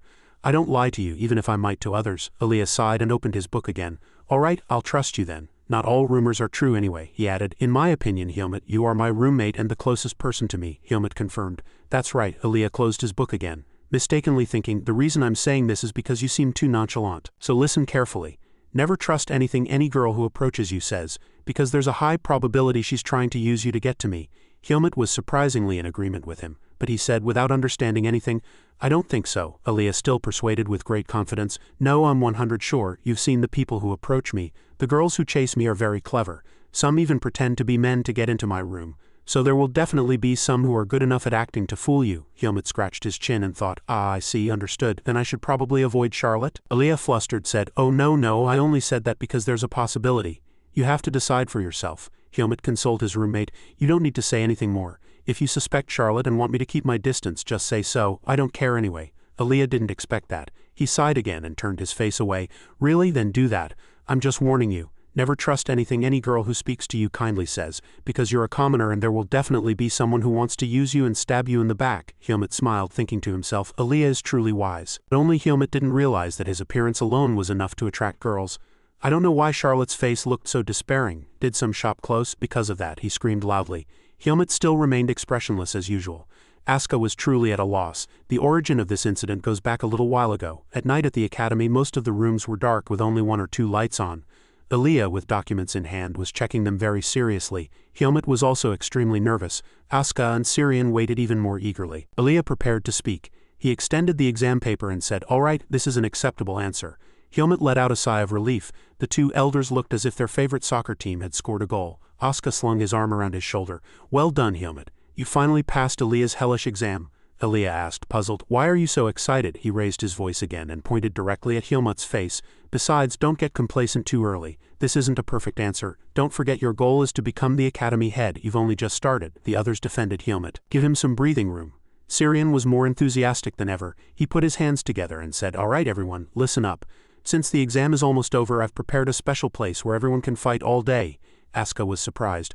Why suddenly? Syrian introduced. What would a late-night study session be without snacks? I know a very delicious waffle shop, so I specially invited you all. Asuka was at a loss for his gourmet side. You've been eating while studying all this time? Syrian said very naturally.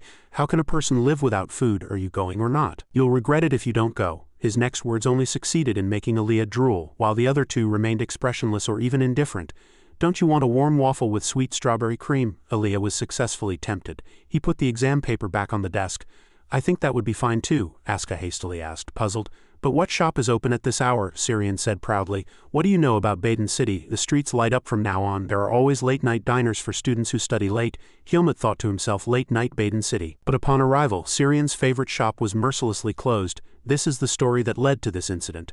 Syrian knelt at the shop door, crawling and saying in a trembling voice, How long I've waited for this day. Elaga spoke. It's probably not going to happen today. If you're that disappointed, you can come back next time. Syrian sobbed, regretting. Then I'll be alone, Elaga asked him. So are you going to sleep, or are you going to look for another shop since we've come all this way? Syrian naturally didn't give up. It's better to eat something before going back. As if remembering a savior, he looked up at everyone. Do you guys want a sandwich? There's a shop nearby. Elaga immediately pushed his back. All right, let's go, lead the way. Syrian looked as if he had received a confession. He asked again and again in disbelief, Really? Wait a minute, did you really agree? Really? Then they arrived and heard his complaints again. In the end, there was no romance at all. The shop was still lit and many customers were sitting at this hour. Asuka looked at the menu, bewildered and confused, asking why a sandwich was so expensive. He offered an opinion about his aunt. Asuka, why are you pretending to be poor? If you got into the academy, even if you're a commoner, you'd have some leeway, wouldn't you? He sighed. My family doesn't send me anything except tuition, Syrian regretted. Really? Your family really loves you? Then he touched his sore spot again. Besides, if you become the academy head, you can get a scholarship. I'm sorry. I think I expected too much from a disciplined student, Asuka said. Do you want to find out for yourself why I became a disciplined student? Elaga looked around and said, It's clean here. Syrian, with his head held by Asuka, explained knowingly to his companions. Since most students are nobles, it's naturally clean. Nothing strange. Elaga, do you check so meticulously no matter where you go? Elaga retorted. Mages are very sensitive to the slightest dust, because they can distort experiments. You're not sensitive like a mage, are you? Syrian shouted again. What, you don't know how sensitive mental mages are? Aaliyah didn't care. Then that's your fault. Asuka ignored the argument and asked Helmut, who had been silent until now. Did you order? He replied. Yes, the restaurant was brightly lit by candlelight. A moment later, the waiter brought the food. Here's your order. Syrian hastily took a plate. Thank you. He glanced at Asuka and asked, of course the classic menu is the best.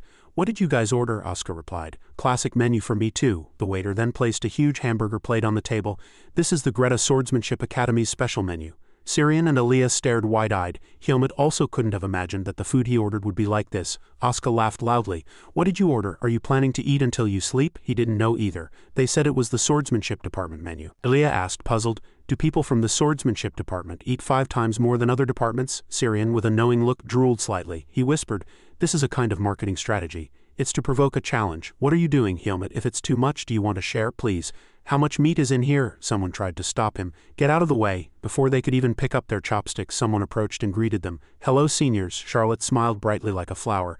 It's so lucky to meet you here. Helmut recognized the person who spoke. Charlotte, the person standing slightly awkwardly behind her, was someone he didn't remember. And the muscular young man bowed politely. My name is Jeffrey. It's a pleasure to meet you again, seniors. Charlotte had been happy since earlier, but everyone guessed that they came here because of the swordsmanship department's special menu. We came here to eat too, Asuka asked again. Both of you? Jeffrey finally told the truth. Yes, she wanted to make a bet with me, Asuka exclaimed. Why are you making a bet with this big guy? Aren't you ashamed? Charlotte immediately turned around and retorted sharply. Excuse me, Senior Asuka, aren't you underestimating me too much? He hastily flinched in surprise. No, that's impossible, Charlotte then said to prove herself. I'm a student of the swordsmanship department, and I can eat all of this. Don't you know, the more you train, the more you have to eat? Senior Helmut, you think so too, don't you? Helmut was, as always, dazed for 5 seconds. Syrian, sitting opposite him, was already eyeing his sandwich with a knife and fork. Helmut reacted very quickly to this matter, hitting his arm to stop his intention, then replied to her. Of course, since Charlotte was here, a good idea came to mind. Why don't we sit together? Asuka and Syrian, seeing Aaliyah suddenly stand up upon hearing that, were both confused. He stood in front of her and stared at her. Helmut thought that this roommate was jealous of women again. Aaliyah asked her, is that Charlotte? Charlotte stiffened slightly and stammered, yes, he said in an unfriendly tone. I'm Aaliyah, you know who I am, don't you? The next morning, sunlight streamed into the school, filling the space. A banging sound came from a room's window and everyone's faces there were focused on what was happening. In the training ground, Helmut and Charlotte were having a practice duel and their 2 wooden swords clashed fiercely. As soon as he swung, he pushed away the sword that was pressing her hard, and she stumbled in surprise. Quickly seizing the opportunity, Helmut gave her no time to rest. He swung his sword and his movements were so fast that afterimages appeared. Seeing the tip of the blade aimed directly at her pupils, Charlotte broke out in a cold sweat and gritted her teeth. In a moment of crisis, Charlotte reacted in time, dodging Helmut's dangerous blow. The wooden sword pierced through her long hair. Charlotte didn't want to be weakly defeated, so she found a breakthrough, gripped the hilt and thrust upwards from below. Just then, Helmut looked down and saw the tip of the blade almost touching his neck. He turned his body and kicked Charlotte directly on the back of her hand, making her drop her sword. The sword fell to the ground, landing right behind the judge's stand, and at this point victory and defeat were decided. Clenching her trembling wrist, which had received a strong force, Charlotte sobbed, I lost. Pachika and Ethan, seeing the results before them, quietly exchanged glances, then nodded as if in agreement. As Pachika spoke, Charlotte barely managed to stand up and said, well done, please wait while the scores are being tallied. Yes, Professor. After replying to her, Helmut glanced at Charlotte, who was limping behind him. For a moment he was lost in memory. That night the yellow light inside the house emanated. Aaliyah, in a white robe, stood before Charlotte and introduced himself. I'm Aaliyah, you know who I am, don't you? Suddenly addressed by a celebrity, she was flustered. Yes, of course. Everyone in the academy knows you're the top student in the magic department. It's an honor to meet you. Aaliyah frowned and asked suspiciously. Really? Helmut sat on one side, observing quietly. Meanwhile, Charlotte was still flustered, covering her face, and her cheeks were now flushed with embarrassment. Why am I like this? Syrian was still munching on something, and said to an annoyed Asuka, I just realized something. As long as Aaliyah is with us, none of us will ever be able to get a girlfriend. Helmut observed deeply with an expressionless face, and the person being evaluated also shifted his gaze slightly. When their eyes met Helmut's, Aaliyah immediately averted his gaze, as if trying to figure out something from his body. He watched quietly. In his blurred vision finally returned to reality, he concluded based on her reaction. It seems Aaliyah is an honest person after all. For a moment Charlotte's image popped into his mind, and he began to speculate. Aside from our similar appearance, there's no evidence that we're related by blood. It would be wiser to keep my distance from her from now on than to rashly reveal my information. Helmut's face showed no expression, and he stared forward, lost in thought. Besides, getting stronger is the most important thing right now. As if he had found a goal for his struggle, Helmut's eyes gleamed with determination. The power to overcome all the problems I face outside the long corridor. No one came or went in the room. Asuka sat bored in the chair, leaning back and gently rocking it as he stared at the ceiling. A few black veins were now clearly visible on Asuka's face, and he muttered, gritting his teeth, "That's right, it's only 1.5 semesters. I have to be careful not to get suspended for the next 1.5 semesters. Just then, Helmut suddenly appeared and made a sound, startling Asuka and almost making him fall backward. "What do you get if you don't get suspended?" "Ah, you startled me. At least make a sound to let me know you're there." Asuka calmed down, turned his body, rested his arms on the chair and explained to the one who startled him, "I was just talking to myself, don't mind me. By the way, your duel opponent was SC, right? What do you think of that duel? Considering you spent so much time, it wasn't easy, as I said." Helmut listened to Asuka's words and showed a hint of doubt on his expressionless face. "No, the duel ended pretty quickly. We were late because the training instructor kept nagging me not to finish too quickly." Hearing that irritating tone, Asuka exploded, "This damn guy, are you trying to become like your roommate?" He no longer wanted to talk about his own affairs, so he immediately changed the subject. "Seeing how calm you are, your practical exam results must have been very good." At Helmut's words, Asuka said triumphantly, "Of course it was perfect. If you don't want to side with Aaliyah, you'd better prepare well for the theoretical exam." Unexpectedly, the person he had just mentioned suddenly appeared behind him and said, "He's right." Asuka was startled again. "Ah, damn it, are you going to scare me again? What's wrong with you two? Did you both secretly enroll in assassination class?" Ignoring Asuka's noisy shouts, Aaliyah looked at Helmut. "Helmut, tomorrow's exam is on magic comprehension, isn't it?" he replied softly. "Yes." After hearing the answer, he immediately revealed his intention.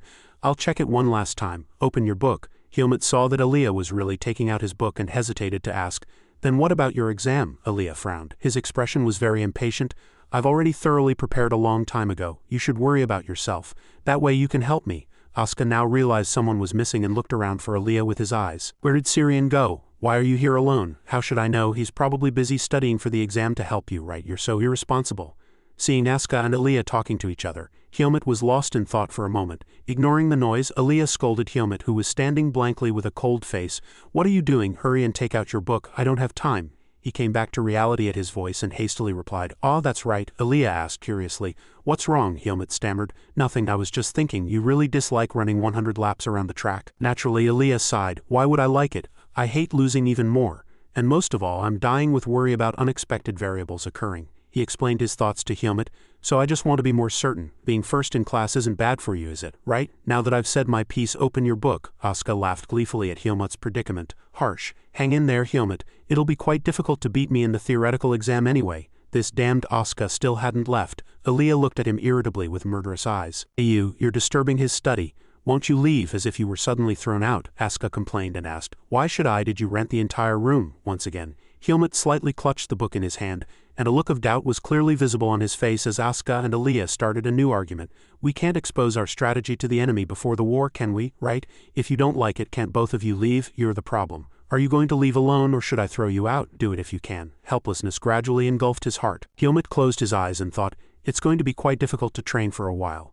The study time flowed and the desk was filled with exam papers marked in red. Helmut continued to solve problems, and his hands, accustomed only to wielding a sword, now wrote quickly on paper. And finally he handed the problems he had solved to Aaliyah for inspection. When he nodded, Helmut let out a sigh of relief. The surface of the book was now also filled with notes. Helmut continued to study. The sound of a pen writing on paper echoed throughout the room. And finally the time came. Today's sunlight was truly dazzling inside the auditorium. Students sat in rows looking at the podium. They quietly waited for the professor to explain the exam method. "You have 2 hours for the exam. You may begin now." As applause was heard, everyone began to meticulously solve the problems. Helmut was no exception. He scanned the questions on the paper and stopped at one question. Picking up his pen, Helmut focused. "You have accidentally obtained the forbidden dark magic." He then read, "If you lose this power, you will die. Explain what you would do in this situation." Once again, a familiar scene. The blue sky was as blue as ever outside the window. In the empty corridor, Aaliyah sat at a desk, propping his chin with one hand and elegantly turning the pages of a book with the other. The light from outside further highlighted his white hair. "How was the exam?" As soon as Helmut entered the room, Aaliyah suddenly asked, and Helmut paused slightly. He stiffened like a robot and closed the door. It was as if he was reporting on his homework. It wasn't too bad. Most of the questions were as the teacher explained, but one question was quite unique. Aaliyah grasped the core of Helmut's words, raised his head and looked at him. "How was it unique?" Helmut thought for a moment, then repeated the question. "You have accidentally obtained the forbidden power of darkness. If you lose this power, you will die." Helmut pulled up a chair and sat opposite Aaliyah. "What would you do in this situation?" After hearing the question, Aaliyah also fell into thought. Darkness power. Aaliyah looked directly into his eyes and reassured him. "That professor always asks these kinds of questions, but if you answer sincerely, he won't nitpick." After a short pause, Aaliyah asked, "What did you write?" Hearing his question, Helmut's lips tightened slightly, and soon after a dark and gloomy aura spread throughout the room from Helmut. A cold light flashed in his eyes. He answered word for word, "I will seize that power of darkness. I will overcome it and control it." Overwhelmed by him, Aaliyah suddenly trembled, and he turned his gaze elsewhere. "Unconsciously, I no longer want to look directly into those dark eyes. Really? Not bad. At least Professor Rusin won't think badly of it." Helmut paused for a moment, then asked again, "Then how should I have answered?" Aaliyah was sweating. All sorts of thoughts ran through his mind. Finally, he put on a nonchalant expression and stroked his pointed chin with his hand. "According to the model answer, you usually go to a temple to seek an answer. Because the temple governs the power of darkness, and nobles probably can't use anything else." Seeing Helmut's serious expression, Aaliyah leaned back in his chair. "But I also answered almost exactly like you." At that thought he frowned. "Even if it means becoming an enemy of the Holy See." Hearing the profound reason, he was slightly surprised. Helmut, still not fully aware of this matter, repeated the words "enemy of the temple." Unlike his vagueness, Aaliyah was extremely nonchalant. "Think about it again. The Lumen Temple is very cruel to dark forces. Moreover, voluntarily reporting yourself is no different from entering a pit of death yourself." Helmut was silent, and Aaliyah's calm voice still echoed in his ears. "So, finding a way to survive and control it is the most rational approach." Having explained what Helmut was curious about, Aaliyah returned to the main point. "Well, not too bad. If nothing goes wrong, you'll be in the top ranks of the class. But it's best not to casually mention this anywhere. In the academy, academics may take precedence over faith, but outside you'll be immediately charged with treason." Understanding his warning, he closed his eyes and nodded. "Understood." Helmut looked out the window at the bright sunlight. "Understood." On the day of the midterm exam results announcement, birds flew freely over the academy, and the exam results were publicly posted in the central square of the school. Students crowded around to find their names. This clearly stimulated the competitive spirit of the noble students who valued honor. Some rejoiced at their high scores, while others were frustrated or ashamed by their disappointing results. Today, Helmut was also among this crowd. He marveled at how excellent this method truly was. After observing his surroundings, Helmut now began to look for his name. "This is the score sheet for the magic department." In front were densely written score sheets. Finally, the name he was looking for proudly sat at the very top with a perfect score. Right below was Syrian's name, and he too had received a commendable score. Helmut showed no expression. It was not surprising. Thinking that Syrian was also here, Helmut looked around for him. Syrian really studies hard, but this isn't the first time, so will he be calmer than expected? His thought was completely contrasted by Syrian's extremely shocked expression. Helmut also found him in the crowd. It's completely ruined. Recovering from the shock, Syrian finally shouted, "No way!" Aaliyah suddenly appeared from somewhere and stood behind him, asking, unable to understand, "Then what is possible?" Syrian, too used to his sudden appearances, skipped the natural startled reaction. There was only one thought in his mind. "Put your hand on your chest and ask yourself, what did you do?" Syrian couldn't understand. He waved his arms and legs to express his sincerity more vividly. "Magic comprehension is a new subject this semester. Even though I only recently gained some knowledge, I was still confident I'd get first place." Suddenly, Aaliyah's hand was placed on Syrian's shoulder. He turned Syrian to face him. Then in a very confident tone he uttered words that seemed to rub salt into his fragile wound. "Syrian, 3 months is enough time for me to excel in any subject in this academy." A thunderous sound echoed in Syrian's mind. He stood blankly, frozen. Aaliyah, having struck Syrian, was very satisfied and stood expressionlessly in the crowd that was gathering to congratulate. As expected, Aaliyah is always perfect. Considering he was his friend, Helmut approached the blankly standing Syrian and heard him muttering, "Well, maybe I underestimated you. I forgot one thing for a moment." Syrian quickly regained his composure. "But the game isn't over yet. I'll at least tie this bet. There's no way I'll lose." Syrian turned his head, but before he could finish speaking, the score sheet hit his face. The words Helmut first place were clearly written, surpassing Asuka, who was in second place. Only then did Syrian exclaim as if falling into an abyss, "Why?" Helmut stood behind the fallen Syrian, his face showing little expression. A glimmer of light seemed to flash in Helmut's eyes, and the wind also gently rustled his hair, sharing in his joy. Aaliyah barely managed to escape the crowd of flatterers. Seeing Helmut standing blankly, he smiled slightly. "You did it, congratulations." It wasn't his usual sarcastic remark, but Aaliyah's sincere congratulations. Helmut's usually straight lips rarely curved upward. He replied, "Yeah, Asuka also arrived now." He scratched his head unpleasantly after seeing the results. What? It's only a 1-point difference. Why do I always lose by such a narrow margin? It's so embarrassing," Aaliyah asked in surprise. "You're not as angry as I thought," he immediately replied in a very rude tone. "Of course I'm angry." Fundamentally, Asuka was still broad-minded, but he disliked handing over the first-place spot to someone else. The competitive spirit was deeply ingrained in his blood. He pointed directly at Helmut and declared firmly, "But next time be ready to fight. I'm not going to lose to you again." That will be a true test of our skills. No one can intervene in that exam. Suddenly, Asuka's sleeve was grabbed by someone's hand. He glanced at Syrian, who approached sniffling and grumbling. This traitor, you purposely lost to give me a penalty, didn't you? Trusted you. Suddenly being falsely accused, Asuka angrily pushed away that disgusting face. What, me? Do I look like that kind of person? You confidently made the bet yourself. If you lost, just accept it. Hearing this, Syrian with tearful eyes looked at the two winners and, abandoning his small pride, pleaded, Aaliyah, Helmut, please forgive me, I beg you. 100 laps around the track are too many. I'm going to die, Helmut said, unable to understand. 100 laps aren't enough to die yet. At his words, Syrian shouted, not everyone is as healthy as you. Realizing there was no hope with this abnormally healthy person, Syrian showed his weakness and pleaded with Aaliyah. Aaliyah, you have similar stamina to me, so you understand, right? Can't you reduce it to 50 laps?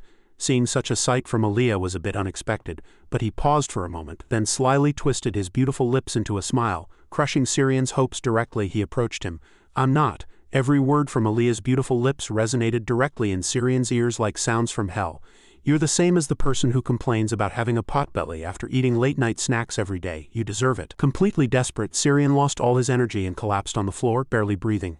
Night fell and the moon rose high, but the sound of heavy breathing continued to echo on the track. Syrian's face was now pale, and his entire body was soaked in sweat, but now no one cared. He gritted his teeth and continued to run. Those indifferent guys looked down from above, and it was clear that the campus of this school, attended by noble students, was very vast. In the practice hall, people were wielding wooden swords in their hands, and the teacher was also strictly observing from the side. During the break, Jerome approached Helmut's group and chatted. Hey, did you hear our class is going camping in the forest next week? As soon as Jerome finished speaking, Andre, Asuka, and Helmut immediately focused their attention on him. Andre asked, puzzled, camping in the forest? I've never been camping. What about you guys? Jerome sighed at his innocent face.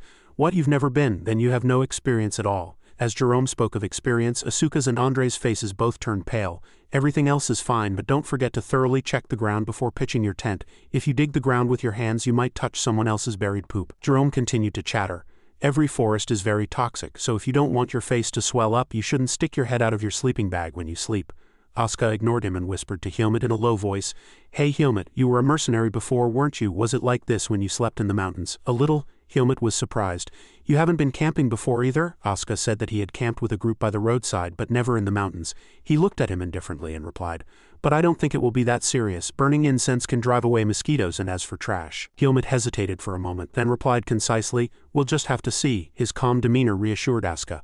Thanks, I was more worried than I should be. Your words reassure me a bit. Imagining himself fleeing through the forest, Asuka rested his chin in his hand and looked gloomy. I don't mind the clouds, but I really hate bugs. I should buy some mosquito repellent. Hey Helmut, want to go buy some together this weekend? He thought for a moment and decided, probably. And so, the day of Asuka and Helmut's shopping trip approached. That day the sky was clear and full of sunshine. The streets were. The bustling streets were noisy and lively. The sounds of buying and selling and people's conversations echoed everywhere. Customers streamed in and out of every shop. Helmut and Asuka finally arrived at their destination. Asuka looked at the scene before him and said with a tired expression, We're here. What should we buy first? Then he looked at Syrian's blue hair standing beside him and asked, Why are you following me? Syrian, unfazed by his name being called, smiled brightly. Oh, between us, why ask such a question? It's just normal. I also wanted to buy some things, Helmut, who had been quiet until now. Helmut spoke, asking a question that pierced Syrian's heart. Don't your waist ache, your legs cramp, and your hands tingle after running 100 laps? Syrian froze, sweat trickling down his face. Ah, of course. The healing magic was so effective that I recovered in just a few days. Helmut knew that Syrian had used dark spirits for half a day during the 100-lap bet that day, but he decided to let it go. He had, after all, run for dozens of laps, which was commendable. He said no more. Asuka clapped his hands to get their attention. All right, let's buy insect repellent first. Asuka, walking around with Helmut, pointed to a candle over there. There's an insect-repelling candle. Should we buy it? Helmut didn't rush. He calmly explained the pros and cons to him. That's a good idea, but bugs will still bother you when you eat. Spray is less harmful and more effective. Then he pointed to the lantern Asuka had just picked up. And you can use a lantern for light. The mountains will be darker than you think, but if it's too bright it can attract predators. Let's buy one that's moderately bright. After Helmut had spoken for a while, Asuka was somewhat speechless. He looked at the usually expressionless Helmut and admired him. You're much more meticulous than I thought you'd be. Helmut paid no mind to his words. He reached out and grabbed another type of lamp. Still, it's better to do this than to encounter problems later, isn't it? As if agreeing with Helmut, Asuka held the lamp in his hand and examined it carefully. That's true, but what if I drop this lamp while sleeping? Won't it cause a forest fire? Syrian, who had been absent until now, suddenly interjected into Helmut and Asuka's discussion, and the two looked at him. So should we buy one of these? He smiled brightly, holding a scroll in his hand and introducing its name and effects. A forest fire extinguishing magic scroll. It creates a vacuum to extinguish fires. Pretty cool, right? Asuka immediately questioned Syrian's words. What? Something like that exists? If you use it on a person, won't they suffocate? His forehead creased at Asuka's words. No, who would normally think of using it on a person, right? I don't want to be an accomplice to murder. Helmut stood behind, watching Syrian and Asuka's heated discussion. Look, this grill seems really good for grilling meat and vegetables. It's thin and light, so it's easy to carry. Oh nice, should I buy one? Wait, if we use it, the incessant sound of let's buy this and that kept echoing in his ears. Helmut had no choice but to comply. Suddenly he felt as if he were on an eco-friendly trip. Seeing how enthusiastic the two were, he no longer wanted to waste time. It seemed better to divide and conquer the shopping list. Helmut told Asuka, I'm going to buy gloves, so you two keep looking. Okay, go ahead. On his way, Helmut fell into thought again. Camping outside Baden. I can't go there with a comfortable and ordinary state of mind. Seeing his shadow stretch endlessly, he became gloomy. I don't think the Blackhawk will attack academy students and faculty at the same time, but there's a precedent, so I can't let my guard down completely. At least I have to be vigilant. Helmut entered a small alley and looked around. But it was truly exhausting to be constantly vigilant. Once I have enough power, I'll solve this problem before they make a move. Suddenly, he saw a gleaming black pot. It was a cotton candy machine. The cotton candy vendor was quickly spinning a stick to wrap the cotton candy. After finishing a new cotton candy, the vendor held it up and shouted, cotton candy, taste Baden's unique dessert cotton candy. From another direction, Teresa heard the shout and approached. One please. The cotton candy vendor quickly handed her the fluffy cotton candy and said a perfunctory thank you. He still stood blankly thinking, cotton candy looks soft like a cloud. If it's a dessert, I can eat it. Holding the freshly bought cotton candy and gently waving it, she approached Helmut and spoke. It looks really delicious, doesn't it? They say they melt sugar and spin fine threads around a stick. These ordinary techniques feel even more mysterious than magic. Golden hair brushed past Helmut's eyes. He looked at her beautiful face, which was intently observing the cotton candy. Then she looked at him with ruby red eyes. Helmut from the magic comprehension class. Only then did Helmut reveal his face and look at her with questioning eyes. Who are you? As if she had expected his attitude, Teresa didn't seem to mind and burst out laughing. Oh, you don't know me, we're in the same magic class. Well, you don't seem to pay much attention to other people. She smiled and introduced herself, then immediately stated her purpose. Let me introduce myself. I'm Teresa, a third-year student in the magic department. I'm a bit interested in you. Do you have some time? Helmut was silent for a few seconds. In his thoughts, the image of Alea's warning flashed. Never trust anything any girl who approaches you says. They'll use you to stab you in the back. Immediately, Helmut turned around and left without hesitation. No, I'm busy. I'm leaving. Teresa was surprised and hastily reached out to stop him. Hey, don't be so cold. Hey, just talk to me for a moment. He looked at her unpleasantly. If you're interested in Alea, why don't you go talk to him directly? Teresa stood blankly for a moment, then smiled helplessly. What, Alea, you seem to encounter this kind of situation quite often. Don't worry, I'm not like that. I'm just interested in you. The situation you often experience, she mentioned, was when girls approached Helmut but were actually after Alea. Just as Teresa reached out to touch him, a slender hand suddenly appeared in front of Helmut's chest, blocking her approach. The owner of that hand was Alea. Helmut was surprised and looked at him. Alea's face was cold and he turned his head slightly to ask, Helmut, what are you doing here? Teresa, who had suddenly interrupted, naturally withdrew her hand without getting angry. Oh, Alea, what a coincidence. I didn't expect to see you here. He frowned, his eyes assessing the girl in front of him with little favor. However, as he recognized her identity, Alea's guard also relaxed a little. Teresa, top student in the senior class and third-year valedictorian. What a coincidence to meet her here. Teresa smiled and waved her hand. You don't have to be so wary, I just wanted to talk to your roommate. As Alea took off his robe hood, his delicate features immediately caught her eye. Miss, do you have something to discuss with me? Teresa, struck by his beauty, stood blankly. Her cheeks gradually flushed red. Realizing she had made a mistake, she awkwardly scratched her cheek with her finger and stammered, No, maybe. Alea didn't let her hesitate for long and cut her off. Understood. The next moment he who had been calm just seconds before grabbed Helmut's sleeve and pulled him. Let's go. Seeing that the two of them were really leaving, Teresa called out, Wait. The scene was bustling with people. Alea pulled Helmut away from Teresa but still held his sleeve tightly. As they walked, Alea scolded him. Didn't you listen to me? Why were you just standing there blankly? She has no good intentions. Helmut, following behind Alea, calmly defended himself. I was just trying to ignore her, but it's a bit rude to ignore a senior like that. HMPH, his tone was extremely unpleasant. You seem to think I'm too rigid. If there's something you don't like, just say it honestly. If you were more decisive, there wouldn't have been such a problem. He stopped talking and asked, unable to understand. If you're annoyed, why don't you just ignore it? His reply was Alea's even more agitated voice. What? I almost misspoke. He calmly took a breath. No, let's talk about it later. Then he frowned as if suddenly remembering something and asked, Where are Syrian and Aska? Hyomut's face stiffened at that question. How should I know? He said firmly. You wouldn't have come here alone, he stammered. Maybe they recently. Hyomut had no choice either. Aaliyah said helplessly. All right, it's probably safer for just you and me to go together. Now quickly take me to where they are. He pursed his lips and stared him down. Then he finally followed him, walking side by side with Aaliyah.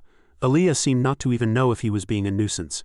He was truly an unfathomable person, one who would stop at nothing to get what he wanted. Retracing their steps, Hyomut took Aaliyah to the old shop. As soon as he entered, Aaliyah paused, seeing Syrian and Aska carrying piles of items in both hands. Hyomut was only filled with questions when he saw Aaliyah's displeased expression. Finally night fell, and the faint moonlight and streetlights illuminated the night. Aska, having collected a lot of items, smiled contentedly. All right, with such thorough preparations there won't be any problems with camping. Syrian, who had just realized the problem, looked down at the pile of shopping bags he was holding. We bought too much. I don't know if it will all fit in the carriage, Aska hummed carelessly as he walked. Well, we can just put it all in the remaining space. Hyomut just laughed from behind, quietly listening to them continue to bicker. You're always so wasteful, that's why you don't have any money. What nonsense, you've never used my money, so why say that? Suddenly, a strong killing intent emerged. Hyomut was surprised and immediately turned in that direction. But behind him was just an empty road and the four of them were simply returning home. He was still full of suspicion, but finding nothing strange, he averted his gaze. He turned around and walked with the other three. Hyomut always cautiously scanned his surroundings, but at that moment he realized nothing at all. Hyomut walked hesitantly, their footsteps echoing loudly in the quiet space. However, as soon as they left, a shadow appeared on the wooden chair behind him, gradually condensing into a form filled with sinister energy. This was also a sign that his final days as an academy student were about to end. In a quiet space within a room, faint moonlight streamed long through the window. The pre-lit candles still flickered, and a rustling sound was heard. Someone entered and knelt in greeting. The two who had just entered were still kneeling. The place where they knelt was a black cave and nothing could be seen inside. Anton was one of the two. He bowed his head and reported the situation. As the head of this branch, I successfully collected the information. My lord, there was nothing in the cave, only a faint mist flowing from within. Anton, seeing this sight, stammered, and a momentary look of fear flashed across his face. Then a sturdy foot emerged and the aura of death hovered around it, gradually condensing into a man. Startling the other two in the room, Anton glanced sideways and goosebumps ran all over his body. The man wore a hood and his voice was low and somber, imbued with the aura of death. Yes, I'm listening, continue. Anton bowed his head in fear. Yes, my lord. Sweat poured from his body. This was one of the Blackhawk's elite units. The shadowy man slowly turned, revealing a grotesque face. It was the assassin Pesol. Anton suppressed his fear and took out a bundle of documents from his pocket. As I initially reported, there is an unruly brat in this academy. Please check these documents for detailed information about him. Pesol reached out and took the documents, meticulously flipping through each page. After reviewing the information, he looked at Anton with suspicious eyes. Anton remained politely kneeling. A second-grade mercenary group dealt with 2 assassination teams. He is currently a second-year student at Greta Academy. Does the academy have a professor with such excellent skills to train such a brat? Anton cautiously replied. At his current level, he no longer needs to attend the academy. Ethan Kudo hired him in the past. He is one of the nobles from Baden. Pesol immediately questioned, what about the mercenary group's past? Did you find anything? However, fearing reprimand, Anton hastily bowed his head as low as possible. Unfortunately, I couldn't find any information. All I know is that the mercenary group accidentally met the brat during a mission and then started cooperating. His movements are very secretive, Pesol thought for a moment, then extended a pointed finger. He slowly drew a line on the paper in his hand and thought deeply. No mother, no master, no identity, has the skills of a first-grade mercenary, and is currently attending the academy. Anton secretly glanced at him. Pesol said suspiciously, I've never seen such a suspicious fellow. Anton frowned, and his gloomy and dark eyes flashed with vigilance. Are we getting too close to an enemy we shouldn't be close to? At this question, Pesol, as if enraged, pierced through the stack of documents in his hand. He scoffed gloomily. Just because that brat's skill rivals ours, is there a reason not to get close? No one knows about us. And what we do disappears with the bodies of all our targets as if they never existed in this world. Overwhelmed by Pesol's momentum, Anton looked at him with fearful eyes and concluded, this guy seems quite difficult to handle. Pesol pulled his finger out of the document stack. Hyomut's information and photo were crumpled under his force. This time I'll have to take action myself. On the day of departure, the sunlight poured down dazzlingly from above. One by one, people lined up on horseback in front of the academy gate. The liquor bottle in their hand sparkled in the sunlight. Ren looked down at the bottle, stroking it gently as if it were a lover. Merino wine, 32-year-old. Very delicious and rare. As soon as he finished speaking, he turned and moved forward with resolute eyes. I should share this with the other training instructors to express my gratitude. He paid no mind to the student wailing behind him. No, teacher, do you know how much I saved to buy this? Hearing those words, Ren adopted a very serious and rational expression. Waving the bottle in his hand, he said, this is a training camp, not a picnic. Didn't we announce in advance that items not conducive to training would be confiscated? Wesley, unable to bear seeing his precious bottle confiscated by the teacher, pointed at Asuka and said, "Teacher, I don't know if that guy is going to live in the forest or train. Why does he have so much luggage?" Asuka, betrayed by his friend, pouted. "These are all things I need," Ren advised Asuka. "You must prepare only what you need within 10 minutes. You won't be able to load all of this onto your horse. It's quite conspicuous." Asuka was surprised. "What? No, I really need all of this." Ren immediately dismissed his thoughts. The lighter and smaller the luggage, the better. Asuka lost all his energy, unable to discard any item. He muttered in distress, "What should I throw away?" This commotion drew Hyomut's attention from nearby. He soon paid no mind and looked in another direction with admiration. People on horseback were lining up to leave the academy gate. The morning of the second day, a Monday, as the sun slowly rose, the outdoor camping class began outside the academy. Tall, straight trees could be seen in the distance, clearly indicating they had reached the forest. Hoofbeats clattered. All the students were orderly and hastened without causing a disturbance. Hyomut, accustomed to riding horses, had no worries about this outdoor learning. "It's been a really long time since I left Baden. Now that so much time has passed, will something be different if I explore the forest?" Asuka, riding alongside him, looked him up and down and realized Hyomut hadn't brought anything. Asuka mockingly pulled Hyomut out of his thoughts. "Haha, since the noble who hired you gave you this horse, yours must be a fine steed too. I wonder what breed it is." In his eyes, all horses looked the same. Hyomut replied nonchalantly, "I don't know, your horse doesn't look too bad either." Asuka pouted. "What do you mean? You can clearly see the value of these two horses is different. Forget it, I won't argue with an insensitive person like Hyomut anymore." Asuka looked at him curiously and asked, "Then what's its name?" Unexpectedly, Hyomut's answer defied his expectations. "Name? Do I need to give it a name?" Asuka immediately criticized. "What, you haven't named it yet? How thoughtless." He then explained to the horse, "Horses are our companions. They'll be with us for a long time, so people usually give them names. Why don't you take this opportunity to name it?" Hyomut's head throbbed. "What, I can't just give it a name suddenly." Hearing that, Asuka suggested, "Then look at it. If something comes to mind first, you can use that as its name." Hyomut fell into deep thought upon hearing that. Looking down at the horse's glossy blue mane, a thought suddenly popped into his head. Then Hyomut spoke a name that would make Asuka's face darken with anger. Asuka wondered how he could possibly name it that. He immediately objected. "That's my name. Are you saying I look like a horse or something similar?" "No way," Hyomut said, as if unable to understand. "What's there to worry about?" Asuka was speechless. "It's not good to name your riding horse after a person." He snorted and turned away. "I don't think there's any problem." At these words, Asuka yelled angrily, "What? Are you saying I'm like a horse?" All day long, from early morning until night fell, the group finally arrived at an open space where horses and people could rest. As soon as Pachika dismounted, she performed her duties and gave instructions to everyone. "We've arrived at the camping area, so rest for a while, and then I'll announce the schedule. Take good care of your personal belongings and unsaddle your horses." Hyomut and Asuka also dismounted in turn. He was still relaxed, but unlike him, Asuka was panting and exhausted, despite having only ridden all day to reach the camping area. "How much more do we have to ride?" Hyomut didn't answer. He habitually observed his surroundings, then counted on his fingers and calculated the schedule according to what he had heard at the start. The first day consisted of rest and an outdoor barbecue. The second day a hunting competition, and the third day almost entirely group activities. Thinking this far, Hyomut frowned and thought, "Fortunately, I didn't feel anything strange on the way here." He was still lost in thought, completely unaware that Asuka had been watching him. "If someone is targeting me, the third day, with its group activities, would be a good opportunity. I'll have to be careful until then." Asuka suddenly called out, "Hey Hyomut." He reacted very quickly. What Asuka had been observing carefully finally burst out. "Where's your horse?" Hyomut froze blankly, his gaze slowly turning to the reins in his hand. He held the reins, but the horse was already gone. Asuka, seeing that Hyomut still hadn't answered, thought he hadn't heard properly. "Hey Hyomut, where's your horse?" Hyomut's current mood was extremely bad. The reins in his hand hung limply, and only now did he notice the clean-cut mark. Hyomut immediately guessed that the reins had been cut by something sharp. This fact left him frozen in bewilderment. Asuka, standing next to him, looked around. "No way, how could it be cut so easily when you were holding the reins continuously?" Hyomut felt a sense of danger from the unexpected event. "No, the problem is that I didn't even notice I had lost the horse." Eventually, Asuka, who had been looking around, finally spotted Hyomut's missing horse. "Ah, I think that's your horse over there. You'll have to be more careful." He looked in the direction Asuka pointed, not far away. The horse stood grazing. Hyomut had a blank face. Then, instead of rushing over there, he asked Asuka to lend him something.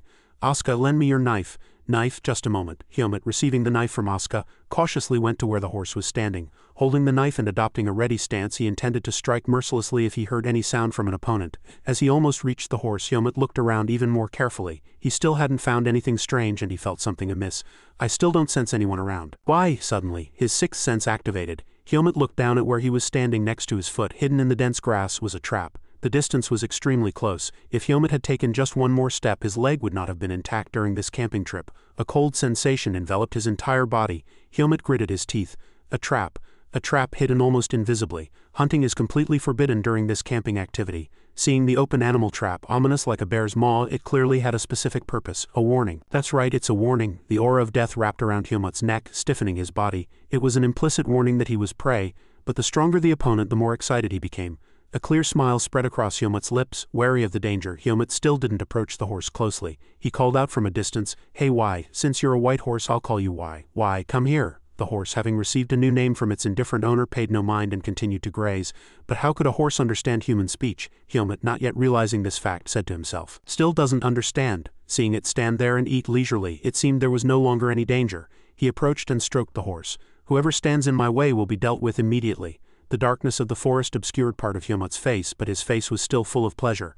"I hope he's a formidable enemy." Returning to the campsite, tents and a campfire had been set up. Ren walked to the center and shouted loudly, "Everyone gather, there are a few announcements before dinner." Soon, students gathered and lined up. He held up the orb in his hand and explained, "From now until the end of the activities, refrain from unnecessary actions. Communication orbs will be distributed to the leaders of each group to maintain contact with the faculty.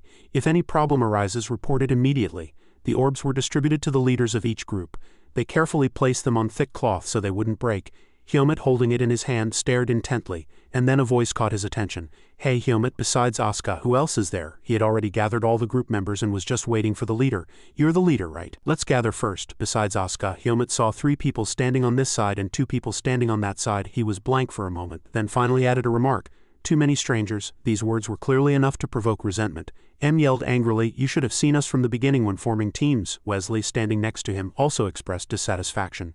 "Exactly." Andre, seeing the situation was slightly tense, quickly intervened. "All right, let's introduce ourselves now. Since we've become a team, let's start with introductions. I'm Andre." In Hyomut's eyes, the 4 unfamiliar people also said their names in turn, from left to right. "I'm Men, Basim, Wesley, Dino." Hyomut nodded, then didn't ask the yellow-haired Jerome to introduce himself. "And you?" Hearing such a question, Jerome was so angry he could have spat blood. He pointed at his face and angrily said, "My name is Jerome. We've talked before, please remember." Hyomut crossed his arms and replied nonchalantly. "Oh, I see." It was unavoidable for Hyomut. Jerome urged Hyomut and Asuka, who were standing together, "You two should introduce yourselves too." At his words, Asuka was surprised. "We have to too. I thought everyone knew us." "Yes, quite the matching pair." Jerome sighed, crossing his arms and explained, "Well, the second years don't know you." Hyomut didn't feel the need to introduce himself. He turned and cut off Jerome's words. "Excuse me everyone, please prepare dinner first. I want to report a few things to the training instructor." Asuka asked with a face full of question marks. "What report?" Hyomut explained. "I saw a trap set when I was bringing back the horse." Hearing that, Asuka asked, extremely bewildered, "What, a trap? But hunting isn't allowed during camping, is it?" Hyomut gave him a look as if to ask why he was even asking that. "That's why I want to report it." Asuka, thinking this was a serious matter, also wanted to follow Hyomut and check it. "You seem to be thinking a lot about it. Why, I want to see it too." Hyomut nodded. "All right." However, the actions of the two seemed to the rest of the team as if they were deliberately trying to avoid preparing dinner. Above, the white moon shone brighter and brighter, its soft silver light illuminating the entire quiet forest. The green grassy area where the trap had been earlier was now empty. Pachika knelt on one knee and examined it. Finding nothing unusual, she asked Hyomut, puzzled, "So you're saying there was a trap set here?" Pachika looked at him. "Are you sure it was really a trap?" Hyomut was confident about what he had seen. "Yes, I'm sure. I almost stepped on it." She stood up and brushed the dust from her clothes, but there was no evidence. "So there's nothing here. If there are other traps, be more careful." He didn't try to prove what he had seen, merely replying yes. Asuka was not much different from Pachika and questioned Hyomut. "Are you really sure there was a trap here?" Hyomut didn't try to answer Asuka. He stared intently at the grassy area in front of him. His eyebrows furrowed slightly, and the grass there was neatly flattened. Something must have been placed there, but the trap was gone. Indeed, there was an abnormally depressed spot in the green grass, and Hyomut continued to speculate. "It's like eliminating evidence. The fact that he could remove it immediately means he's observing me very closely." Hyomut turned his gaze from the grass and thought, "I realized a few things while learning to hunt with Elaga in the forest before. Humans have the ability to confront prey stronger than themselves." An old scene appeared in Hyomut's imagination. A man holding a handmade spear was hidden behind a large tree, watching a wild wolf, his prey. "This is perseverance." Then, without missing a beat, the man charged, a torch in one hand and a spear in the other. "Human perseverance is truly unique, suitable for slowly strangling prey until it falls. Surely that wild wolf must have fallen." The man plunged the spear into the wolf, standing over it in the arrogant posture of a victor. "If they wait until the prey is exhausted and collapses, they can achieve their goal." Hyomut, seeing Asuka leaving, turned and followed him. He smiled confidently at his own speculation. "He's really formidable, but he doesn't seem to know much about me yet. If he intended to intimidate me, he's chosen the wrong person." Hyomut walked, hands in his pockets, lost in thought, next to him. Asuka was pushing aside the tall thigh-high grass with his hands. "Now that we're in the wild, nothing can threaten us." Men, seeing the two return, called out loudly, tongs in hand. Helmut, Asuka, what took you so long? I was starving, so I grilled some meat. Judging by his confident expression, it was completely different from the burnt food on the plate. Helmut and Asuka froze at what supposedly came out of men's mouth as meat. What is this? Under the full moonlit night sky, a plate of deliciously grilled meat lay before them. Men and Bane stared at the delicious meat, mouths agape and eyes sparkling. Dino quickly speared a piece of meat with his fork, put it in his mouth and tasted it. Wow, it's delicious. The meat was perfectly cooked. Bane, who was next to him, also quickly put a piece in his mouth. The burnt meat from earlier was clearly no match. Unexpectedly, Asuka was grilling the meat. He was continuously flipping the meat with both hands. Thank you so much. Don't you guys know how to grill meat? You've probably never cooked at home, have you? Bane and Dino ignored Asuka's grumbling and looked at him with satisfied expressions. Thanks, Asuka. Commoners are really skilled at things like this. Hearing the two nobles' words, Asuka's lips twitched slightly, and he immediately threatened, Do you want to eat burnt meat? Oh, if you like it, I can do that for you. They immediately raised their hands in surrender and laughter echoed. Helmut, standing a distance away, quietly speared a piece of meat with his fork as if he didn't want to join in. Wesley now wore a mysterious expression and whispered to his companions, Oh, please don't be like that, my friends. Look what I brought. With that, he pulled out a bottle of wine. Jerome saw it and exclaimed in shock, Isn't that Hennessy wine? How did you manage to bring it without getting caught? Wesley chuckled, full of pride. I have my own methods. He then immediately revealed his secret, holding up his cloak and miming putting the wine bottle in and taking it out. I used a magic-infused storage cloak. Even the training instructor didn't notice, Dino exclaimed. Wow, that's amazing. Where did you get that cloak? Jerome, sitting opposite, also couldn't help but say. Did you come all this way just to get drunk in front of the training instructors? Wesley replied reasonably. A barbecue party wouldn't be complete without alcohol. Bane narrowed his eyes and looked at Wesley. But you only brought one bottle, Wesley retorted, hurt. Hey, be grateful for even one bottle. If I bring too much, we'll get caught later. He then rejoined the lively atmosphere and handed over the wine bottle. Later, the training instructors will be patrolling and confiscating these kinds of things, so let's drink after that. You're right, the campfire flames crackled. Pachika suddenly appeared like a ghost, shaking 3 bottles of wine in each hand. Pachika must have swept through the other groups before coming to Helmut's tent. She looked at Wesley and asked slyly, Did you really not bring a single bottle? But if none of you brought alcohol, that would be even more suspicious. Wesley lied without batting an eye. We're not lying, training instructor. We didn't bring any alcohol. Helmut and Asuka are in our group. How could we dare to do such a thing? Dino, standing next to him, stared wide-eyed at Pachika. How many bottles did she confiscate? Finding the two a little suspicious, she turned to Helmut. Helmut, are you really sure they didn't bring anything? Yes, Helmut replied with an expressionless face. Pachika glared at Helmut for a long time, scrutinizing his face for anything unusual, but ultimately found nothing. Before leaving, she earnestly warned, All right, you're the group leader, so you're responsible for your members' behavior. Make sure to manage them well. With these words, Pachika released Helmut's group and turned to leave. Kids, keep eating dinner. I'm leaving. Yes, training instructor, have a good evening, as Pachika's back completely disappeared. Wesley and Dino secretly raised their heads. The two glanced at each other. Hey, I think we succeeded. Yeah, it's time now. All 6 held glasses in their hands. They raised their glasses high and clinked them. As soon as Jerome took a sip, alcohol immediately trickled from the corner of his mouth. This alcohol is too strong. Wesley expertly drank his alcohol and advised, Drink slowly, it's not like we're going anywhere anyway. Unlike his group members who were happily enjoying their drinks, Helmut sat quietly in a daze. Andre noticed and asked him, Helmut, what's wrong? Don't you like the taste of this alcohol? Denied it. No, it's not because of the taste of the alcohol. Asuka glanced at Helmut and seemed to read his thoughts. You're not still thinking about that trap, are you? Hey, don't worry too much. Just enjoy tonight. Jerome enthusiastically agreed. Exactly, there were probably hunters here recently. But our teachers must have removed that trap, everyone around them also agreed. You're the most outstanding second-year student, what do you have to worry about? Precisely. If I had your abilities, there would be nothing to fear in this world, Jerome said mockingly. Hey, you haven't seen it yourself yet, have you? His abilities are far stronger than the rumors say. Asuka pouted and said, Why are you acting like he's someone you're proud of? Dino chuckled. Even Asuka lost, so we know without even seeing it ourselves. As if remembering something, Jerome turned to Helmut. Hey Helmut, you're from the city, right? Where did you learn swordsmanship? He slowly corrected the mistaken information about himself. No, I grew up in the forest. I learned swordsmanship from my master, Bane exclaimed. Oh, was your master a hermit? Your master must have been very powerful too, men also agreed. Can you introduce your master to us? Helmut coldly refused. No, he's no longer in this world. As soon as he finished speaking, the lively atmosphere due to his words quieted down. Bane said, flustered, Oh, I'm sorry. Jerome also stopped joking. He forced a smile and said, But his disciple is the top student in Greta Academy's swordsmanship department. He must have been proud. Hearing these words, a rare smile spread across Helmut's lips and his thin lips curled slightly upward. Perhaps, Men and Bane couldn't say anything. Seeing a cold person like Helmut reveal a joyful expression, the two unconsciously smiled along. Very quickly, they wanted to continue the pleasant and lively atmosphere and didn't want silence to fall. Come on, don't be sad. Let's keep drinking. Let's drink quickly before the training instructor catches us. So want some more? Helmut looked at them with amusement, raised the glass in his hand and took a sip. It seems true, drinking together can make people get close quickly. It was good to learn this fact, and he could probably use this strategy in the future. In the middle of the night only the bright moonlight shone in the deep night. On the table uncleaned knives, forks and empty wine bottles lay scattered. Wesley was already drooling in a deep sleep. Dino, not far away, was also lost in sweet dreams. The others were sleeping with chairs as pillows, but Jerome was lying directly on the ground, deeply asleep. Helmut was the only one awake. Seeing everyone passed out, he stood up. Asuka stirred, sensed the movement, and asked, "Helmut, where are you going?" He mumbled, "Oh, just to the restroom." "All right, don't go too far." Helmut entered the dense forest alone, Asuka's knife still strapped to his waist. As he walked, Helmut observed his surroundings. "Good. I think I've roughly understood how to use V to counteract the effects of alcohol." The sound of his shoe soles brushing against the grass could be heard. Helmut thought that he was probably still being watched. He stared intently in one direction with fierce eyes. "I'm alone. Will you appear and attack me or?" Helmut walked into a clearing without trees. The bright moonlight immediately illuminated his body. Helmut closed his eyes and inhaled the fresh air of nature, and the wind gently rustled his hair. In the seemingly peaceful scenery, Helmut opened his eyes, and his sharp gaze and slightly twisted lips were extremely sinister. He was cautious, and Helmut hoped his pursuer would be as well.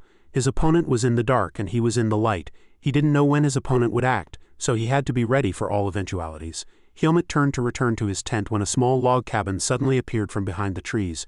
Helmut pondered. A small log cabin, it's probably where the campsite manager lives. Normally, Helmut would have passed by without a second thought, but he suddenly noticed something.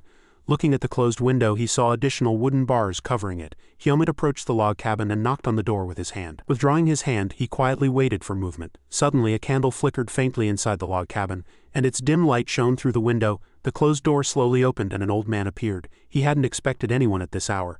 "Who's here at this time?" The old man, seeing Helmut standing before him, scrutinized him from head to toe, and after seeing his school uniform, slowly said, "Ah, you're a student from the Swordsmanship Academy. Hello, actually I have a request." Helmut didn't beat around the bush and went straight to the point.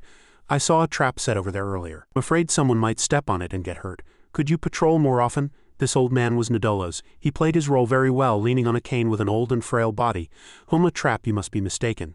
Everyone knows that setting traps in this forest incurs severe penalties." Helmut was not about to let this issue slide. "I'm a Swordsmanship Academy student, so my eyes and senses are sharp enough to recognize a trap. I'm certain I saw that trap." Nadolo snorted, frowned, and put on a serious expression. "If what you say is true, this is a big problem. Enough." He quickly tried to send him away. "All right, I'll patrol more often starting tomorrow morning. It's been a long time since I used my cane, hee. If a trap is cleverly hidden, it can be hard to see with the naked eye." Thump. Helmut used force to block the door, preventing him from closing it. The two stood motionless, facing each other. Helmut frowned and stared at him coldly. "But you haven't explained what kind of trap it was yet." Nadolo smiled. The hood of his cloak almost completely covered his old and ugly face. Indeed, Helmut and Nadolo's remained in the same posture, motionless. He coldly laid a trap for him. "But you haven't explained what kind of trap it was yet." Nadolo's eyes glowed red, and a hint of murderous intent flashed in them. He then feigned ignorance. "Ah, was it not that kind of trap? Usually only bear traps are set here. Could you tell me what kind of trap it was?" Helmut did not rush to answer. He lowered his gaze. The old and ugly corner of his mouth curved into a smile. A slightly trembling hand gripped the cane to support his frail body. After observing for a little longer, Helmut found nothing unusual, so he closed his eyes and asked, "What you said isn't wrong. Because you didn't see it yourself, and I didn't explain it in detail." He slightly bowed his head. "You were right to urge caution about the trap." Nadolo's chuckled. "All right, leave it to me." As he tried to close the door again, Helmut suddenly blocked it. "Ah, but I've been curious about something since I started my journey. I heard that the Academy's swordsmanship department holds group activities and hunting competitions here every year. Is there anything special about this forest?" Nadolo's placed one hand on his hunched back and held the doorknob with the other, ready to close the door as soon as he finished answering. "The hunting competition is held in the northern mountain range of the campsite. Group activities are spread across 12 surrounding locations. It's an annual event, so it won't change." Hearing the answer, he nodded. "I see. Now that night was deep, it wasn't good to bother others in the middle of the night." He said, "Thank you," then turned and left, but still glanced back at the log cabin. Too many strange things remained unexplained, but he had no further reason to stay. That old man behind the wooden door, the light still shone brightly. Helmut pondered the fact that he hadn't detected any V from him. Is he really this campsite's manager? The very next moment, Helmut's eyes widened, his pupils contracted, a classic expression revealing extreme vigilance. "But my instincts are still focused on him. What should I do? If I threaten him, will he confess?" Helmut's hand lightly touched the hilt of his knife. He intended to eliminate him. It was better to deal with him by mistake than to miss him. But Helmut wasn't alone now. There were many students behind him. He simply had no choice but to shake off this thought. He shouldn't act rashly, because he wasn't the only person here. Helmut returned the way he came, and very quickly the dim light illuminated his body. I will simply attack him head-on. When he reveals his true colors, he won't be able to hide forever. Unexpectedly, while he was thinking, Pachika appeared before him. She had just finished with Wesley and Asuka's group, and their heads were already pounding. Please forgive us." Helmut had a blank expression. Meanwhile, Pachika looked at him like a wild beast, and her lion-like roar echoed in the middle of the night. "Helmut, what is going on here?" The scene changed. The next morning, everyone was up and gathered in lines under the bright sunlight. Students were sweating due to the heat. Even sitting in the shade, it was hot, and some fanned themselves. Unlike others, Helmut was very calm. But this hot weather was nothing to him. He held a bow in his hand. Ren scanned all the students once, then spoke. "It seems everyone is here. Now I will explain about the hunting competition," he said loudly and clearly. "No more need for words. The most important thing is for everyone to be careful and mindful of safety. Do not shoot arrows indiscriminately. You must clearly identify your target." As he spoke, Pachika worriedly looked at Wei, who seemed about to collapse from the heat. "To prepare for injuries, you will form pairs. If anyone gets hurt, their partner must immediately report it to Professor Wei using the communication orb." Ren continued his work. His face was full of solemnity. "Before the competition begins, you will be given bows and arrows, maps and food. You may also use your own bows and arrows." As Ren announced the rules of the competition, the students cheered. "Your rankings will be determined by your performance. Prizes will be awarded later, so do your best." As soon as he finished speaking, Men raised his hand and said, "Sir, does the person who hunts the most animals win?" He pointed his finger at him, nodded, and said, "Good question. If you think you can achieve a high rank by hunting animals, abandon that thought." Ren mercilessly shattered the children's illusions, and the students were shocked. He explained, "Each prey has a different value. For example, a fox is worth more points than a rabbit, and a bear is worth more than a fox. The rarity of the animal will also increase its value." When he finished speaking, Ren crossed his arms and gave his final instructions. "If there are no more questions, let's begin. This competition will continue until 5 p.m. The forest gets dark earlier, so keep track of the time." Asuka breathed a sigh of relief. "Oh well, we're going to win anyway," he smirked, putting a hand on Helmut's shoulder beside him, and declared, "We're definitely going to win." Seeing the two form a team, Wesley and Bane immediately complained, "Asuka, how can it be fair if the top two students team up?" Professor Ren thought this was quite unfair, but since team selection was free, he didn't intervene, and the two informants were disheartened. However, Asuka was very provocative. Turning to leave with Helmut, he said, "If you think it's unfair, then beat us with your own abilities. If you don't want to cause trouble, don't associate with us." The two were frustrated by his words but could do nothing. The sky was still clear and blue. Asuka raised his index finger. "Hey Helmut, you know what? If we team up, our team will be the strongest in the department," Asuka said triumphantly. "That means the first and second places will be ours. What do you think? Should we fight for first place?" Helmut was not as childish as Asuka. He was thinking his own thoughts. Fortunately, not many people followed. "But if the Black Hawk attacks, I'll have to push Asuka aside so he doesn't get involved." Seeing that Helmut didn't respond, Asuka was no longer arrogant. "It's no good just walking like this." He followed closely behind Helmut, complaining, "Do you know a good spot? You're good at this kind of thing." "Why should I tell you?" Suddenly, an idea came to Helmut. Seeing Asuka clinging to him, he subtly glanced back. "Come to think of it, if I throw him a bait, I can send him back earlier." Thinking about this, he became even more excited. "All right, follow me," Asuka unknowingly agreed happily. "That's right, hurry up and show me the way." It was unclear how far the two had walked, but a clear babbling brook appeared. Oh, and not just a brook. This was below a waterfall. The beauty of nature and the roaring sound of the waterfall. Helmut and Asuka peered out from behind a bush. Helmut explained at length, "Since there's water here, many animals will come.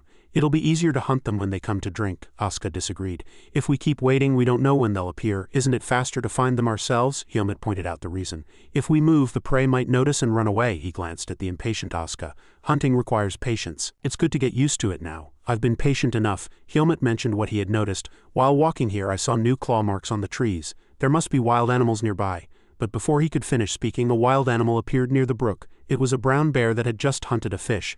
As if sensing the presence of other creatures, the bear raised its head and became wary. Helmut quietly raised his bow and pulled an arrow from his quiver with his other hand. "It appeared earlier than I expected." Asuka was excited. "The bear is quite big. Let's catch it. Let's count to 3 and shoot together." "Ready, Helmut?" The two raised their bows, drew their strings taut, and aimed. Asuka began the countdown.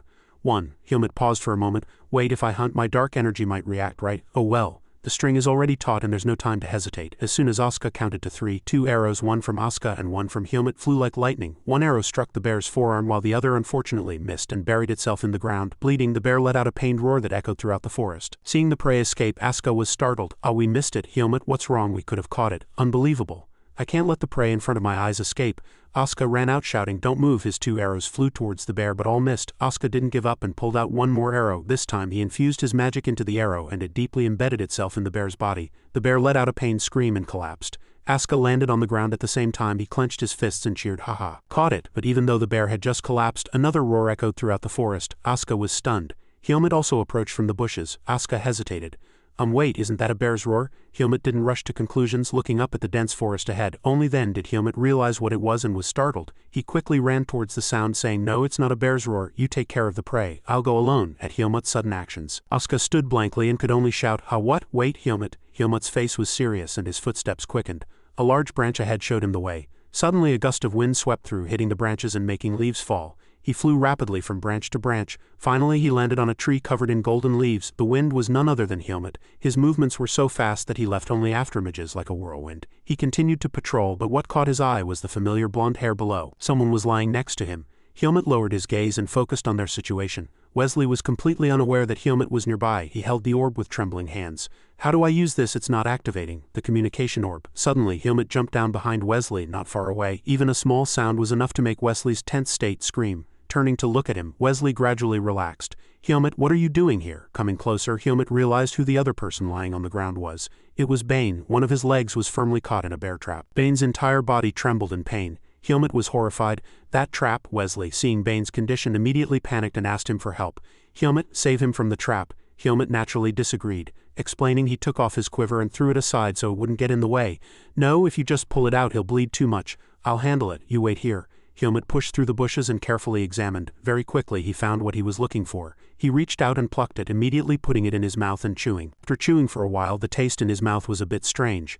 Helmut spat it out and plucked another nearby blade of grass with his other hand. Its shape was similar to the previous one. He put that in his mouth and chewed for a while. This time it seemed right. He didn't forget to pick up 2 stones. Returning with them, Wesley was waiting nervously. Seeing the strange things in his hand, he asked curiously, What are those for? Helmut didn't answer him. He took out his water bottle, poured water on the 2 stones he had just picked up and washed them clean. He knelt on one knee and handed the water bottle to Wesley. Then he placed 1 stone on the ground, put the grass he had just plucked on it, and crushed it with the other stone. Wesley stood blankly watching Helmut's series of actions. When he finished, he saw Wesley still standing blankly and asked, You're quite close with Bane, aren't you? Seeing him speak to him, Wesley quickly replied, Yes, why? Why do you ask? Without needing to explain, Helmut tore Wesley's outer garment directly as soon as he heard the answer. Wesley touched the torn part with a look of regret, speechless. Leaving Wesley aside, he continued his work of saving people. Helmut tightly tied the torn piece of cloth 2 centimeters away from the wound opening. He reached out and pulled out an arrow. Only now did Helmut explain his intentions to the regretful Wesley. I'm going to break the trap to save him. You hold him down, don't let him move. Ah, yes, understood. Helmut infused magic into the arrow and immediately swung it towards the bear trap, piercing it. A clear clang echoed, and at the same time Helmut's pupils slightly contracted. He grabbed the shaking trap with his hand and carefully examined the detached parts. Due to the recent impact, Bane's face was pale with pain. Wesley supported him but couldn't bear to watch and tightly closed his eyes. With a whoosh, the bear trap flew in an arc as Helmut threw it. He took the crushed grass and applied it bit by bit with 2 fingers. Helmut rolled up Bane's trouser leg and applied the crushed grass to his wound with his hand. Bane whimpered in pain from his throat and trembled all over. Wesley didn't know where Helmut got that grass to apply to Bane's wound. He had been staring at him until now, not saying a word. Helmut felt Wesley still watching him. He slowly explained, These leaves are very effective for stopping bleeding. They'll be enough to help until we get back to the campsite. He saw him still standing blankly and reminded him, Now hurry up and contact Professor Wei. Wesley was startled and quickly grabbed the communication orb.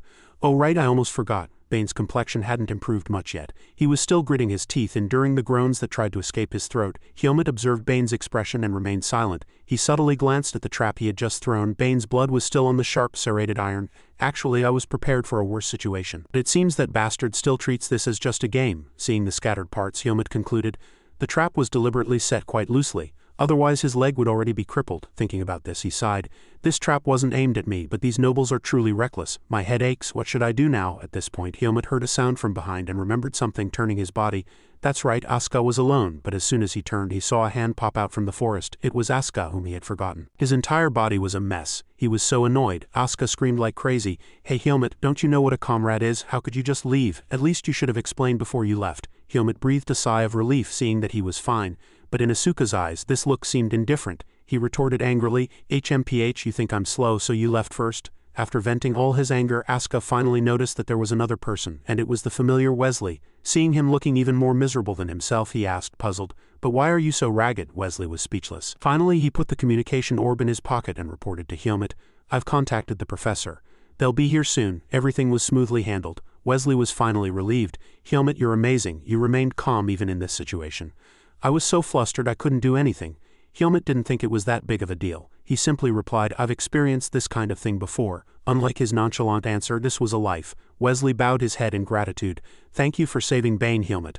I swear on my noble honor that I will never forget your kindness today. Suddenly receiving such a polite thank you, Helmut stared blankly at Wesley with a foolish expression. Then he calmly explained, It's not me. Professor Dewey is the one who will save Bane. He needs to be examined immediately. Otherwise, if it gets infected, the situation will get worse. Wesley stammered. Yes, you're right. Helmut stood up. Clearly, he was still a little embarrassed, but he didn't show it. Thank you. This is the first time I've heard those words since coming to the academy. The sky was still clear and the hot sun shone directly on the forest below. An old hand was casting healing magic on Bane's wound. He had clearly come after receiving Wesley's call for help. After finishing the treatment, he praised, You guys did a really good job with the first aid. Thanks to that, I didn't have much to do. Hearing Dewey's words, Wesley breathed a sigh of relief and patted his weak heart. Pachika also arrived here. She knew whose work this was and smiled at him. Well done, Helmut. Pachika also saw the trap embedded in the tree root. As you said, there really was a trap. Someone deliberately set a trap here.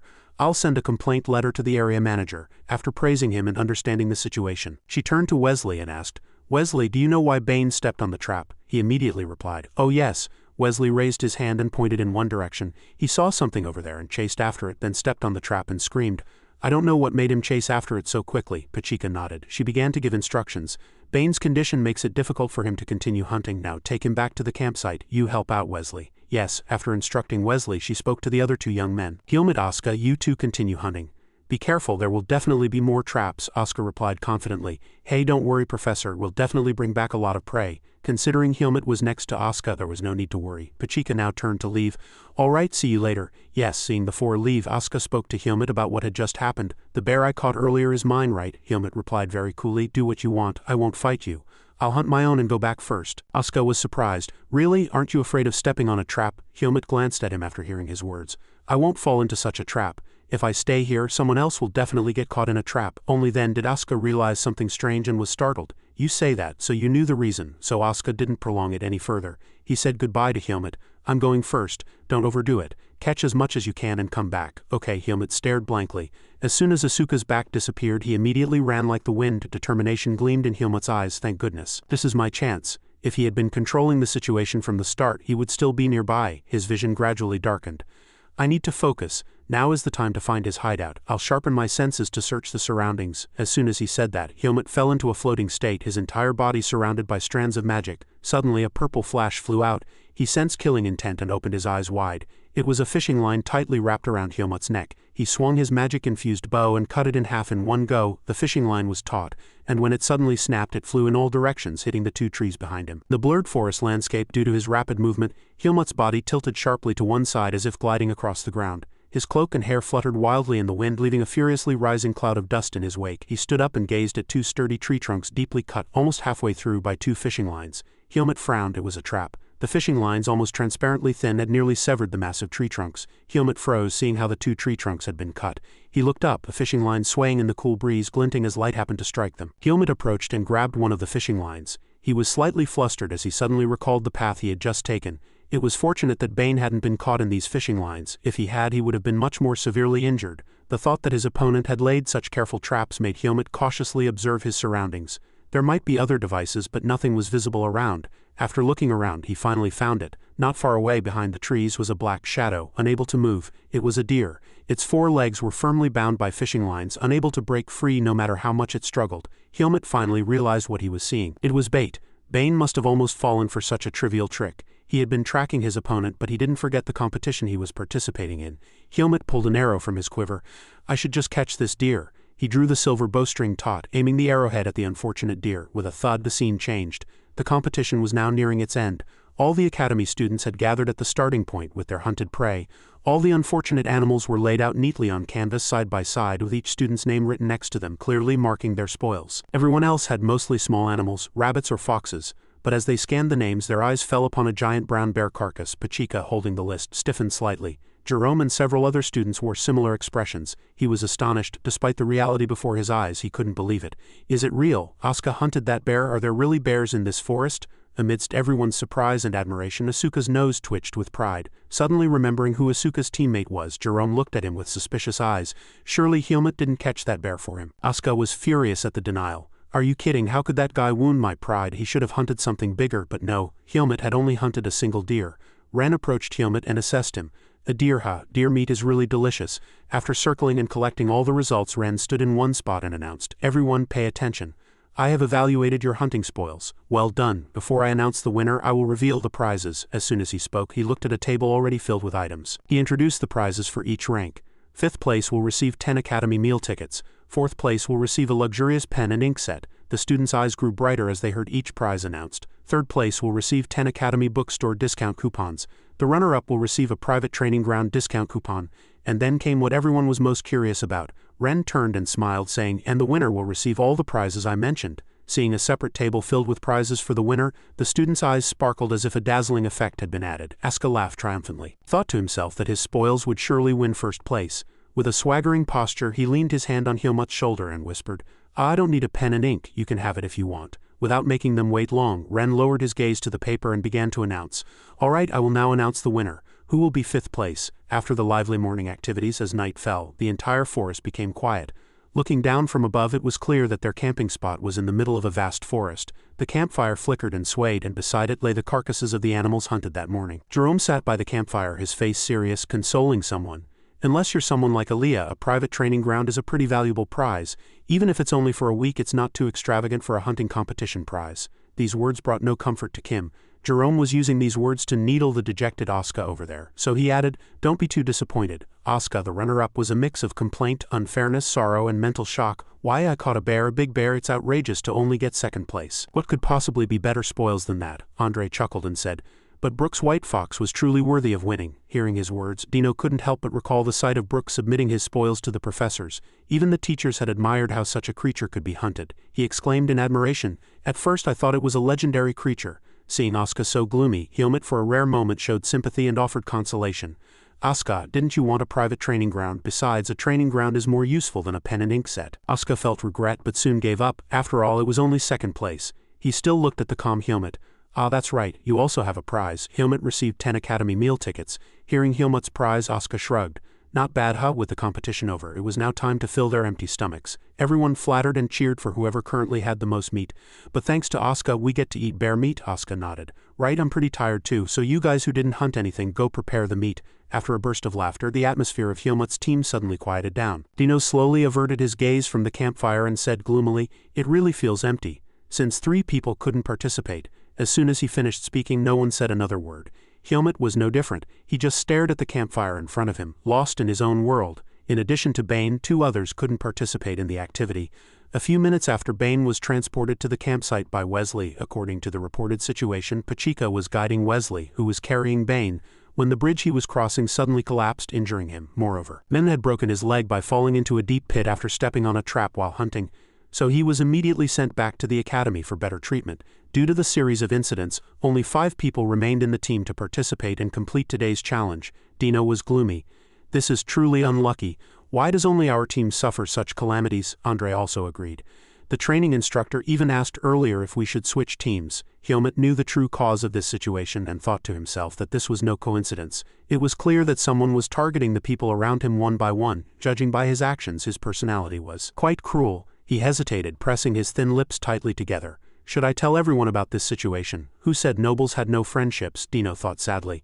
"They'll be fine now." Asuka was different. He wasn't that close to those 3 anyway. By now, they were probably comfortably snoring in their academy dorms. On the other hand, they were still struggling, snoring in the forest, waiting for this activity to end quickly. Dino and Jerome gaped as they heard Asuka speak so casually and indifferently.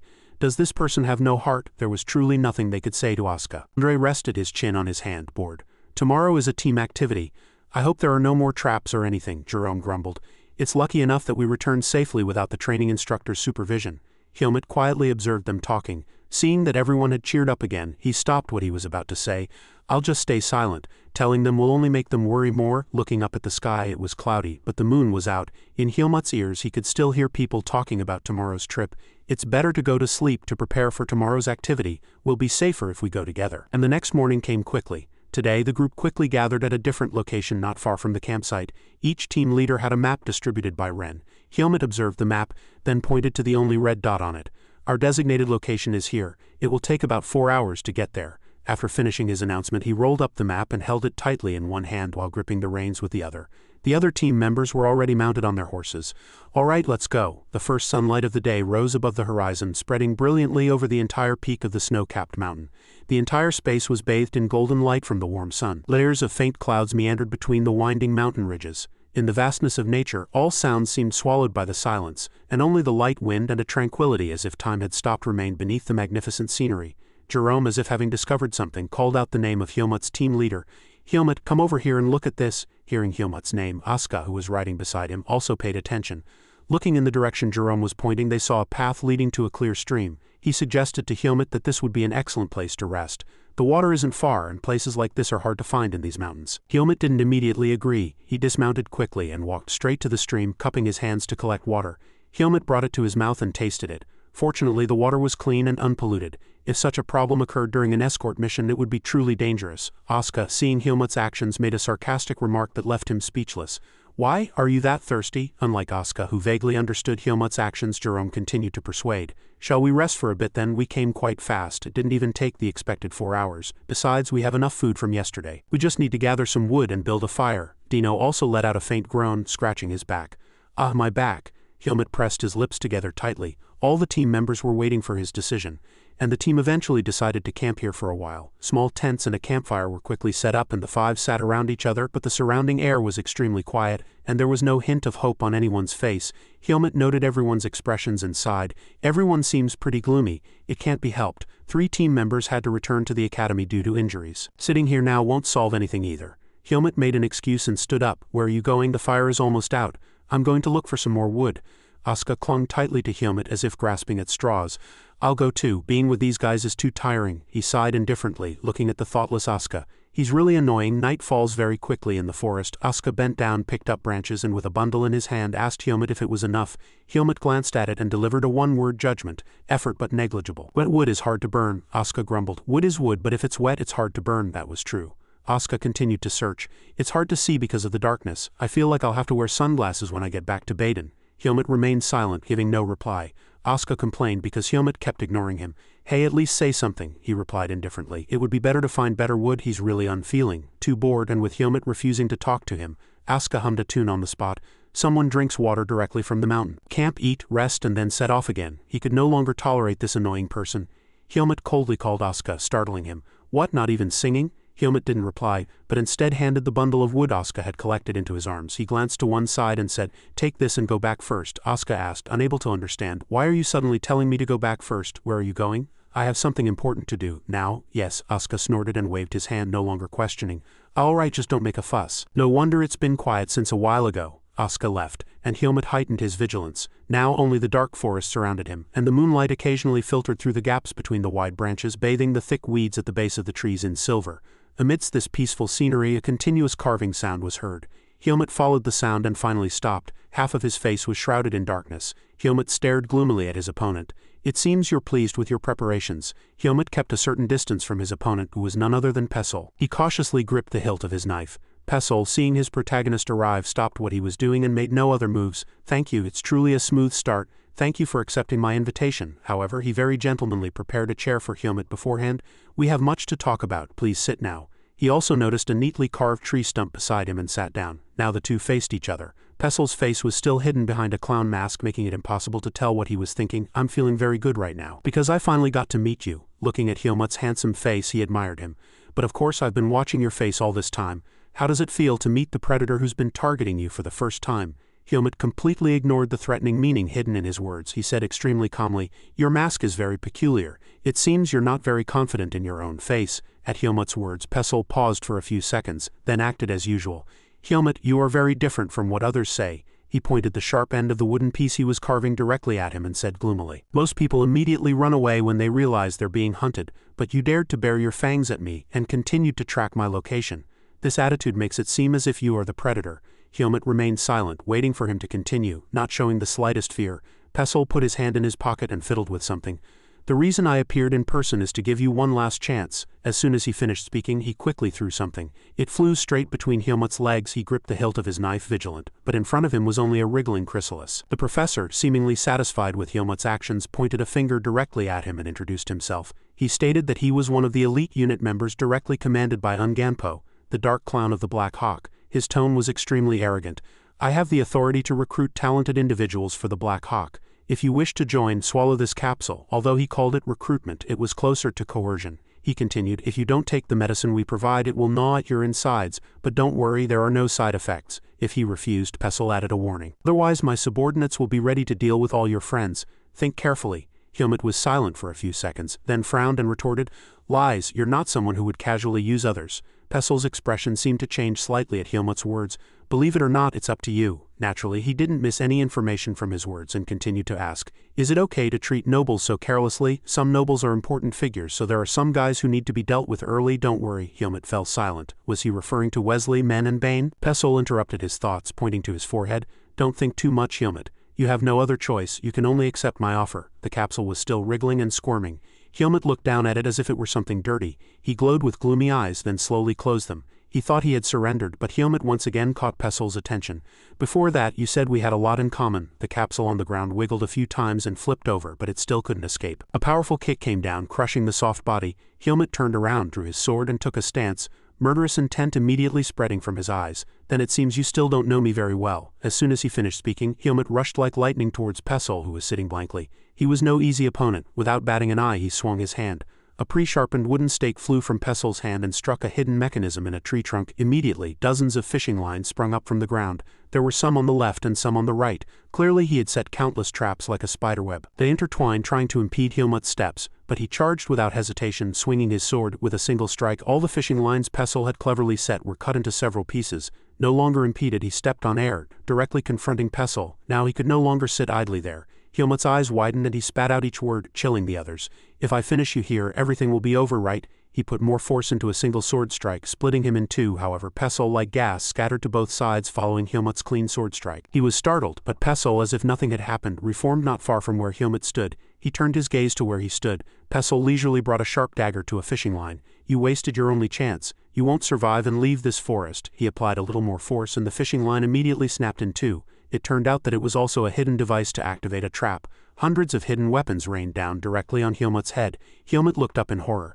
At this time, in Hyomut's team's temporary campsite, cups and plates were placed on a wooden table, but a sudden violent tremor made them all move. Jerome was startled and froze. When the cup stopped shaking, he turned and asked the other team members, didn't you hear something? A landslide? Asuka wasn't sure. How can there be a landslide when it's not raining? Andre also interjected. Where's Hyomut? Why isn't he back yet? Asuka didn't care much and threw another piece of dry firewood to keep the fire going. He probably went to the restroom. What could possibly harm him? Just then, Dino also returned, carrying a pile of dry grass in his arms. Jerome was surprised to see Dino. Weren't you going to feed the horses? Why did you bring grass? But his next words surprised everyone even more. Guys, did you tie your horses somewhere else? I didn't see anything. Jerome replied, bewildered. No, we didn't touch the horses. Dino hastily asked. But there's nothing there. What happened? Everyone went to where the horses were tied and only cut ropes remained. Asuka and Jerome were completely frozen, seeing no horses in front of them. Jerome stammered, perhaps the ropes were loose. Asuka also couldn't believe his eyes. How could 5 horses disappear without a sound or a trace? Suddenly, a loud noise came from the veil of night, startling all 4 of them. Jerome and Asuka stood closest to the direction of the sound. The two slowly turned, their nerves extremely tense. Indeed, an unidentifiable shadow slowly appeared from the darkness. The two held their breath, waiting for the shadow to walk into the moonlight. It turned out to be Hyomut. His entire body was now exhausted, and he was panting heavily. Clearly, they had never seen him like this. Asuka shouted frantically at the team leader who had been missing for several hours. Hyomut, you startled me. Andre was different from the sloth-like Asuka. He remembered something more important and hastily asked, Hey, haven't you seen our horses? Oh, wait a minute. Why do you look so haggard? Hyomut didn't answer any of them, just looked around. Are you all here? Seeing him ask such a disjointed question, Jerome stammered. Why, yes, that's right. What's wrong? Seeing the worry on his teammates' faces, Hyomut hesitated slightly. Perhaps it would be better to tell them. In the end, he decided to tell them the truth. At least if they knew there was danger, they would be more vigilant themselves. Let's gather for a moment. I have something to tell you. Returning to the previous spot, everyone stopped. The fire wasn't out and they had added dry firewood in time. A tense atmosphere enveloped the entire team and everyone looked serious. Jerome thought for a long time, unconsciously stroking his pointed chin. So to summarize, you dealt with the Black Hawk and they sent an assassin to deal with all of us, and that includes our friends who returned to the academy? Helmut nodded. That's right, Andre was horrified, his entire body stiff with fear, unable to believe it. So that's why they got injured and went back to the academy. Jerome trembled. You're reacting the most. Oh, wait a minute. But why us? We've never done anything to attract the Black Hawk's attention. Why do we have to die because of your problem? Immediately, Asuka's powerful blow landed on the back of Jerome's head. Shut up, you idiot, it's not even certain that we're the targets. After scolding Jerome, Asuka speculated with a serious expression. Perhaps it's because Sabat still holds a grudge against you. Helmut immediately denied it. No, I don't think that's the problem. In the end, Helmut finally revealed his true identity to everyone. Before I entered the academy, I was a mercenary, and I dealt with some members of the Black Hawk. Perhaps that's why they tracked me and followed me all the way here. Thinking back to when he had single-handedly taken down 3 members of the Black Hawk with just a bow and a sword, he had truly dealt with them cruelly back then. Helmut's nonchalant words surprised everyone. Jerome hastily asked, as if he couldn't believe what he had heard. You dealt with members of the Black Hawk, really? How many did you deal with for them to follow you so closely? Helmut closed his eyes and said, not as many as you think. To a mercenary, they were just insignificant guys. Swept up by Jerome, Helmut almost went off topic. His rationality returned very quickly. I probably shouldn't talk about such things. But what Helmut considered ordinary was no different from a superhero saving the world to them. Everyone chattered excitedly.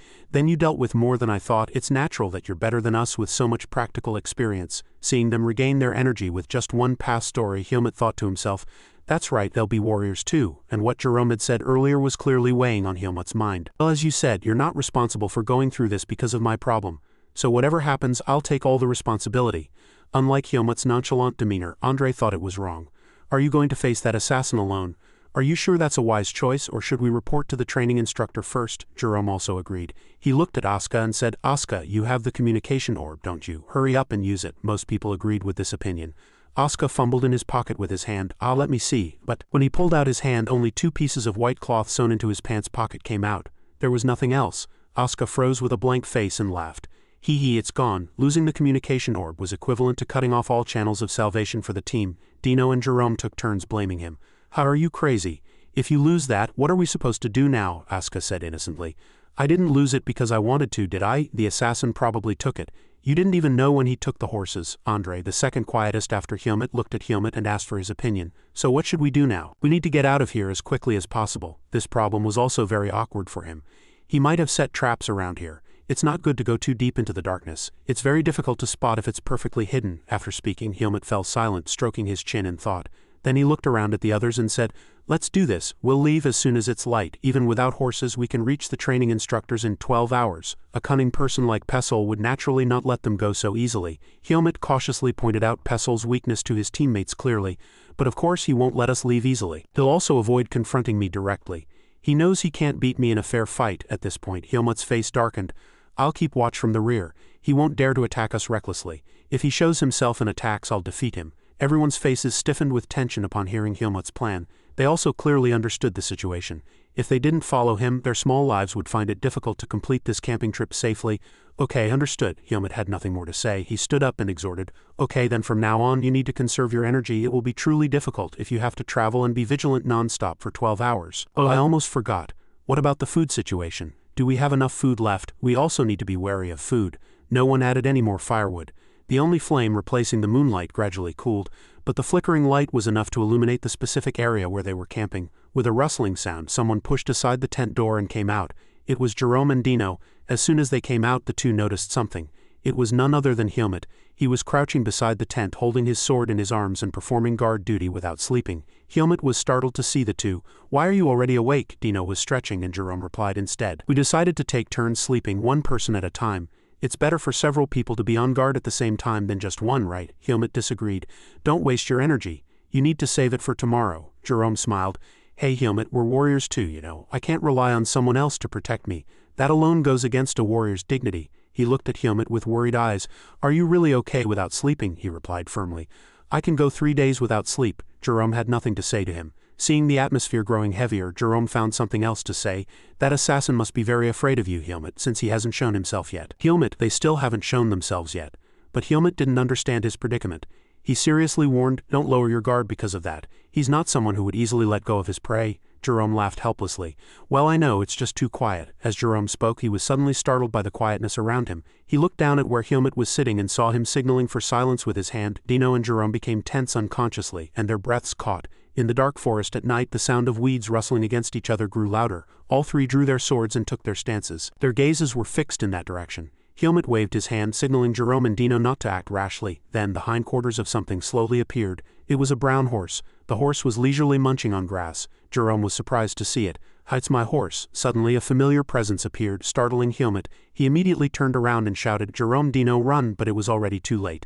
Since when had Pesol been hanging with his whole body? Red hair fluttered, casting a shadow over Dino's blank eyes. He extended his hand and 10 pointed fingers aimed at his neck. Dino slowly raised his head, and in his eyes, 2 hands like a demon suddenly appeared. Helmut, covering Jerome behind him, froze at Pesol's next move. He quickly grabbed Dino's collar and lifted him up. With his other hand he threw a pile of bombs at Helmut. A bomb explosion, and at the same time Dino's scream erupted. The scene seemed to repeat itself in his mind once again. When several bombs flew towards the two, Helmut shouted at him, "Dino!" As the bombs exploded, thick smoke billowed, completely obscuring the view. As the dust settled, he painstakingly squinted. Surely this loud noise would have completely woken up the rest of the people. Asuka shouted from inside the tent. "The dust has spread all the way here. I had to cover my nose." "What's that noise? Why is there so much smoke?" The visibility in front of him was blurry, and Jerome's hand trembled more and more. He violently clutched his head, and his scream was mixed with fear and pain. Helmut was calmer than Jerome. He had experienced this kind of situation many times. "Jerome, calm down. That's just a smoke bomb. We need to be vigilant because we don't know when he'll attack again." Although he was a warrior, seeing his friend being captured in front of his eyes, he couldn't help but feel fear. Dino was captured by that guy. Helmut patiently comforted him. "I saw him still conscious when he was captured. If he wanted to deal with him, he would have done so from the beginning." He gently placed a hand on Jerome's back to calm him. "Dino won't give up his life easily. If you don't want to die, we must unite." Jerome was gasping for breath, drenched in sweat. Asuka and Andre also ran from the direction of the tent. "What happened? Where's Dino?" After entrusting Jerome to Andre, Helmut silently looked at him, who was still in a state of panic. "This is bad. He knows how to manipulate people's psychology, Moreover, he has far more experience than us." After confirming that Jerome wasn't injured, Asuka finally remembered to be on guard. "Where did he disappear to?" Jerome stammered. I don't know. He's probably still nearby." Jerome's legs were still shaking, and he clutched Andre next to him. Now what should we do? We can't leave Dino alone." Andre knew, but didn't know what to do.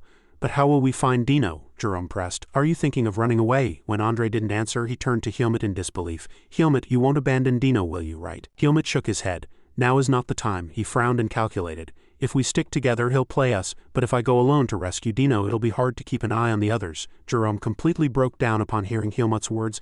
"Damn it, why is this happening to us?" Then he spun around and grabbed Helmut's collar. Jerome's voice was filled with extreme indignation. "Helmut, this is all your fault. If you're thinking of abandoning Dino, then Andre, judging that the situation was not good, hastily intervened. Hey, this isn't the time to blame Helmut. Calm down and think again." He composed himself and without shaking off Jerome's hand looked at him with emotionless eyes, speaking word by word. "Of course I won't abandon Dino, but I'm not willing to risk everyone else's lives to save one person." Helmut's words sent a chill down Jerome's spine. "All I can do right now is ensure all of you survive." He angrily raised his hand to strike him. "So you're going to abandon Dino?" Andre, standing behind Jerome, struggled to stop him. "Jerome, calm down. You've gone too far." Pulling him away from Helmut, Helmut calmly adjusted his collar. "Leave Jerome with Asuka and take him to the tent." Andre cautiously approached Helmut. "This is really a terrible situation. Are you all right, Helmut?" What Jerome said isn't entirely wrong." Andre expressed his honest opinion. "Helmut, I'm not disagreeing with you, but I feel somewhat similar to Jerome. Regardless, we can't abandon Dino," he continued calmly. "Let's discuss this issue once Jerome calms down. We might find a solution if we discuss it together." There was no choice. Helmut sighed. The night is still long. The moon was still high in the sky. Flames blazed. Helmut stood blankly, staring at the flames. After calming down, Jerome approached Helmut and stammered, Then, overcoming his awkwardness, he bowed his head and sincerely apologized. "I'm sorry, Helmut. I was so scared that I lost my mind." Helmut didn't respond to his apology. He merely stood up. He turned and looked directly at the three of them. "Now I have a few questions for you." He looked at them coldly. "In this situation, we have no idea where Dino is, and even after finding him, we can't guarantee that everyone will return alive. Honestly, I think survival is almost impossible. At the crossroads of life and death." Helmut looked at Jerome with skeptical eyes. "Do you still think we can't abandon Dino?" Jerome put his hand on his chest and said sincerely, "Dino and I have been friends since childhood. I can't leave him here alone." Andre and Asuka were not much different. "I agree, it's truly shameful to abandon a comrade in danger. Even though I'm not close with him, I can't just run away." Helmut looked at the three of them in silence for a few seconds, then finally compromised. "All right, it's decided then," he announced seriously. "From now on, there's no time to sleep. We need to find a way to defeat the assassin and rescue Dino." As he spoke, a look of horror flashed in Hyomut's eyes. He reacted very quickly, drawing his sword from its sheath and blocking an incoming projectile. It spun with Hyomut's force and flew into the air before embedding itself deeply into the ground. Only then did he realize it was an arrow. Andre was startled. What? Asuka quickly regained his composure and pointed. Something's tied to the arrow. As the dust settled, a cloth pouch tied to the arrow was revealed. Hyomut picked it up curiously and cautiously checked what was inside. Andre also bent down to look, and his face turned pale. Inside the cloth pouch was a human finger joint. Andre stammered in horror. That's a human finger, Hyomut still said calmly. We can't tell if this is Dino's finger. Jerome felt goosebumps all over his body. Then how do we know? But in this situation it clearly is. Jerome imagined the worst-case scenario, and his entire body stiffened. Could it be that Dino is? Hyomut interrupted him and retied the string of the cloth pouch with his hand. No, not yet. This finger was cut while blood was still flowing. At least we can confirm that he was still alive when this finger was cut off. Hyomut frowned. And he doesn't seem to want to deal with us yet. Andre was silent for a moment, then unconsciously examined the cloth pouch containing his friend's finger and suddenly noticed one corner oddly protruding. He shouted, "Wait, Hyomut, look closely. There's something in the bag." Hearing that, Hyomut immediately reached in and pulled it out.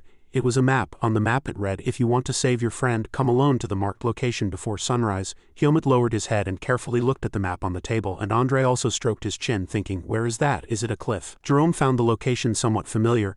I saw a few spots on the way here. Let me see. The map quickly went into his hands. Asuka, standing next to him, also leaned in. Jerome pointed at the map with his hand and said, "This is a large rock hill." "How far is it from here?" Hyomut immediately replied, "It'll take about 15 minutes to run there." Asuka's mouth fell open. "Wait, run there? Are you serious?" "Yes." Andre still maintained the same posture as before. "What is he trying to do?" Asuka replied nonchalantly. "It's too obvious. He wants to separate Hyomut from us." Hearing that, Jerome looked at Hyomut with a determined expression. "Hyomut, don't follow his words. We can go together to save Dino and defeat the assassin." Unexpectedly, Andre, who always gently agreed with everyone's opinions, objected this time. "Wait, Jerome. If we act recklessly, Dino could be in more danger. Right now it might be better to follow his words." He propped his hand on the table. "Because that's our only option. Hyomut will go alone to save Dino, and we'll have to wait until Hyomut returns." Hyomut naturally had no problem with this. His gaze swept across the faces of the three people in front of him. "It's fine for me to go alone, but the assassin will definitely target you first." Asuka sighed and crossed his arms. "We just have to wait 30 minutes until he returns, right? Then the three of us will be enough. Honestly, I also want to confront him directly, but what can I do?" He said this much, then put on a mysterious expression. "Besides, I just came up with a plan." Suddenly, Hyomut, Andre, and Jerome were all surprised that even a fool like Asuka had a plan. In the calm night sky, a full moon shone brightly. Moonlight gently seeped through the dense trees, creating a serene and eerie landscape. The veil of night was suddenly ripped open. The sound of wind swirling fiercely echoed through the quiet forest as if something was moving at an incredible speed. It covered the entire space like a whirlwind, and the trees were swept by the strong winds. This series of actions was Hyomut's. He rushed out of the forest and entered this desolate clearing where none other than Dino was lying. Hyomut descended from above with sharp eyes, his neat uniform, the sword at his side, his solemn eyes, and his hair fluttering in the wind. Dino seemed unconscious. Even when Hyomut landed on the ground with a thud, he would normally have been on guard. His seemingly calm light purple eyes subtly shifted to the left. To his left was only desolate land. Hyomut frowned and looked to his right where there was a deep gorge. He lightly placed his hand on the hilt of his sword. "Pestle doesn't seem to be here. I need to take Dino away quickly." He cautiously approached Dino step by step. He lightly shook his shoulder with his hand as Hyomut thought Dino was sleeping. A faint smile spread across his lips. "He's really lying comfortably. Hey Dino, are you still conscious? There's no time. Quickly wake up and let's go back to the campsite." Before he could even finish speaking, Hyomut's pupils constricted. His face turned pale, and red and black eyes were embedded in his own. Hyomut gritted his teeth and stepped back. Of course, Dino was no longer Dino. He sprang up, roaring. Dino screamed, and his entire body swelled. The buttons that fit his body perfectly flew in all directions. He was 3 meters away from Dino in the blink of an eye, taking a defensive stance. Hyomut was horrified by the surging aura. "This is demonic energy. This is serious. I can't believe he would use such a method." A whirlwind of death energy appeared, like a greedy black hole in the universe, sucking everything in. Demonic energy is the embodiment of pure madness. If demonic energy infiltrates an ordinary person's body without being purified or controlled, that's precisely why, if demonic energy is forced to infiltrate the pure chi already present in the human body, the human's pure chi and the demonic energy will constantly clash until one is destroyed. This will make the victim extremely uncomfortable, and once the pure blood chi is exhausted, the human body will cease to function, and that will lead to Dino's current state. The legs of a non-human appeared before him. Dino had tripled in size, his eyes glowing red, glaring at Hyomut like prey. He took his stance once more. He placed his hand on the hilt of his sword. Dino was now completely irrational, having lost all his original human consciousness and truly transformed into a demon. The next moment Dino charged at Helmut. The speed was so fast that Helmut had no choice but to draw his sword and block the attack without time to retreat. The power gap was too great and the demonized Dino sent Helmut flying. Without a moment's rest, Dino fiercely charged at him, who had lost his balance. He once again struck with a punch like a chieftain. Bang! The earth and stones there shattered and fine dust flew into the sky with the force. Clearly, Helmut dodged that attack. He used his footing to leap high and landed not far away. Helmut clenched his lips and looked at the person who was once his comrade. The amount of demonic energy infiltrated is quite large, but in the end Dino has only just transformed into a demon. If I have to intervene, it won't be that difficult. Seeing the familiar face, he hesitated slightly.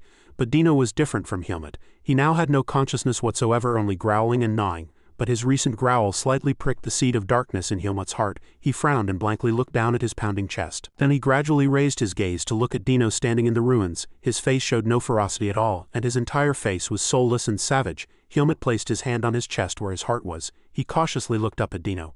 It's been a really long time since the seed of darkness reacted to pure demonic energy. His feet once again stomped heavily on the ground, shattering the dry earth and stones. Dino charged directly at Helmut. He launched an attack so fast that only afterimages were visible. Helmut was not to be outdone. He quickly defused Dino's attack. A punch and a sword clashed in such a way. Finally, Dino put all his strength into his last punch. The punch almost touched Helmut's face, and he seemed to have been hit directly by the punch. But he wasn't. Helmut simply turned his head to the side and the punch flew straight towards the cliff behind him. With just one punch, the entire surface of the cliff resonated with power, cracking and crumbling.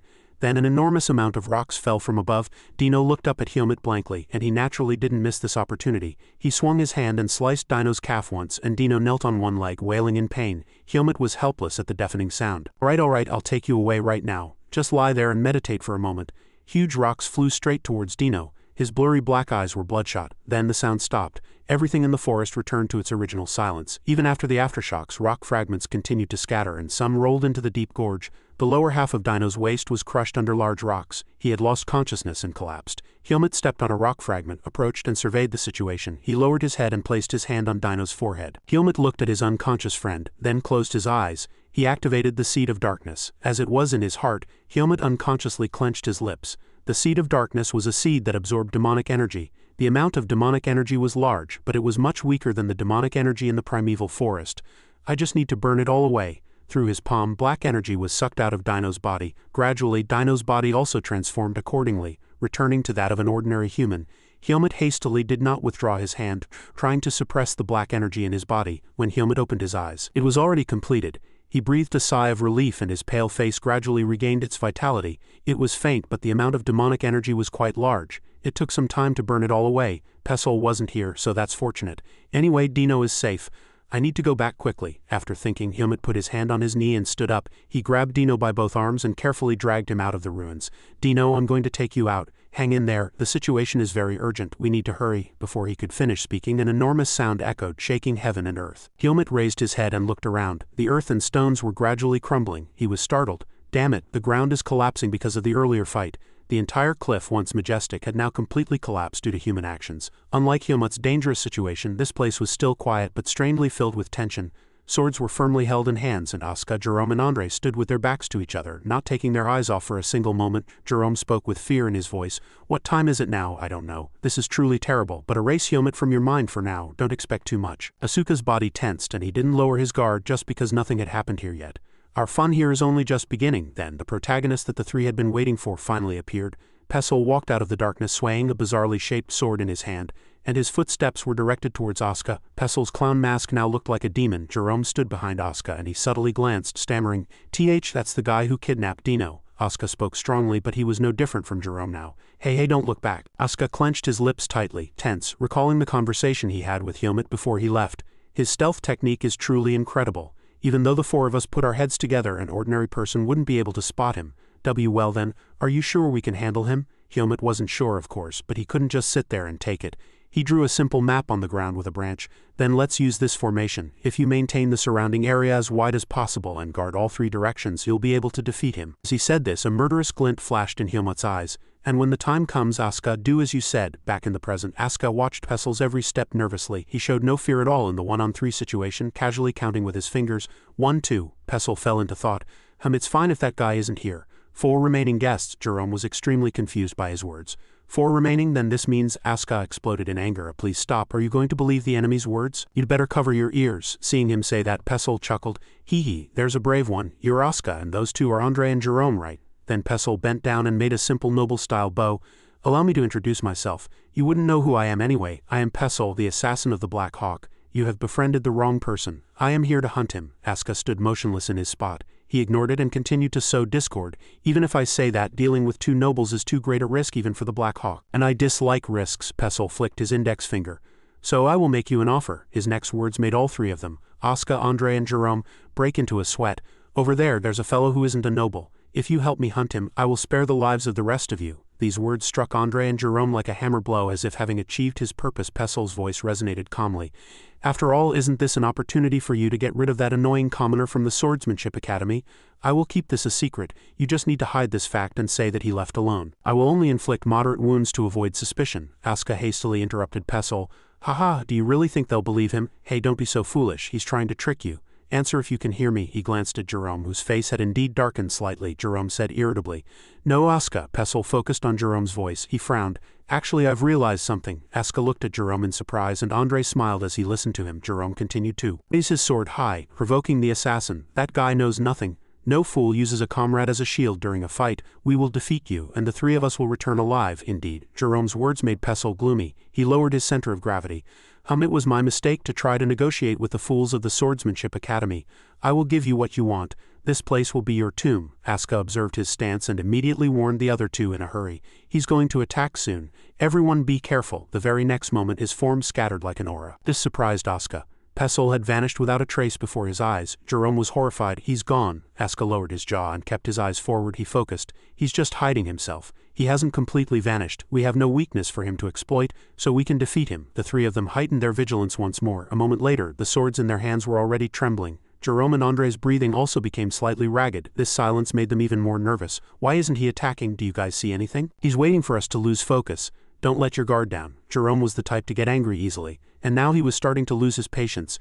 Damn it, he's just toying with us. The moment he let his guard down even slightly, Pestle appeared from thin air and swung his curved blade sword. Jerome reacted very quickly, raising his sword to block the deadly attack. His strength was so great that Jerome had to grit his teeth and endure. When the attack failed, Pestle vanished once again. Jerome, are you alright? I am fine. I blocked his attack. Pestle's voice echoed from above. I see. Jerome, you are the weakest among the 3 of you. He spun around in the air and declared, I'll deal with you first. Andre said urgently. He's going to focus his attack on you, Jerome. Jerome, wait, but Pestle used a feint, pretending to attack the east while attacking the west. He landed in front of Andre. Andre shivered, worried about Jerome. This is bad. Fortunately, he was able to raise his sword and block the direction of the cut, causing blood to splatter from Andre's shoulder. He let out a painful groan. Asuka gritted his teeth, sweat pouring down him due to the tension. Damn it, we were tricked by him. Pestle landed lightly on the tips of his toes as if toying with insects at ease. Although they boasted a lot, the Swordsmanship Academy's abilities are even worse than I thought, so I can't enjoy a peaceful hunt. He raised his curved blade sword high, and the clown mask's smile added a bizarre touch. From now on I'll attack faster. I hope you can endure it. As soon as he spoke, Pestle immediately slashed Asuka's shoulder and his blood splattered. He leapt between the 3 of them, playing as if toying with them. The only difference was that each time he moved, one of the 3 bled a little more, and another wound appeared. Seeing the 3 still swinging their swords in defense, Pestle's speed suddenly increased even further. Now he rushed like the wind, making it impossible for the 3 of them to block him, but they never gave up. The 3 of them gripped their swords tightly. Although their current state was dire, dawn finally broke and blood continued to drip, forming puddles on the ground. Asuka, Andre and Jerome were all exhausted. Pestle, seeing their current state, rejoiced and laughed loudly. Haha, now you look better. This is what hunting is like. Although this was merely a game, I truly enjoyed it. Andre was covered in blood from his shoulder to his face. Jerome's condition was not much different from Andre's. And of course Asuka, who had taken the most attacks, was too miserable to look at. Asuka frowned. He said loudly, It seems you're quite enjoying this difficult situation we're in, aren't you? If you end it now, you'll definitely regret it. Asuka returned to his usual swaggering self, a corner of his mouth curving upward as he provoked, Don't touch the other 2. Let's just play, the 2 of us. It'll be much more enjoyable that way. Although he was too exhausted to even breathe properly, he forced a provocative smile.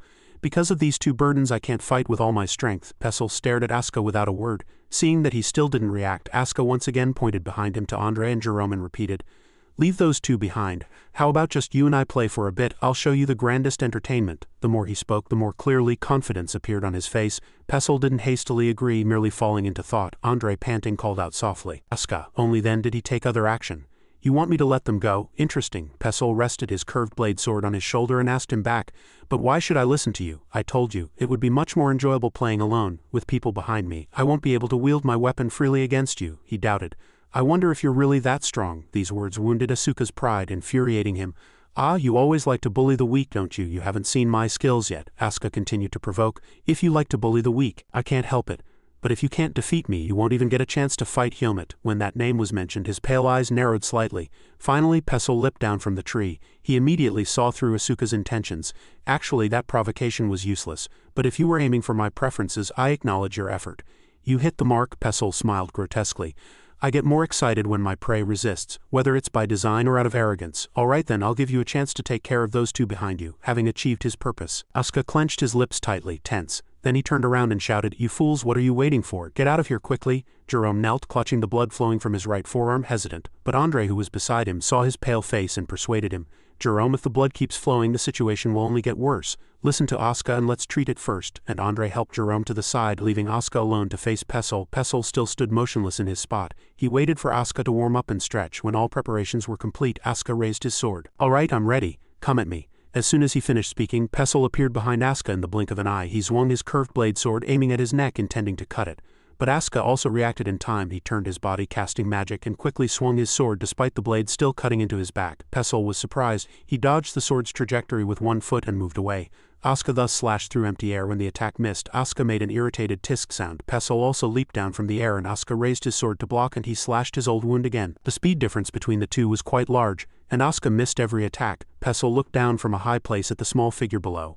Much blood had been spilled on the ground and Asuka's momentum had changed. Looking at him, it was as if he saw Charlotte's shadow. Pestle was surprised. The clown mask also had knife marks, but fortunately the mask was thick enough that it didn't touch the face underneath at all. He landed on the ground and looked at the blue aura surrounding Asuka. Pestle gritted his teeth. His swordsmanship has changed. I didn't have this information, so it wasn't arrogance but a real plan. There was no longer any hint of contempt. He began to attack seriously, and now his speed was much faster, making it impossible for Asuka to block his attacks. The two continued to pass each other, and each time another wound appeared on Asuka's body. Asuka struggled to steady his breathing and told himself, Focus, hone all your senses. When the sword comes, slash in a circle. Recalling Charlotte's beautiful face, he resolved, that will make it more accurate. Pestle didn't give Asuka any time to rest and continued to attack fiercely, swinging his blade relentlessly without the slightest mercy. Not far from the tree, Andre, with Jerome seated beside him, watched the one-sided, overwhelming fight. Both of them realized that Asuka's technique had changed. That technique is similar to the first-year girl's swordsmanship.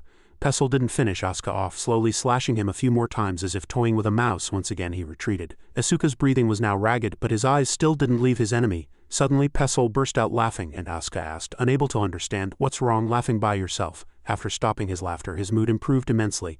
All right, I understand your abilities. It wasn't just bluster. Asuka, the more you are driven into a corner, your senses become sharper. Well done. Just like my other prey, Hermit. He slightly opened his eyes between his fingers. Actually, I wanted to enjoy it more, but now it's time for the main event. Pestle lowered his center of gravity, holding two weapons in both hands, and spread his arms. Asuka, I rate you highly. So rest now. Asuka naturally didn't give up, and momentum fiercely surged from his body. What nonsense are you talking about? Who said you'd die because of me? But the very next moment the blade was pressed close to his neck. It's only a finger's width away. It will be cut at that fragile point. Pestle swung with more force and Asuka's entire body fell backward. Andre and Jerome were horrified by the situation unfolding before their eyes. Both of their pupils contracted. But no, his magic had not yet faded, and it was still surging out. Asuka raised his wrist in time to block, and it deeply cut into his wrist. Pestle was surprised. He blocked it. It seems he must have focused his magic on his hand to block the attack, but it won't last long, because the blade's dark aura was slowly seeping into Asuka's body. He ignored it, turned his body, and called out to Pestle. Hey, you clown of the Blackhawk. Seeing him look his way, Asuka laughed derisively. Have you learned how to endure pain? Pestle stared at him silently, his entire face covered by Asuka's magic. Last night, Asuka's proposed plan was revealed. Before that, when we resupplied in the city, we bought a magic scroll. He held up a paper scroll and placed it on the ground. It activates when it's torn or shredded. Asuka wrapped it around his arm. If I can lure the opponent, someday he'll want to finish us. At that point, I'll let him attack the arm with the scroll wrapped around it. Back in the present, the two still stood motionless. And that was the perfect opportunity to counterattack. Water splashed from Pestle's mask. Asuka swung his other arm, slashing his sword directly at his body. Pestle certainly blocked it with his hand. Asuka was attacking Pestle. He was deeply cut in the arm by Asuka's sword. Asuka gritted his teeth, thinking to himself, "Damn it, I couldn't inflict enough damage. He can block my attack even in this sudden situation." His sword was still embedded in his arm, but he was kicked and sent flying far away. Bang! He fell to the ground, rolling a few times, and blood gushed from his arm. He coughed, choking. "Ahem, ahem," he shouted loudly. "You damn monkeys!" A communication orb rolled on the ground. Asuka looked at the rolling orb and asked himself, "What is this? Isn't that a communication orb? No way. I was sure I had destroyed them all." He gritted his teeth in panic. Pesol. He realized where the orb came from. He saw the open pouch on Asuka's waist. He must have put it in his back pocket. Asuka picked up the orb and shouted loudly, "Professor, please save us. That murderer is trying to kill us all." He threw the dagger in his hand towards the crystal orb. "Don't you dare dream of calling for help." The crystal orb in his hand shattered into pieces. Voices could still be heard from within the crystal orb, asking about the situation. "Asuka, is that Asuka? What's going on there?" He gasped for breath. He scoffed at him. "Still have strength left to be lying down? Professor Dewey will be here as soon as I ask him for a spatial transfer, understand?" He clenched his fists and pushed against the ground. Without a moment's hesitation, he charged forward and yelled, "I'll take your life before they arrive." He stood blankly for a few seconds. The forest was silent. Without looking back, he ran deep into the forest, feeling a suffocating evil aura and thinking to himself, "He's back." Something fell rapidly from the sky to the ground. He dodged in time, leaping far away. The impact shattered the ground and sent dust flying. Pesol was startled to see the shadow of a person slowly appearing from behind the dust. Hyomut was holding an unconscious Dino, and he turned his body, running deep into the forest. He thought to himself, "This is too difficult, I can't handle it. The plan has failed." Andre, standing next to Jerome, who was leaning against a tree, asked, "He's gone. Did he escape?" Jerome said, "Dino succeeded." Hyomut replied, "Yes, at least that much." "Everyone looks truly miserable," Asuka yelled angrily. "Hey Hyomut, you said 30 minutes. If you had been a little later we all would have died," he gently replied. "I'm sorry. I tried to get back as soon as possible, but I ran into some problems." Dino was still lying on the ground unconscious. "Anyway, everyone did their best." Hearing this, the three felt a little relieved. Andre suddenly said, "Oh, I just found the communication orb and contacted the professors. They'll be here in a moment," he urged them. "All right then, everyone wait here. I'm going to settle the score with that guy." Deep in the forest, Pesol dashed like an arrow. He sighed and thought, "I only managed to retrieve one knife. Hyomut will never give up here. That guy will definitely chase after me, but that's your mistake.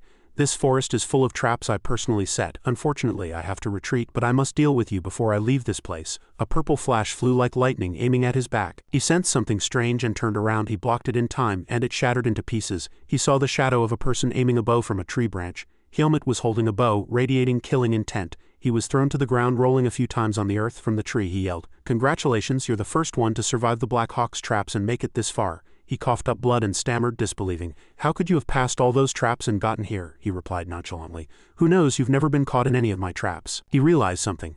Could it be that he destroyed all those traps? Taking advantage of his momentary lapse, he aimed his bow and shot an arrow. He dodged the attack and the blade flew rapidly, embedding itself in the ground, which cracked. He wondered, with a blade like that, did he deal with those 5 people in the same way? "It's commendable that you've pushed me into such a corner, but that toy can do nothing to me." He aimed his bow again and said, "How delightful it is to see prey struggling in despair." Killing intent erupted from his body. "Unfortunately, I have no interest in playing with you like this." He leaped down from the tree and landed on the ground. Hyomut stood motionless in the middle of the forest with only the rustling of leaves audible. Thoughts intertwined in the quiet night. "He was confident enough to chase me. But Hyomut, can you evade my attacks deep in the forest?" Something brushed past Hyomut's back very quickly. Pesol attacked from behind, swinging his sword and thinking, "Got him." He quickly sensed the attack, turned his body and raised his sword high. He was startled, and though he swung his sword he quickly rolled away to dodge. He got up and thought, "How did you know?" Killing intent erupted from his body, and he turned to face him. He attacked again. "You seem lucky this time, but this is just the beginning." Pesol indiscriminately slashed at the surrounding trees, scattering leaves. Shadows and tree shadows obstructed his vision, and falling leaves made noise. With both vision and hearing limited, could I catch him at this speed? Hyomut sensed his intention, and taking advantage of his opponent's self-congratulation, he turned and swung his sword, striking down the leaves. He thought to himself, disbelieving. He sprang back to avoid the descending sword. He still thought to himself, disbelieving. Impossible. It can't be a coincidence. No one can see through my stealth. He continued to gather momentum and closed his eyes. He didn't give up and continued to charge. Impossible, Hyomut thought to himself. No matter how good your stealth is, you can't hide the killing intent you emit with every attack. He realized that he could sense killing intent and thought, this guy immediately senses killing intent, grasps the direction, and reacts instantly, dealing with a madman passing through countless traps. And possessing such abilities, he's no longer human. Seeing him stop and not continue his attack, he asked, "What's wrong? No more games to play. Then it's time to show my power." The sword in his hand glowed with purple light. Seeing this, he thought, "Aura is emanating. I didn't know you had such a skill. I've lost too much blood and am almost exhausted." Using stealth again would be too dangerous, but aura doesn't last long. Waiting until he was exhausted, he hid behind a tree. He stomped on the ground, creating a depression. He charged and split the tree he was hiding behind in two. It was too sudden to dodge, and he cursed. Damn it, as he crazy, the middle of the forest lit up brightly and thick smoke billowed. The tree fell and he slumped down, trembling, blood dripping. He stiffened his face and said, "You've lost your weapon. What else do you have left?" He mimicked his words derisively. Hee, what else do you have left? There's only one answer. Surrender. He raised his hand in surrender, and he stiffened his face, saying nothing, then suddenly kicked him. He fell backward and replied with difficulty, "Is this how the Swordsmanship Academy treats surrendered enemies?" He thought, who cares, this isn't a duel. He raised his foot again. This time his leg was severed. He merely groaned, "Don't threaten me. Don't even dream of escaping." He got up and pleaded, "If you spare my life, I'll never chase you again. I'll tell the Blackhawk to stop chasing you. How can I trust you if I deal with you? The guys who are chasing me will stop. That's a better option. Think carefully, hermit. I'm just a member of the Blackhawk. If I don't return next time, it won't be just one person chasing you. Do you think you can survive like you did today? Do you think you can protect the people around you?" He was silent, approaching him and stomping hard on his wrist, pinning it to the ground. This time 3 of his fingers were severed, and the knife pierced his hand, pinning it to the ground. He stiffened his face and replied, "I think you're mistaken, so let me make it clear. You will die here, and I will personally deal with the ones who chase you. This is your fate. If you have nothing more to say, then die." He calmly raised his knife and aimed it downwards. He screamed, "Wait!" A strange sound was heard. "Please stop for a moment, young swordsman," a person in a black robe said from behind. He turned his body towards the sound. An old man in a black robe with a grotesque smile said, "If you kill this friend, we will be in great trouble." Helmut was about to finish off Pestle, but the sound from behind made him wary and he turned around. Nadolos approached and held out his hand, negotiating. "I have something I want to ask, so can you stop?" Helmut watched warily with sharp eyes. "Who is this? I can't sense any presence. Even seeing him directly, I can't discern his skill." Pestle called out to Nadolos in pain, "Lord Talent." Only then did Helmut realize who he was. "I see. Then he must be the leader of the Blackhawk." Nadolos stood under the mysterious moonlight, his face obscured but radiating a gloomy, killing intent. He continued to stand behind Helmut and negotiate. "Of course I won't demand that you release him unconditionally, but if you spare his life I will definitely reward you." He turned his head and resolutely refused. "No, this guy is the one who has to pay the price. Dealing with him is the only choice that benefits me the most at this." Nadolos revealed his mouth and nose. He said regretfully, "Then that's problematic. The Blackhawk is short-handed these days, so we can't afford to lose such a capable person." Helmut approached to deal with Pestle, but Nadolos made another offer.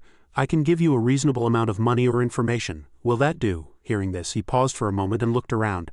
Nadolos was enveloped in a gloomy, killing intent. Helmut hesitated, thinking, "This guy is quite strong. I'm not in my best condition either, so I probably won't win." He cautiously considered the future consequences.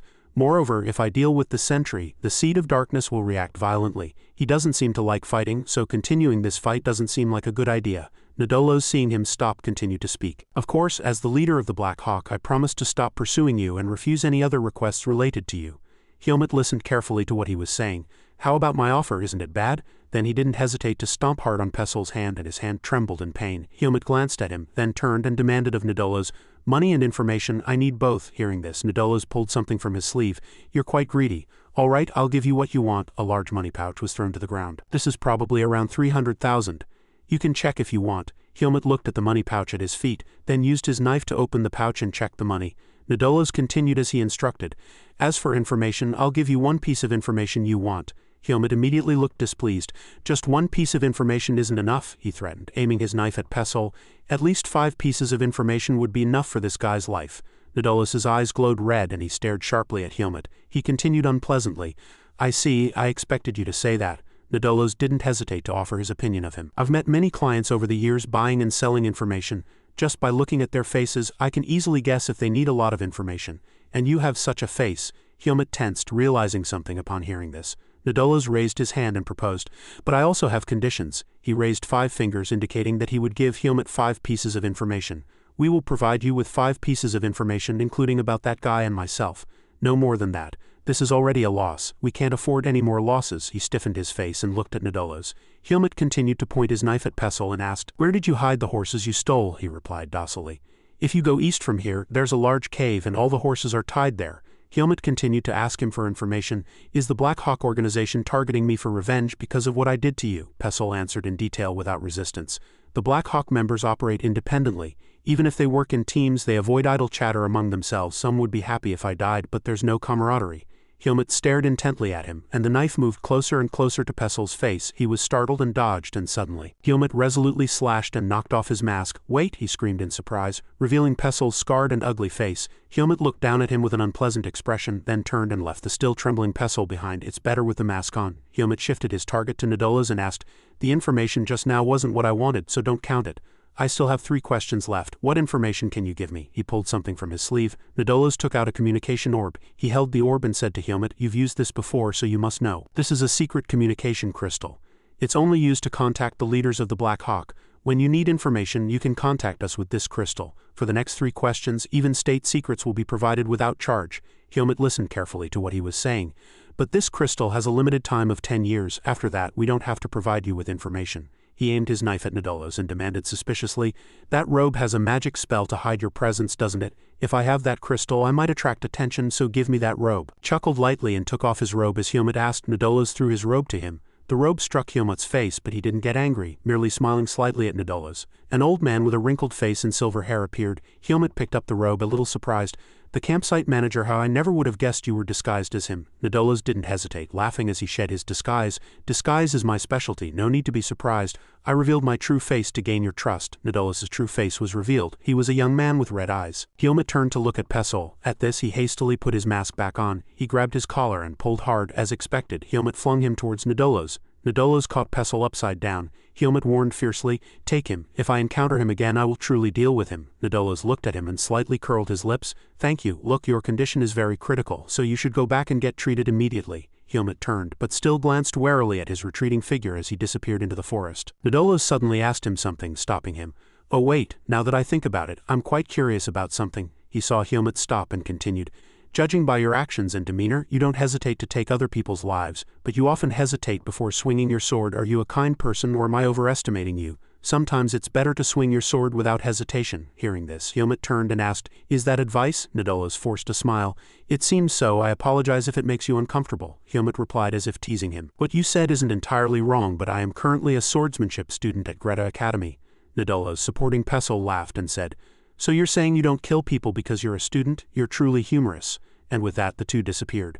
"Then I'll wait until you contact me again when needed." Helmut could only feel the wind after they vanished. Chapter 81. Hoofbeats echoed through the forest. Nadola's and Pessel rode away like lightning. Pessel, sitting behind him, said unpleasantly, "You've completely humiliated me. I mean, not only did you save a wretch like me this time, but you also gave him money, clothes, and even information." Nadola's replied without looking back, "Do you think I paid too much for your life?" Pessel clung tightly to him and explained, "No, from now on I will do my best to repay your kindness today. But next time I will boldly deal with him and repeat what you did to him today." Nadola's laughed lightly, reminding him, "Pessel, do you think you almost defeated him today?" Nadola's said nonchalantly as he rode, "I don't think so. The Black Hawk will not touch anything related to Helmut." Pessel immediately retorted fiercely upon hearing him, "Lord Talent, if I'm not good enough, I can get more men. If we use the full might of the Black Hawk, this problem can be solved. He must be rooted out before he becomes a greater threat." Nadola's laughed heartily, paying no attention to his words.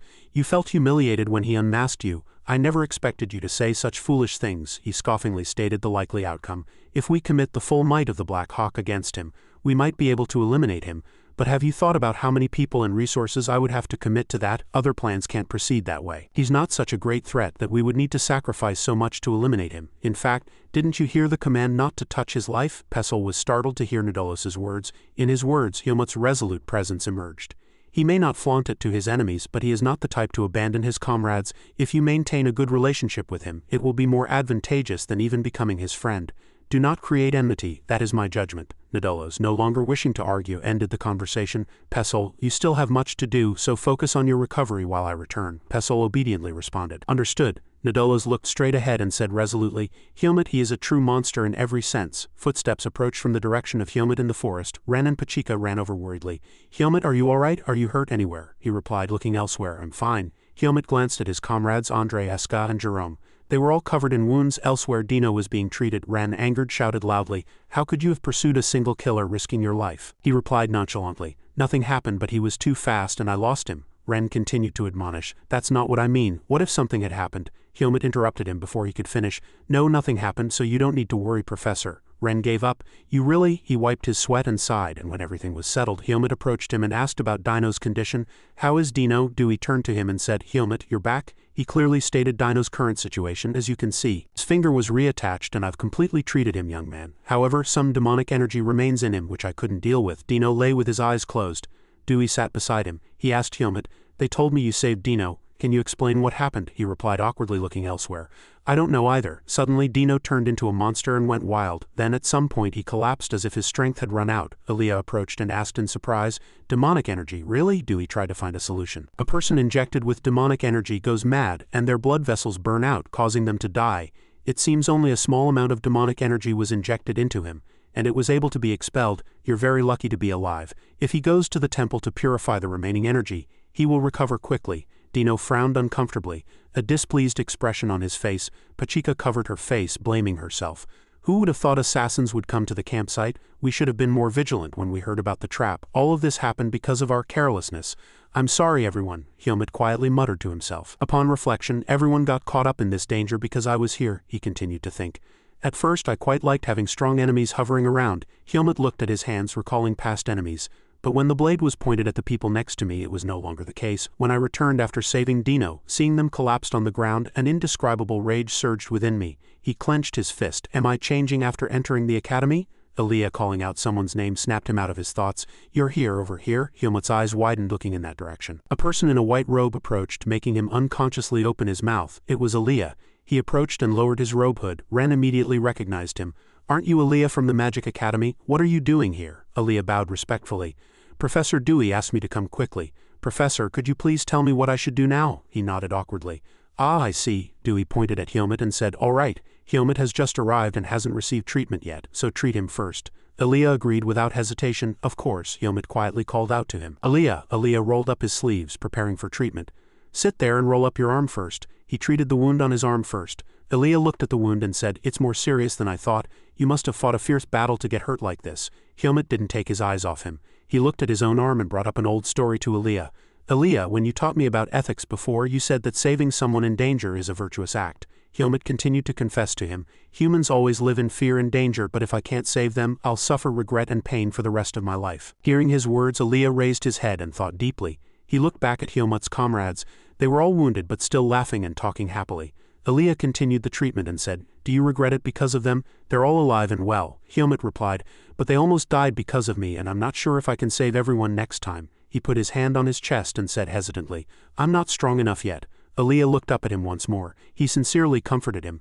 Don't you think the meaning of helping is the same as charity? In the first place, helping exists because there are people who need it, so you can help those you want to help. Helmut, confused, asked again. Helping, Aaliyah explained without hesitation. Yes. Humans are beings who live by cooperating with others. That's because an individual has limitations in doing everything. Although many people may not be able to help you again, he looked at Helmut's comrades who were still happily alive and said, think about it. What role did they play in your survival today? You may have helped them a lot, but you wouldn't know. Perhaps in the future they might help you. Helmut sadly forced himself to ask, they almost died because of me, so why don't they hate me? Aaliyah lost patience and irritably shook his hand away, and Helmut had a bewildered expression. All right, if you're still curious after the treatment, go ask them directly. I'm going to talk to Professor Dewey. He looked at his comrades. They, as if sensing it, looked back at him. Then hesitating, they called out to Helmut. Helmut went to everyone and apologized. I'm sorry. You all were in danger because of me. Andre was startled and shook his head in denial. No, Helmut, don't blame yourself. Anyway, everyone survived. Oh, and also, Andre awkwardly said to him, thanks to you, we realize how weak and vulnerable we are in the outside world. He reached out a hand to comfort Helmut and smiled. This kind of thing won't happen again in our lives as swordsmen. Rather, I should say I survived because of you. He looked back at him and said softly, thanks to you, my goal has become clearer. I want to thank you for this, Helmut. Helmut paused upon hearing these words. Asuka, raising his bandaged hand, asked, hey Helmut, so did you deal with that assassin guy? He replied honestly, I failed, but he won't appear before us again. Asuka, pointing at Helmut, said triumphantly, hey, you know I got my hand hurt so you could fight him comfortably, right? As he finished speaking, he thought to himself, saying this will lessen his self-blame for causing this incident. Helmut saw someone's hand rise. Yes, someone was offering a handshake. It was Jerome. He awkwardly extended his hand to Helmut. Helmut paused for a moment. The two shook hands simultaneously as dawn broke. Jerome looked down at Helmut's hand and said, I heard Dino was injected with demonic energy and went wild. I was slightly embarrassed and blamed myself. Honestly, this time I truly thought I was going to die. Although you tried to save him, everyone heard me resolutely say I wouldn't abandon him. I created this dangerous situation and honestly I regretted it. Helmut was still holding Jerome's hand tightly. He was surprised to hear Jerome's comfort. But you truly helped all of us, and thanks to you, no one died. Jerome's resolute gaze met his. I won't forget this debt, Helmut. If you ever need me, I won't hesitate to stand by you. Helmut denied it, flustered. No, everyone survived on their own. Suddenly his eyes widened. He recalled Wesley bowing his head in gratitude. Thank you, Helmut. I will never forget what you did today. Then Aaliyah's hesitant question came to mind. Don't you think the meaning of helping is the same as charity? And Professor Dewey's strict teaching? Whether noble or commoner, strong or weak, all are equal. Countless thoughts crossed his mind during that handshake. If he continued to think, he would surely find the answer someday. Helmut realized that he had misunderstood until now. It wasn't power to oppress others. The sight of his three friends made him realize the importance of unity. Holding hands and joining forces, that was the power of trust and helping others. Helmut, having gained this realization, looked at Jerome with wide eyes. Under the dawn sunlight, the two of them looked as if Helmut and Pion's old handshake was being replayed. That was the power of humanity. Jerome let go of his hand, closed his eyes, and smiled. By the way, after almost dying, I feel like I've matured a bit. Now training with the younglings in the Swordsmanship Academy feels like child's play. Asuka looked at him derisively and said, Are you saying you achieved something great only after getting badly beaten? Jerome replied without backing down, That's right, but what's the meaning of going through a near-death experience with comrades? Anyway, it's truly fortunate that we survived. The dawn sunlight illuminated everyone's smiles. Helmut looked at his hand, lost in thought. He gazed at the palm that had once wielded a sword powerfully. The sun was fully up. It was a clear morning in the forest. Helmut sat on a rock looking into the distance. Someone's voice reached Helmut. It was Aaliyah. He approached him from behind and asked, Professor Dewey and I are going to return by teleportation. Do you want to come too? Since you witnessed all of this, it would be a sufficient reason for you to return early. Helmut was silent for a moment, then gently smiled and refused. It's all right, I'll return with the hunting team. Aaliyah looked at him in surprise. He didn't force him and turned to leave. All right, see you at the academy. Helmut replied, Yeah. Aaliyah, being refused, blushed awkwardly. What did Aaliyah say to you? Helmut approached his friends. He replied, He asked if I wanted to return early by magic. A friend said enviously, What? Why only you? Is he showing favoritism to his roommate? So what did you decide? Helmut firmly refused. The three happily teased him. Of course you should. In the end, everything concluded smoothly. The eventful camping trip ended and the sunlight streamed between the trees of Petica Forest. Somehow he felt newer than usual, but who knew this feeling would disappear so quickly? He had never imagined the sunlight could feel so unpleasant. A kingdom bathed in dazzling sunlight appeared, surrounded by sand. Someone's footsteps stopped before the kingdom gate. The wind whipped up the sand. The person slowly lowered his robe hood. This was where he was born and raised. He raised his head, looked at the castle gate, and said softly, The Three Desert Kingdoms, Chapter 82. The peaceful sunlight shone upon the academy. Only the morning sun illuminated the empty corridor. A week passed in the blink of an eye after the eventful camping trip, and the academy gate slowly opened. All the students looked out and shouted loudly, Look who's here. Dino, you're back. Dino scratched his head awkwardly, receiving their welcome. Seriously, you're welcoming me so enthusiastically, I don't know what to do. Questions poured out, making them temporarily unable to answer. I heard you were kidnapped by an assassin, is that true? How embarrassing. You really were kidnapped. I heard your team went through a lot of trouble to save you. You should be grateful for the rest of your life. Hearing this, Dino's face immediately stiffened. The person who had just spoken was suddenly hit hard. Asuka, even after hitting him, said as if his anger hadn't subsided, You idiots, look at you, speaking without thinking. Why don't you get kidnapped yourself and come back alone? The person who was hit asked, slightly surprised. Is Asuka defending Dino? Another replied, Am I dreaming? Is this camaraderie? Asuka retorted fiercely, Who's defending him? You guys started it. Jerome approached with his arms crossed and asked, Helmut chased the assassin away in the end, didn't he? Asuka shouted in defiance. What? I stabbed him, so why are you saying he chased him away? Jerome continued to provoke him. The assassin ran away because he was afraid of Helmut, right? So Helmut did everything. Asuka, you should be grateful for the rest of your life too. Asuka gritted his teeth, extremely angry. You guys? Andre suddenly remembered Helmut and asked, Now that I think about it, where's Helmut? Wesley replied, He's probably in the private training room. He was always diligent, but after the camping incident, he seemed even more so. Inside the tightly closed room, a strange purple light emanated from Helmut's hands. He closed his eyes and tried to feel a certain power. Helmut narrowed his eyes and thought, It's grown stronger, the seed of darkness. His body was enveloped in purple light. Helmut slowly stood up. It was faint, but perhaps because he had absorbed an immense amount of magic power. But at the same time, I can feel the amount of magic power has also increased. He drew his sword, and a resolute gaze reflected in the blade. He thought fighting strong enemies consumes and recovers immense magic power, and this complex cycle of new experiences and emotions makes me stronger. Helmut looked at the sword radiating energy and thought, I don't know how strong I've become, but I hope to have a chance to test it. Suddenly, there was a knock at the door. Helmut opened the door. Professor Pachika, what brings you here? Pachika looked at him and said, I knew you'd be here, Helmut.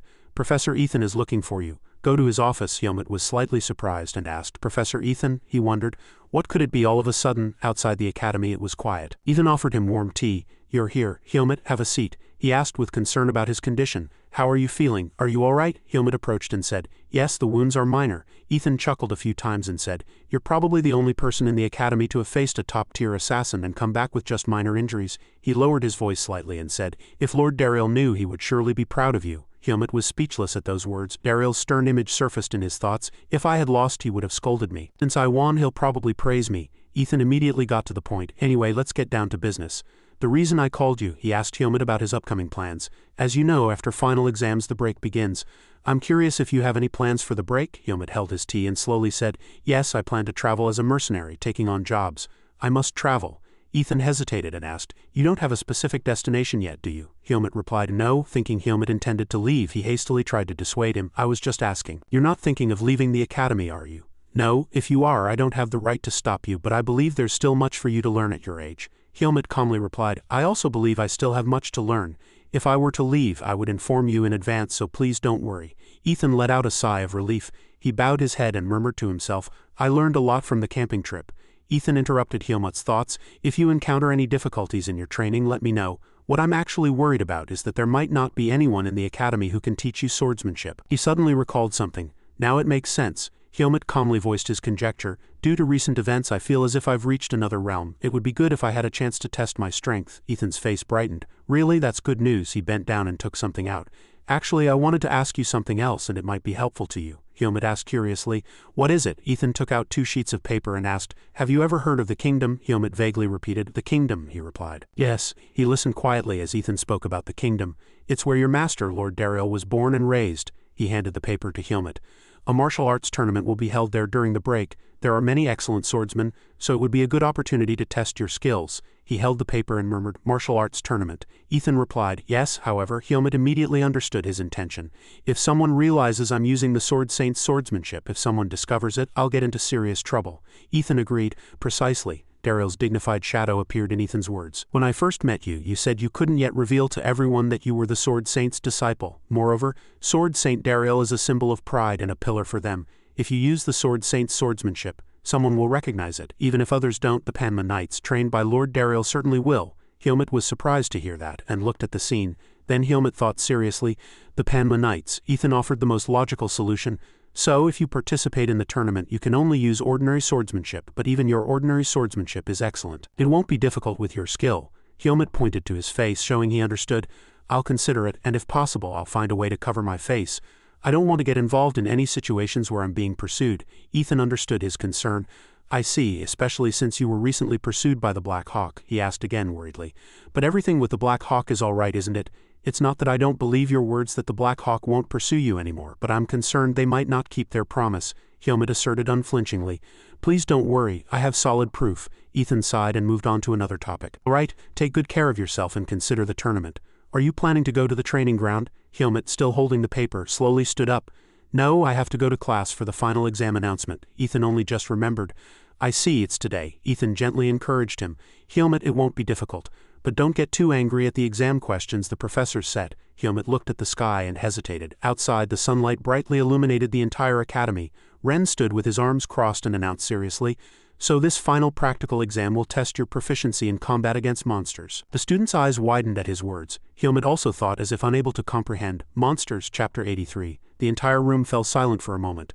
Andre suddenly shouted, Monsters! Ren stood with his arms crossed and announced the competition rules. There are a total of 10 stages. Each of you will enter a test area and take the exam. You can give up midway. But of course, the higher you go, the higher your score. I'm sure everyone realized this after what happened to Dino. Dark magic is never far from us. Everyone was so tense they dared not say a word. Helmut still listened calmly to his words. Even now, monsters live in the forests and encounters with humans are not uncommon, Ren said, pointing with his finger.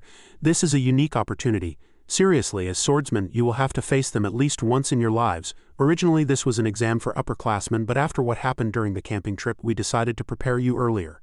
Andre raised his hand and asked, So what kind of monsters will we be fighting? Ren didn't want to reveal it, but reassured the students. It's a secret, but you don't need to worry too much. You'll be fighting illusionary monsters created by magic, so you won't get hurt. Andre placed a hand on his chest and sighed. Phew, I thought they were bringing real monsters. I was really scared. Asuka crossed his arms and boasted. If they're illusions, I can defeat them without holding back. Ren bowed his head and scoffed. He said with a frighteningly dark expression, "Even the upperclassmen who participate in the exam every year were more confident than you at first. I hope you all do your best and go as far as possible." Andre and Jerome flinched slightly. Helmut muttered to himself. Monsters, fierce and ferocious monsters like snakes and tigers appeared in his conjectures. "I suspect the Academy will release something like Elaga and Manhwa. I'm a little excited too. Fighting monsters is something I'm used to." Asuka turned his head, interrupting his thoughts, and asked, "Hey Helmut, how did you do on the written exam?" Helmut calmly replied, "The same as before." Asuka turned away, slightly irritated. "Then this practical exam will be important. I told you before, let's fight head-on in the finals." Helmut looked at him in silence. Asuka pointed to himself and provoked him. "I'm going straight to the final stage, so don't give up midway and embarrass yourself." Helmut looked at him as if he couldn't understand. Helmut spoke to Asuka as if pouring cold water on him. "It seems I just said what you were about to say." Asuka, embarrassed, shouted angrily, "What? This guy is becoming more like Aaliyah. Fine, just watch me complete all 10 stages." Chapter 83. The competition officially began. Participant number 15, Asuka. The final stage was also completed. Stage 7. Asuka was utterly dismayed. His whole body trembled and he collapsed. He knelt before Helmut. The wind blew, but his heart felt anything but cold. As Helmut was about to say something, Asuka raved and shouted, "It's impossible, it's too much. This kind of test, let alone swordsmen, even archpriests wouldn't be able to handle it." Asuka pointed to the miserable students behind him. "Look, no one but me has passed stage 5. Is this really a well-designed test?" Helmut still calmly said, "You don't need to complete all 10 stages, do you? Isn't it fine?" Asuka wanted to completely explode. "No, that's not the problem." Finally, it was Helmut's turn. Participant number 16, Helmut, please enter the test area. Asuka, irritated, no longer wanted to explain. "You'll understand more quickly when you see it. You must reach stage 8 by any means. Only then will you understand why I ran out." Helmut was slightly curious. What on earth did he see? The door slowly opened. Helmut entered the empty room. Someone spoke to Helmut. Wei sat in a high place, waving his hand in greeting. "We meet again. First time since the camping trip, isn't it?" Helmut greeted him courteously. Wei chatted pleasantly with him. "You still remember me? I don't interact much with the swordsmanship students, but I remember you very well. Wrote an interesting answer on the magic theory exam." Helmut listened quietly as Wei spoke. He placed his hand on a sphere and it emanated strange energy. "After reading only the logical answers from magic students, your answer was truly refreshing. Honestly, I'm really looking forward to your performance in this practical exam." His face became increasingly filled with excitement, and the sphere glowed more and more intensely. "Can you show your resolve to face the power of dark magic once more?" Helmut began to draw his sword. He drew it resolutely and asked, "So I just do as I always do?" A blue light flashed before him. The test began. A ferocious rabbit monster charged. Stage 1, Rabbit Monster. Helmut charged straight in without hesitation. He split the rabbit monster in two with a single strike. Wei was startled to see him pass so easily. Helmut suddenly realized, "I see, this is what it feels like to face an illusion." Wei's eyes widened and he was speechless. There wasn't a moment's hesitation. "This isn't just talent but the result of experience at another level. I want to see how far your limits extend." Helmut proceeded to stage 2. Helmut easily sliced off the monster's head without difficulty. Stage 3 was a frog monster. Helmut leapt and cut off the monster's tongue. Next was a snake monster. As soon as he met it, Helmut turned it into a headless snake. Then came a wolf monster. He leaped, stomped on it, and quickly dealt with it. Stage 6 was a bee monster. Helmut resolutely split it in two. Stage 7 was a locust monster. Its head was severed in one strike. A strange formation appeared. White smoke billowed around the formation. Helmut wiped away his sweat, preparing for the next stage. Next was stage 8, the place where Asuka had given up. What on earth did he see? The formation emitted a faint light. A giant centipede monster surged above his head. It violently aimed its sharp pincers at Helmut. He looked at it with a slightly grim expression and said, "I see. If you've never seen something like this before, it's understandable that Asuka couldn't endure it and ran away." But it attacked with lightning speed. He struck its body. The impact shattered the floor, sending debris flying everywhere. The centipede's head was driven into the ground and shattered bricks and blurry dust filled the entire room. Helmut immediately ran over its body. He readied his sword. As expected, a brutal blow rained down on the centipede. The blade continued, slicing directly through its body. As if a performance had ended, the centipede's body was torn apart and chunks of flesh fell away. Wei was truly shocked by the sight. Helmut slowly landed. Not as good as Manhwa. Chapter 84. When the battle ended, Helmut landed on the ground. A red, bright light emanated. The monster stage was destroyed and Helmut successfully passed stage 8 of the test. "Well done." Helmut slowly closed his eyes and sheathed his sword. Having finished the test, he felt a blank sense of frustration. Disgusting. Although it was just a test, the monsters of stage 10 felt like judges filled with malice. Wei opened the door and entered. He praised. "You did very well just now, Helmut." Wei praised him endlessly. "I must admit, that's a truly admirable and impressive accomplishment. Since this test began, only a handful of people have been able to pass stage 8.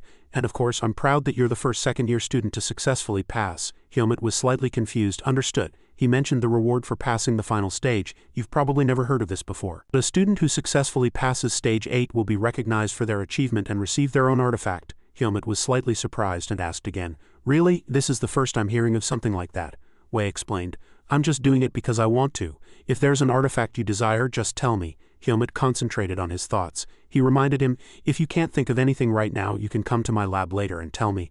I'll make it exactly as you wish. He seemed to have already thought of what he wanted. Helmut gestured with his hand and explained, then is an artifact that can change one's appearance also possible? Like my face or hair? Wei was slightly surprised by his request. That much is simple. But is that truly all you want? Your request is more modest than I expected. Helmut explained the reason. Yes, I just don't want to deal with troublesome situations when I go outside. He understood immediately. Ah, I see, you've been through a lot of trouble recently too. He agreed to his request without hesitation. Understood, I'll call you when the artifact is complete. Helmut was about to express his gratitude. Yes, thank you. Suddenly the ground shook like an earthquake. Both of them looked up tensely. Helmut speculated. Was this vibration coming from the adjacent Magic Academy's test room? From where the incident occurred, mysterious and faint energy emanated from a hand. Everyone in the room was terrified, and that immense power sent objects flying everywhere.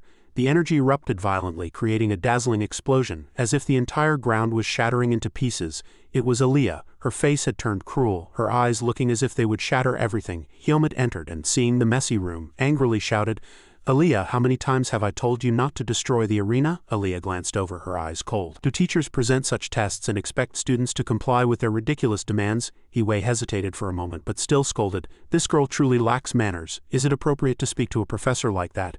Helmut thoughtfully looked up at Aaliyah. Only then did she meet his gaze. Aaliyah leapt down onto the crumbled ground without a word. She walked past Helmut and headed for the door. Without looking back, Aaliyah said to Wei, I passed all the stages right. I'll go back, think about the artifact and tell you, so don't forget. Wei couldn't help it. This girl. Wei shook his head and sighed. If she weren't the top student in her year, I would have already returned to a regular academy. Asuka was astonished, his face pale. Passed all 10 stages? Damn, Helmut is quite strong too. Alright, first place is yours, so how was the stage 8 monster? Helmut calmly replied. It was difficult, but I managed. However, the purpose of the test seems to be to help students overcome their fears. Asuka asked, puzzled. Fear? What made you tremble? Helmut paused for a moment. His body stiffened as he said, hundreds of giant cockroaches. Crawling and squirming like that, merging and scattering. Asuka was speechless upon hearing that. Asuka asked again, disbelieving, Are you all right mentally? Helmut said, Cockroaches aren't scary, but I find them rather repulsive. Slot glanced at him. She held a glass of water and drank contentedly. She closed her eyes, satisfied. Fortunately, I didn't bet anything this time. Slot appeared from somewhere and greeted Helmut brightly. Helmut Sr., congratulations on being the first in your year to pass stage 8, Helmut said blankly. Rumors spread that fast? Are you teasing me? Have I been living that isolated? All the swordsmanship department students are watching you, Senior. Slot didn't forget to congratulate Asuka either. Asuka Sr., congratulations on passing stage 8 too. Asuka was immediately displeased, feeling a raw nerve touched. Are you mocking me right now? She, flustered, waved her hand and explained, No really, most students only pass up to stage 4. So passing up to stage 8 is a truly great achievement. Asuka turned his head, recalling past events, then suddenly became enraged, pointing his finger and shouting, I told you, I don't think it's thanks to you, I'm a genius in magic application. She didn't understand but reluctantly agreed. Yes, afterwards Asuka clutched his stomach, angry, and left. Slot and Helmut looked at him, unable to understand. What did he mean by that? Helmut didn't know either. I don't know either. The two walked out together. Slot asked, Senior, where are you going now? Helmut answered without hesitation. I think I'll head back to the dorms, she asked again, excited. Are you going back home for the midterm break? He said expressionlessly. No, I think I'll just travel somewhere. Slot said enviously. Travel? I'm so envious. She casually looked ahead and said, I wish I could travel somewhere too. Staying home all the time is really stifling. Helmut glanced over but said nothing. He looked at Slot, who was smiling purely in front of him, and thought, Slot, you might be connected to my birth. When he suddenly spoke, she was surprised. You among the second-year students, you're the only one who treats me so casually. Slot misunderstood and quickly apologized. I'm sorry if I made you uncomfortable by doing that. Helmut turned his head and explained, I didn't say it made me uncomfortable. She scratched her head, embarrassed, her face blushing slightly. Talking to you, Senior, is really comfortable. I can't explain it exactly, but it feels like nostalgia. Helmut remained silent, watching her every word. Slot noticed he was looking at her and averted her gaze.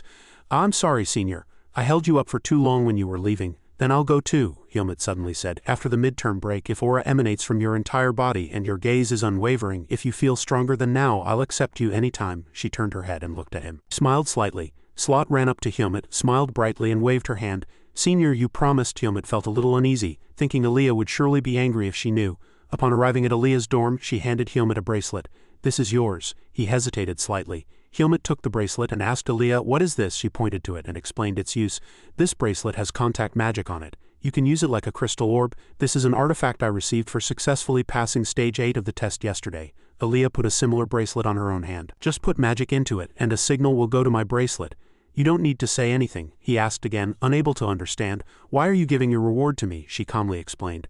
I intended to make it for you from the start. You're always getting into trouble after all. So if anything happens, contact me. Hermit put on the bracelet and said, I thought you disliked solving those kinds of problems. Elaga became a little impatient. So are you going to take it or not? No, I'll try not to use it, Hermit answered honestly. Elaga pouted, her cheeks shyly flushing. The conversation now shifted to the topic of the break. Elaga, are you going home for the midterm break? Elaga replied. Ah yeah, it's not that I don't want to go, but Hermit asked, unable to understand. Why does it seem like no one at the academy wants to go home? Elaga asked curiously. Who else is like that? He replied. Asuka too. Unbeknownst to them, half a year had passed since the terrible camping trip and half a year since leaving the Petica forest. Leaving behind all the connections they had made, they welcomed their first midterm break at the academy. Nadolas was diligently writing a letter. He said as he recorded, I didn't expect us to meet again so soon. Helmut's communication orb glowed. Nadolas's voice echoed. Helmut. He stood with his arms crossed, silently looking at it. Chapter 85. Nadolas spoke into the orb mockingly. I didn't expect us to meet again so soon. Helmut stood with his arms crossed, silently looking at the orb. Helmut. Nadolas immediately got to the point. So have you decided what to ask? He didn't beat around the bush and stated directly, in about a week a martial arts tournament will be held in the Kingdom of Three. Helmut continued to specify the information he needed. The organizers and the powerful figures there. I want to know in detail about the important events in that place. Please provide as much information as possible about the king, royal family, and key nobles. Nadolas rotated the pen in his hand with interest. Is the Kingdom of Three thinking of participating in the tournament? Helmut became slightly impatient. I'm the one asking questions here. He immediately apologized upon hearing that.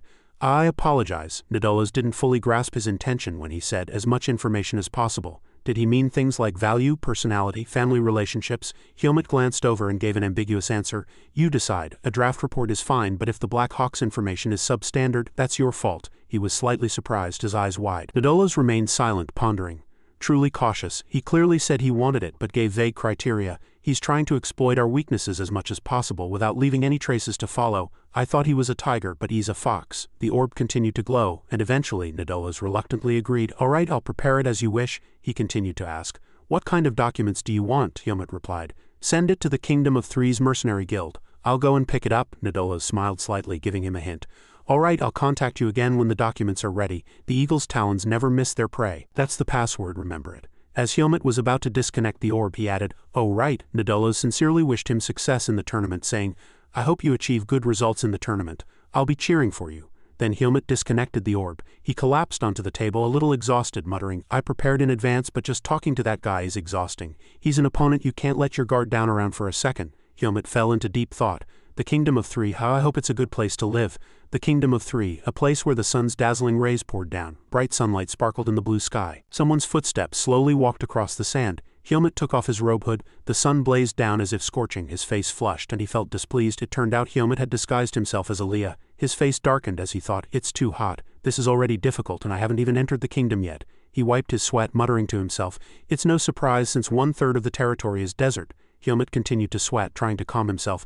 Petica Forest is cool all year round, so I can endure the cold, but I'm not used to the heat yet. Still, it's fortunate I'm not prone to heat stroke. Helmut looked at his reflection in the bracelet. The heat is a problem, but this appearance is also hard to ignore. The communication artifact given by Elaga and the disguise artifact received as a final exam reward. Changing my appearance is fine, but it would have been better if I looked like a swordsman.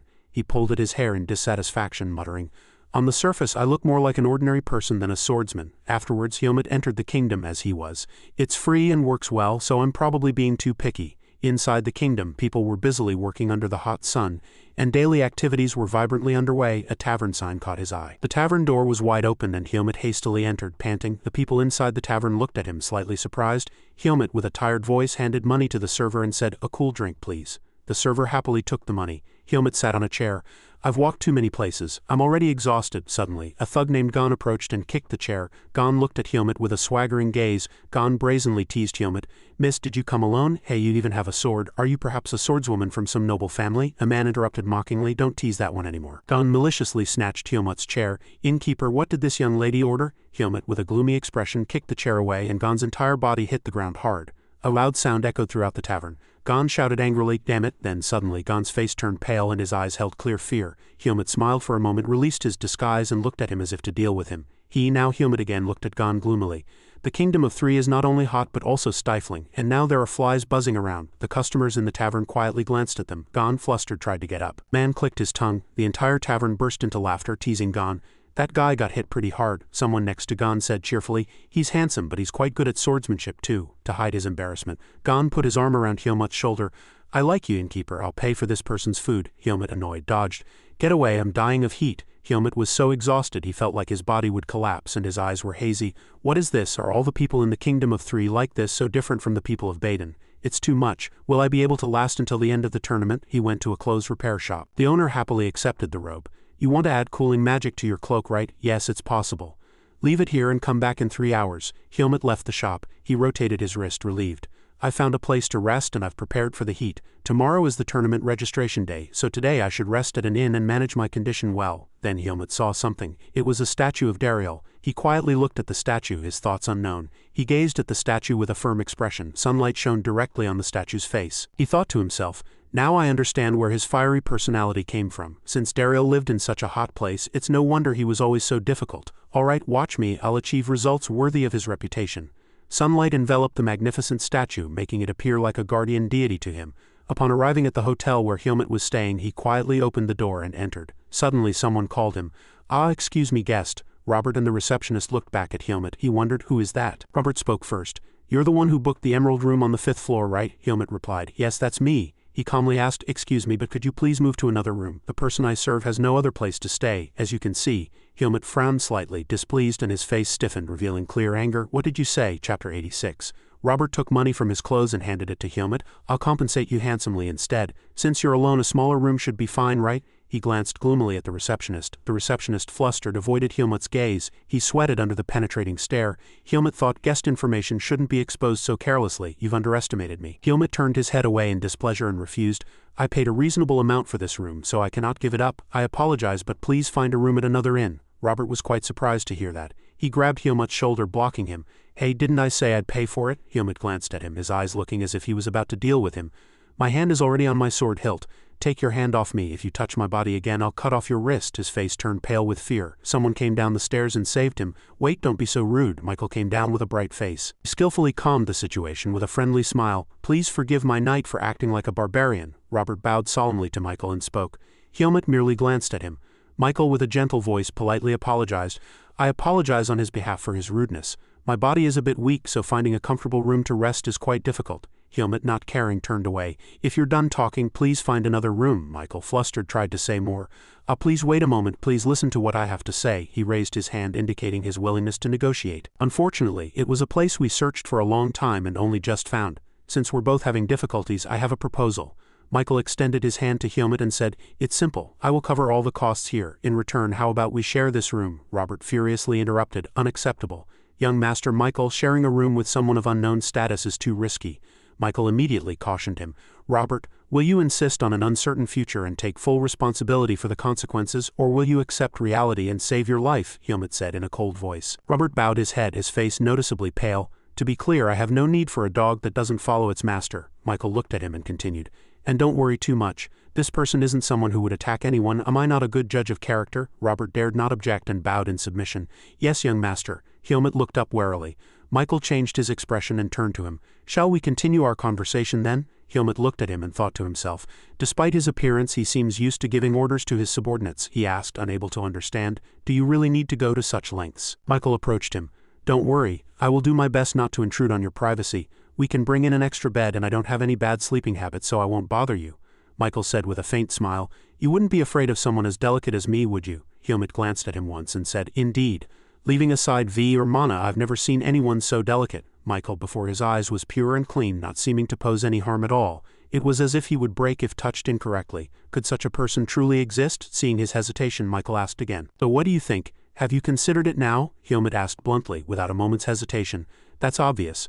Money aside, what is the most special thing you can offer? Michael smiled faintly with interest. Are you testing me? Hyomut remained silent, expressionless. Michael clasped his hands behind his back and said, It aligns with your purpose for being here. You're planning to participate in the Three Kingdoms martial arts tournament, aren't you? There's no reason for a swordsman who isn't from Bazaar to be in the Three Kingdoms at this time. He extended his hand with a bright smile. Coincidentally, I've come here to watch the tournament. I'll cheer you on. Having someone cheer for you will give you more strength. What do you think? Helmut froze on the spot, his mind confused, unsure how to respond. He looked at the lively Michael and asked, "Are you being serious?" He nodded happily. "Yes, isn't it good? My support is not easy to obtain, you know?" Helmut covered his face and sighed. "Do as you please." Michael laughed and called someone to arrange things. "I knew you would trust me. Please put an extra bed in here," the staff member immediately replied. "Yes?" The reception staff looked at Helmut with incomprehension, and suddenly he was struck by a punch. The staff member flew far away. Robert and Michael's eyes widened in surprise. Helmut gave the reception staff a warning look. "Next time, remember to be careful with your words when you're teasing someone else." He covered his bloody face and apologized fearfully. "I'm sorry," Helmut left decisively. "I don't want to do this kind of thing, but in this country only the strong can survive." Outside the hotel, the sunlight seemed a little less intense. Michael sat lightly on the bed, crossing his legs in a dignified posture, and introduced himself. "Now that I think about it, we haven't introduced ourselves yet. As you know, my name is Michael." "And you?" Helmut replied nonchalantly. "Helmut." Michael didn't hear well and asked again, letter by letter. He repeated it once more. "Helmut." Helmut let out a sigh of relief, thinking to himself, "I'm not used to using an alias. I almost messed up." Michael continued happily. "All right, Helmut, how old are you? You seem to be around my age." He replied with a displeased expression. "I'm 16. You ask a lot of questions." Michael didn't mind and laughed, continuing, "Then you're older than me." "I'm 14. Michael, without hesitation, asked again. "Helmut, you're from a noble family, aren't you?" He lost patience and didn't want to answer. "Think what you want." Suddenly, he was slightly shaken when Michael revealed his identity. "Noble swordsman, and not from this region. Are you a student from Baden Academy?" He looked at the two bracelets on his arm and explained, "It's no surprise, as what's on your arm looks like a magic artifact. Baden is a magic academy, and nobles of this age usually attend there." Helmut turned away unpleasantly. "Is your goal to dig up my personal information?" Michael hastily explained. "No, I'm just curious about you." He placed a hand on his chest and looked at him sincerely. "It might sound strange, but I feel a strong sense of familiarity from you." Michael pointed to himself and then back to Helmut. "I think I'm strange too. Perhaps it's because we have the same energy. You have things I don't, for example, a strong body." Helmut frowned without a word. He opened the curtain and changed the subject. "I'll use the large space in front. You can use it too when I'm not here." Michael agreed without hesitation. "Ah, you need a training space. Please feel free to use it. I don't use that large space anyway. Instead, can I watch you train sometimes?" He clapped his hands and boasted. "As you can see, I'm quite persistent, so I can easily keep up with swordsmen who move as decisively as you. That's why I came here to watch the tournament, for my personal satisfaction. If it makes you uncomfortable, I won't force it." Helmut said nothing.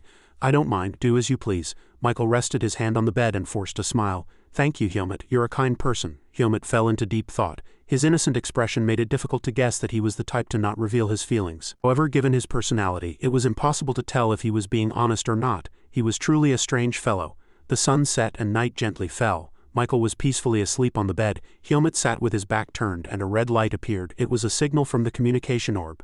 Nidolus's voice echoed, "Helmut, the documents have arrived. Is your tournament preparation going smoothly?" Helmut said sharply. "That's none of your business." He lit a candle. "My, you really don't trust me at all, do you?" Nidolus slowly revealed the information. "If I can pique your interest. This year, there's one noticeable figure in the tournament. He's the youngest to join the Panma Knights, and rumor has it he could wield Vis before he turned 18. Hearing this, Helmut thought to himself, 18, I could do it earlier. Not very impressive. He asked Nidolos, and Nidolos rested his chin on his hand and continued.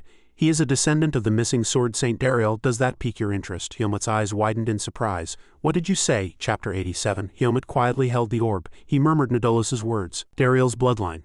Nidolos explained this time with more detail and accuracy. "They say he is the grandson of the Sword Saint, the son of the Sword Saint's son who was thought to have disappeared from the Three Kingdoms. It seems he was alive somewhere and left descendants." Helmut began to rethink. "Now that I think about it, I did hear that story. He had a son in his later years. He recalled his conversation with Darien in the forest, but Darien had said his son was dead and therefore he had no descendants."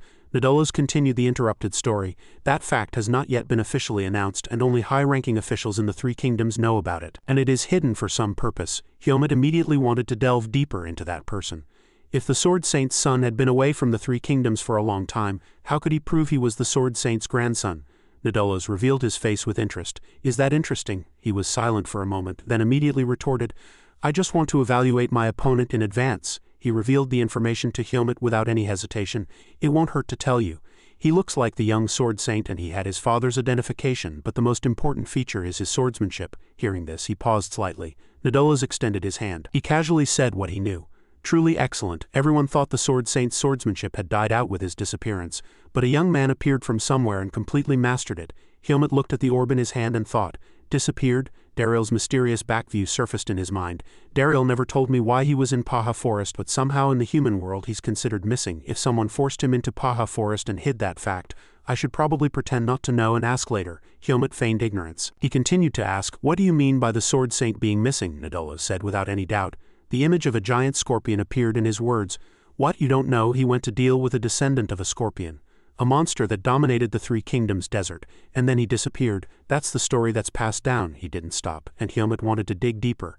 "If that's the story everyone knows, what's the secret version of that story?" Nadola's glanced subtly. He made vague references to the story.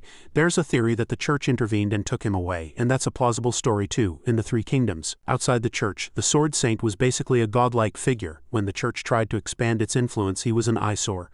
Helmut silently fell into thought. Nadolas quickly interrupted his train of thought.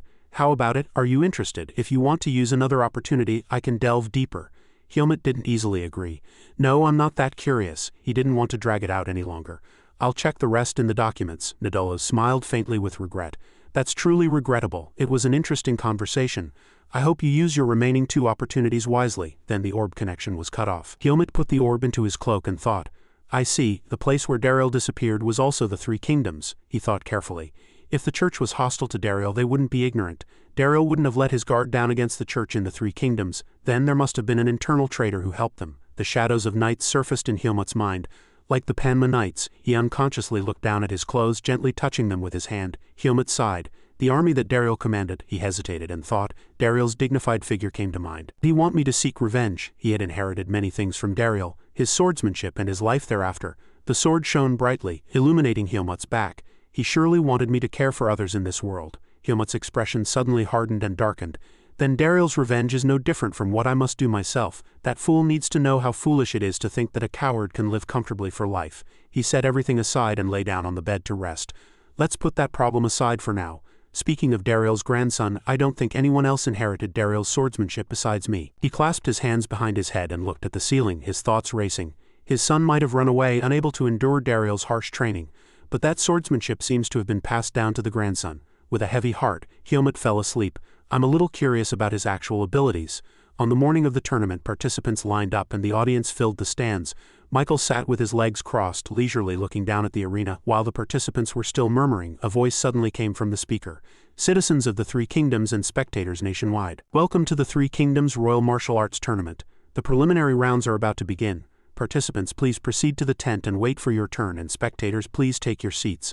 Someone in the crowd shouted, "What's that rich kid doing here? Are they letting these whippersnappers participate in the tournament?" Helmut remained silent, not wanting to argue, but the man continued to tease. "Hey, this is the participant waiting area. The spectator stands are over there." He looked at them with an expressionless face. A girl hurriedly came to find him. "Lord Helmut, are you here? I will guide you to the arena." Helmut slowly started to move. The 2 men from earlier lay miserably on the ground. Helmut said to the girl, "Let's go." Seeing her surprised, he made a rough excuse to explain easily. "It seems those 2 suffered heatstroke. If it's their turn soon, please consider adjusting the order." Under the scorching sun, the competition officially began.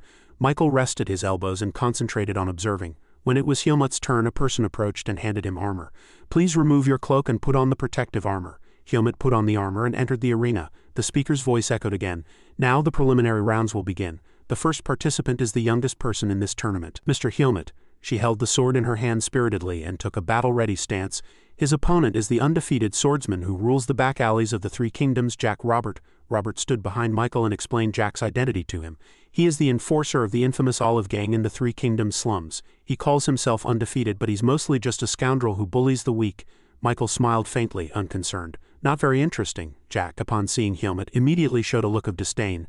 "What's this little lady doing here? I hoped for a stronger opponent, but it turns out to be a useless one." The rules of the match were announced over the speaker.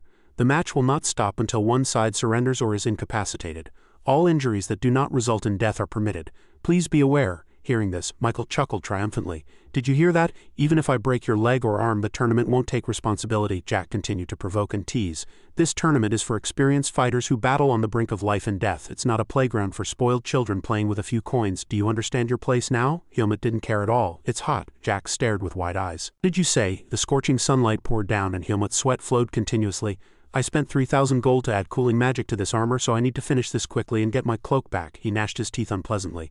"Ah, is that so?" Then he rushed forward like lightning, charging straight at him. "Then I'll send you off quickly." Helmut quickly dodged the sword strike and his face was reflected in the cold blade. Helmut appeared and disappeared, striking Jack with a sword. He froze. Blood flowed along Jack's blade. He fell. Jack's arm holding the sword fell off. Blood gushed and he screamed in pain. The spectators in the stands were startled. Michael looked down, clenching his fists, his face full of satisfaction. Helmut calmly sheathed his sword. Amidst the thunderous cheers of the audience, Jack could no longer fight. With his outstanding skill, Helmut advanced to the next round. Chapter 88. After the match, Michael and Helmut returned to the hotel, a grand dinner table prepared by Michael. He smiled brightly and congratulated him. "Well done, Helmut, that was truly amazing. You were well worth cheering for." Helmut stood awkwardly staring at the table. He asked Michael, slightly surprised. "Didn't you order too much?" He calmly explained. "Swordsmen need to eat a lot to be healthy. And since I promised to cover all the costs, just eat." "Don't worry," Helmut quickly refused, his eyes full of suspicion. "If you're thinking of asking me for something with this, don't even dream of it." Michael didn't mind and immediately retorted, what kind of person do you take me for? This much is nothing to me." He elegantly picked up a spoon, sipped the soup and sat down softly. "And I'm not trying to put you in debt. I'm investing, not lending. Lending means you expect to be repaid. Investing means you are prepared to lose something." Helmut didn't understand Michael's words. "Why do it if you're going to lose anyway?" He slowly spooned his soup and quietly explained, "With a loan you can only get back what you gave.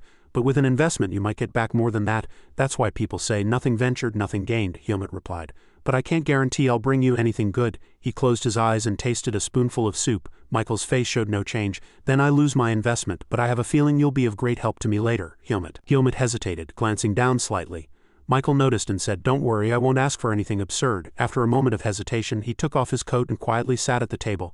"Now just eat." Night deepened and moonlight streamed through the window. The door opened carefully, making a cautious sound. Michael was sleeping in bed, completely unguarded. Helmut walked past him, watching. If he sleeps like that, he wouldn't know if someone took him away. He placed the bundle of information he had just brought on the bed and took off his coat. Helmut thought to himself, annoyed, "I told them to find out everything. But those damn Blackhawks can't do their job properly.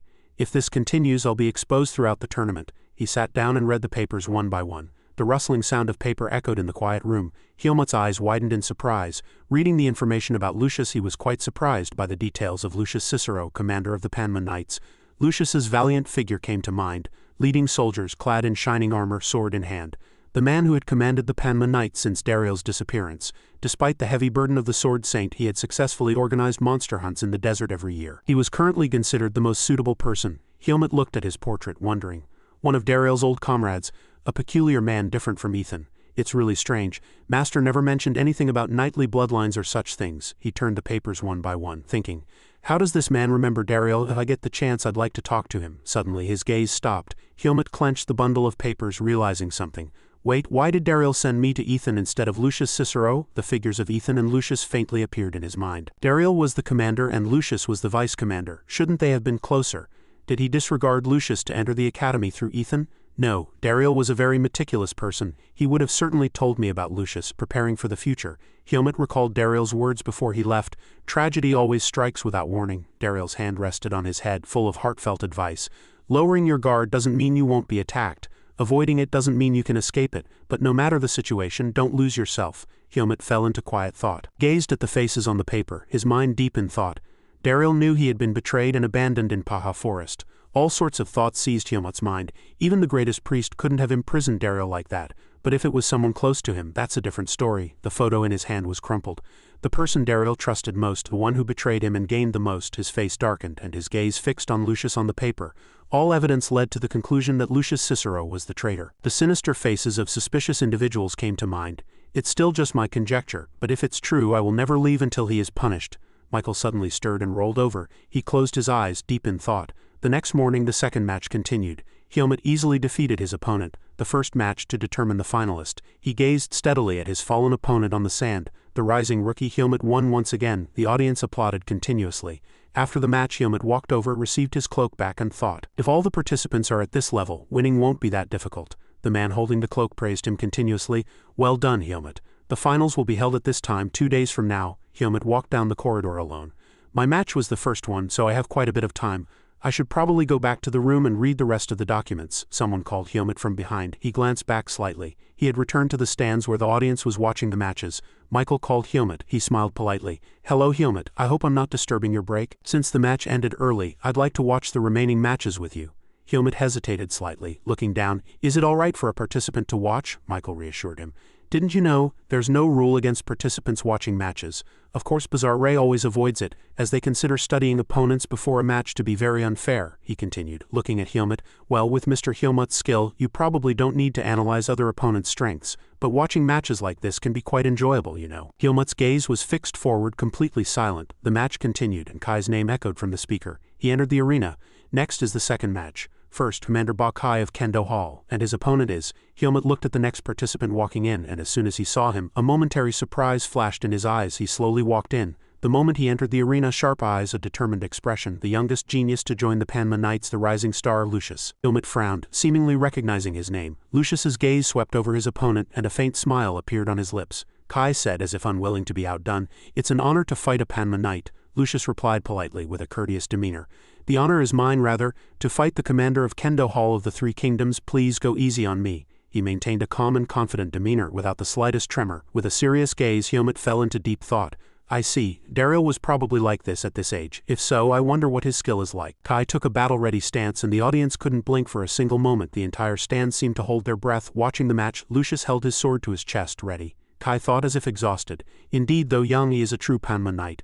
"I can't find any openings." Lucius lost his patience and said, "If we keep fainting like this, the match will never end. The audience seems to be getting bored too." He showed clear excitement. "All right, then I'll start first." Lucius swung his sword like lightning and rushed straight at Kai. His gaze was like a blade flying straight at his opponent, a swift strike with no wasted movement. Kai fiercely blocked the attack, unwilling to be outdone. Lucius's gaze was like lightning, and Kai felt as if he was being underestimated. The two rushed at each other, creating chaotic vibrations. Kai's body stiffened almost immediately, and his eyes widened in surprise. Lucius's sword struck him, and blood gushed continuously. Lucius's eyes were cold, and Hyomut in the stands watched, his eyes wide in disbelief. Chapter 89. Kai could no longer fight and lay on the ground. Lucius cut him down with a single, unhesitating strike and didn't look back. The match ended, and the aftermath was shocking. The spectators continuously whispered, What happened?" Lucius suddenly disappeared. Hyomut watched Lucius, his eyes wide in surprise. He turned back to Kai, who was covered in blood, and muttered, "I'm sorry, I really have to win this martial arts tournament." The speaker's voice echoed. Lucius valiantly won the match. Kai could no longer fight and was defeated in a single strike. Lucius has advanced to the finals. Michael suddenly turned to Hyomut, frowning. He asked, "Don't look well, Hyomut. Did he annoy you?" He didn't want to explain at length, so he mumbled, "He has skill. He's a strong opponent," Michael said, slightly perplexed. "Hyomut praising someone to that extent?" Hyomut said confidently, without a change in expression. "If I weren't here, he would have won." Michael raised an eyebrow, pointing at him with interest. "Ah, is this what you call a declaration of rivalry? Good, I like it." "I like that confidence too." Hyomut's mind was full of heavy thoughts. Dariel's grandson didn't learn swordsmanship half-heartedly. Honestly, his skill level is much higher than I thought. His gaze fell into deep thought. If Lucius had learned swordsmanship from Darien, he turned and left, leaving Michael perplexed. "Go back to the dorm first. I have something to do, so I'll be late," he asked. "Is there anything I can help with?" Hyomut resolutely refused. "No," Michael shrugged helplessly. "He's cold." The finals officially began amidst the cheers of the audience. Hyomut unconsciously quickened his pace. "Why am I rushing now?" The faces of his academy friends came to his mind. "I left the primeval forest and made some connections at the academy, but I've never felt a sense of belonging with them. But Lucius and I have one thing in common. Darien." Hyomut suddenly entered the waiting room, and everyone looked at him in surprise. "And he has a similar talent to me, and he inherited Dariel's swordsmanship very well." Hyomut suddenly swung his sword fiercely, observing them. "Anyway, I'll meet him in the arena, but it wouldn't hurt to see what kind of person Lucius really is." On the other side, Lucius scratched his head with an awkward smile. This tournament isn't very exciting." A blue-haired young man angrily pinched his cheek.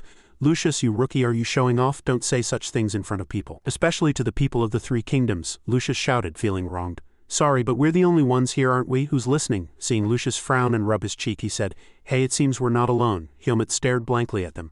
The two stared intently at him, who stood motionless. Lucius spoke first.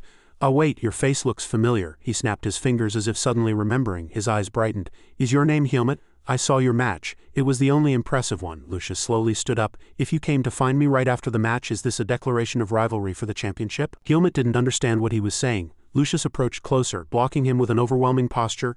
"Two people were impressed and want to be my fans." He closed his eyes, a satisfied expression on his face. "But unfortunately, only noble ladies can be my fans." Hyomut didn't mind and asked another question. "You're Dariel's grandson, aren't you?" Lucius, deep in his boasting, said carelessly. "Yes, I'm Dariel's grandson." Realizing he had made a slip of the tongue, he quickly covered Hyomut's mouth. Lucius's face turned pale and sweat poured down. He signaled him to be quiet. Still not letting go of his hand, he stammered in panic. What? Who are you? How do you know that?" The blue-haired young man from before approached and asked. "Lucius, what's wrong?" Lucius quickly put his arm around Hyomut's shoulder, acting friendly. "No, this friend seems to want to talk to me. We'll be out for a moment." He pushed Helmet against a statue and slammed his hand hard right next to him. The two stared at each other in silence for a moment. Lucius, with an annoyed expression, rebuked him. "I never thought I'd be cornered by a man. You bastard, who are you and where are you from?" Helmet calmly retorted. "Why don't you use the DFRT surname?" Lucius spoke relentlessly in a fit of rage. His gaze was as if to devour him. "Hey, I'm asking the questions here. And stop talking about the Sword Saint. It's not good if someone hears us." Helmet looked at him annoyed. He sighed, his expression unchanged. "Don't worry, I haven't spread any rumors yet. I was just curious when I heard there was an heir to the Sword Saint." Lucius became even more agitated. "No, I mean, how did you know?" Helmet replied nonchalantly. "As it happens, I'm quite skilled at gathering information." Helmet looked at Lucius with suspicious eyes. "Why are you hiding the fact that you're the Sword Saint's grandson?" He swallowed hard, his face full of embarrassment. He tried to avoid it. Lucius turned his head and explained, "My father broke ties with the Sword Saint and left home, so it would be strange to use the DFRT surname now." Helmet continued to ask, curious. "But you inherited the Sword Saint's swordsmanship, didn't you?" Lucius paused slightly, realizing he knew more than he thought. "What? You know even that? Well, when my father taught me swordsmanship, he didn't say it was the Sword Saint's swordsmanship." His gaze fell into deep thought, and Lucius spoke as if confiding, "But I'm not trying to deny that I'm his heir. I plan to officially announce it after winning the finals. Although I inherited my grandfather's swordsmanship, cultivating it and joining the knights were all my own efforts." He clenched his fists and determination gleamed in his eyes. "I want to be recognized in the three kingdoms for my own skill, not because of the Sword Saint's name." Helmet watched with wide eyes. Lucius realized he had exaggerated too much and awkwardly scratched his head. "Oh, why did I tell everything to someone I just met? Seriously, don't tell anyone. Only the commander and vice commander in the three kingdoms know." Helmet's face darkened and he fell into deep thought. "Wait, if Commander Lucius Cicero was the church traitor who forced Darien into the primeval forest, why did he accept his nephew, Luthier, into the knights?" From somewhere, the gleaming sound of metal boots echoed. As Luthier and Helmet looked at each other, the sound of boots resonated. The two turned their heads to see Lucius Cicero himself. He immediately exuded authority, staring at the two with an overpowering gaze. Lucius, with a murderous glint in his eyes, spoke. "Luthier, what a coincidence." Luthier, flustered, quickly straightened up and stammered, "Commander, what is it?" Helmet stared at him with an angry gaze. "This bastard Lucius Cicero." Lucius stood firmly there, maintaining a dignified expression. He asked Luthier about the identity of the boy next to him. "Who is this young man next to you? Your friend?" Luthier, nervous, sweated. "Ah yes, this is Helmet. He's one of the participants in this tournament, one of the finalists." Lucius glanced at Helmet briefly, then spoke as if greeting him politely. "Is that so? You're very young and truly impressive. I apologize for not recognizing you. But given my position, I haven't had time to watch the matches." He suddenly revealed Helmet's secret. "Are you using magic to hide your identity?" Helmet's facial expression stiffened with tension as his secret was revealed. Seeing this, Lucius patted his shoulder and consoled him. "No need to worry. I have no intention of questioning you. You're not the only one hiding your identity in this tournament." After speaking, he casually turned and walked away. "I stopped by to encourage Luthier before the finals and I met you here. I'll take my leave now. Good luck with the remaining matches. Both of you, Commander, at least go inside and rest for a while." Lucius waved his hand in farewell, and his figure gradually receded. "I will definitely come to watch the finals." Luthier and Helmet followed him, one with a nervous expression, the other with a serious one. Helmet turned to Luthier and spoke in a low voice. "The commander seems to think quite highly of you." Luthier closed his eyes, crossed his arms and spoke with a voice filled with deep gratitude. "He is someone I should thank. He was the first person to acknowledge me when I arrived at the Three Kingdoms. He also advised me to prove my skills through the tournament." Helmet still looked at Lucius's receding figure with suspicious eyes, thinking, is he trying to atone for his actions to Dariel's son? Luthier didn't linger with him any longer, turned and walked away, adding a few words. "More importantly, did you use magic to change your appearance? Your son's appearance doesn't matter to me. Anyway, do your best in the remaining matches. And don't spread what I said to anyone." Helmet replied with a challenging tone, making Luthier frown and turn back.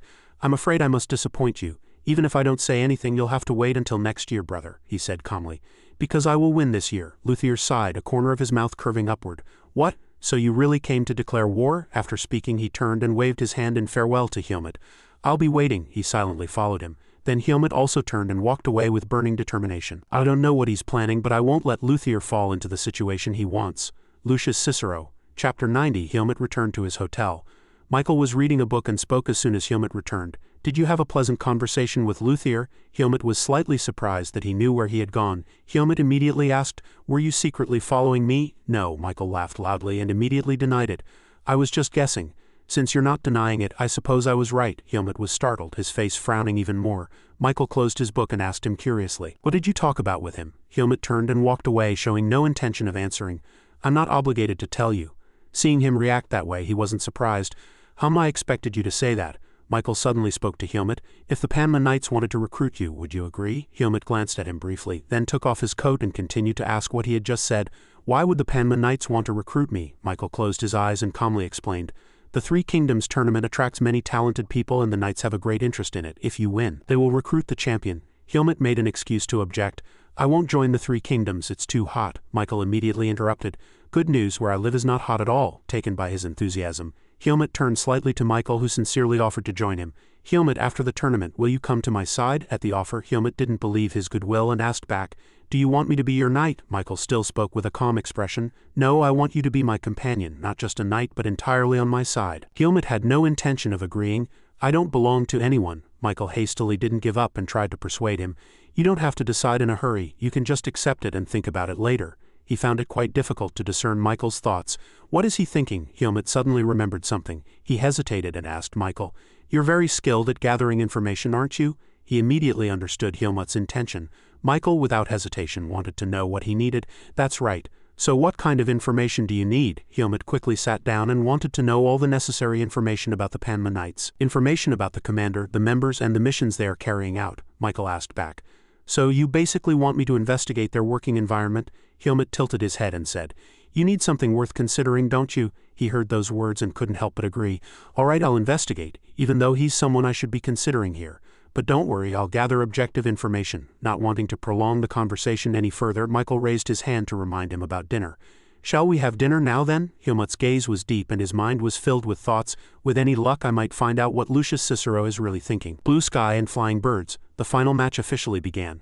Helmut's sharp sword was drawn. Once again his opponent fell unconscious in the arena with an arm severed. First match of the finals, the blonde Helmut continued to win. Helmut looked up with a displeased expression and sighed. "Blonde Helmut, that name doesn't suit me at all." After the match, as soon as he came down, he saw Luthier standing with his arms crossed, teasing him. "You're too stiff. At least wave to the audience." Without even looking at Luthier, Helmut brushed past him. "As calm as ever. You seem very relaxed, brother. Don't mind that attitude." Luthier still casually followed him.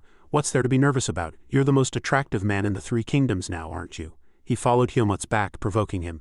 "Enjoy that feeling for as long as you can. You won't enjoy it anymore once you meet me." Helmut took off his armor and put his cloak back on, his mind still filled with thoughts. "He's really making me worry. Honestly, I want to hit him in the back of the head." After finishing everything, he turned to leave. And just as he was wondering if Michael had finished his investigation, someone's voice suddenly reached him. It caught Helmut's attention. "Wait, over here, is that him?" Numerous women ran towards him, calling out to him eagerly. "Lord Helmut, would you like to have tea with me?" Helmut stood on both feet in disbelief, appalled by the confusing scene. Then he returned to the hotel. Michael was drinking tea and was slightly surprised when Helmut entered. Helmut stood with disheveled hair and an expressionless face. Michael asked, "What happened? You're walking like you've seen a ghost." "The women of the Three Kingdoms are after me." Helmut turned and walked away, telling Michael unpleasantly, "He wants to disrupt my next match." He chuckled helplessly, deep in thought. "What a rich imagination. It's natural for a tournament finalist to attract attention," Michael explained to him cunningly and playfully. "And the reason you're especially popular with women is probably your face, Helmut." Helmut was bewildered, not understanding his words. He recalled the scene in the tavern when he first arrived in the Three Kingdoms. It wasn't a face that the people of the Three Kingdoms liked. Wicked and rogue-like fellows laughed. Their words echoed in Helmut's head. "Can that girl even wield a sword? Who is she anyway?" Michael closed his eyes, sighed, and laughed. "You really don't know anything, Helmut, you poor thing." Helmut remembered why he had sought him out. There was something we were talking about before." Before he could even finish speaking, Michael held out a notebook to Helmut. He picked up the notebook and winked at him. "I prepared it knowing you'd ask." Helmut reached out and took the notebook. "That was fast." Michael, with a smile on his face, asked, "Do you trust me a little more now?" Helmut turned the pages, reading carefully. "The knights are run according to rank, baron status, and private estates. I'm not interested in such things." He suddenly widened his eyes in surprise. The information about Lucius's betrayal was clearly written on the paper. "The Panma Knight commander usually doesn't interfere in politics, but Lucius Cicero is confirmed to support the Archduke." Helmut carefully organized the information he already knew. According to the information gathered from the Black Hawk, the Archduke was the son of another country's empress. He is a faithful believer in the Church of Light and is trying to establish their cathedral in the Three Kingdoms. Helmut's eyes gradually darkened, and Lucius's face filled his mind. Lucius Cicero supports the Archduke. Helmut focused on every word, not missing anything. He blurted out, "Desert monster, scorpion," Michael explained, as if knowing where Helmut had stopped. "Ah, right, an infamous monster in the Three Kingdoms. Its mother was massacred by the Holy Sword a long time ago, but its offspring still survive and are being hunted." Michael told him everything he knew. The Manhwa Knights often carried out extermination operations in the desert partly to prevent the spread of scorpions. This year's operation will begin as soon as the tournament ends. Hyomut's face darkened, stiffening as if doused with cold water. He stared intently at the words in his hand, each word piercing his mind. Hyomut gradually realized the movements of each step in Lucius's conspiracy. I see. Lucius Cicero didn't accept Luthier to protect him, he frowned, replaying the most likely scenarios. Humans will do anything to erase past mistakes. Perhaps he wanted to keep an eye on someone who would become an obstacle to him later.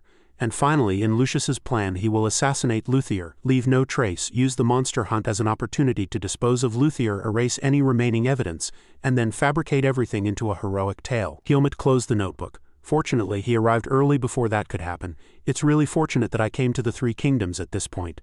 Hyomut stared resolutely at the notebook in his hand. As long as I am in the Three Kingdoms, I cannot let Dariel's nephew suffer the same fate as him. I must stop Lucius Cicero's wicked plan at all costs. Even though he decided that, he was hesitant because he was much stronger than himself. But after meeting the old man in person, I realized a few things. Lucius Cicero is very strong. I wonder if I can beat him even if I go all out. He swore to prevent the tragedy from happening at all costs. If it's come to this, I think I need to tell Luthier the truth and cooperate with him. Hyomut looked up at Michael, who was casually drinking tea. Michael's eyes seemed to flaunt him. Chapter 91. The next day, the semifinals were held. The announcement echoed through the entire arena from the speaker.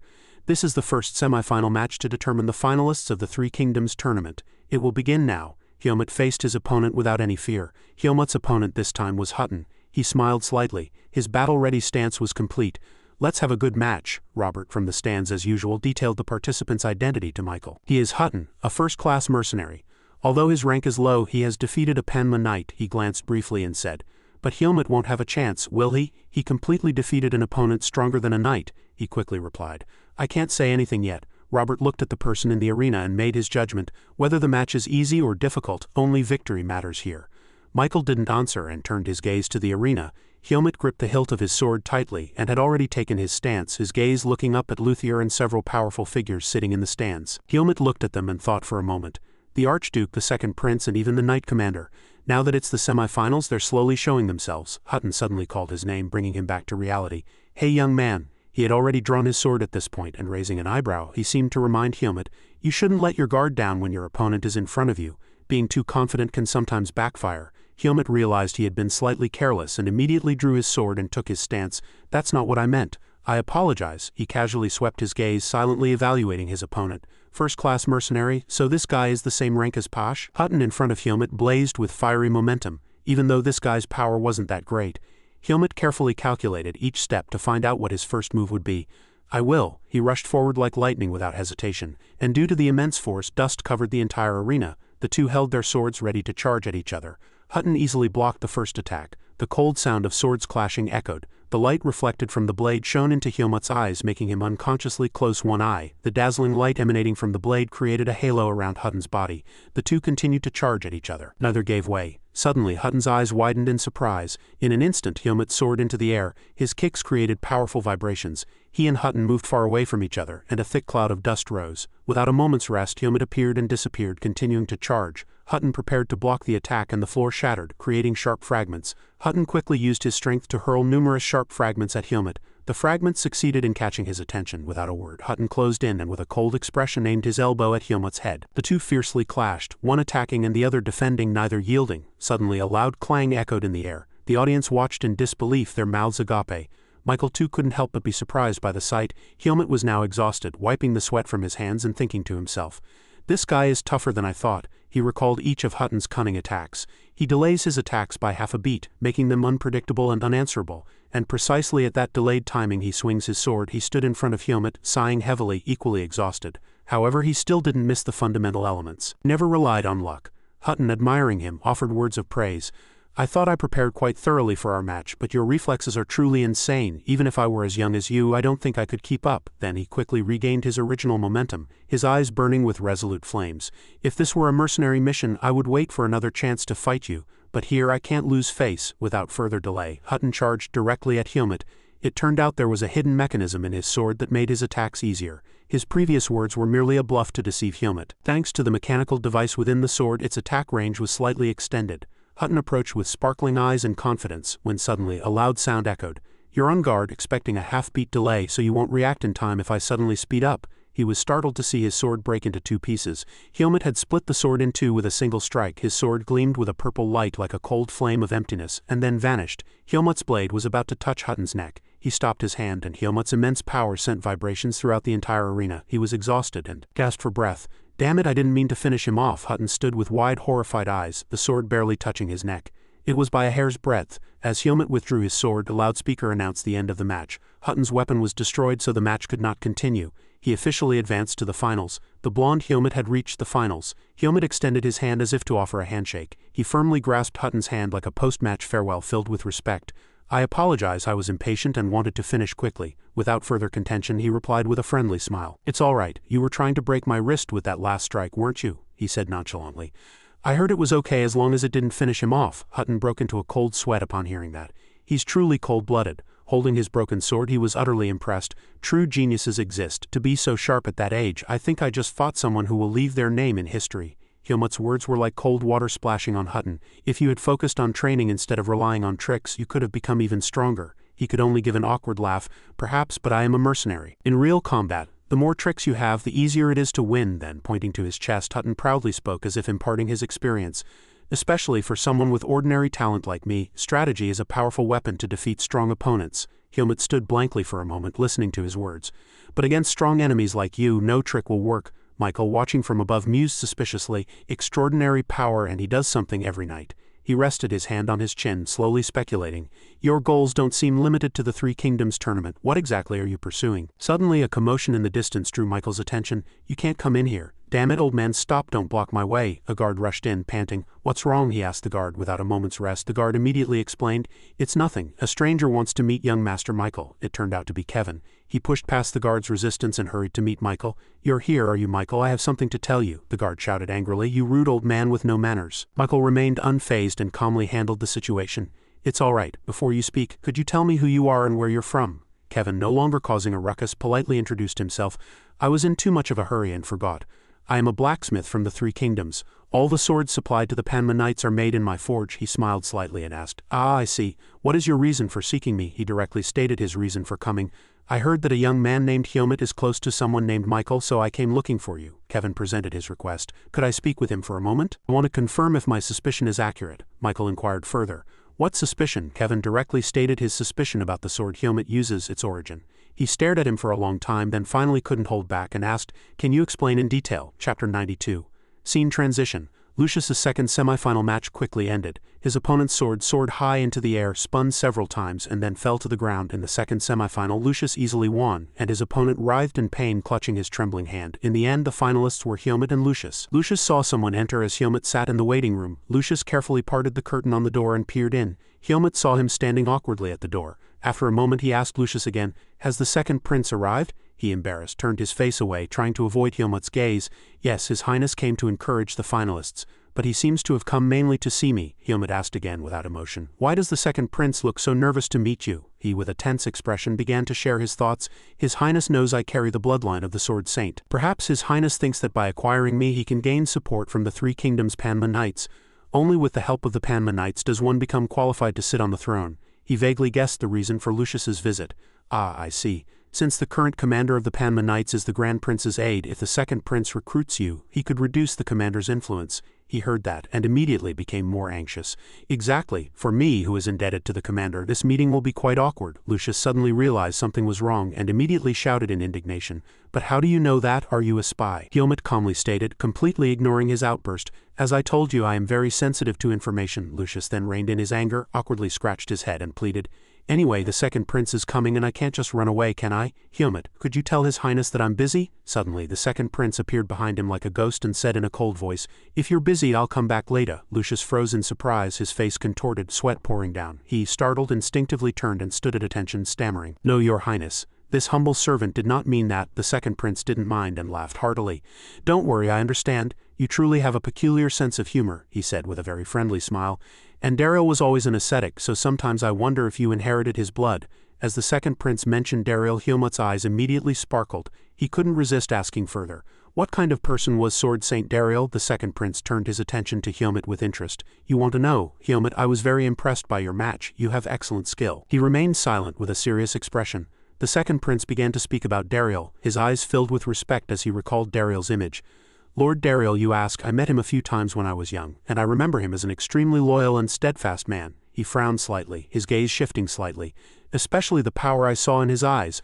I believe it still embodies the spirit of the three kingdoms to this day. Helmut listened carefully, not missing a single word. The second prince suddenly changed the subject, saying something that sent a chill down his spine. Was your approach to Lucius the Sword Saint's grandson out of curiosity about that matter? Lucius, standing nearby, couldn't help but break into a cold sweat. How much did his highness hear? The second prince clasped his hands behind his back and laughed heartily. It seemed to be an important conversation, so I didn't want to interrupt. Helmut, do you have any other questions? Lucius glanced at Helmut, acting as if he were tattling to the second prince. Your highness, don't tell him everything. He knows too much. He's like someone who stalks the Sword Saint, the second prince retorted. I don't think he has bad intentions, so don't worry. He rested his hand on his chin and slowly spoke about Helmut. A swordsman's mindset is revealed in how he wields his sword. His sword pursues power. He pursues purity and simplicity, so it's not surprising that he's curious about the Sword Saint. Helmut sighed and said irritably, Your highness is far more intelligent than Lucius. The second prince laughed heartily. Lucius, upon hearing that, was speechless and frowned displeased. The second prince then made an offer. Helmut, would you consider serving under me? He didn't hesitate and immediately refused. No, thank you, the second prince said disappointedly. So blunt even to a prince, he clasped Helmut's hand and did not forget to offer words of blessing. Anyway, I wish both of you a good match in the finals, Helmut. I hope you learn more about the Sword Saint in the Three Kingdoms. Then the second prince firmly grasped Lucius's hand and said, Lucius, I will call for you after the finals. Let's talk in detail then. He reacted in surprise. Your highness will meet me again? He asked. Why do you not want to? Lucius was flustered. He stammered, explaining, No, your highness. Your highness understood that if I continued to meet your highness it would cause problems for me and the commander. The second prince suddenly put on a serious expression and said, I want to talk about your safety. Lucius asked again, unable to understand. My safety? What does your highness mean? Helmut, standing next to them, was quite surprised as well. The second prince did not explain further and turned to leave. For now, that's all you need to know. I will send someone to find you discreetly, so don't worry about eavesdroppers. He pulled back the curtain, bidding farewell to the two. Then I'll take my leave. As he left, Lucius sighed internally. Helmut suddenly said, The two of you seem quite comfortable talking. He reacted in slight surprise. What? Well, his highness treats others quite whimsically. Lucius calmly looked forward and said, Actually, I think his highness is a good person. But sometimes you can't act emotionally depending on the situation. Helmut observed him slightly. He said with an emotionless expression, You should listen to the second prince. Lucius was startled by his words and asked, Did you just hear what I said? Helmut said meaningfully, No one is responsible for your life. Behind him, Dariel's magnificent back glowed as if on fire, as if he were present there at that moment. If you allow life to sweep you away, you will no longer be yourself when you are abandoned. Lucius's eyes widened in confusion. He asked Helmut suspiciously, You know something, don't you? You speak as if this concerns my life. He no longer beat around the bush with Lucius. From now on you do what you can. I will do my best too. He swallowed slightly upon hearing that. Helmut turned to leave, adding a few more sarcastic remarks. Or just go on a date with a girlfriend like Jamba, even to relieve stress after the tournament. Lucius, enraged, pointed at himself and asked excitedly, No, what kind of person do you think I am? Helmut sighed, thinking, Lucius, I hope you understand how dangerous the situation is. He then returned to the hotel. Helmut, exhausted, opened the door and entered.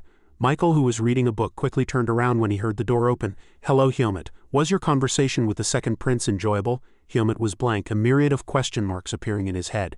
Again? Helmut sighed and shook his head. He seemed accustomed to the situation. It's no longer surprising. Michael remained completely undisturbed. He said, reading his book, Regarding the prince's affairs, whether you want to or not, you will come to know their actions. He approached and quietly took off his coat. Michael spoke after a moment, capturing Helmut's attention. Oh, by the way, Helmut, something interesting happened today. Would you like to hear about it? He mentioned a stranger. Have you ever heard the name Leon? Helmut knew nothing about that person. No, it's my first time hearing it. Michael recounted everything he knew about the man. He was a man who decades ago proclaimed himself the best blacksmith in the Three Kingdoms. He was the best but also the most ill-tempered. He would never forge a sword for anyone unless they wielded a sword he recognized. Helmut didn't pay much attention. It sounded like an eccentric. Michael closed the book in his hand and slowly continued. But today I met a blacksmith named Kevin who is Leon's apprentice. He said Leon created 3 swords which he considered the greatest masterpieces of his life. All information about Leon's 3 mysterious swords was fluently explained by him. All 3 were forged on the same day. Perhaps due to his obsessive nature, all 3 looked exactly alike. These swords were considered sacred relics of the Three Kingdoms and offered to the royal family. Only one was given to a single person for life. Michael slowly opened his eyes and repeated Kevin's words. But Kevin said Helmut's sword looks exactly like Leon's masterpiece. Helmut listened intently to everything he said without interruption. Michael snapped his fingers. The only sword not kept in the royal palace. His eyes burned. Dariel's sword. Helmut was suddenly filled with killing intent. drew his sword and pushed Michael down as if to finish him off. He cast a cold gaze at him, warning him in a gloomy voice, "Choose your next words carefully." Chapter 93. Helmut fought Michael on the bed, wanting to finish him off. Helmut looked at Michael with sharp eyes, threatening him. "Choose your next words carefully." Michael, sweating in fear, tried to force a smile. Helmut was pressing him down with one hand and holding his sword with the other. Michael, with a pale face, pleaded with him. "Judging by your reaction, I think I hit the nail on the head. Could you please take your hand off me? It's hard to breathe." Then Helmut stood up. Michael also sat up. He told him why he should keep this secret, "But I have no intention of exposing this secret either." Michael pointed to himself, giving Helmut a reason to spare his life. "I will send someone to deal with the blacksmith, Kevin. Then the only people who know this secret will be you and me." Helmut asked curiously, "Do you want to create leverage?" Michael replied with a friendly smile, "I told you, I don't like being in debt, Helmut. Besides, I didn't dig up this story. The blacksmith came to me himself." Then he put on a very trustworthy expression. "This is just my small help. I will let you keep what you want to hide." As Helmut was still thinking, he added, "This information will never leak out, I promise." His eyes began to waver. Helmut suddenly turned around. "You'd better keep your promise." Michael, relieved to have narrowly escaped disaster, inwardly rejoiced. "Damn, that was scary. The finalist's aura is indeed different." He then, curious, and since they were on the subject, asked, "What is your relationship with the Sword Saint?" Helmut sheathed his sword and replied, "I am Dariel's disciple." Michael was impressed by Helmut. "The Sword Saint had a disciple, so I'm sharing a room with the Sword Saint's disciple? That's amazing." He thought with a sense of inevitability. Things are about to get noisy. Michael raised a finger as if a new thought had just occurred to him. He smiled and asked, "Did you learn swordsmanship before or after the Sword Saint's passing?" "So, Helmut might have come here for another reason, not just the Three Kingdoms tournament." Helmut interrupted Michael. He coldly advised, "You'd do well to think about how to pretend you don't know me." Michael's enthusiasm deflated at his words. As Helmut adjusted his grip on his sword, Michael said from behind, "It feels like something big is about to happen, doesn't it?" He replied nonchalantly, "Understood. I have no intention of digging deeper myself. I should probably pack my bags. I'll need to escape quickly when the time comes." Helmut looked at the gleaming sword before him and praised, "I didn't realize this sword was so famous. I just thought it was good and sharp." Helmut asked again, "But if it's so famous, why has no one recognized it until now?" Michael explained to him in an easy-to-understand way. "It's royal property and only royalty had the chance to see it. Its appearance is quite ordinary, so no one would recognize it unless they were an expert." Helmut continued to remind him, "Just in case, it's best not to show it to the prince or the king." Michael cheerfully changed the subject. "How are your preparations for the finals going?" Luthier seemed quite cautious. Helmut replied, "Not at all," without a change in his expression. He recalled Luthier. "Tomorrow will be my first fight with Luthier. I hope the match doesn't end too easily." The scene shifted to a hot desert and footprints appeared on the sand-covered desert. He walked through the middle of the vast desert. He scooped up a handful of sand, looked down, and then scattered the sand on the ground. Suddenly, the ground there sank deeply, like a colossal black hole. Then he stood up and before him was a monster resembling a giant scorpion. He reached out his hand and pulled out something. A transparent golden-tinged orb. Above the monster's head was an identical orb. He held out the orb and praised, "Excellent, truly intelligent. You remember your master." He smiled triumphantly. "It's time to awaken." In the middle of the endless desert, a massive arena filled with countless people appeared. Inside the arena, thousands of people cheered, awaiting the match about to begin. The announcer spoke, "Welcome to the glorious finals of the Three Kingdoms tournament." In the stands, Count Michael was also present. The announcer continued, "Who could have imagined this spectacle?" Below in the arena, a match is unfolding between Helmut and Luthier, the young genius who has joined the Panma Knights, the future of the Three Kingdoms, and another mysterious genius.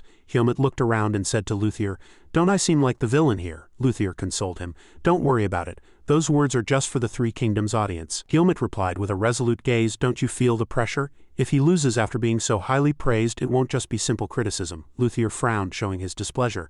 "You truly are an expert at annoying people. If you lose, don't come begging to split the prize money." The signal sounded, and as the two swordsmen prepared, Luthier also began to focus on the match. Helmut still maintained his unwavering resolve. "Then let the match begin." He looked directly at Luthier. Before his eyes, Dariel's killing intent appeared. Helmut was slightly surprised by the person before him. He smiled faintly and thought, "Facing this swordsmanship truly evokes a sense of nostalgia." A bird flew in the blue sky.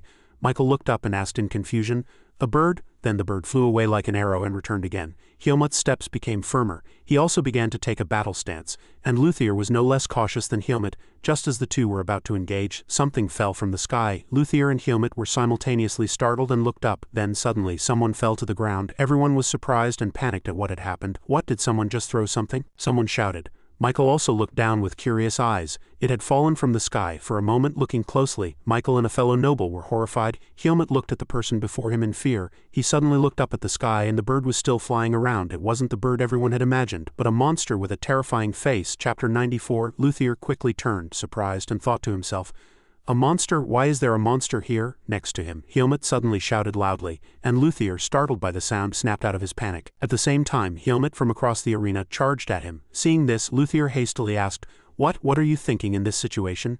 Helmut pointed upward, signaling to him. Luthier was momentarily stunned, then immediately raised his hand high and placed his sword at his side. Helmut stepped onto Luthier's sword, leaped high, and charged with all his might at the monster in the air. Helmut infused dark energy into his sword, struck forward powerfully, hitting the monster precisely and causing it to writhe in pain. A moment later, the monster split in two and fell to the ground. Luthier stared blankly up at Helmut. He glanced sideways, coldly saying nothing. A few minutes later, the knights arrived at the arena to clear the scene. They analyzed the victim's situation. The identification is from a resident of the prosperous village to the south. Assemble the knights. We are leaving. Why did the monster drop the body here? The team leader speculated. It's like a declaration of war. Helmut was listening nearby, unaware that Luthier next to him was staring intently at him. Luthier frowned slightly and thought, that is a monster. From now on, that is the enemy I must face. Thinking thus, he nudged Helmut's arm next to him and asked, Helmut, have you never fought a monster before? If not, why did you react so quickly? Helmut replied nonchalantly. Faster than you, at least. Luthier grimaced and said, Do you still have the energy to joke? And the more I learn about you, the less you seem to fit your appearance. A moment later, he asked again, Do all monsters look like that? Helmut asked back. Have you never encountered a monster? Luthier replied awkwardly. I've only just become a knight. How many opportunities does an ordinary person have to see a monster? Helmut explained briefly. They are large, but they don't have the intelligence to converse. They are easier to deal with than humans, so there's no need to fear them. Luthier hastily said, Who said I'm afraid? Not me. Helmut paid him no further mind and thought to himself, but if it's an intelligent monster, that's a different story.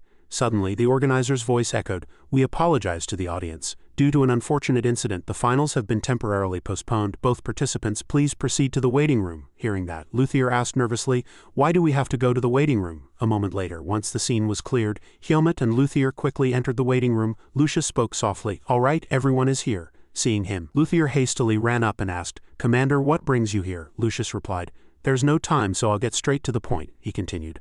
The body brought by the monster is believed to be a resident of Allure, an oasis village in the southern Dacia region. In other words, that area has been attacked by monsters. Due to this sudden incident, the Panma Knights will immediately launch an extermination operation. Lucius immediately instructed, First, Luthier, as a knight, you must participate in this expedition. So prepare for departure, Luthier hastily replied. Understood, Commander. Then he turned to Helmut and said, And Helmut, it's regrettable that something like this happened before the finals. However, the match will be postponed at least until the extermination operation is over. Can you wait until then? He thought to himself. Understood. He called me here to get my agreement. Then he asked back, What if I refuse? Lucius replied, The only other option is to declare the finals a draw and split the prize money. No one wants that outcome, but there's no choice. Helmut was silent for a moment, thinking. A moment later, he immediately said, Then how about this? Helmut proposed. I will participate in the monster extermination operation with Luthier, and the winner will be decided by the number of monsters we both eliminate.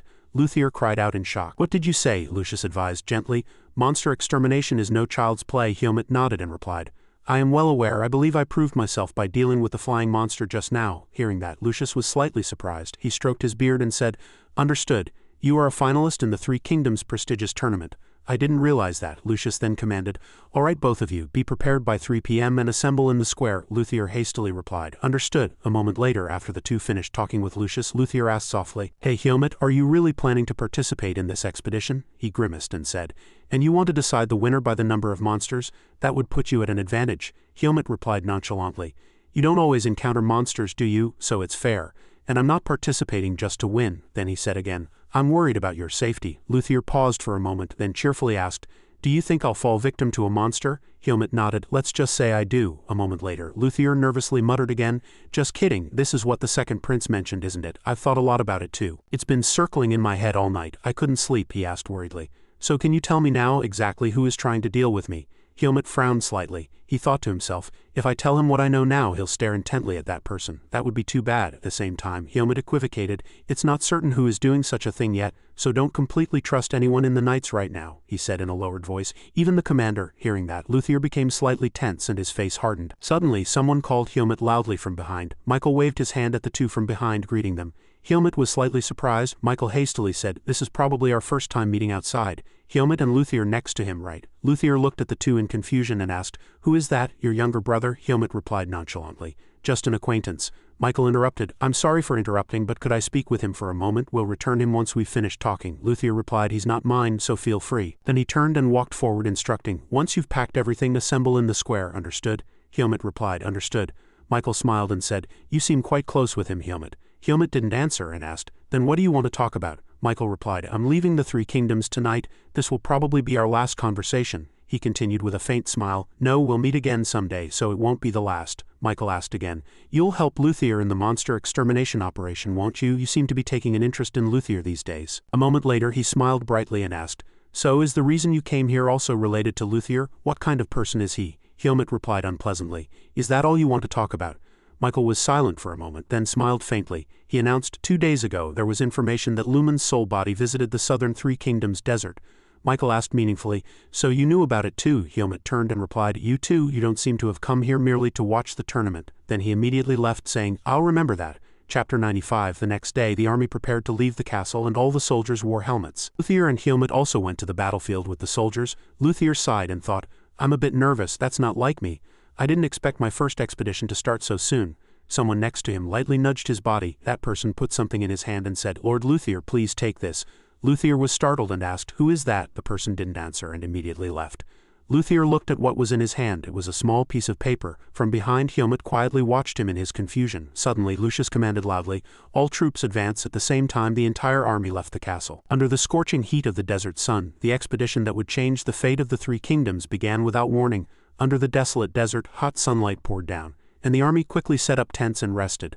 Lucius pointed at the map and said, the place attacked by the monsters is Olor, an oasis village in the southern Darien region. We received detailed information about the damage via a crystal orb, he continued. The station troops quickly assessed the situation and immediately provided support to the residents. However, the number of monsters was too great, so they retreated after saving only one survivor. A soldier cried out in surprise, good heavens, only one survivor, are you joking? What happened to the honor of the Panma Knights? Lucius said in a lowered voice. Don't blame them too much. The number of monsters is very large, and one of them is a type of monster we know very well. As soon as he finished speaking, the soldiers' faces darkened. Lucius said again, the red scorpion which grew from a hatchling to an adult without our knowledge. Gon exclaimed in surprise, stammering, impossible. Does that mean all our efforts were in vain? Commander, you know better than anyone. We did not neglect our reconnaissance missions below. Helmut pondered.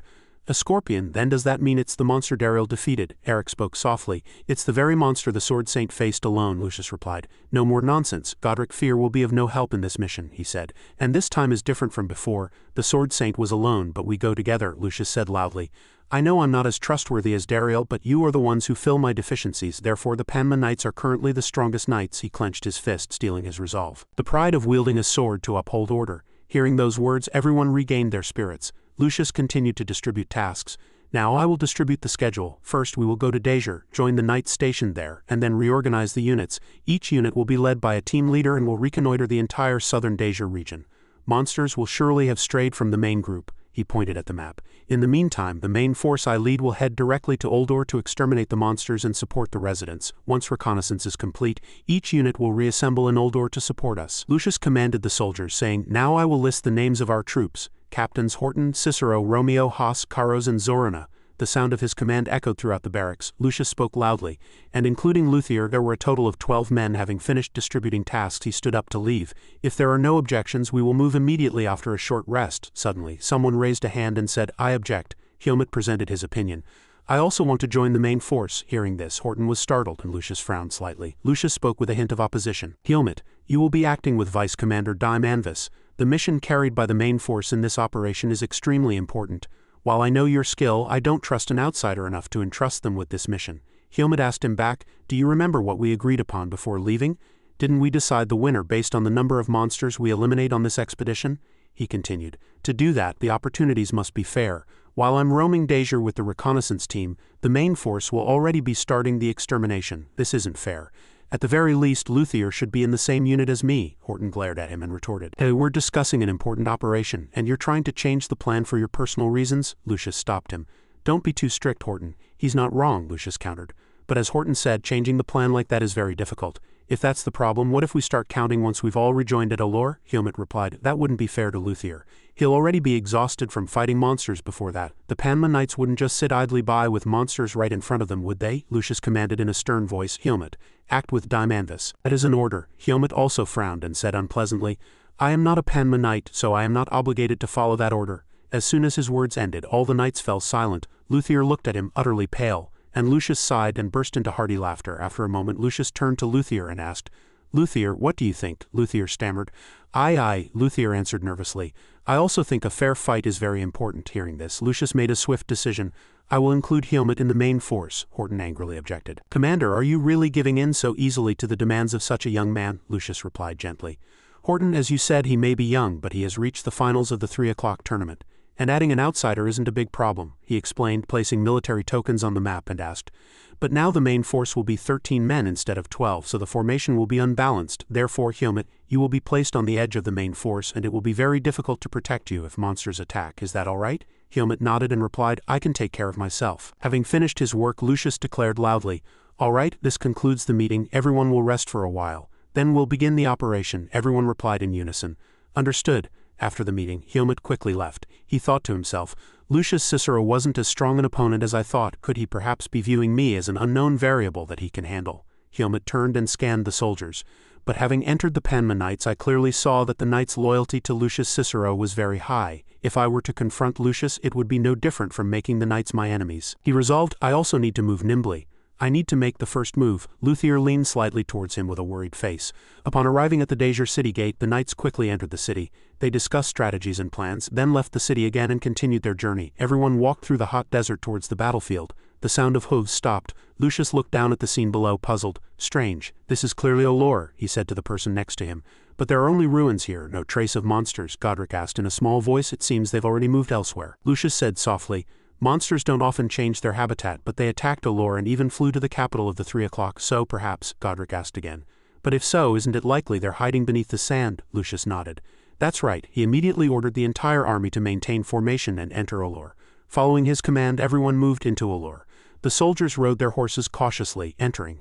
The air was filled with the pungent smell of blood. Luthier looked at the ruined place with vigilant eyes, and Godric said softly, "It's too quiet. There's no trace of monsters, no trace of residents." He hurriedly said to Luthier, "Commander, I have a bad feeling about this. We need to get out of here first." Suddenly, someone threw a stone at him from a distance. Godric turned to the person behind him and said, "What? Don't mess around. What did you say?" The person quickly clarified, "I didn't do anything." Suddenly, a shadow fell from above and a gigantic scorpion monster appeared from a nearby building. A soldier stammered, trembling, "That's a scorpion." 96.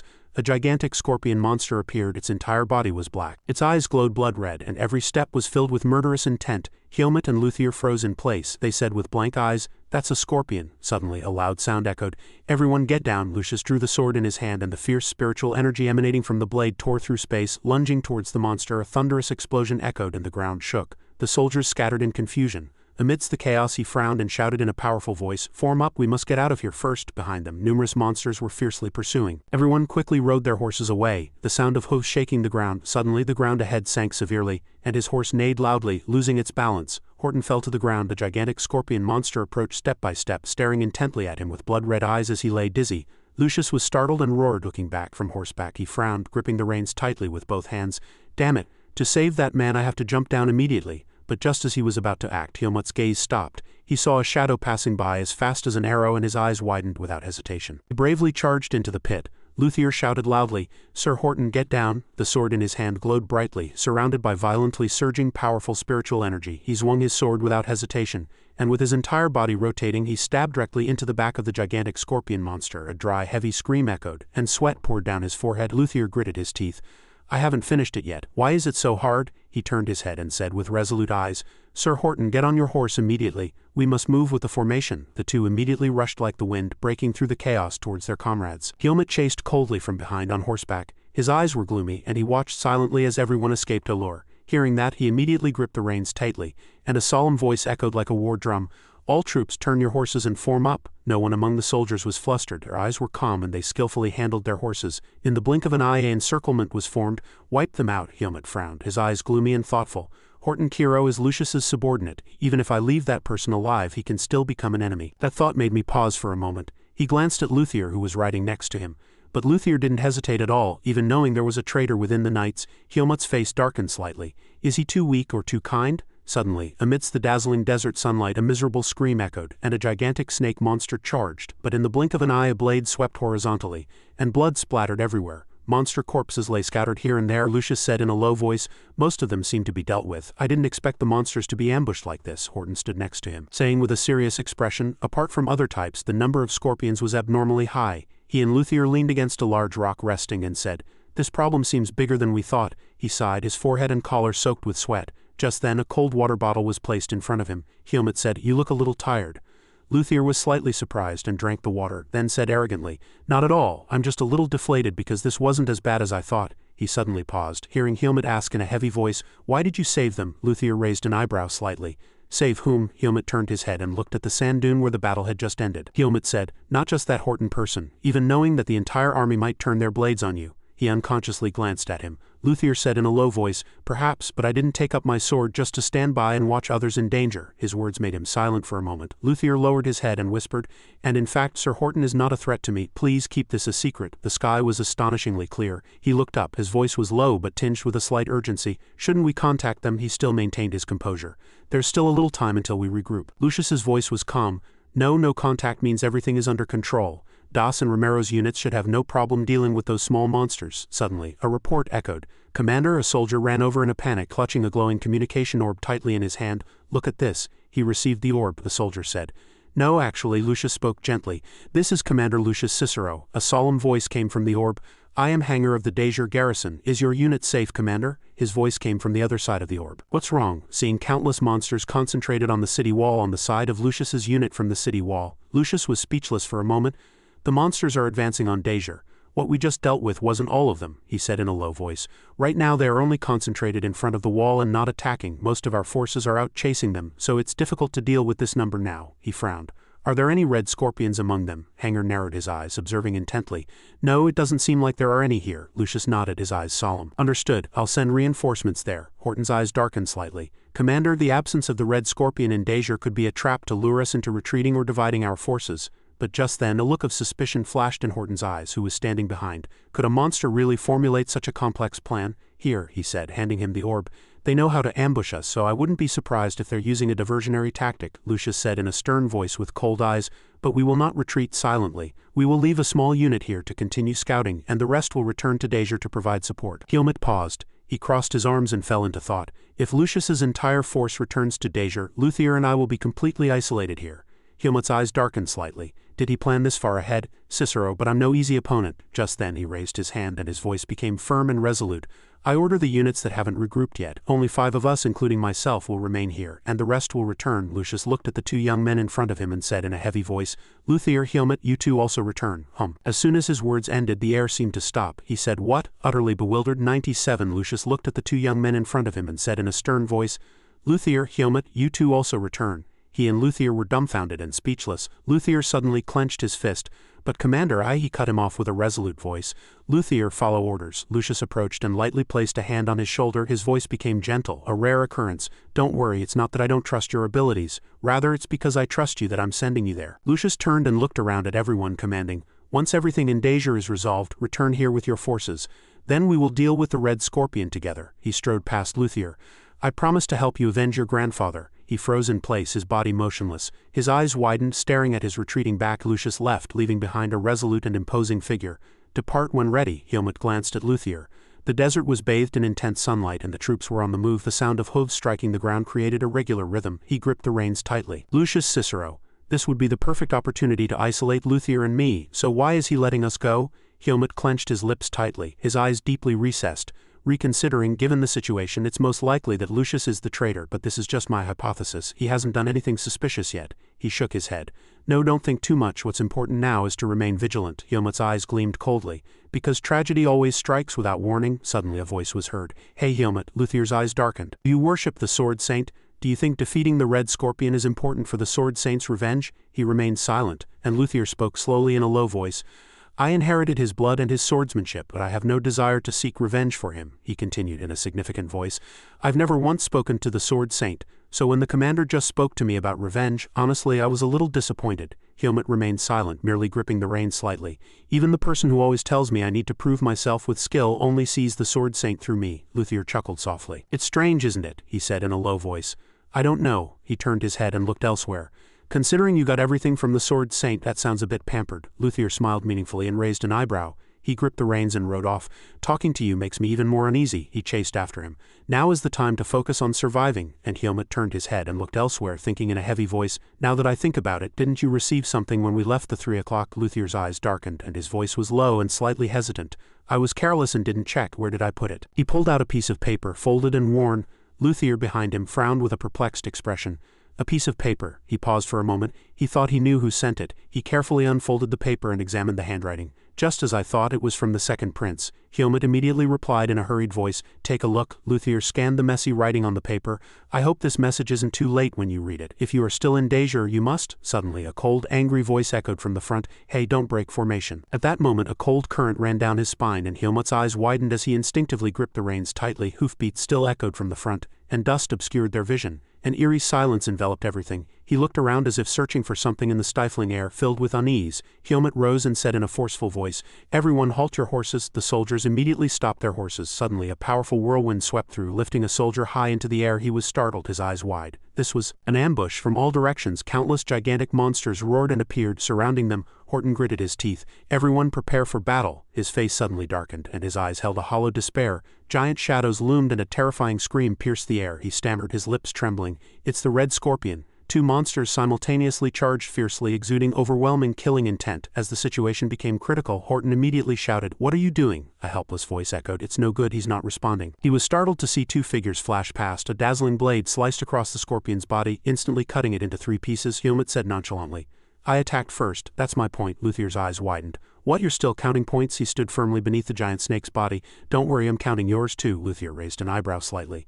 Thanks, but Helmut's eyes quickly sharpened and his breathing became more subdued. Above, the snake roared, opening its ferocious mouth wide. Its red tongue flickered, it lunged, and its massive head slammed hard into the ground as if an entire tower had toppled, causing immense vibrations. Luthier's face turned pale as he cried out in alarm, Helmut! Just as there seemed to be no escape, the snake's eyes suddenly widened. Its thick, scaly skin bore hundreds of deep wounds. He decisively swung his sword, slashing repeatedly, and Helmut's eyes were sharp. Blood splattered everywhere, staining his face. Luthier raised an eyebrow, a slight smirk on his lips. This reckless fool, it seems I'll have to worry about him. Nearby, soldiers were still fighting, dealing with the remaining monsters. He walked out of the bloody pit, his every step crushing shattered flesh and red bloodstains seeping into the ground. Helmut slowly observed a nearby scorpion, deep in thought. The Red Scorpion hasn't joined the fight yet. It's observing some of the violent monsters. He pressed his lips together, as if it's looking for something. Ruins. The smell of blood and hot wind swept through the battlefield. Helmut stood firm. Suddenly a flash of light emanated from the forehead of the monster in front of him.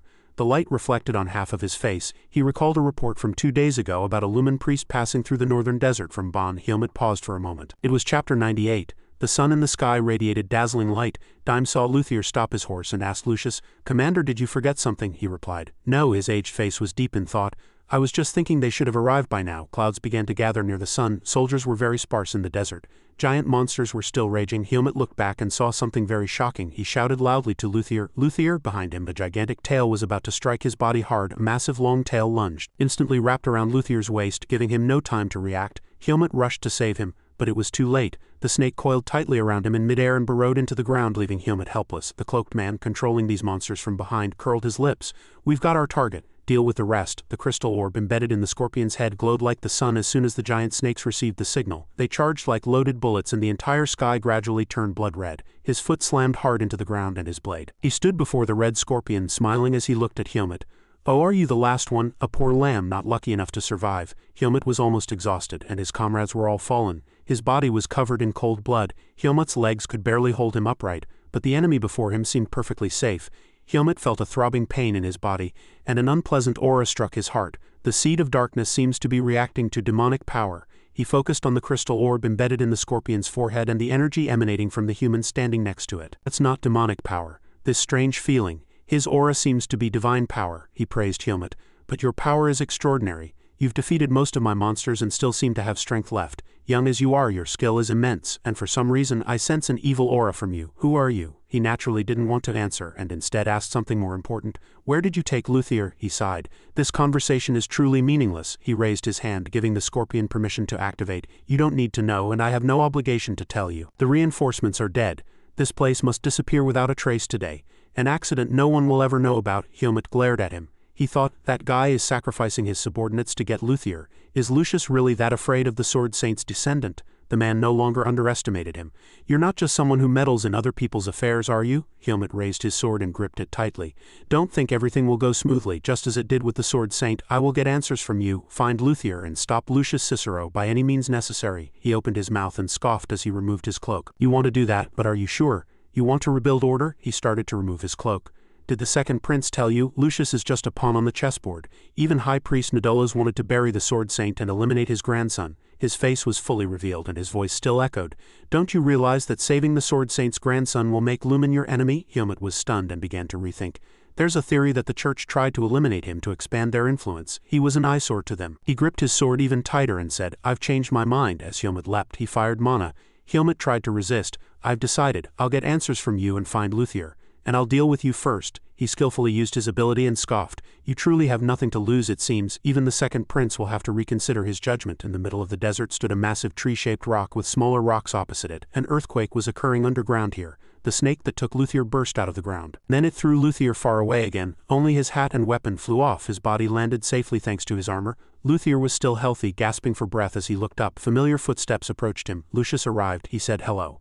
Luthier couldn't believe Lucius. He asked in a tired, worried voice, "Where are all the other knights?" Luthier got up on his own and Lucius asked him, "Can you stand? Try to move a bit first." Twilight was falling here. The pointed rocks here merely watched. Luthier followed him. Lucius now spoke. "Your grandfather is a man I respect more than anyone. I worked for years to gain his recognition, eventually rising to the rank of vice commander. Luthier, I told you to prove yourself with your skill in the Three Kingdoms, but achieving results through effort alone is a futile idea for those ignorant of reality." He stood blankly for a moment, then spoke. "Commander, I have a question. Can you answer it?" "I absolutely don't want to believe it. Not at all, but someone warned me." Lucius showed no expression. His gaze was fixed straight ahead. "That person told me never to be alone with the commander," he shouted. "Commander, please tell me it's a misunderstanding. Was all the trust you gave me a lie?" Lucius called to him. Lucius led him to the cave entrance. "This is where I last saw your grandfather before he disappeared." Luthier was utterly startled. He drew his sword, revealing the whole truth. "It was right here that I deceived Sword Saint Darien DFRT, trapped him, took everything from him and buried him. Your fate will be the same." Dust billowed for a moment at the cave entrance. Chapter 99. Here, the battle was raging fiercely. Helmut charged into the enemy lines alone with his sword. He was doing his best, but his small power automatically bounced off the scorpion's pincers as soon as it touched them. Helmut remained focused. "This is really troublesome. Every time I get close to that power, my heart aches. I need to break through that power with more potent vis, but I can't control it stably yet." The scorpion swung its tail again, striking hard above his head, and Helmut immediately dodged. The man controlling the monsters noticed something strange about him. "Why is that guy like this? It's not that he lacks experience. At first he charged as if to deal with me, but now he's helpless before the divine shield, as if he himself were a monster." He carefully examined the mana in his body and discovered a small orb in his heart. He fired an immense amount of magical power, forcing Helmut to fly around, temporarily unable to find a way to approach. He said, "I see. I heard there are some who survive hidden from the church's eyes, so Lumen sent me here to meet you. Bearer of the monster's seed, today I will purge you and restore justice." In a lonely castle, the dawn sunlight shone comfortingly. A hand picked a book from a shelf and began to read. The owner of this action was a very beautiful platinum-haired girl. Her purple eyes lightly scanned a spot. Somewhere a C-shaped bracelet lay on a table. She saw it, and a few strange thoughts entered her mind before she shook off her unease. "No news is good news." Back to the battle. The man continued to fire magical power, attacking relentlessly, and Helmut dodged everyone. He became even more excited. "You're truly skilled at escaping." Helmut's eyes fell back to the scorpion beside him. "Clever. Something's off. That scorpion attacked recklessly a moment ago, but now it's suddenly calm. It seems to be controlled through the crystal orb on its forehead, but its movements are too predictable. That means the control isn't very precise. Both its offense and defense can only follow basic commands. Moreover, that priest has little combat experience and his attack directions are easy to predict. He's not even controlling the red scorpion properly." Helmut gripped his sword even tighter. "I've found an attack path. Now all that's left is to deal with him." He stomped on the ground and stopped, then quickly charged at him. The man underestimated Helmut. "Fool, do you think desperate attacks will lead to victory?" As he charged, he fired even more power. "Go to Lumen's side." Helmut didn't even blink. Then the scene shifted to rocks. Someone was gripping a sword tightly. It was Lucius, exuding killing intent. Opposite him, Luthier was ablaze after dodging an attack. His face was already covered in wounds. Lucius spoke. "Very impressive." Luthier straightened his back and said resolutely, "Stop toying with me, Commander. That last attack could have finished me off." He uttered these words with great difficulty. "I no longer recognize you as Commander." Lucius's feet moved. He launched himself directly at him. Luthier did his best to block his sword and eventually managed to push his opponent's blade outwards. Lucius offered a metaphorical compliment. "You've inherited everything very well. At his age, it's as if I'm seeing that person. but with the next attack he struck even harder. A piece of his armor fell off. Lucius explained, "If you were the true sword saint, you would have changed direction. Instead of just blocking the sword just now, you would have counterattacked before being attacked. If you were the sword saint, you wouldn't be hurt by such a minor attack." He continued to attack Luthier repeatedly, adding words with each strike as if pointing out a student's flaws. "If you were the sword saint," this time he swung his sword even higher, but Luthier was already fallen on the ground. Lucius looked on contemptuously. "What a pathetic sight," he said. "The sword saint is no longer needed, Luthier." Luthier from below trembled with the sword in his hand. He slowly rose, sighing as he watched Lucius prepare his next move. "I still don't understand." He struck him as if he were nothing, and Luthier could only block the attack. The two swords clashed, and Luthier eventually pushed him back, drawing blood and leaving a wound on Lucius's cheek. At this moment, Luthier resembled his grandfather, and Lucius hated it even more. He tried to swing his sword again. This time an immense explosion occurred, with flashes of light leaving craters in the ground. Lucius regained the upper hand. Luthier knelt before him exhausted and angry and asked, "What exactly do you hate?" He glared at him and raised his sword high again. He gave an unrelated answer. "Your death will be remembered as a hero's death. You fought against the Red Scorpion to protect the people until your last moment. That is the last kindness I can offer you. With this sword I stabbed the sword saint in the back, and now I will kill his last descendant." Then as his strength gave out, the monster merely spilled blood onto the ground. But then a voice was heard. "Who said Luthier was the last?" Lucius was startled and turned back, but the figure was Helmut, who had pushed him far away. Helmut left Luthier with 70 surprise, 10 disbelief, and 20 admiration. He stomped hard on the ground and braked, so Luthier was finally safe. Helmut called out to Lucius Cicero, and his short platinum hair turned into long purple hair. It was indeed Helmut. Helmut warned him it was time to end everything. Lucius had truly met an ominous sign. Chapter 100. Seeing Helmut standing firm, Luthier still couldn't believe it. "Helmut, how did you get here?" He stared straight ahead. He remembered how the leader of the monsters had laughed confidently and shot magic at him. Returned to the embrace of Lumen, he continued to charge. His attacks came like missiles. He laughed gleefully, thinking he could burn him. The dust and sand mingled thickly and hazily like clouds in the desert, but a figure soaring like a bird flew over his head. Lucius looked at the figure in surprise. Helmut was still fierce. There were no further injuries from the mana. How could Lucius have expected this? Impossible. That attack should have burned out his heart and the seed of darkness. Helmut also knew that if that attack had hit him, he would have died. But if he concentrated all his vis into his sword and pierced it, he could succeed. Of course, he had to extract even the amount of vis he was using to suppress the seed. With that much holy power, he could withstand it for a moment. He judged so quickly and decisively, saving himself by a hair's breadth. "Just a moment, that's enough." Helmut immediately rushed at the scorpion and shattered the crystal orb embedded in its forehead. He thought that a monster controlled by the priest against its will would never be happy. He watched blankly as his monster lost control. The gigantic insect monster was truly unexpected. Helmut flew away like a god, far from that place. The out-of-control scorpion began attacking everything around, keeping him busy and preventing him from touching himself. Helmut's whole body trembled as a thunderous flow was felt from his heart.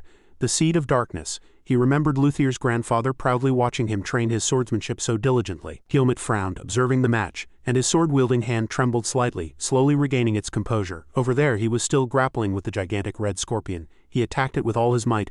"Filthy, lowly monster, disappear!" That power again. A magnificent and powerful force directly incinerated the scorpion. Within minutes its entire body was charred black, causing it extreme pain. He scorned it.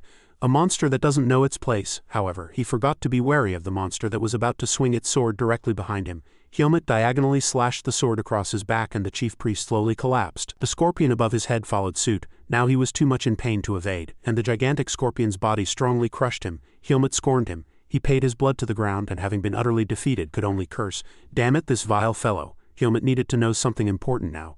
"Tell me, where is Luthier?" He still raised his voice. "You slave, don't underestimate me, you lowly fellow." Helmut immediately plunged his sword into his disgusting mouth. He threatened. "Do you know I'm very good at skinning? I'll start from where there's the least blood, so I won't give you time to think." The man couldn't even scream in pain now. Currently, Helmut stood here, protecting Luthier, the Sword Saint's grandson. He gripped his sword firmly, feeling that after consuming a large amount of vis during the last camping trip, the seed of the dark dragon had grown a little larger, as had the amount of vis. This time the situation was similar, but he had consumed even more vis in a shorter amount of time. As a result, his body was now struggling quite a bit to maintain all the regenerated vis. Of course this was only temporary, but in this state he could confront Lucius Cicero. Lucius slowly emerged from the ruins. He wanted to hear the story from Helmut. "How did you survive?" Helmut vaguely replied. "Who knows, you probably didn't think someone like me would survive like the Sword Saint, did you?" He continued to glare at Helmut, then immediately shot power at him. This attack was like a drill destroying the ground, sending solid stones flying everywhere, and the immense impact almost sent Luthier flying from the other corner. Seeing that Helmut could still withstand his attack, he confidently said, "No matter who you are, you won't leave this place alive." Chapter 101. Helmut and Lucius fiercely clashed, their powers seemingly equal. Confidently declared, "No matter who you are, I'll deal with you here and there'll be no problem." Helmut, completely unafraid, frowned and challenged, "Do it if you can." As soon as he finished speaking, he immediately added power to his sword, and the opponent's eyes widened in surprise. The thought, "What did this guy just do?" flashed through Lucius's mind. During the exchange of swords and this kind of power, Helmut unexpectedly turned his body, taking a very unpredictable defensive stance, and so he escaped his control. From afar, Luthier witnessed the scene, his mouth agape. That movement, Helmut didn't miss the opportunity, and immediately unleashed an immense sword strike, forcing Lucius to retreat defensively. His face remained calm and unpredictable, his deep eyes revealing no emotion. Lucius's expression hardened slightly at the unexpected counterattack. He stared with wide eyes and asked, "Who taught you swordsmanship?" Helmut held his sword and replied in a stern voice, "This sword will answer for me." Lucius's gaze lingered as if seeing a familiar shadow. His stance resembled that of a valiant sword god. Truly similar. Lucius shook his head, denying it with a trembling voice. "Impossible," Helmut said coldly. "Darien probably wouldn't have cared about someone like you. But I have no intention of letting you live." Lucius's sword-wielding hand began to tremble, almost losing control. Then he thrust his sword forward, unleashing a fierce force that caused the stones on the ground to erupt simultaneously. He continued to shout in denial, "Impossible, impossible. Darien can't be alive. I personally stabbed him in the back and handed him over to the church, and he had no time to pass anything on to anyone." Helmut waved his hand slightly and said in a tired voice, "If you still don't believe what you've already seen, there's nothing I can do." Lucius charged fiercely like a mad beast about to devour its prey. He still maintained his composure, dodging agilely. His wicked sword strike cleaved a gigantic rock behind him in two. Luthier looked up in surprise, his face clearly showing worry. The two fought without rest, one attacking and the other defending, blades clashing continuously, leaving no room to breathe. Suddenly, Helmut paused, his feet stomping hard on the ground, channeling power, and he countered with a precise sword strike. However, the two still showed equal skill, and the attacks came fiercely, but neither could gain a completely overwhelming advantage. At that moment, Lucius found a small weakness, and immediately delivered a powerful kick, aiming at Helmut's supporting leg, causing him to lose balance and drop heavily to one knee. Not missing the opportunity, he immediately swung his sword high, putting all his killing intent and power into it. Helmut was by no means an ordinary opponent. His body rotated in midair, narrowly evading the attack, the blade grazing past him, leaving a sharp flash. Even as he twisted in the air, his eyes never left his opponent, focusing intently on all of Lucius's sword strikes and movements. His spinning movement was astonishingly flexible and beautiful. At that moment, a ridiculously intense light suddenly exploded, and Luthier hurriedly covered his eyes with his hand. Desperately trying to observe what was happening between the two, the auras of both sides continued to erupt fiercely, truly a deadlock. Helmut's eyes sharpened with deep thought and calculation. "Even in this state, I can't guarantee victory. I need to end this before my vis runs out." Lucius held his sword high, his appearance grand and majestic like an immovable mountain. He slowly said in a dignified voice, "Sword Saint, now I understand why he chose you as his successor." Then he paused for a moment, and an unknown emotion surged in his heart at what he had just said. Lucius continued, "However, for that very reason I can never acknowledge you." He strode forward, his face contorted with deep hatred, every word a sharp blade.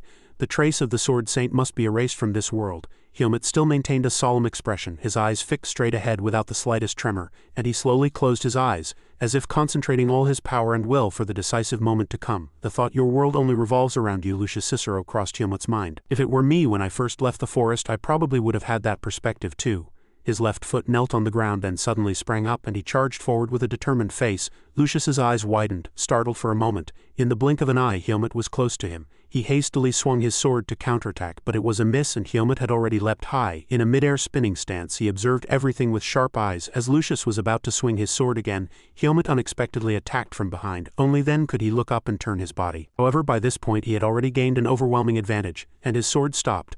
A chilling clang of metal echoed, and Lucius's sword was firmly held under Helmut's cold pressure. He pushed hard and immediately thrust, forcing him to lean back and evade. Lucius swung his sword to counterattack, forcing Helmut to retreat, but his chest was already aching, and his hand unconsciously clutched the wound. He frowned and said, What are you doing now? This isn't Dariel's swordsmanship." Helmut calmly replied, "I thought you knew Dariel's swordsmanship too well, so combining it with another style might make it difficult for you to react." Lucius yelled in accusation, "Are you crazy? You're using such cheap swordsmanship without using the Sword Saint's swordsmanship. You were taught by the greatest swordsman, and you dare to fight me without using his swordsmanship?" Helmut calmly whispered, "What if I am?" Helmut honestly said, recalling everyone for a moment. The people who have used this style so far are more worthy as swordsmen than you, Lucius asked again. What then? He gripped his sword firmly and said in a low voice, too bad, you're a fake Helmut too, he suddenly shouted loudly, his voice like thunder. If you were the sword saint you would never rely on another's power. Helmut raised his sword, accurately reproducing Dariel's familiar stance, but the next moment he changed his stance, holding his sword at eye level and firmly said, I'm sorry to disappoint you. I am not Darien. As soon as he finished speaking, Helmut swung his sword and a fierce storm tore through the air heading straight for Lucius. He tried to shout and counterattack, you can't do anything to me, but at that moment his body stopped as if bound by something and a cold sensation brushed past him, leaving him unable to regain his senses. Before his eyes, Helmut's feet were in the air, and a moment later, his shadow appeared behind his back. Helmut thought to himself, strategy is a weapon that helps when facing someone stronger than oneself. With perfect agility, in a large city, sunlight poured down on all the bustling life. Children with wooden swords chased each other, smiling joyfully. Lucius and his friends climbed onto a rooftop and looked down. Below, an army was participating in a magnificent ceremony. During the ceremony, a knight reverently knelt, his hand on his chest. From above, the Windhorse Knight's sword gently brushed his shoulder. Lucius watched the scene and smiled with delight. Afterwards, he grew up and became a knight. Darien stood beside him, looking into the distance. He only secretly watched him. Darien swung his sword in front, cutting down monsters. His face was cold and stern, and the monsters were finished. Lucius, seeing the scene, also froze, looking up at that majestic moment. After that, in a magnificent ceremony, a sword was presented. Darien stood in front, his hand on the hilt, planting his sword into the ground. Beside him was still Lucius, and below, soldiers looked up at them solemnly. From above, Lucius looked at him with a proud expression. Suddenly he opened his mouth, and he too looked at him quizzically. Sword Saint Darien DFRT, may I dare to have the honor of inheriting your swordsmanship? Lucius bowed, placing his hand on his chest, smiling with awe and pride. Seeing the scene, he gripped his sword, perplexed, thinking, that's not like him at all. What is he saying now? He knelt on the ground, still respectfully, saying, I believe this is the necessary attitude. His eyes were firm, and he explained, I have lived my entire life dreaming of becoming a swordsman like you. I will endure any harsh training, so please give me a chance. Hearing that, Darien also frowned, a little flustered. Eventually, he turned around and decisively refused. No, Lucius, startled by the words, also stood up and followed. Lord Darien, he also stopped and said firmly. His voice echoed from his resolute back, Lucius, you are my comrade. You are capable enough, but I intend to pass my swordsmanship to my bloodline. Lucius frowned from behind and asked, and he too was startled, but didn't your son give up and leave, unable to endure it? Dariel's eyes, filled with killing intent, turned back and looked at him. Lucius, you're going too far. Be careful, don't cross the line. Realizing his mistake, Lucius also stammered an apology. I'm sorry, he continued to walk forward, reaffirming, as I said, I have no intention of passing my swordsmanship to anyone else. So don't chase after false hope and focus on your duties. Knowing that he couldn't persuade him, Lucius also clenched his lips and could only stare at Darien. In the central fortress of another town, he sat at a tea table in a tea house in a birdcage full of flowers. He approached him and asked him quizzically, Lord Darien, you're here. Do you have a moment? Hearing that, he wondered, what's the matter? At the same time, Lucius confidently drew his sword from his waist. Please stand there and observe for a moment. He held his sword, a joyful smile on his face. He then displayed a lightning-fast sword strike in the space. Only then did Dariel's eyes widen in surprise. Eventually, Lucius swung his sword downwards, finishing the technique. Lucius smiled gleefully. He turned back with an expectant face.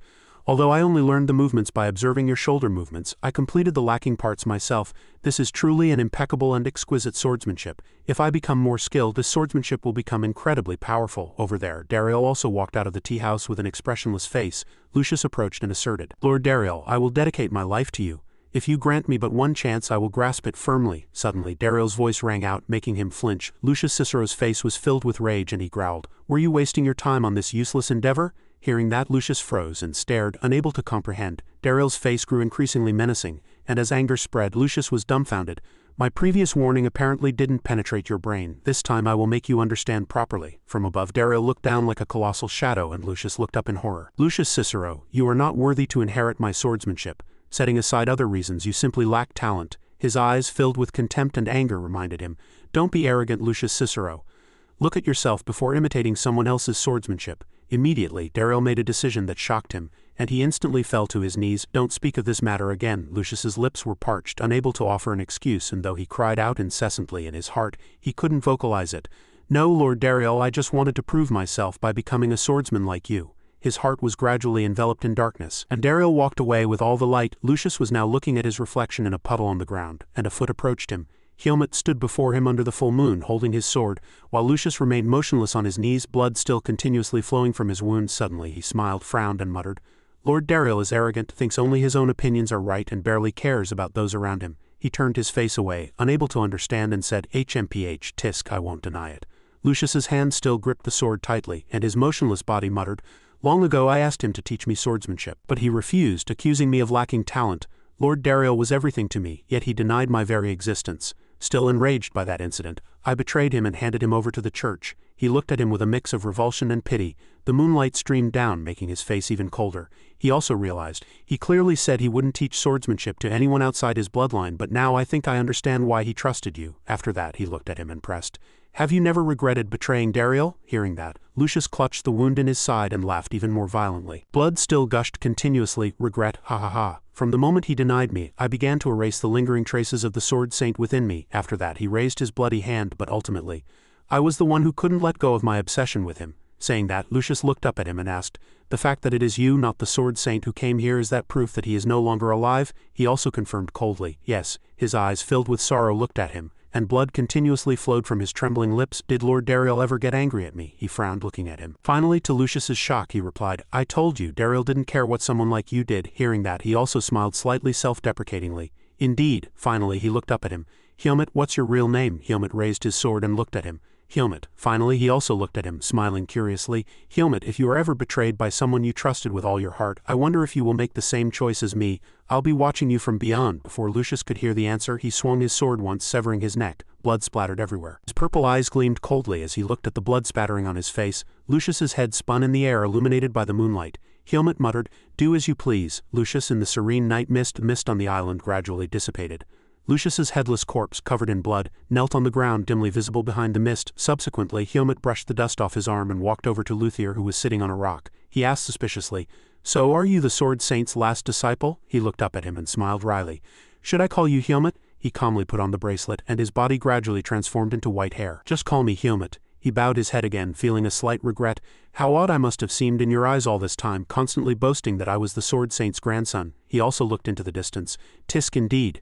Seeing his calm demeanor, Luthier also felt a little disappointed. "You don't even deny it? You're truly bothersome." Suddenly, he looked up at him again, asking suspiciously, "So what will you do now?" He looked forward and said, "It is clear that the commander betrayed the sword saint and led him to his death, but making people believe that fact is another matter." He also confirmed coldly, "Of course I have no intention of revealing that fact." After that, Hermit fell silent. He touched his chin, looking at the corpse. After that, he took his hand off his chin and seemed to be thinking of something, but a sound interrupted, drawing both their attention.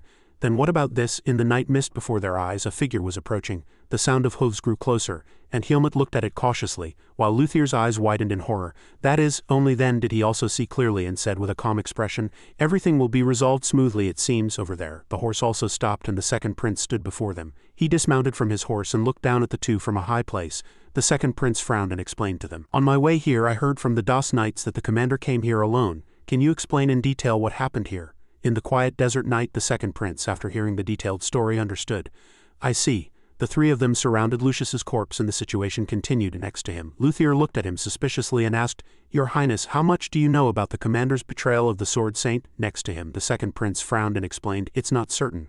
I only have a vague suspicion. The church's power is not something I can easily delve into." Suddenly, he crossed his arms and looked at him, smiling. "Luthier, I'm sorry. I couldn't tell you sooner." Hearing that, he grumbled, "HMPH, what if I had died?" Hearing that, the second prince also teased, "You can't even restrain yourself in front of me." Disappointment and hesitation were visible on his face.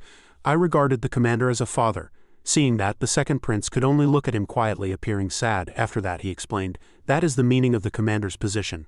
The core of the 3 o'clock Knights, someone everyone can rely on." Luthier's face also listened gloomily to his words. He concluded, "Even if that person was the bloodline of the man he was jealous of, ultimately." He crossed his arms, looked at him, smiled, and asserted, "From now on, that is the responsibility you must bear." Hermit also looked in that direction, and Luthier, hearing that, was flustered. "Your Highness, are you saying you're giving me the commander's position?" His face flushed and he pointed to his face, asking suspiciously. The second prince's face darkened, and he reminded him, "Do you think I'm crazy?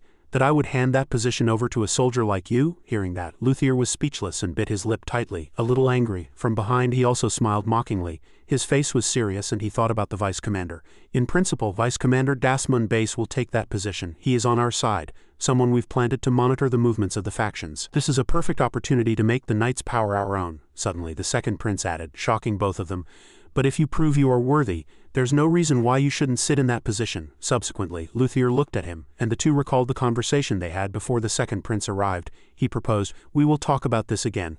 The Red Scorpion and Lucius Cicero were defeated by me and you together, and absolutely do not reveal that I am the Sword Saint's disciple." Luthier looked at him suspiciously and asked, "Are you okay with giving me half of the credit? If the people of the 3 o'clock knew you were the Sword Saint's disciple, you would receive great respect." Next to him, as Helmut asserted, he was dumbfounded. "You are the Sword Saint's descendant. Perhaps that's what Darien wanted." Currently, Luthier was looking at him, and his voice still echoed in his head. "You must live as an unwavering and resolute swordsman in the 3 o'clock. He bit his lip tightly, and then his eyes filled with determination, and he asserted, "I will live a life worthy of that expectation." Hearing that, he also smiled gently and looked at him. Next to him, the second prince also looked at him admiringly. "That is the most satisfying answer I've heard from you." Subsequently, he placed his hand on his hip.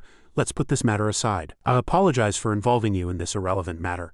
Helmut, unfortunately it seems you'll have to stay here until the situation is resolved." Suddenly he asked, "Where is the Red Scorpion that the two of you defeated?" Luthier's face was slightly worried and he remained calm. "Recently, about 30 minutes walk from here." Hearing that, the second prince touched his chin and thought seriously.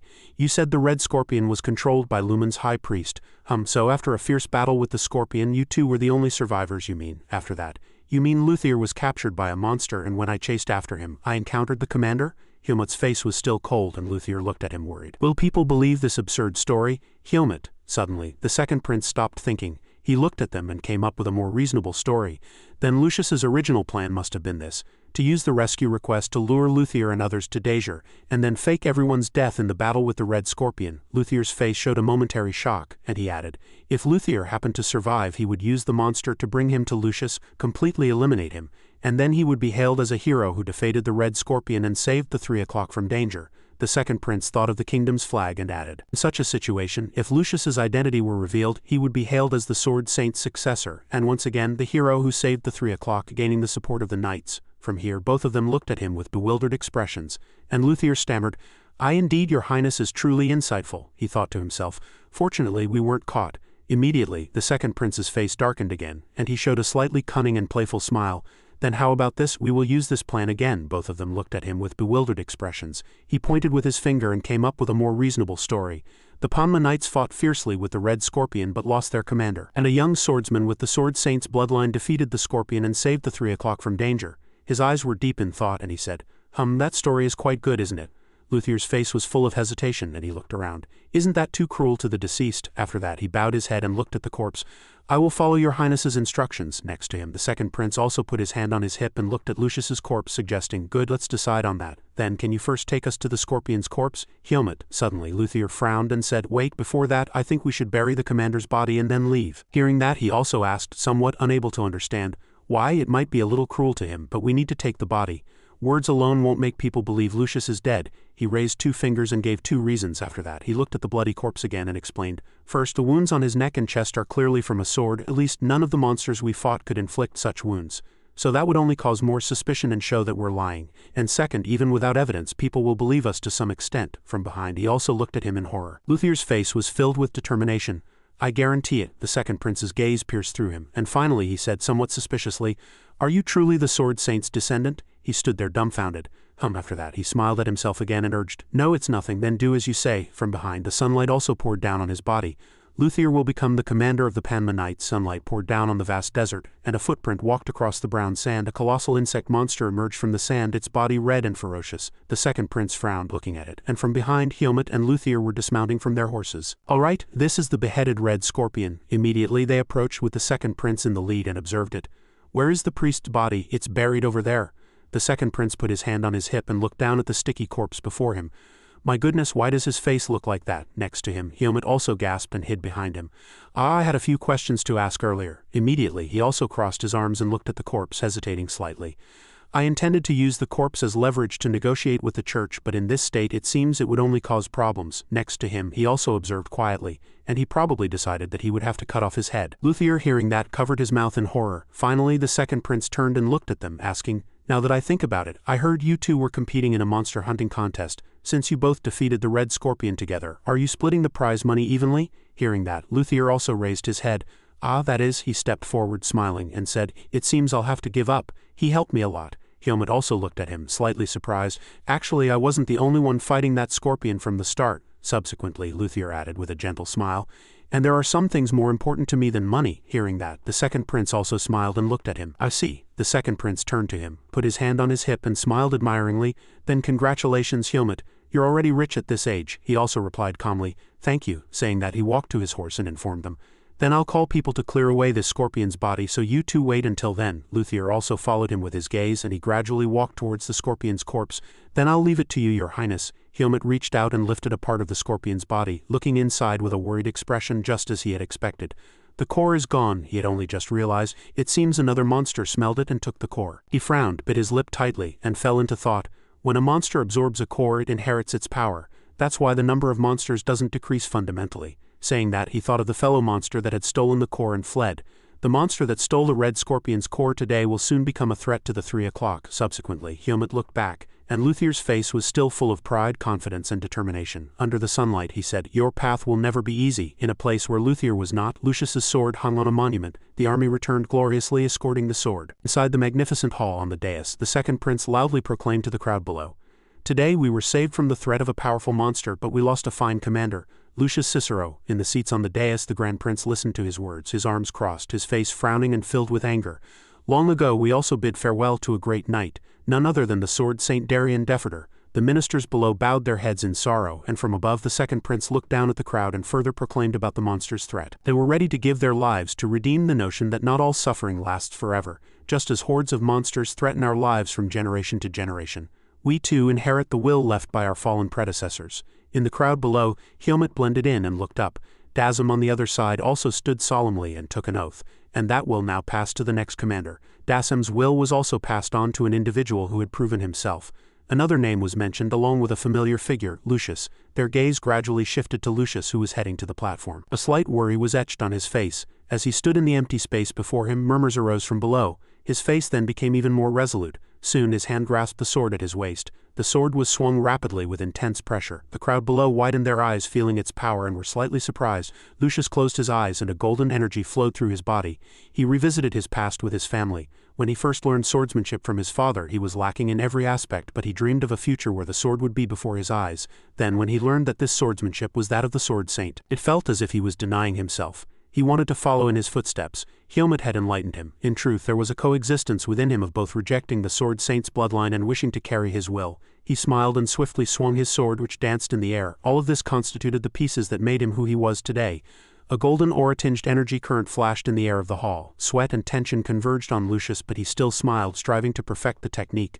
The citizens below still looked up with wide eyes, marveling. After the performance, the second prince added an introduction. His real name is Lucius Deferter. He is the descendant and grandson of the sword Saint Darien Deferter. Upon seeing this, the Grand Prince could no longer hold back and shouted in astonishment, "What did you say?" On the platform, the second prince clenched his fist and looked down at the crowd, adding, "As you all know, the Sword Saint's son left long ago, but his descendant has returned to become a Panma knight and protect us." And he finally delivered the last blow to the Red Scorpion, saving the kingdom of Baden from danger. Upon hearing this, the citizens were moved to tears. The second prince added with a serious expression. His hand was also firmly clenched. "The will of the Sword Saint will continue forever to protect our generations. People of Baden believe. As long as there are individuals to carry on that will, we will never be defeated." As soon as he finished speaking, all the citizens cheered. Helmut in the crowd also saw this and smiled with satisfaction. On the platform, the Grand Prince was still angrily pointing, and Lucius was still gasping for breath even after finishing his performance. On the platform, the second prince bent down and whispered, "I feel my elder brother's murderous gaze from behind. Your future won't be easy." Lucius was still smiling on this side. "I will endure it." Afterwards, Helmut arranged his horse in a corner of the village. The person opposite him also had a puzzled expression. "Why aren't you staying longer?" He arranged his horse and explained, "I have some personal matters to resolve." Upon seeing this, the other person merely smiled gently. Finally seeing him, he also looked back and listened attentively. "Helmut, you and I are in a sense disciples of the Sword Saint. I consider you a younger brother." Lucius looked at him, smiled, and made a sincere offer. "So if you ever need help, come find me anytime. I will treat your personal matters as common business of Baden and help immediately." His face was filled with a cold and disgusted expression. "I hope that never happens." Upon seeing this, he too became angry. "This guy still the same." Suddenly, the second prince approached from behind and waved his hand at him. "Oh good, I'm not too late for the champion to leave so quietly. Farewell, Helmut. Did you get your money?" Lucius also looked at him in surprise, and Helmut looked at that side and nodded. He approached and stood next to Lucius, smiling. "If you have time, drop by Baden occasionally. I'll throw you a welcome party befitting a champion. On this side he mounted his horse, then looked back at them and confirmed, I'll reconsider, but Baden is too hot and boring. Then he and his horse left the city gate. Lucius and the second prince merely smiled as they watched him. Afterwards he crossed his arms and evaluated. Not bad. Lucius, one of the Sword Saint's only 2 disciples. Lucius also closed his eyes and agreed. Yes, but I feel a bit empty. Suddenly, he too froze, his face turning dark with astonishment as he shouted, How, your highness, how did you know? The second prince also burst into laughter. Ha ha ha, look at that innocent expression. He looked at you and evaluated you. Dariel's sword is a royal treasure. Did you think I wouldn't notice? Of course someone like my elder brother who is indifferent to those around him might not notice. But someone who respects the Sword Saint like me would know at a glance. Lucius froze for a moment, then stared at him completely flustered. Upon seeing this, the second prince still calmly looked at him, clasped his hands in front of his chest and confirmed, Don't worry, I won't say anything that would cause you trouble. Above all, I don't want to expose other people's relationships. His face was full of anticipation. I hope he tells me his name next time. In another building, Hyomut entered. Surprisingly, he handed a bundle of gold coins to a blue-haired man with glasses who was also surprised. The short but long incidents in Baden had ended, and so a new semester was about to begin. Sunlight illuminated a patch of the corridor at the academy, and a single footstep echoed. Aaliyah stood waiting with her eyes closed, her gaze fixed on Hyomut's retreating back. Then she opened her eyes wide in astonishment. His back still hadn't returned. Aaliyah's face flushed as she was about to speak, then she pursed her lips and hesitated. Finally she squeezed her eyes shut and shouted from behind him, Hey Hyomut, if you're back, don't be so quiet. At least contact me with the bracelet. He also looked back at her, slightly surprised. Aaliyah. Upon seeing his face, Aaliyah also froze. She unconsciously shouted HMPH. She also shouted in her heart. HMPH, he got a tan. Afterwards, Slot also looked at him with wide eyes. Hyomut's face was still cold and his skin was tanned and dark from the sun. She looked up at him, puzzled. Hyomut, what happened to your skin? He also said casually. I only just found out recently. It turned out that the disguise magic kept the skin color consistent so that no one outside would notice. So Aaliyah said she would recover it with magic. He recalled when he was disguised and commented, actually that feeling was quite new and rather nice. Slot also smiled wryly, while Aaliyah packed her bags beside them and Slot put her hand on her head and said to him, But you've grown taller again, haven't you? I'm envious. You're so tall and you still have room to grow? He also seemed a little dazed. Really? Suddenly he also felt a little puzzled. But where's Asuka? I thought he'd be with you. He crossed his arms and hesitated slightly.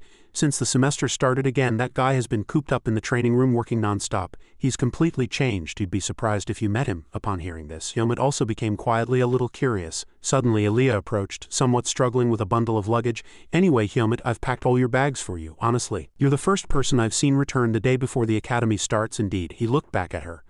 Thank you. Slot winked again and put her hand on his shoulder. Oh Hyomut, now that you're the top student in your year, you'll get a private room. You'll finally be free from Aaliyah's harsh care. Congratulations. Upon seeing this, she also looked at them with displeasure and reminded them, Slot, if you have time to chat like that, why don't you go back to your room? The two looked at her and Slot said teasingly, Hey, I'm talking to Hyomut, why are you interfering? She added, or are you feeling guilty about something? As Aaliyah raised her fist beside them, a beam of energy gathered in her hand. Upon seeing this, he also felt a little scared but still forced a smile. All right, I'm sorry, just don't blast me back to the dorm. Finally, he reluctantly left, waving his hand at them. Well, Hyomut, Aaliyah, see you later. On this side, both of them looked at him. Soon she looked at Hyomut again and he also seemed a little puzzled. Then what about you? She glanced at him, sounding a little probing. Now that you have a private room, do you feel at ease? Hyomut's face was nonchalant, and he pointed to his room with his thumb, reminding her. Never said I felt at ease. Besides, your new room is right across from yours. Her face darkened, and she shouted at him in anger. Then are you saying you like it or you don't? He also approached and asked, Why are you asking that? It's not like you. She clenched her hands and looked at him, displeased. Is there any reason why I can't ask? Damn it, Hyomut's face was still calm, looking at her. Finally, he raised his hand to touch his chin and thought seriously, and Aaliyah's face darkened with anger. Of course, having a private space is good, but there are also disadvantages. For example, not being able to rely on cleaning magic anymore, or it being somewhat inconvenient to ask curious questions. Upon hearing this, she quickly turned and entered her room, sulking. Fine, I asked a useless question. If you need cleaning done, call me, I'll do it all at once. Suddenly she paused and he also became curious. Oh, and? Aaliyah's eyes sternly reminded Hyomut. Remember that time you brought Asuka without permission and I had to heal him? You promised you'd grant me one wish, anything I wanted. He also looked at her and understood. Yeah, I think I said that, Aaliyah added. I'll probably use it soon, just letting you know in advance. Suddenly he felt puzzled. Then you've already thought of something. She still calmly turned her head and confirmed, You'll find out soon. Anyway, if you need anything, it's right across from my room. Suddenly he called out, and she also paused. Aaliyah, Hyomut's face sternly looked at her. Let's do our best this semester too. On this side, Aaliyah also entered her room and closed the door, her face unreadable. Yeah, let's do our best. As soon as the door closed, Aaliyah covered her face embarrassed and leaned against the door. Her face was flushed with shyness as she mumbled, seriously, what am I doing? Afterwards, Hyomit walked down the corridor at the academy, having changed into his academy uniform. He was still tidying his clothes and thinking to himself, I've finished organizing. It's been a while since I used the academy training ground. Hyomit paid attention to the sound coming from the opposite room. He looked up and assessed, now that I think about it, Asuka must be in the training ground, right? Is he still there? Then he closed his eyes, opened the door and entered. I haven't seen him since I got back. What on earth happened? Suddenly a sword flew at him. Hyomit was surprised to see it hit the back wall, causing stones to chip off. Hyomit glanced at the indentation, feeling a little embarrassed. On this side, Slot also ran over worriedly. I'm sorry, are you hurt? I didn't know anyone would come in. Her face was flushed and she was still panting, embarrassed. Hyomit. He also looked at her, slightly surprised. Slot, on this side, another person also ran over and scolded. Hey, don't panic, otherwise you'll drop it again, she shouted angrily. There was no other way. Asuka was swinging his sword at me as if to kill me. Suddenly he also paused and looked at him, slightly puzzled. Wait, Hyomit, where have you been all this time, only showing up now? He stood in front of him. You got a tan, beside him, Slot also commented. And you've grown a lot taller. Hyomit looked at them as if he couldn't understand. Are there only two of you? Upon hearing this, Asuka merely sighed, leaning his sword on his shoulder. A few people came, but they just poked their heads in and left. Honestly, if you don't have the will to train, don't come to the training ground. Their will is too weak. Both of them forced a smile as they looked at him. He thought to himself, no, it's not that they don't want to come in, it's that they can't. Beside them, Slot complained without hesitation, closing her eyes. Anyway, I had to fight Asuka for over 4 hours, and Asuka, on the contrary, looked at him excitedly. Perfect timing, Hyomit, let's fight. He quietly refused. I was going to go to the private training ground. But he still didn't understand, frowning and looking at him with an excited expression. If you think I've been lazy during the break, you're mistaken. The loser buys the next meal. What do you say? Upon seeing this, he also seemed a little dazed. Beside him, Slot suddenly turned her head and shouted at him. Wait, I promised Hyomit I'd fight him before the break ended. So if anyone has first claim, it's me. But Asuka frowned at her as if scolding her. What? You just complained about being tired. Besides, I'm the senior, so shouldn't I have first claim? Finally, he held his sword and pretended to pick his ear, looking elsewhere. Be quiet. He looked at them and smiled happily. It really feels like I've returned to where I belong. Finally, he drew the sword from his waist, closed his eyes and with resignation stepped onto the arena.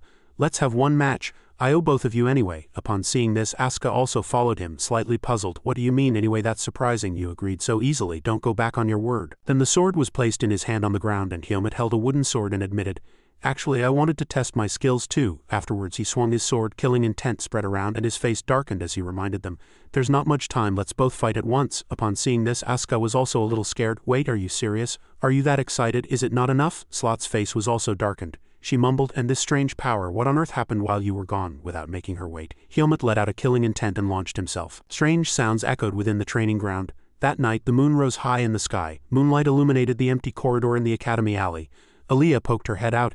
Hyomit was waiting outside. He also calmly looked at her and suggested, then shall we go now? Her face sternly looked at him. Yes. They walked through the crowded streets with lanterns and people. The late-night streets were bustling with people. Hyomit looked around blankly, and Aaliyah pointed upwards and introduced, this is a fancy restaurant, it's worth the money, but it's probably not for you. Across the street in the warehouse, there's a steak restaurant. They also have a special menu for swordsmen. He left the decision to her. You can go wherever you want. Aaliyah turned around and politely said, since you're paying anyway, you should at least choose one menu item. Hyomit was flustered and struggled. I don't even know what's here. She sighed and reluctantly decided. Seriously, why did you suggest going out to eat in the first place? Then let's go to that restaurant over there. I've eaten there before and it was delicious. He stared blankly, his face showing incomprehension.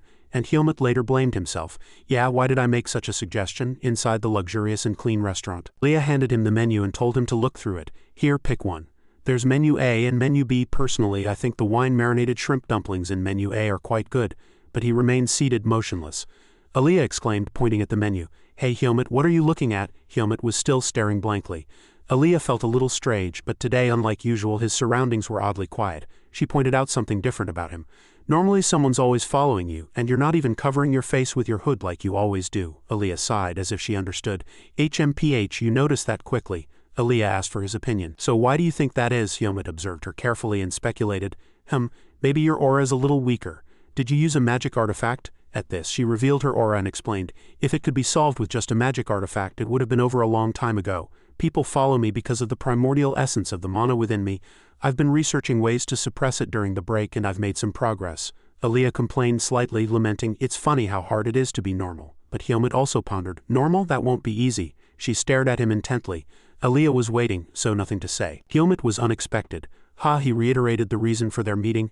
Didn't you invite me because you had something to say? But he was too simple. No, actually, it's nothing much, Helmut said sincerely. It's just that I recently got some money and you've helped me a lot. She seemed a little disappointed. Is that all? Aaliyah wanted to hear more reasons. He rested his chin on his hand and turned his head. Well, I suppose that's not surprising for you. Helmut still didn't understand her intention. Aaliyah found something different about him.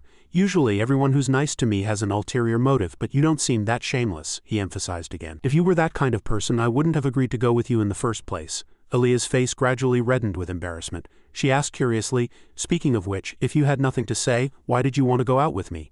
He still said nothing. Helmut was puzzled. Does she really need to be that curious? Aaliyah, embarrassed, turned her head and held out the menu, reminding him. Yeah, I knew you'd say that. Come on, pick a menu now. I'm really hungry. Her face was flushed with embarrassment like a ripe tomato. Helmut looked at the menu, a myriad of thoughts in his head. Go out to eat? Is it strange to make plans for no reason? If it were Oscar or San, they wouldn't have even thought of inviting anyone in the first place. He didn't even understand himself. So what's different between Aaliyah and me? Suddenly, a familiar voice startled both of them. Oh my, what a coincidence to meet you here. Teresa brushed her hair back and greeted brightly. Helmut, long time no see. She gazed at him enchantedly. You seem more reliable than when I last saw you. He cast a cold glance and Helmut eventually uttered, Who are you? Teresa sighed helplessly and repeated that she was Teresa, a third-year student in the magic department, but his reaction was the same as when they first met in the General Assembly. Aaliyah interrupted unpleasantly. Senior, please stop bothering us and just go your way. She laughed loudly and ignored her. Oh, Aaliyah, you're here too, still so cold. Sophia approached and greeted him warmly. Is this the boy you were talking about? I'm Sophia, a third year in the magic department, and wow, he's really handsome. Teresa suggested they eat together. Since we've met, why don't we eat together? Isn't it better than sitting here glumly, just the two of you? He still resolutely chased her away. Please go while I'm still being polite, but she had no interest in Aaliyah. Oh, I'm asking Helmut, not you. Come on, Helmut, we'll treat you, she said angrily. Helmut, don't answer, just ignore her. He finally decided to refuse. I'm sorry, but I don't wish to be disturbed right now. Don't worry about the meal cost, I'd prefer to eat separately. Teresa was flustered and froze. She tried to ease the tense atmosphere. Oh, are you worried about Aaliyah? It's okay. Really, just speak your mind honestly. If she's your friend, she should respect your opinion, right? He emphasized firmly once again. That is my opinion. And I still need to choose my menu, so I would appreciate it if you would leave. Teresa's face turned red with embarrassment. She yelled directly at him. Helmut, you're so frustrating. When a senior is being nice, you should sometimes accept it gratefully. Teresa didn't stop. You two have been acting strangely close since the break. What if rumors start? Sophia beside them intervened. Hey, what's wrong? Stop it. Aaliyah could no longer hold back and slammed her hand on the table. Her eyes glowed menacingly with anger. It seems words won't work. Should I forcibly kick my senior out, Teresa? She also didn't back down. Aaliyah, do you know how arrogant you've become since the break? I'll show you why I'm your senior. Everyone was puzzled when a stranger appeared. The waiter said, Customers, I apologize, but you are disturbing other guests. If there's a problem, please take it outside. Both grudgingly stopped. The food arrived. As Helmut cut his meat, he thought that the waiter might be a former student from the swordsmanship department. His demeanor wasn't bad. Aaliyah suddenly said something strange. Hey, you've changed a bit, but he firmly replied, Really? I don't think I've changed. Aaliyah chuckled and explained, It's a compliment. If strange guys keep following you, just deal with them like you did earlier. He nodded. Understood. Aaliyah blushed with satisfaction and ate her meal. Somehow the food tastes better today than last time. The next morning at the academy it was still unclear what feelings Helmut had for Aaliyah. Helmut was soon to face one of the most important periods at the academy. In a room, Diem placed his hand on his shoulder and solemnly said, Helmut, as your training camp comrade, I want to ask you to grant a once-in-a-lifetime wish. Diem Anvis proposed, Could you help us at the festival reception desk? He was still blank. Festival?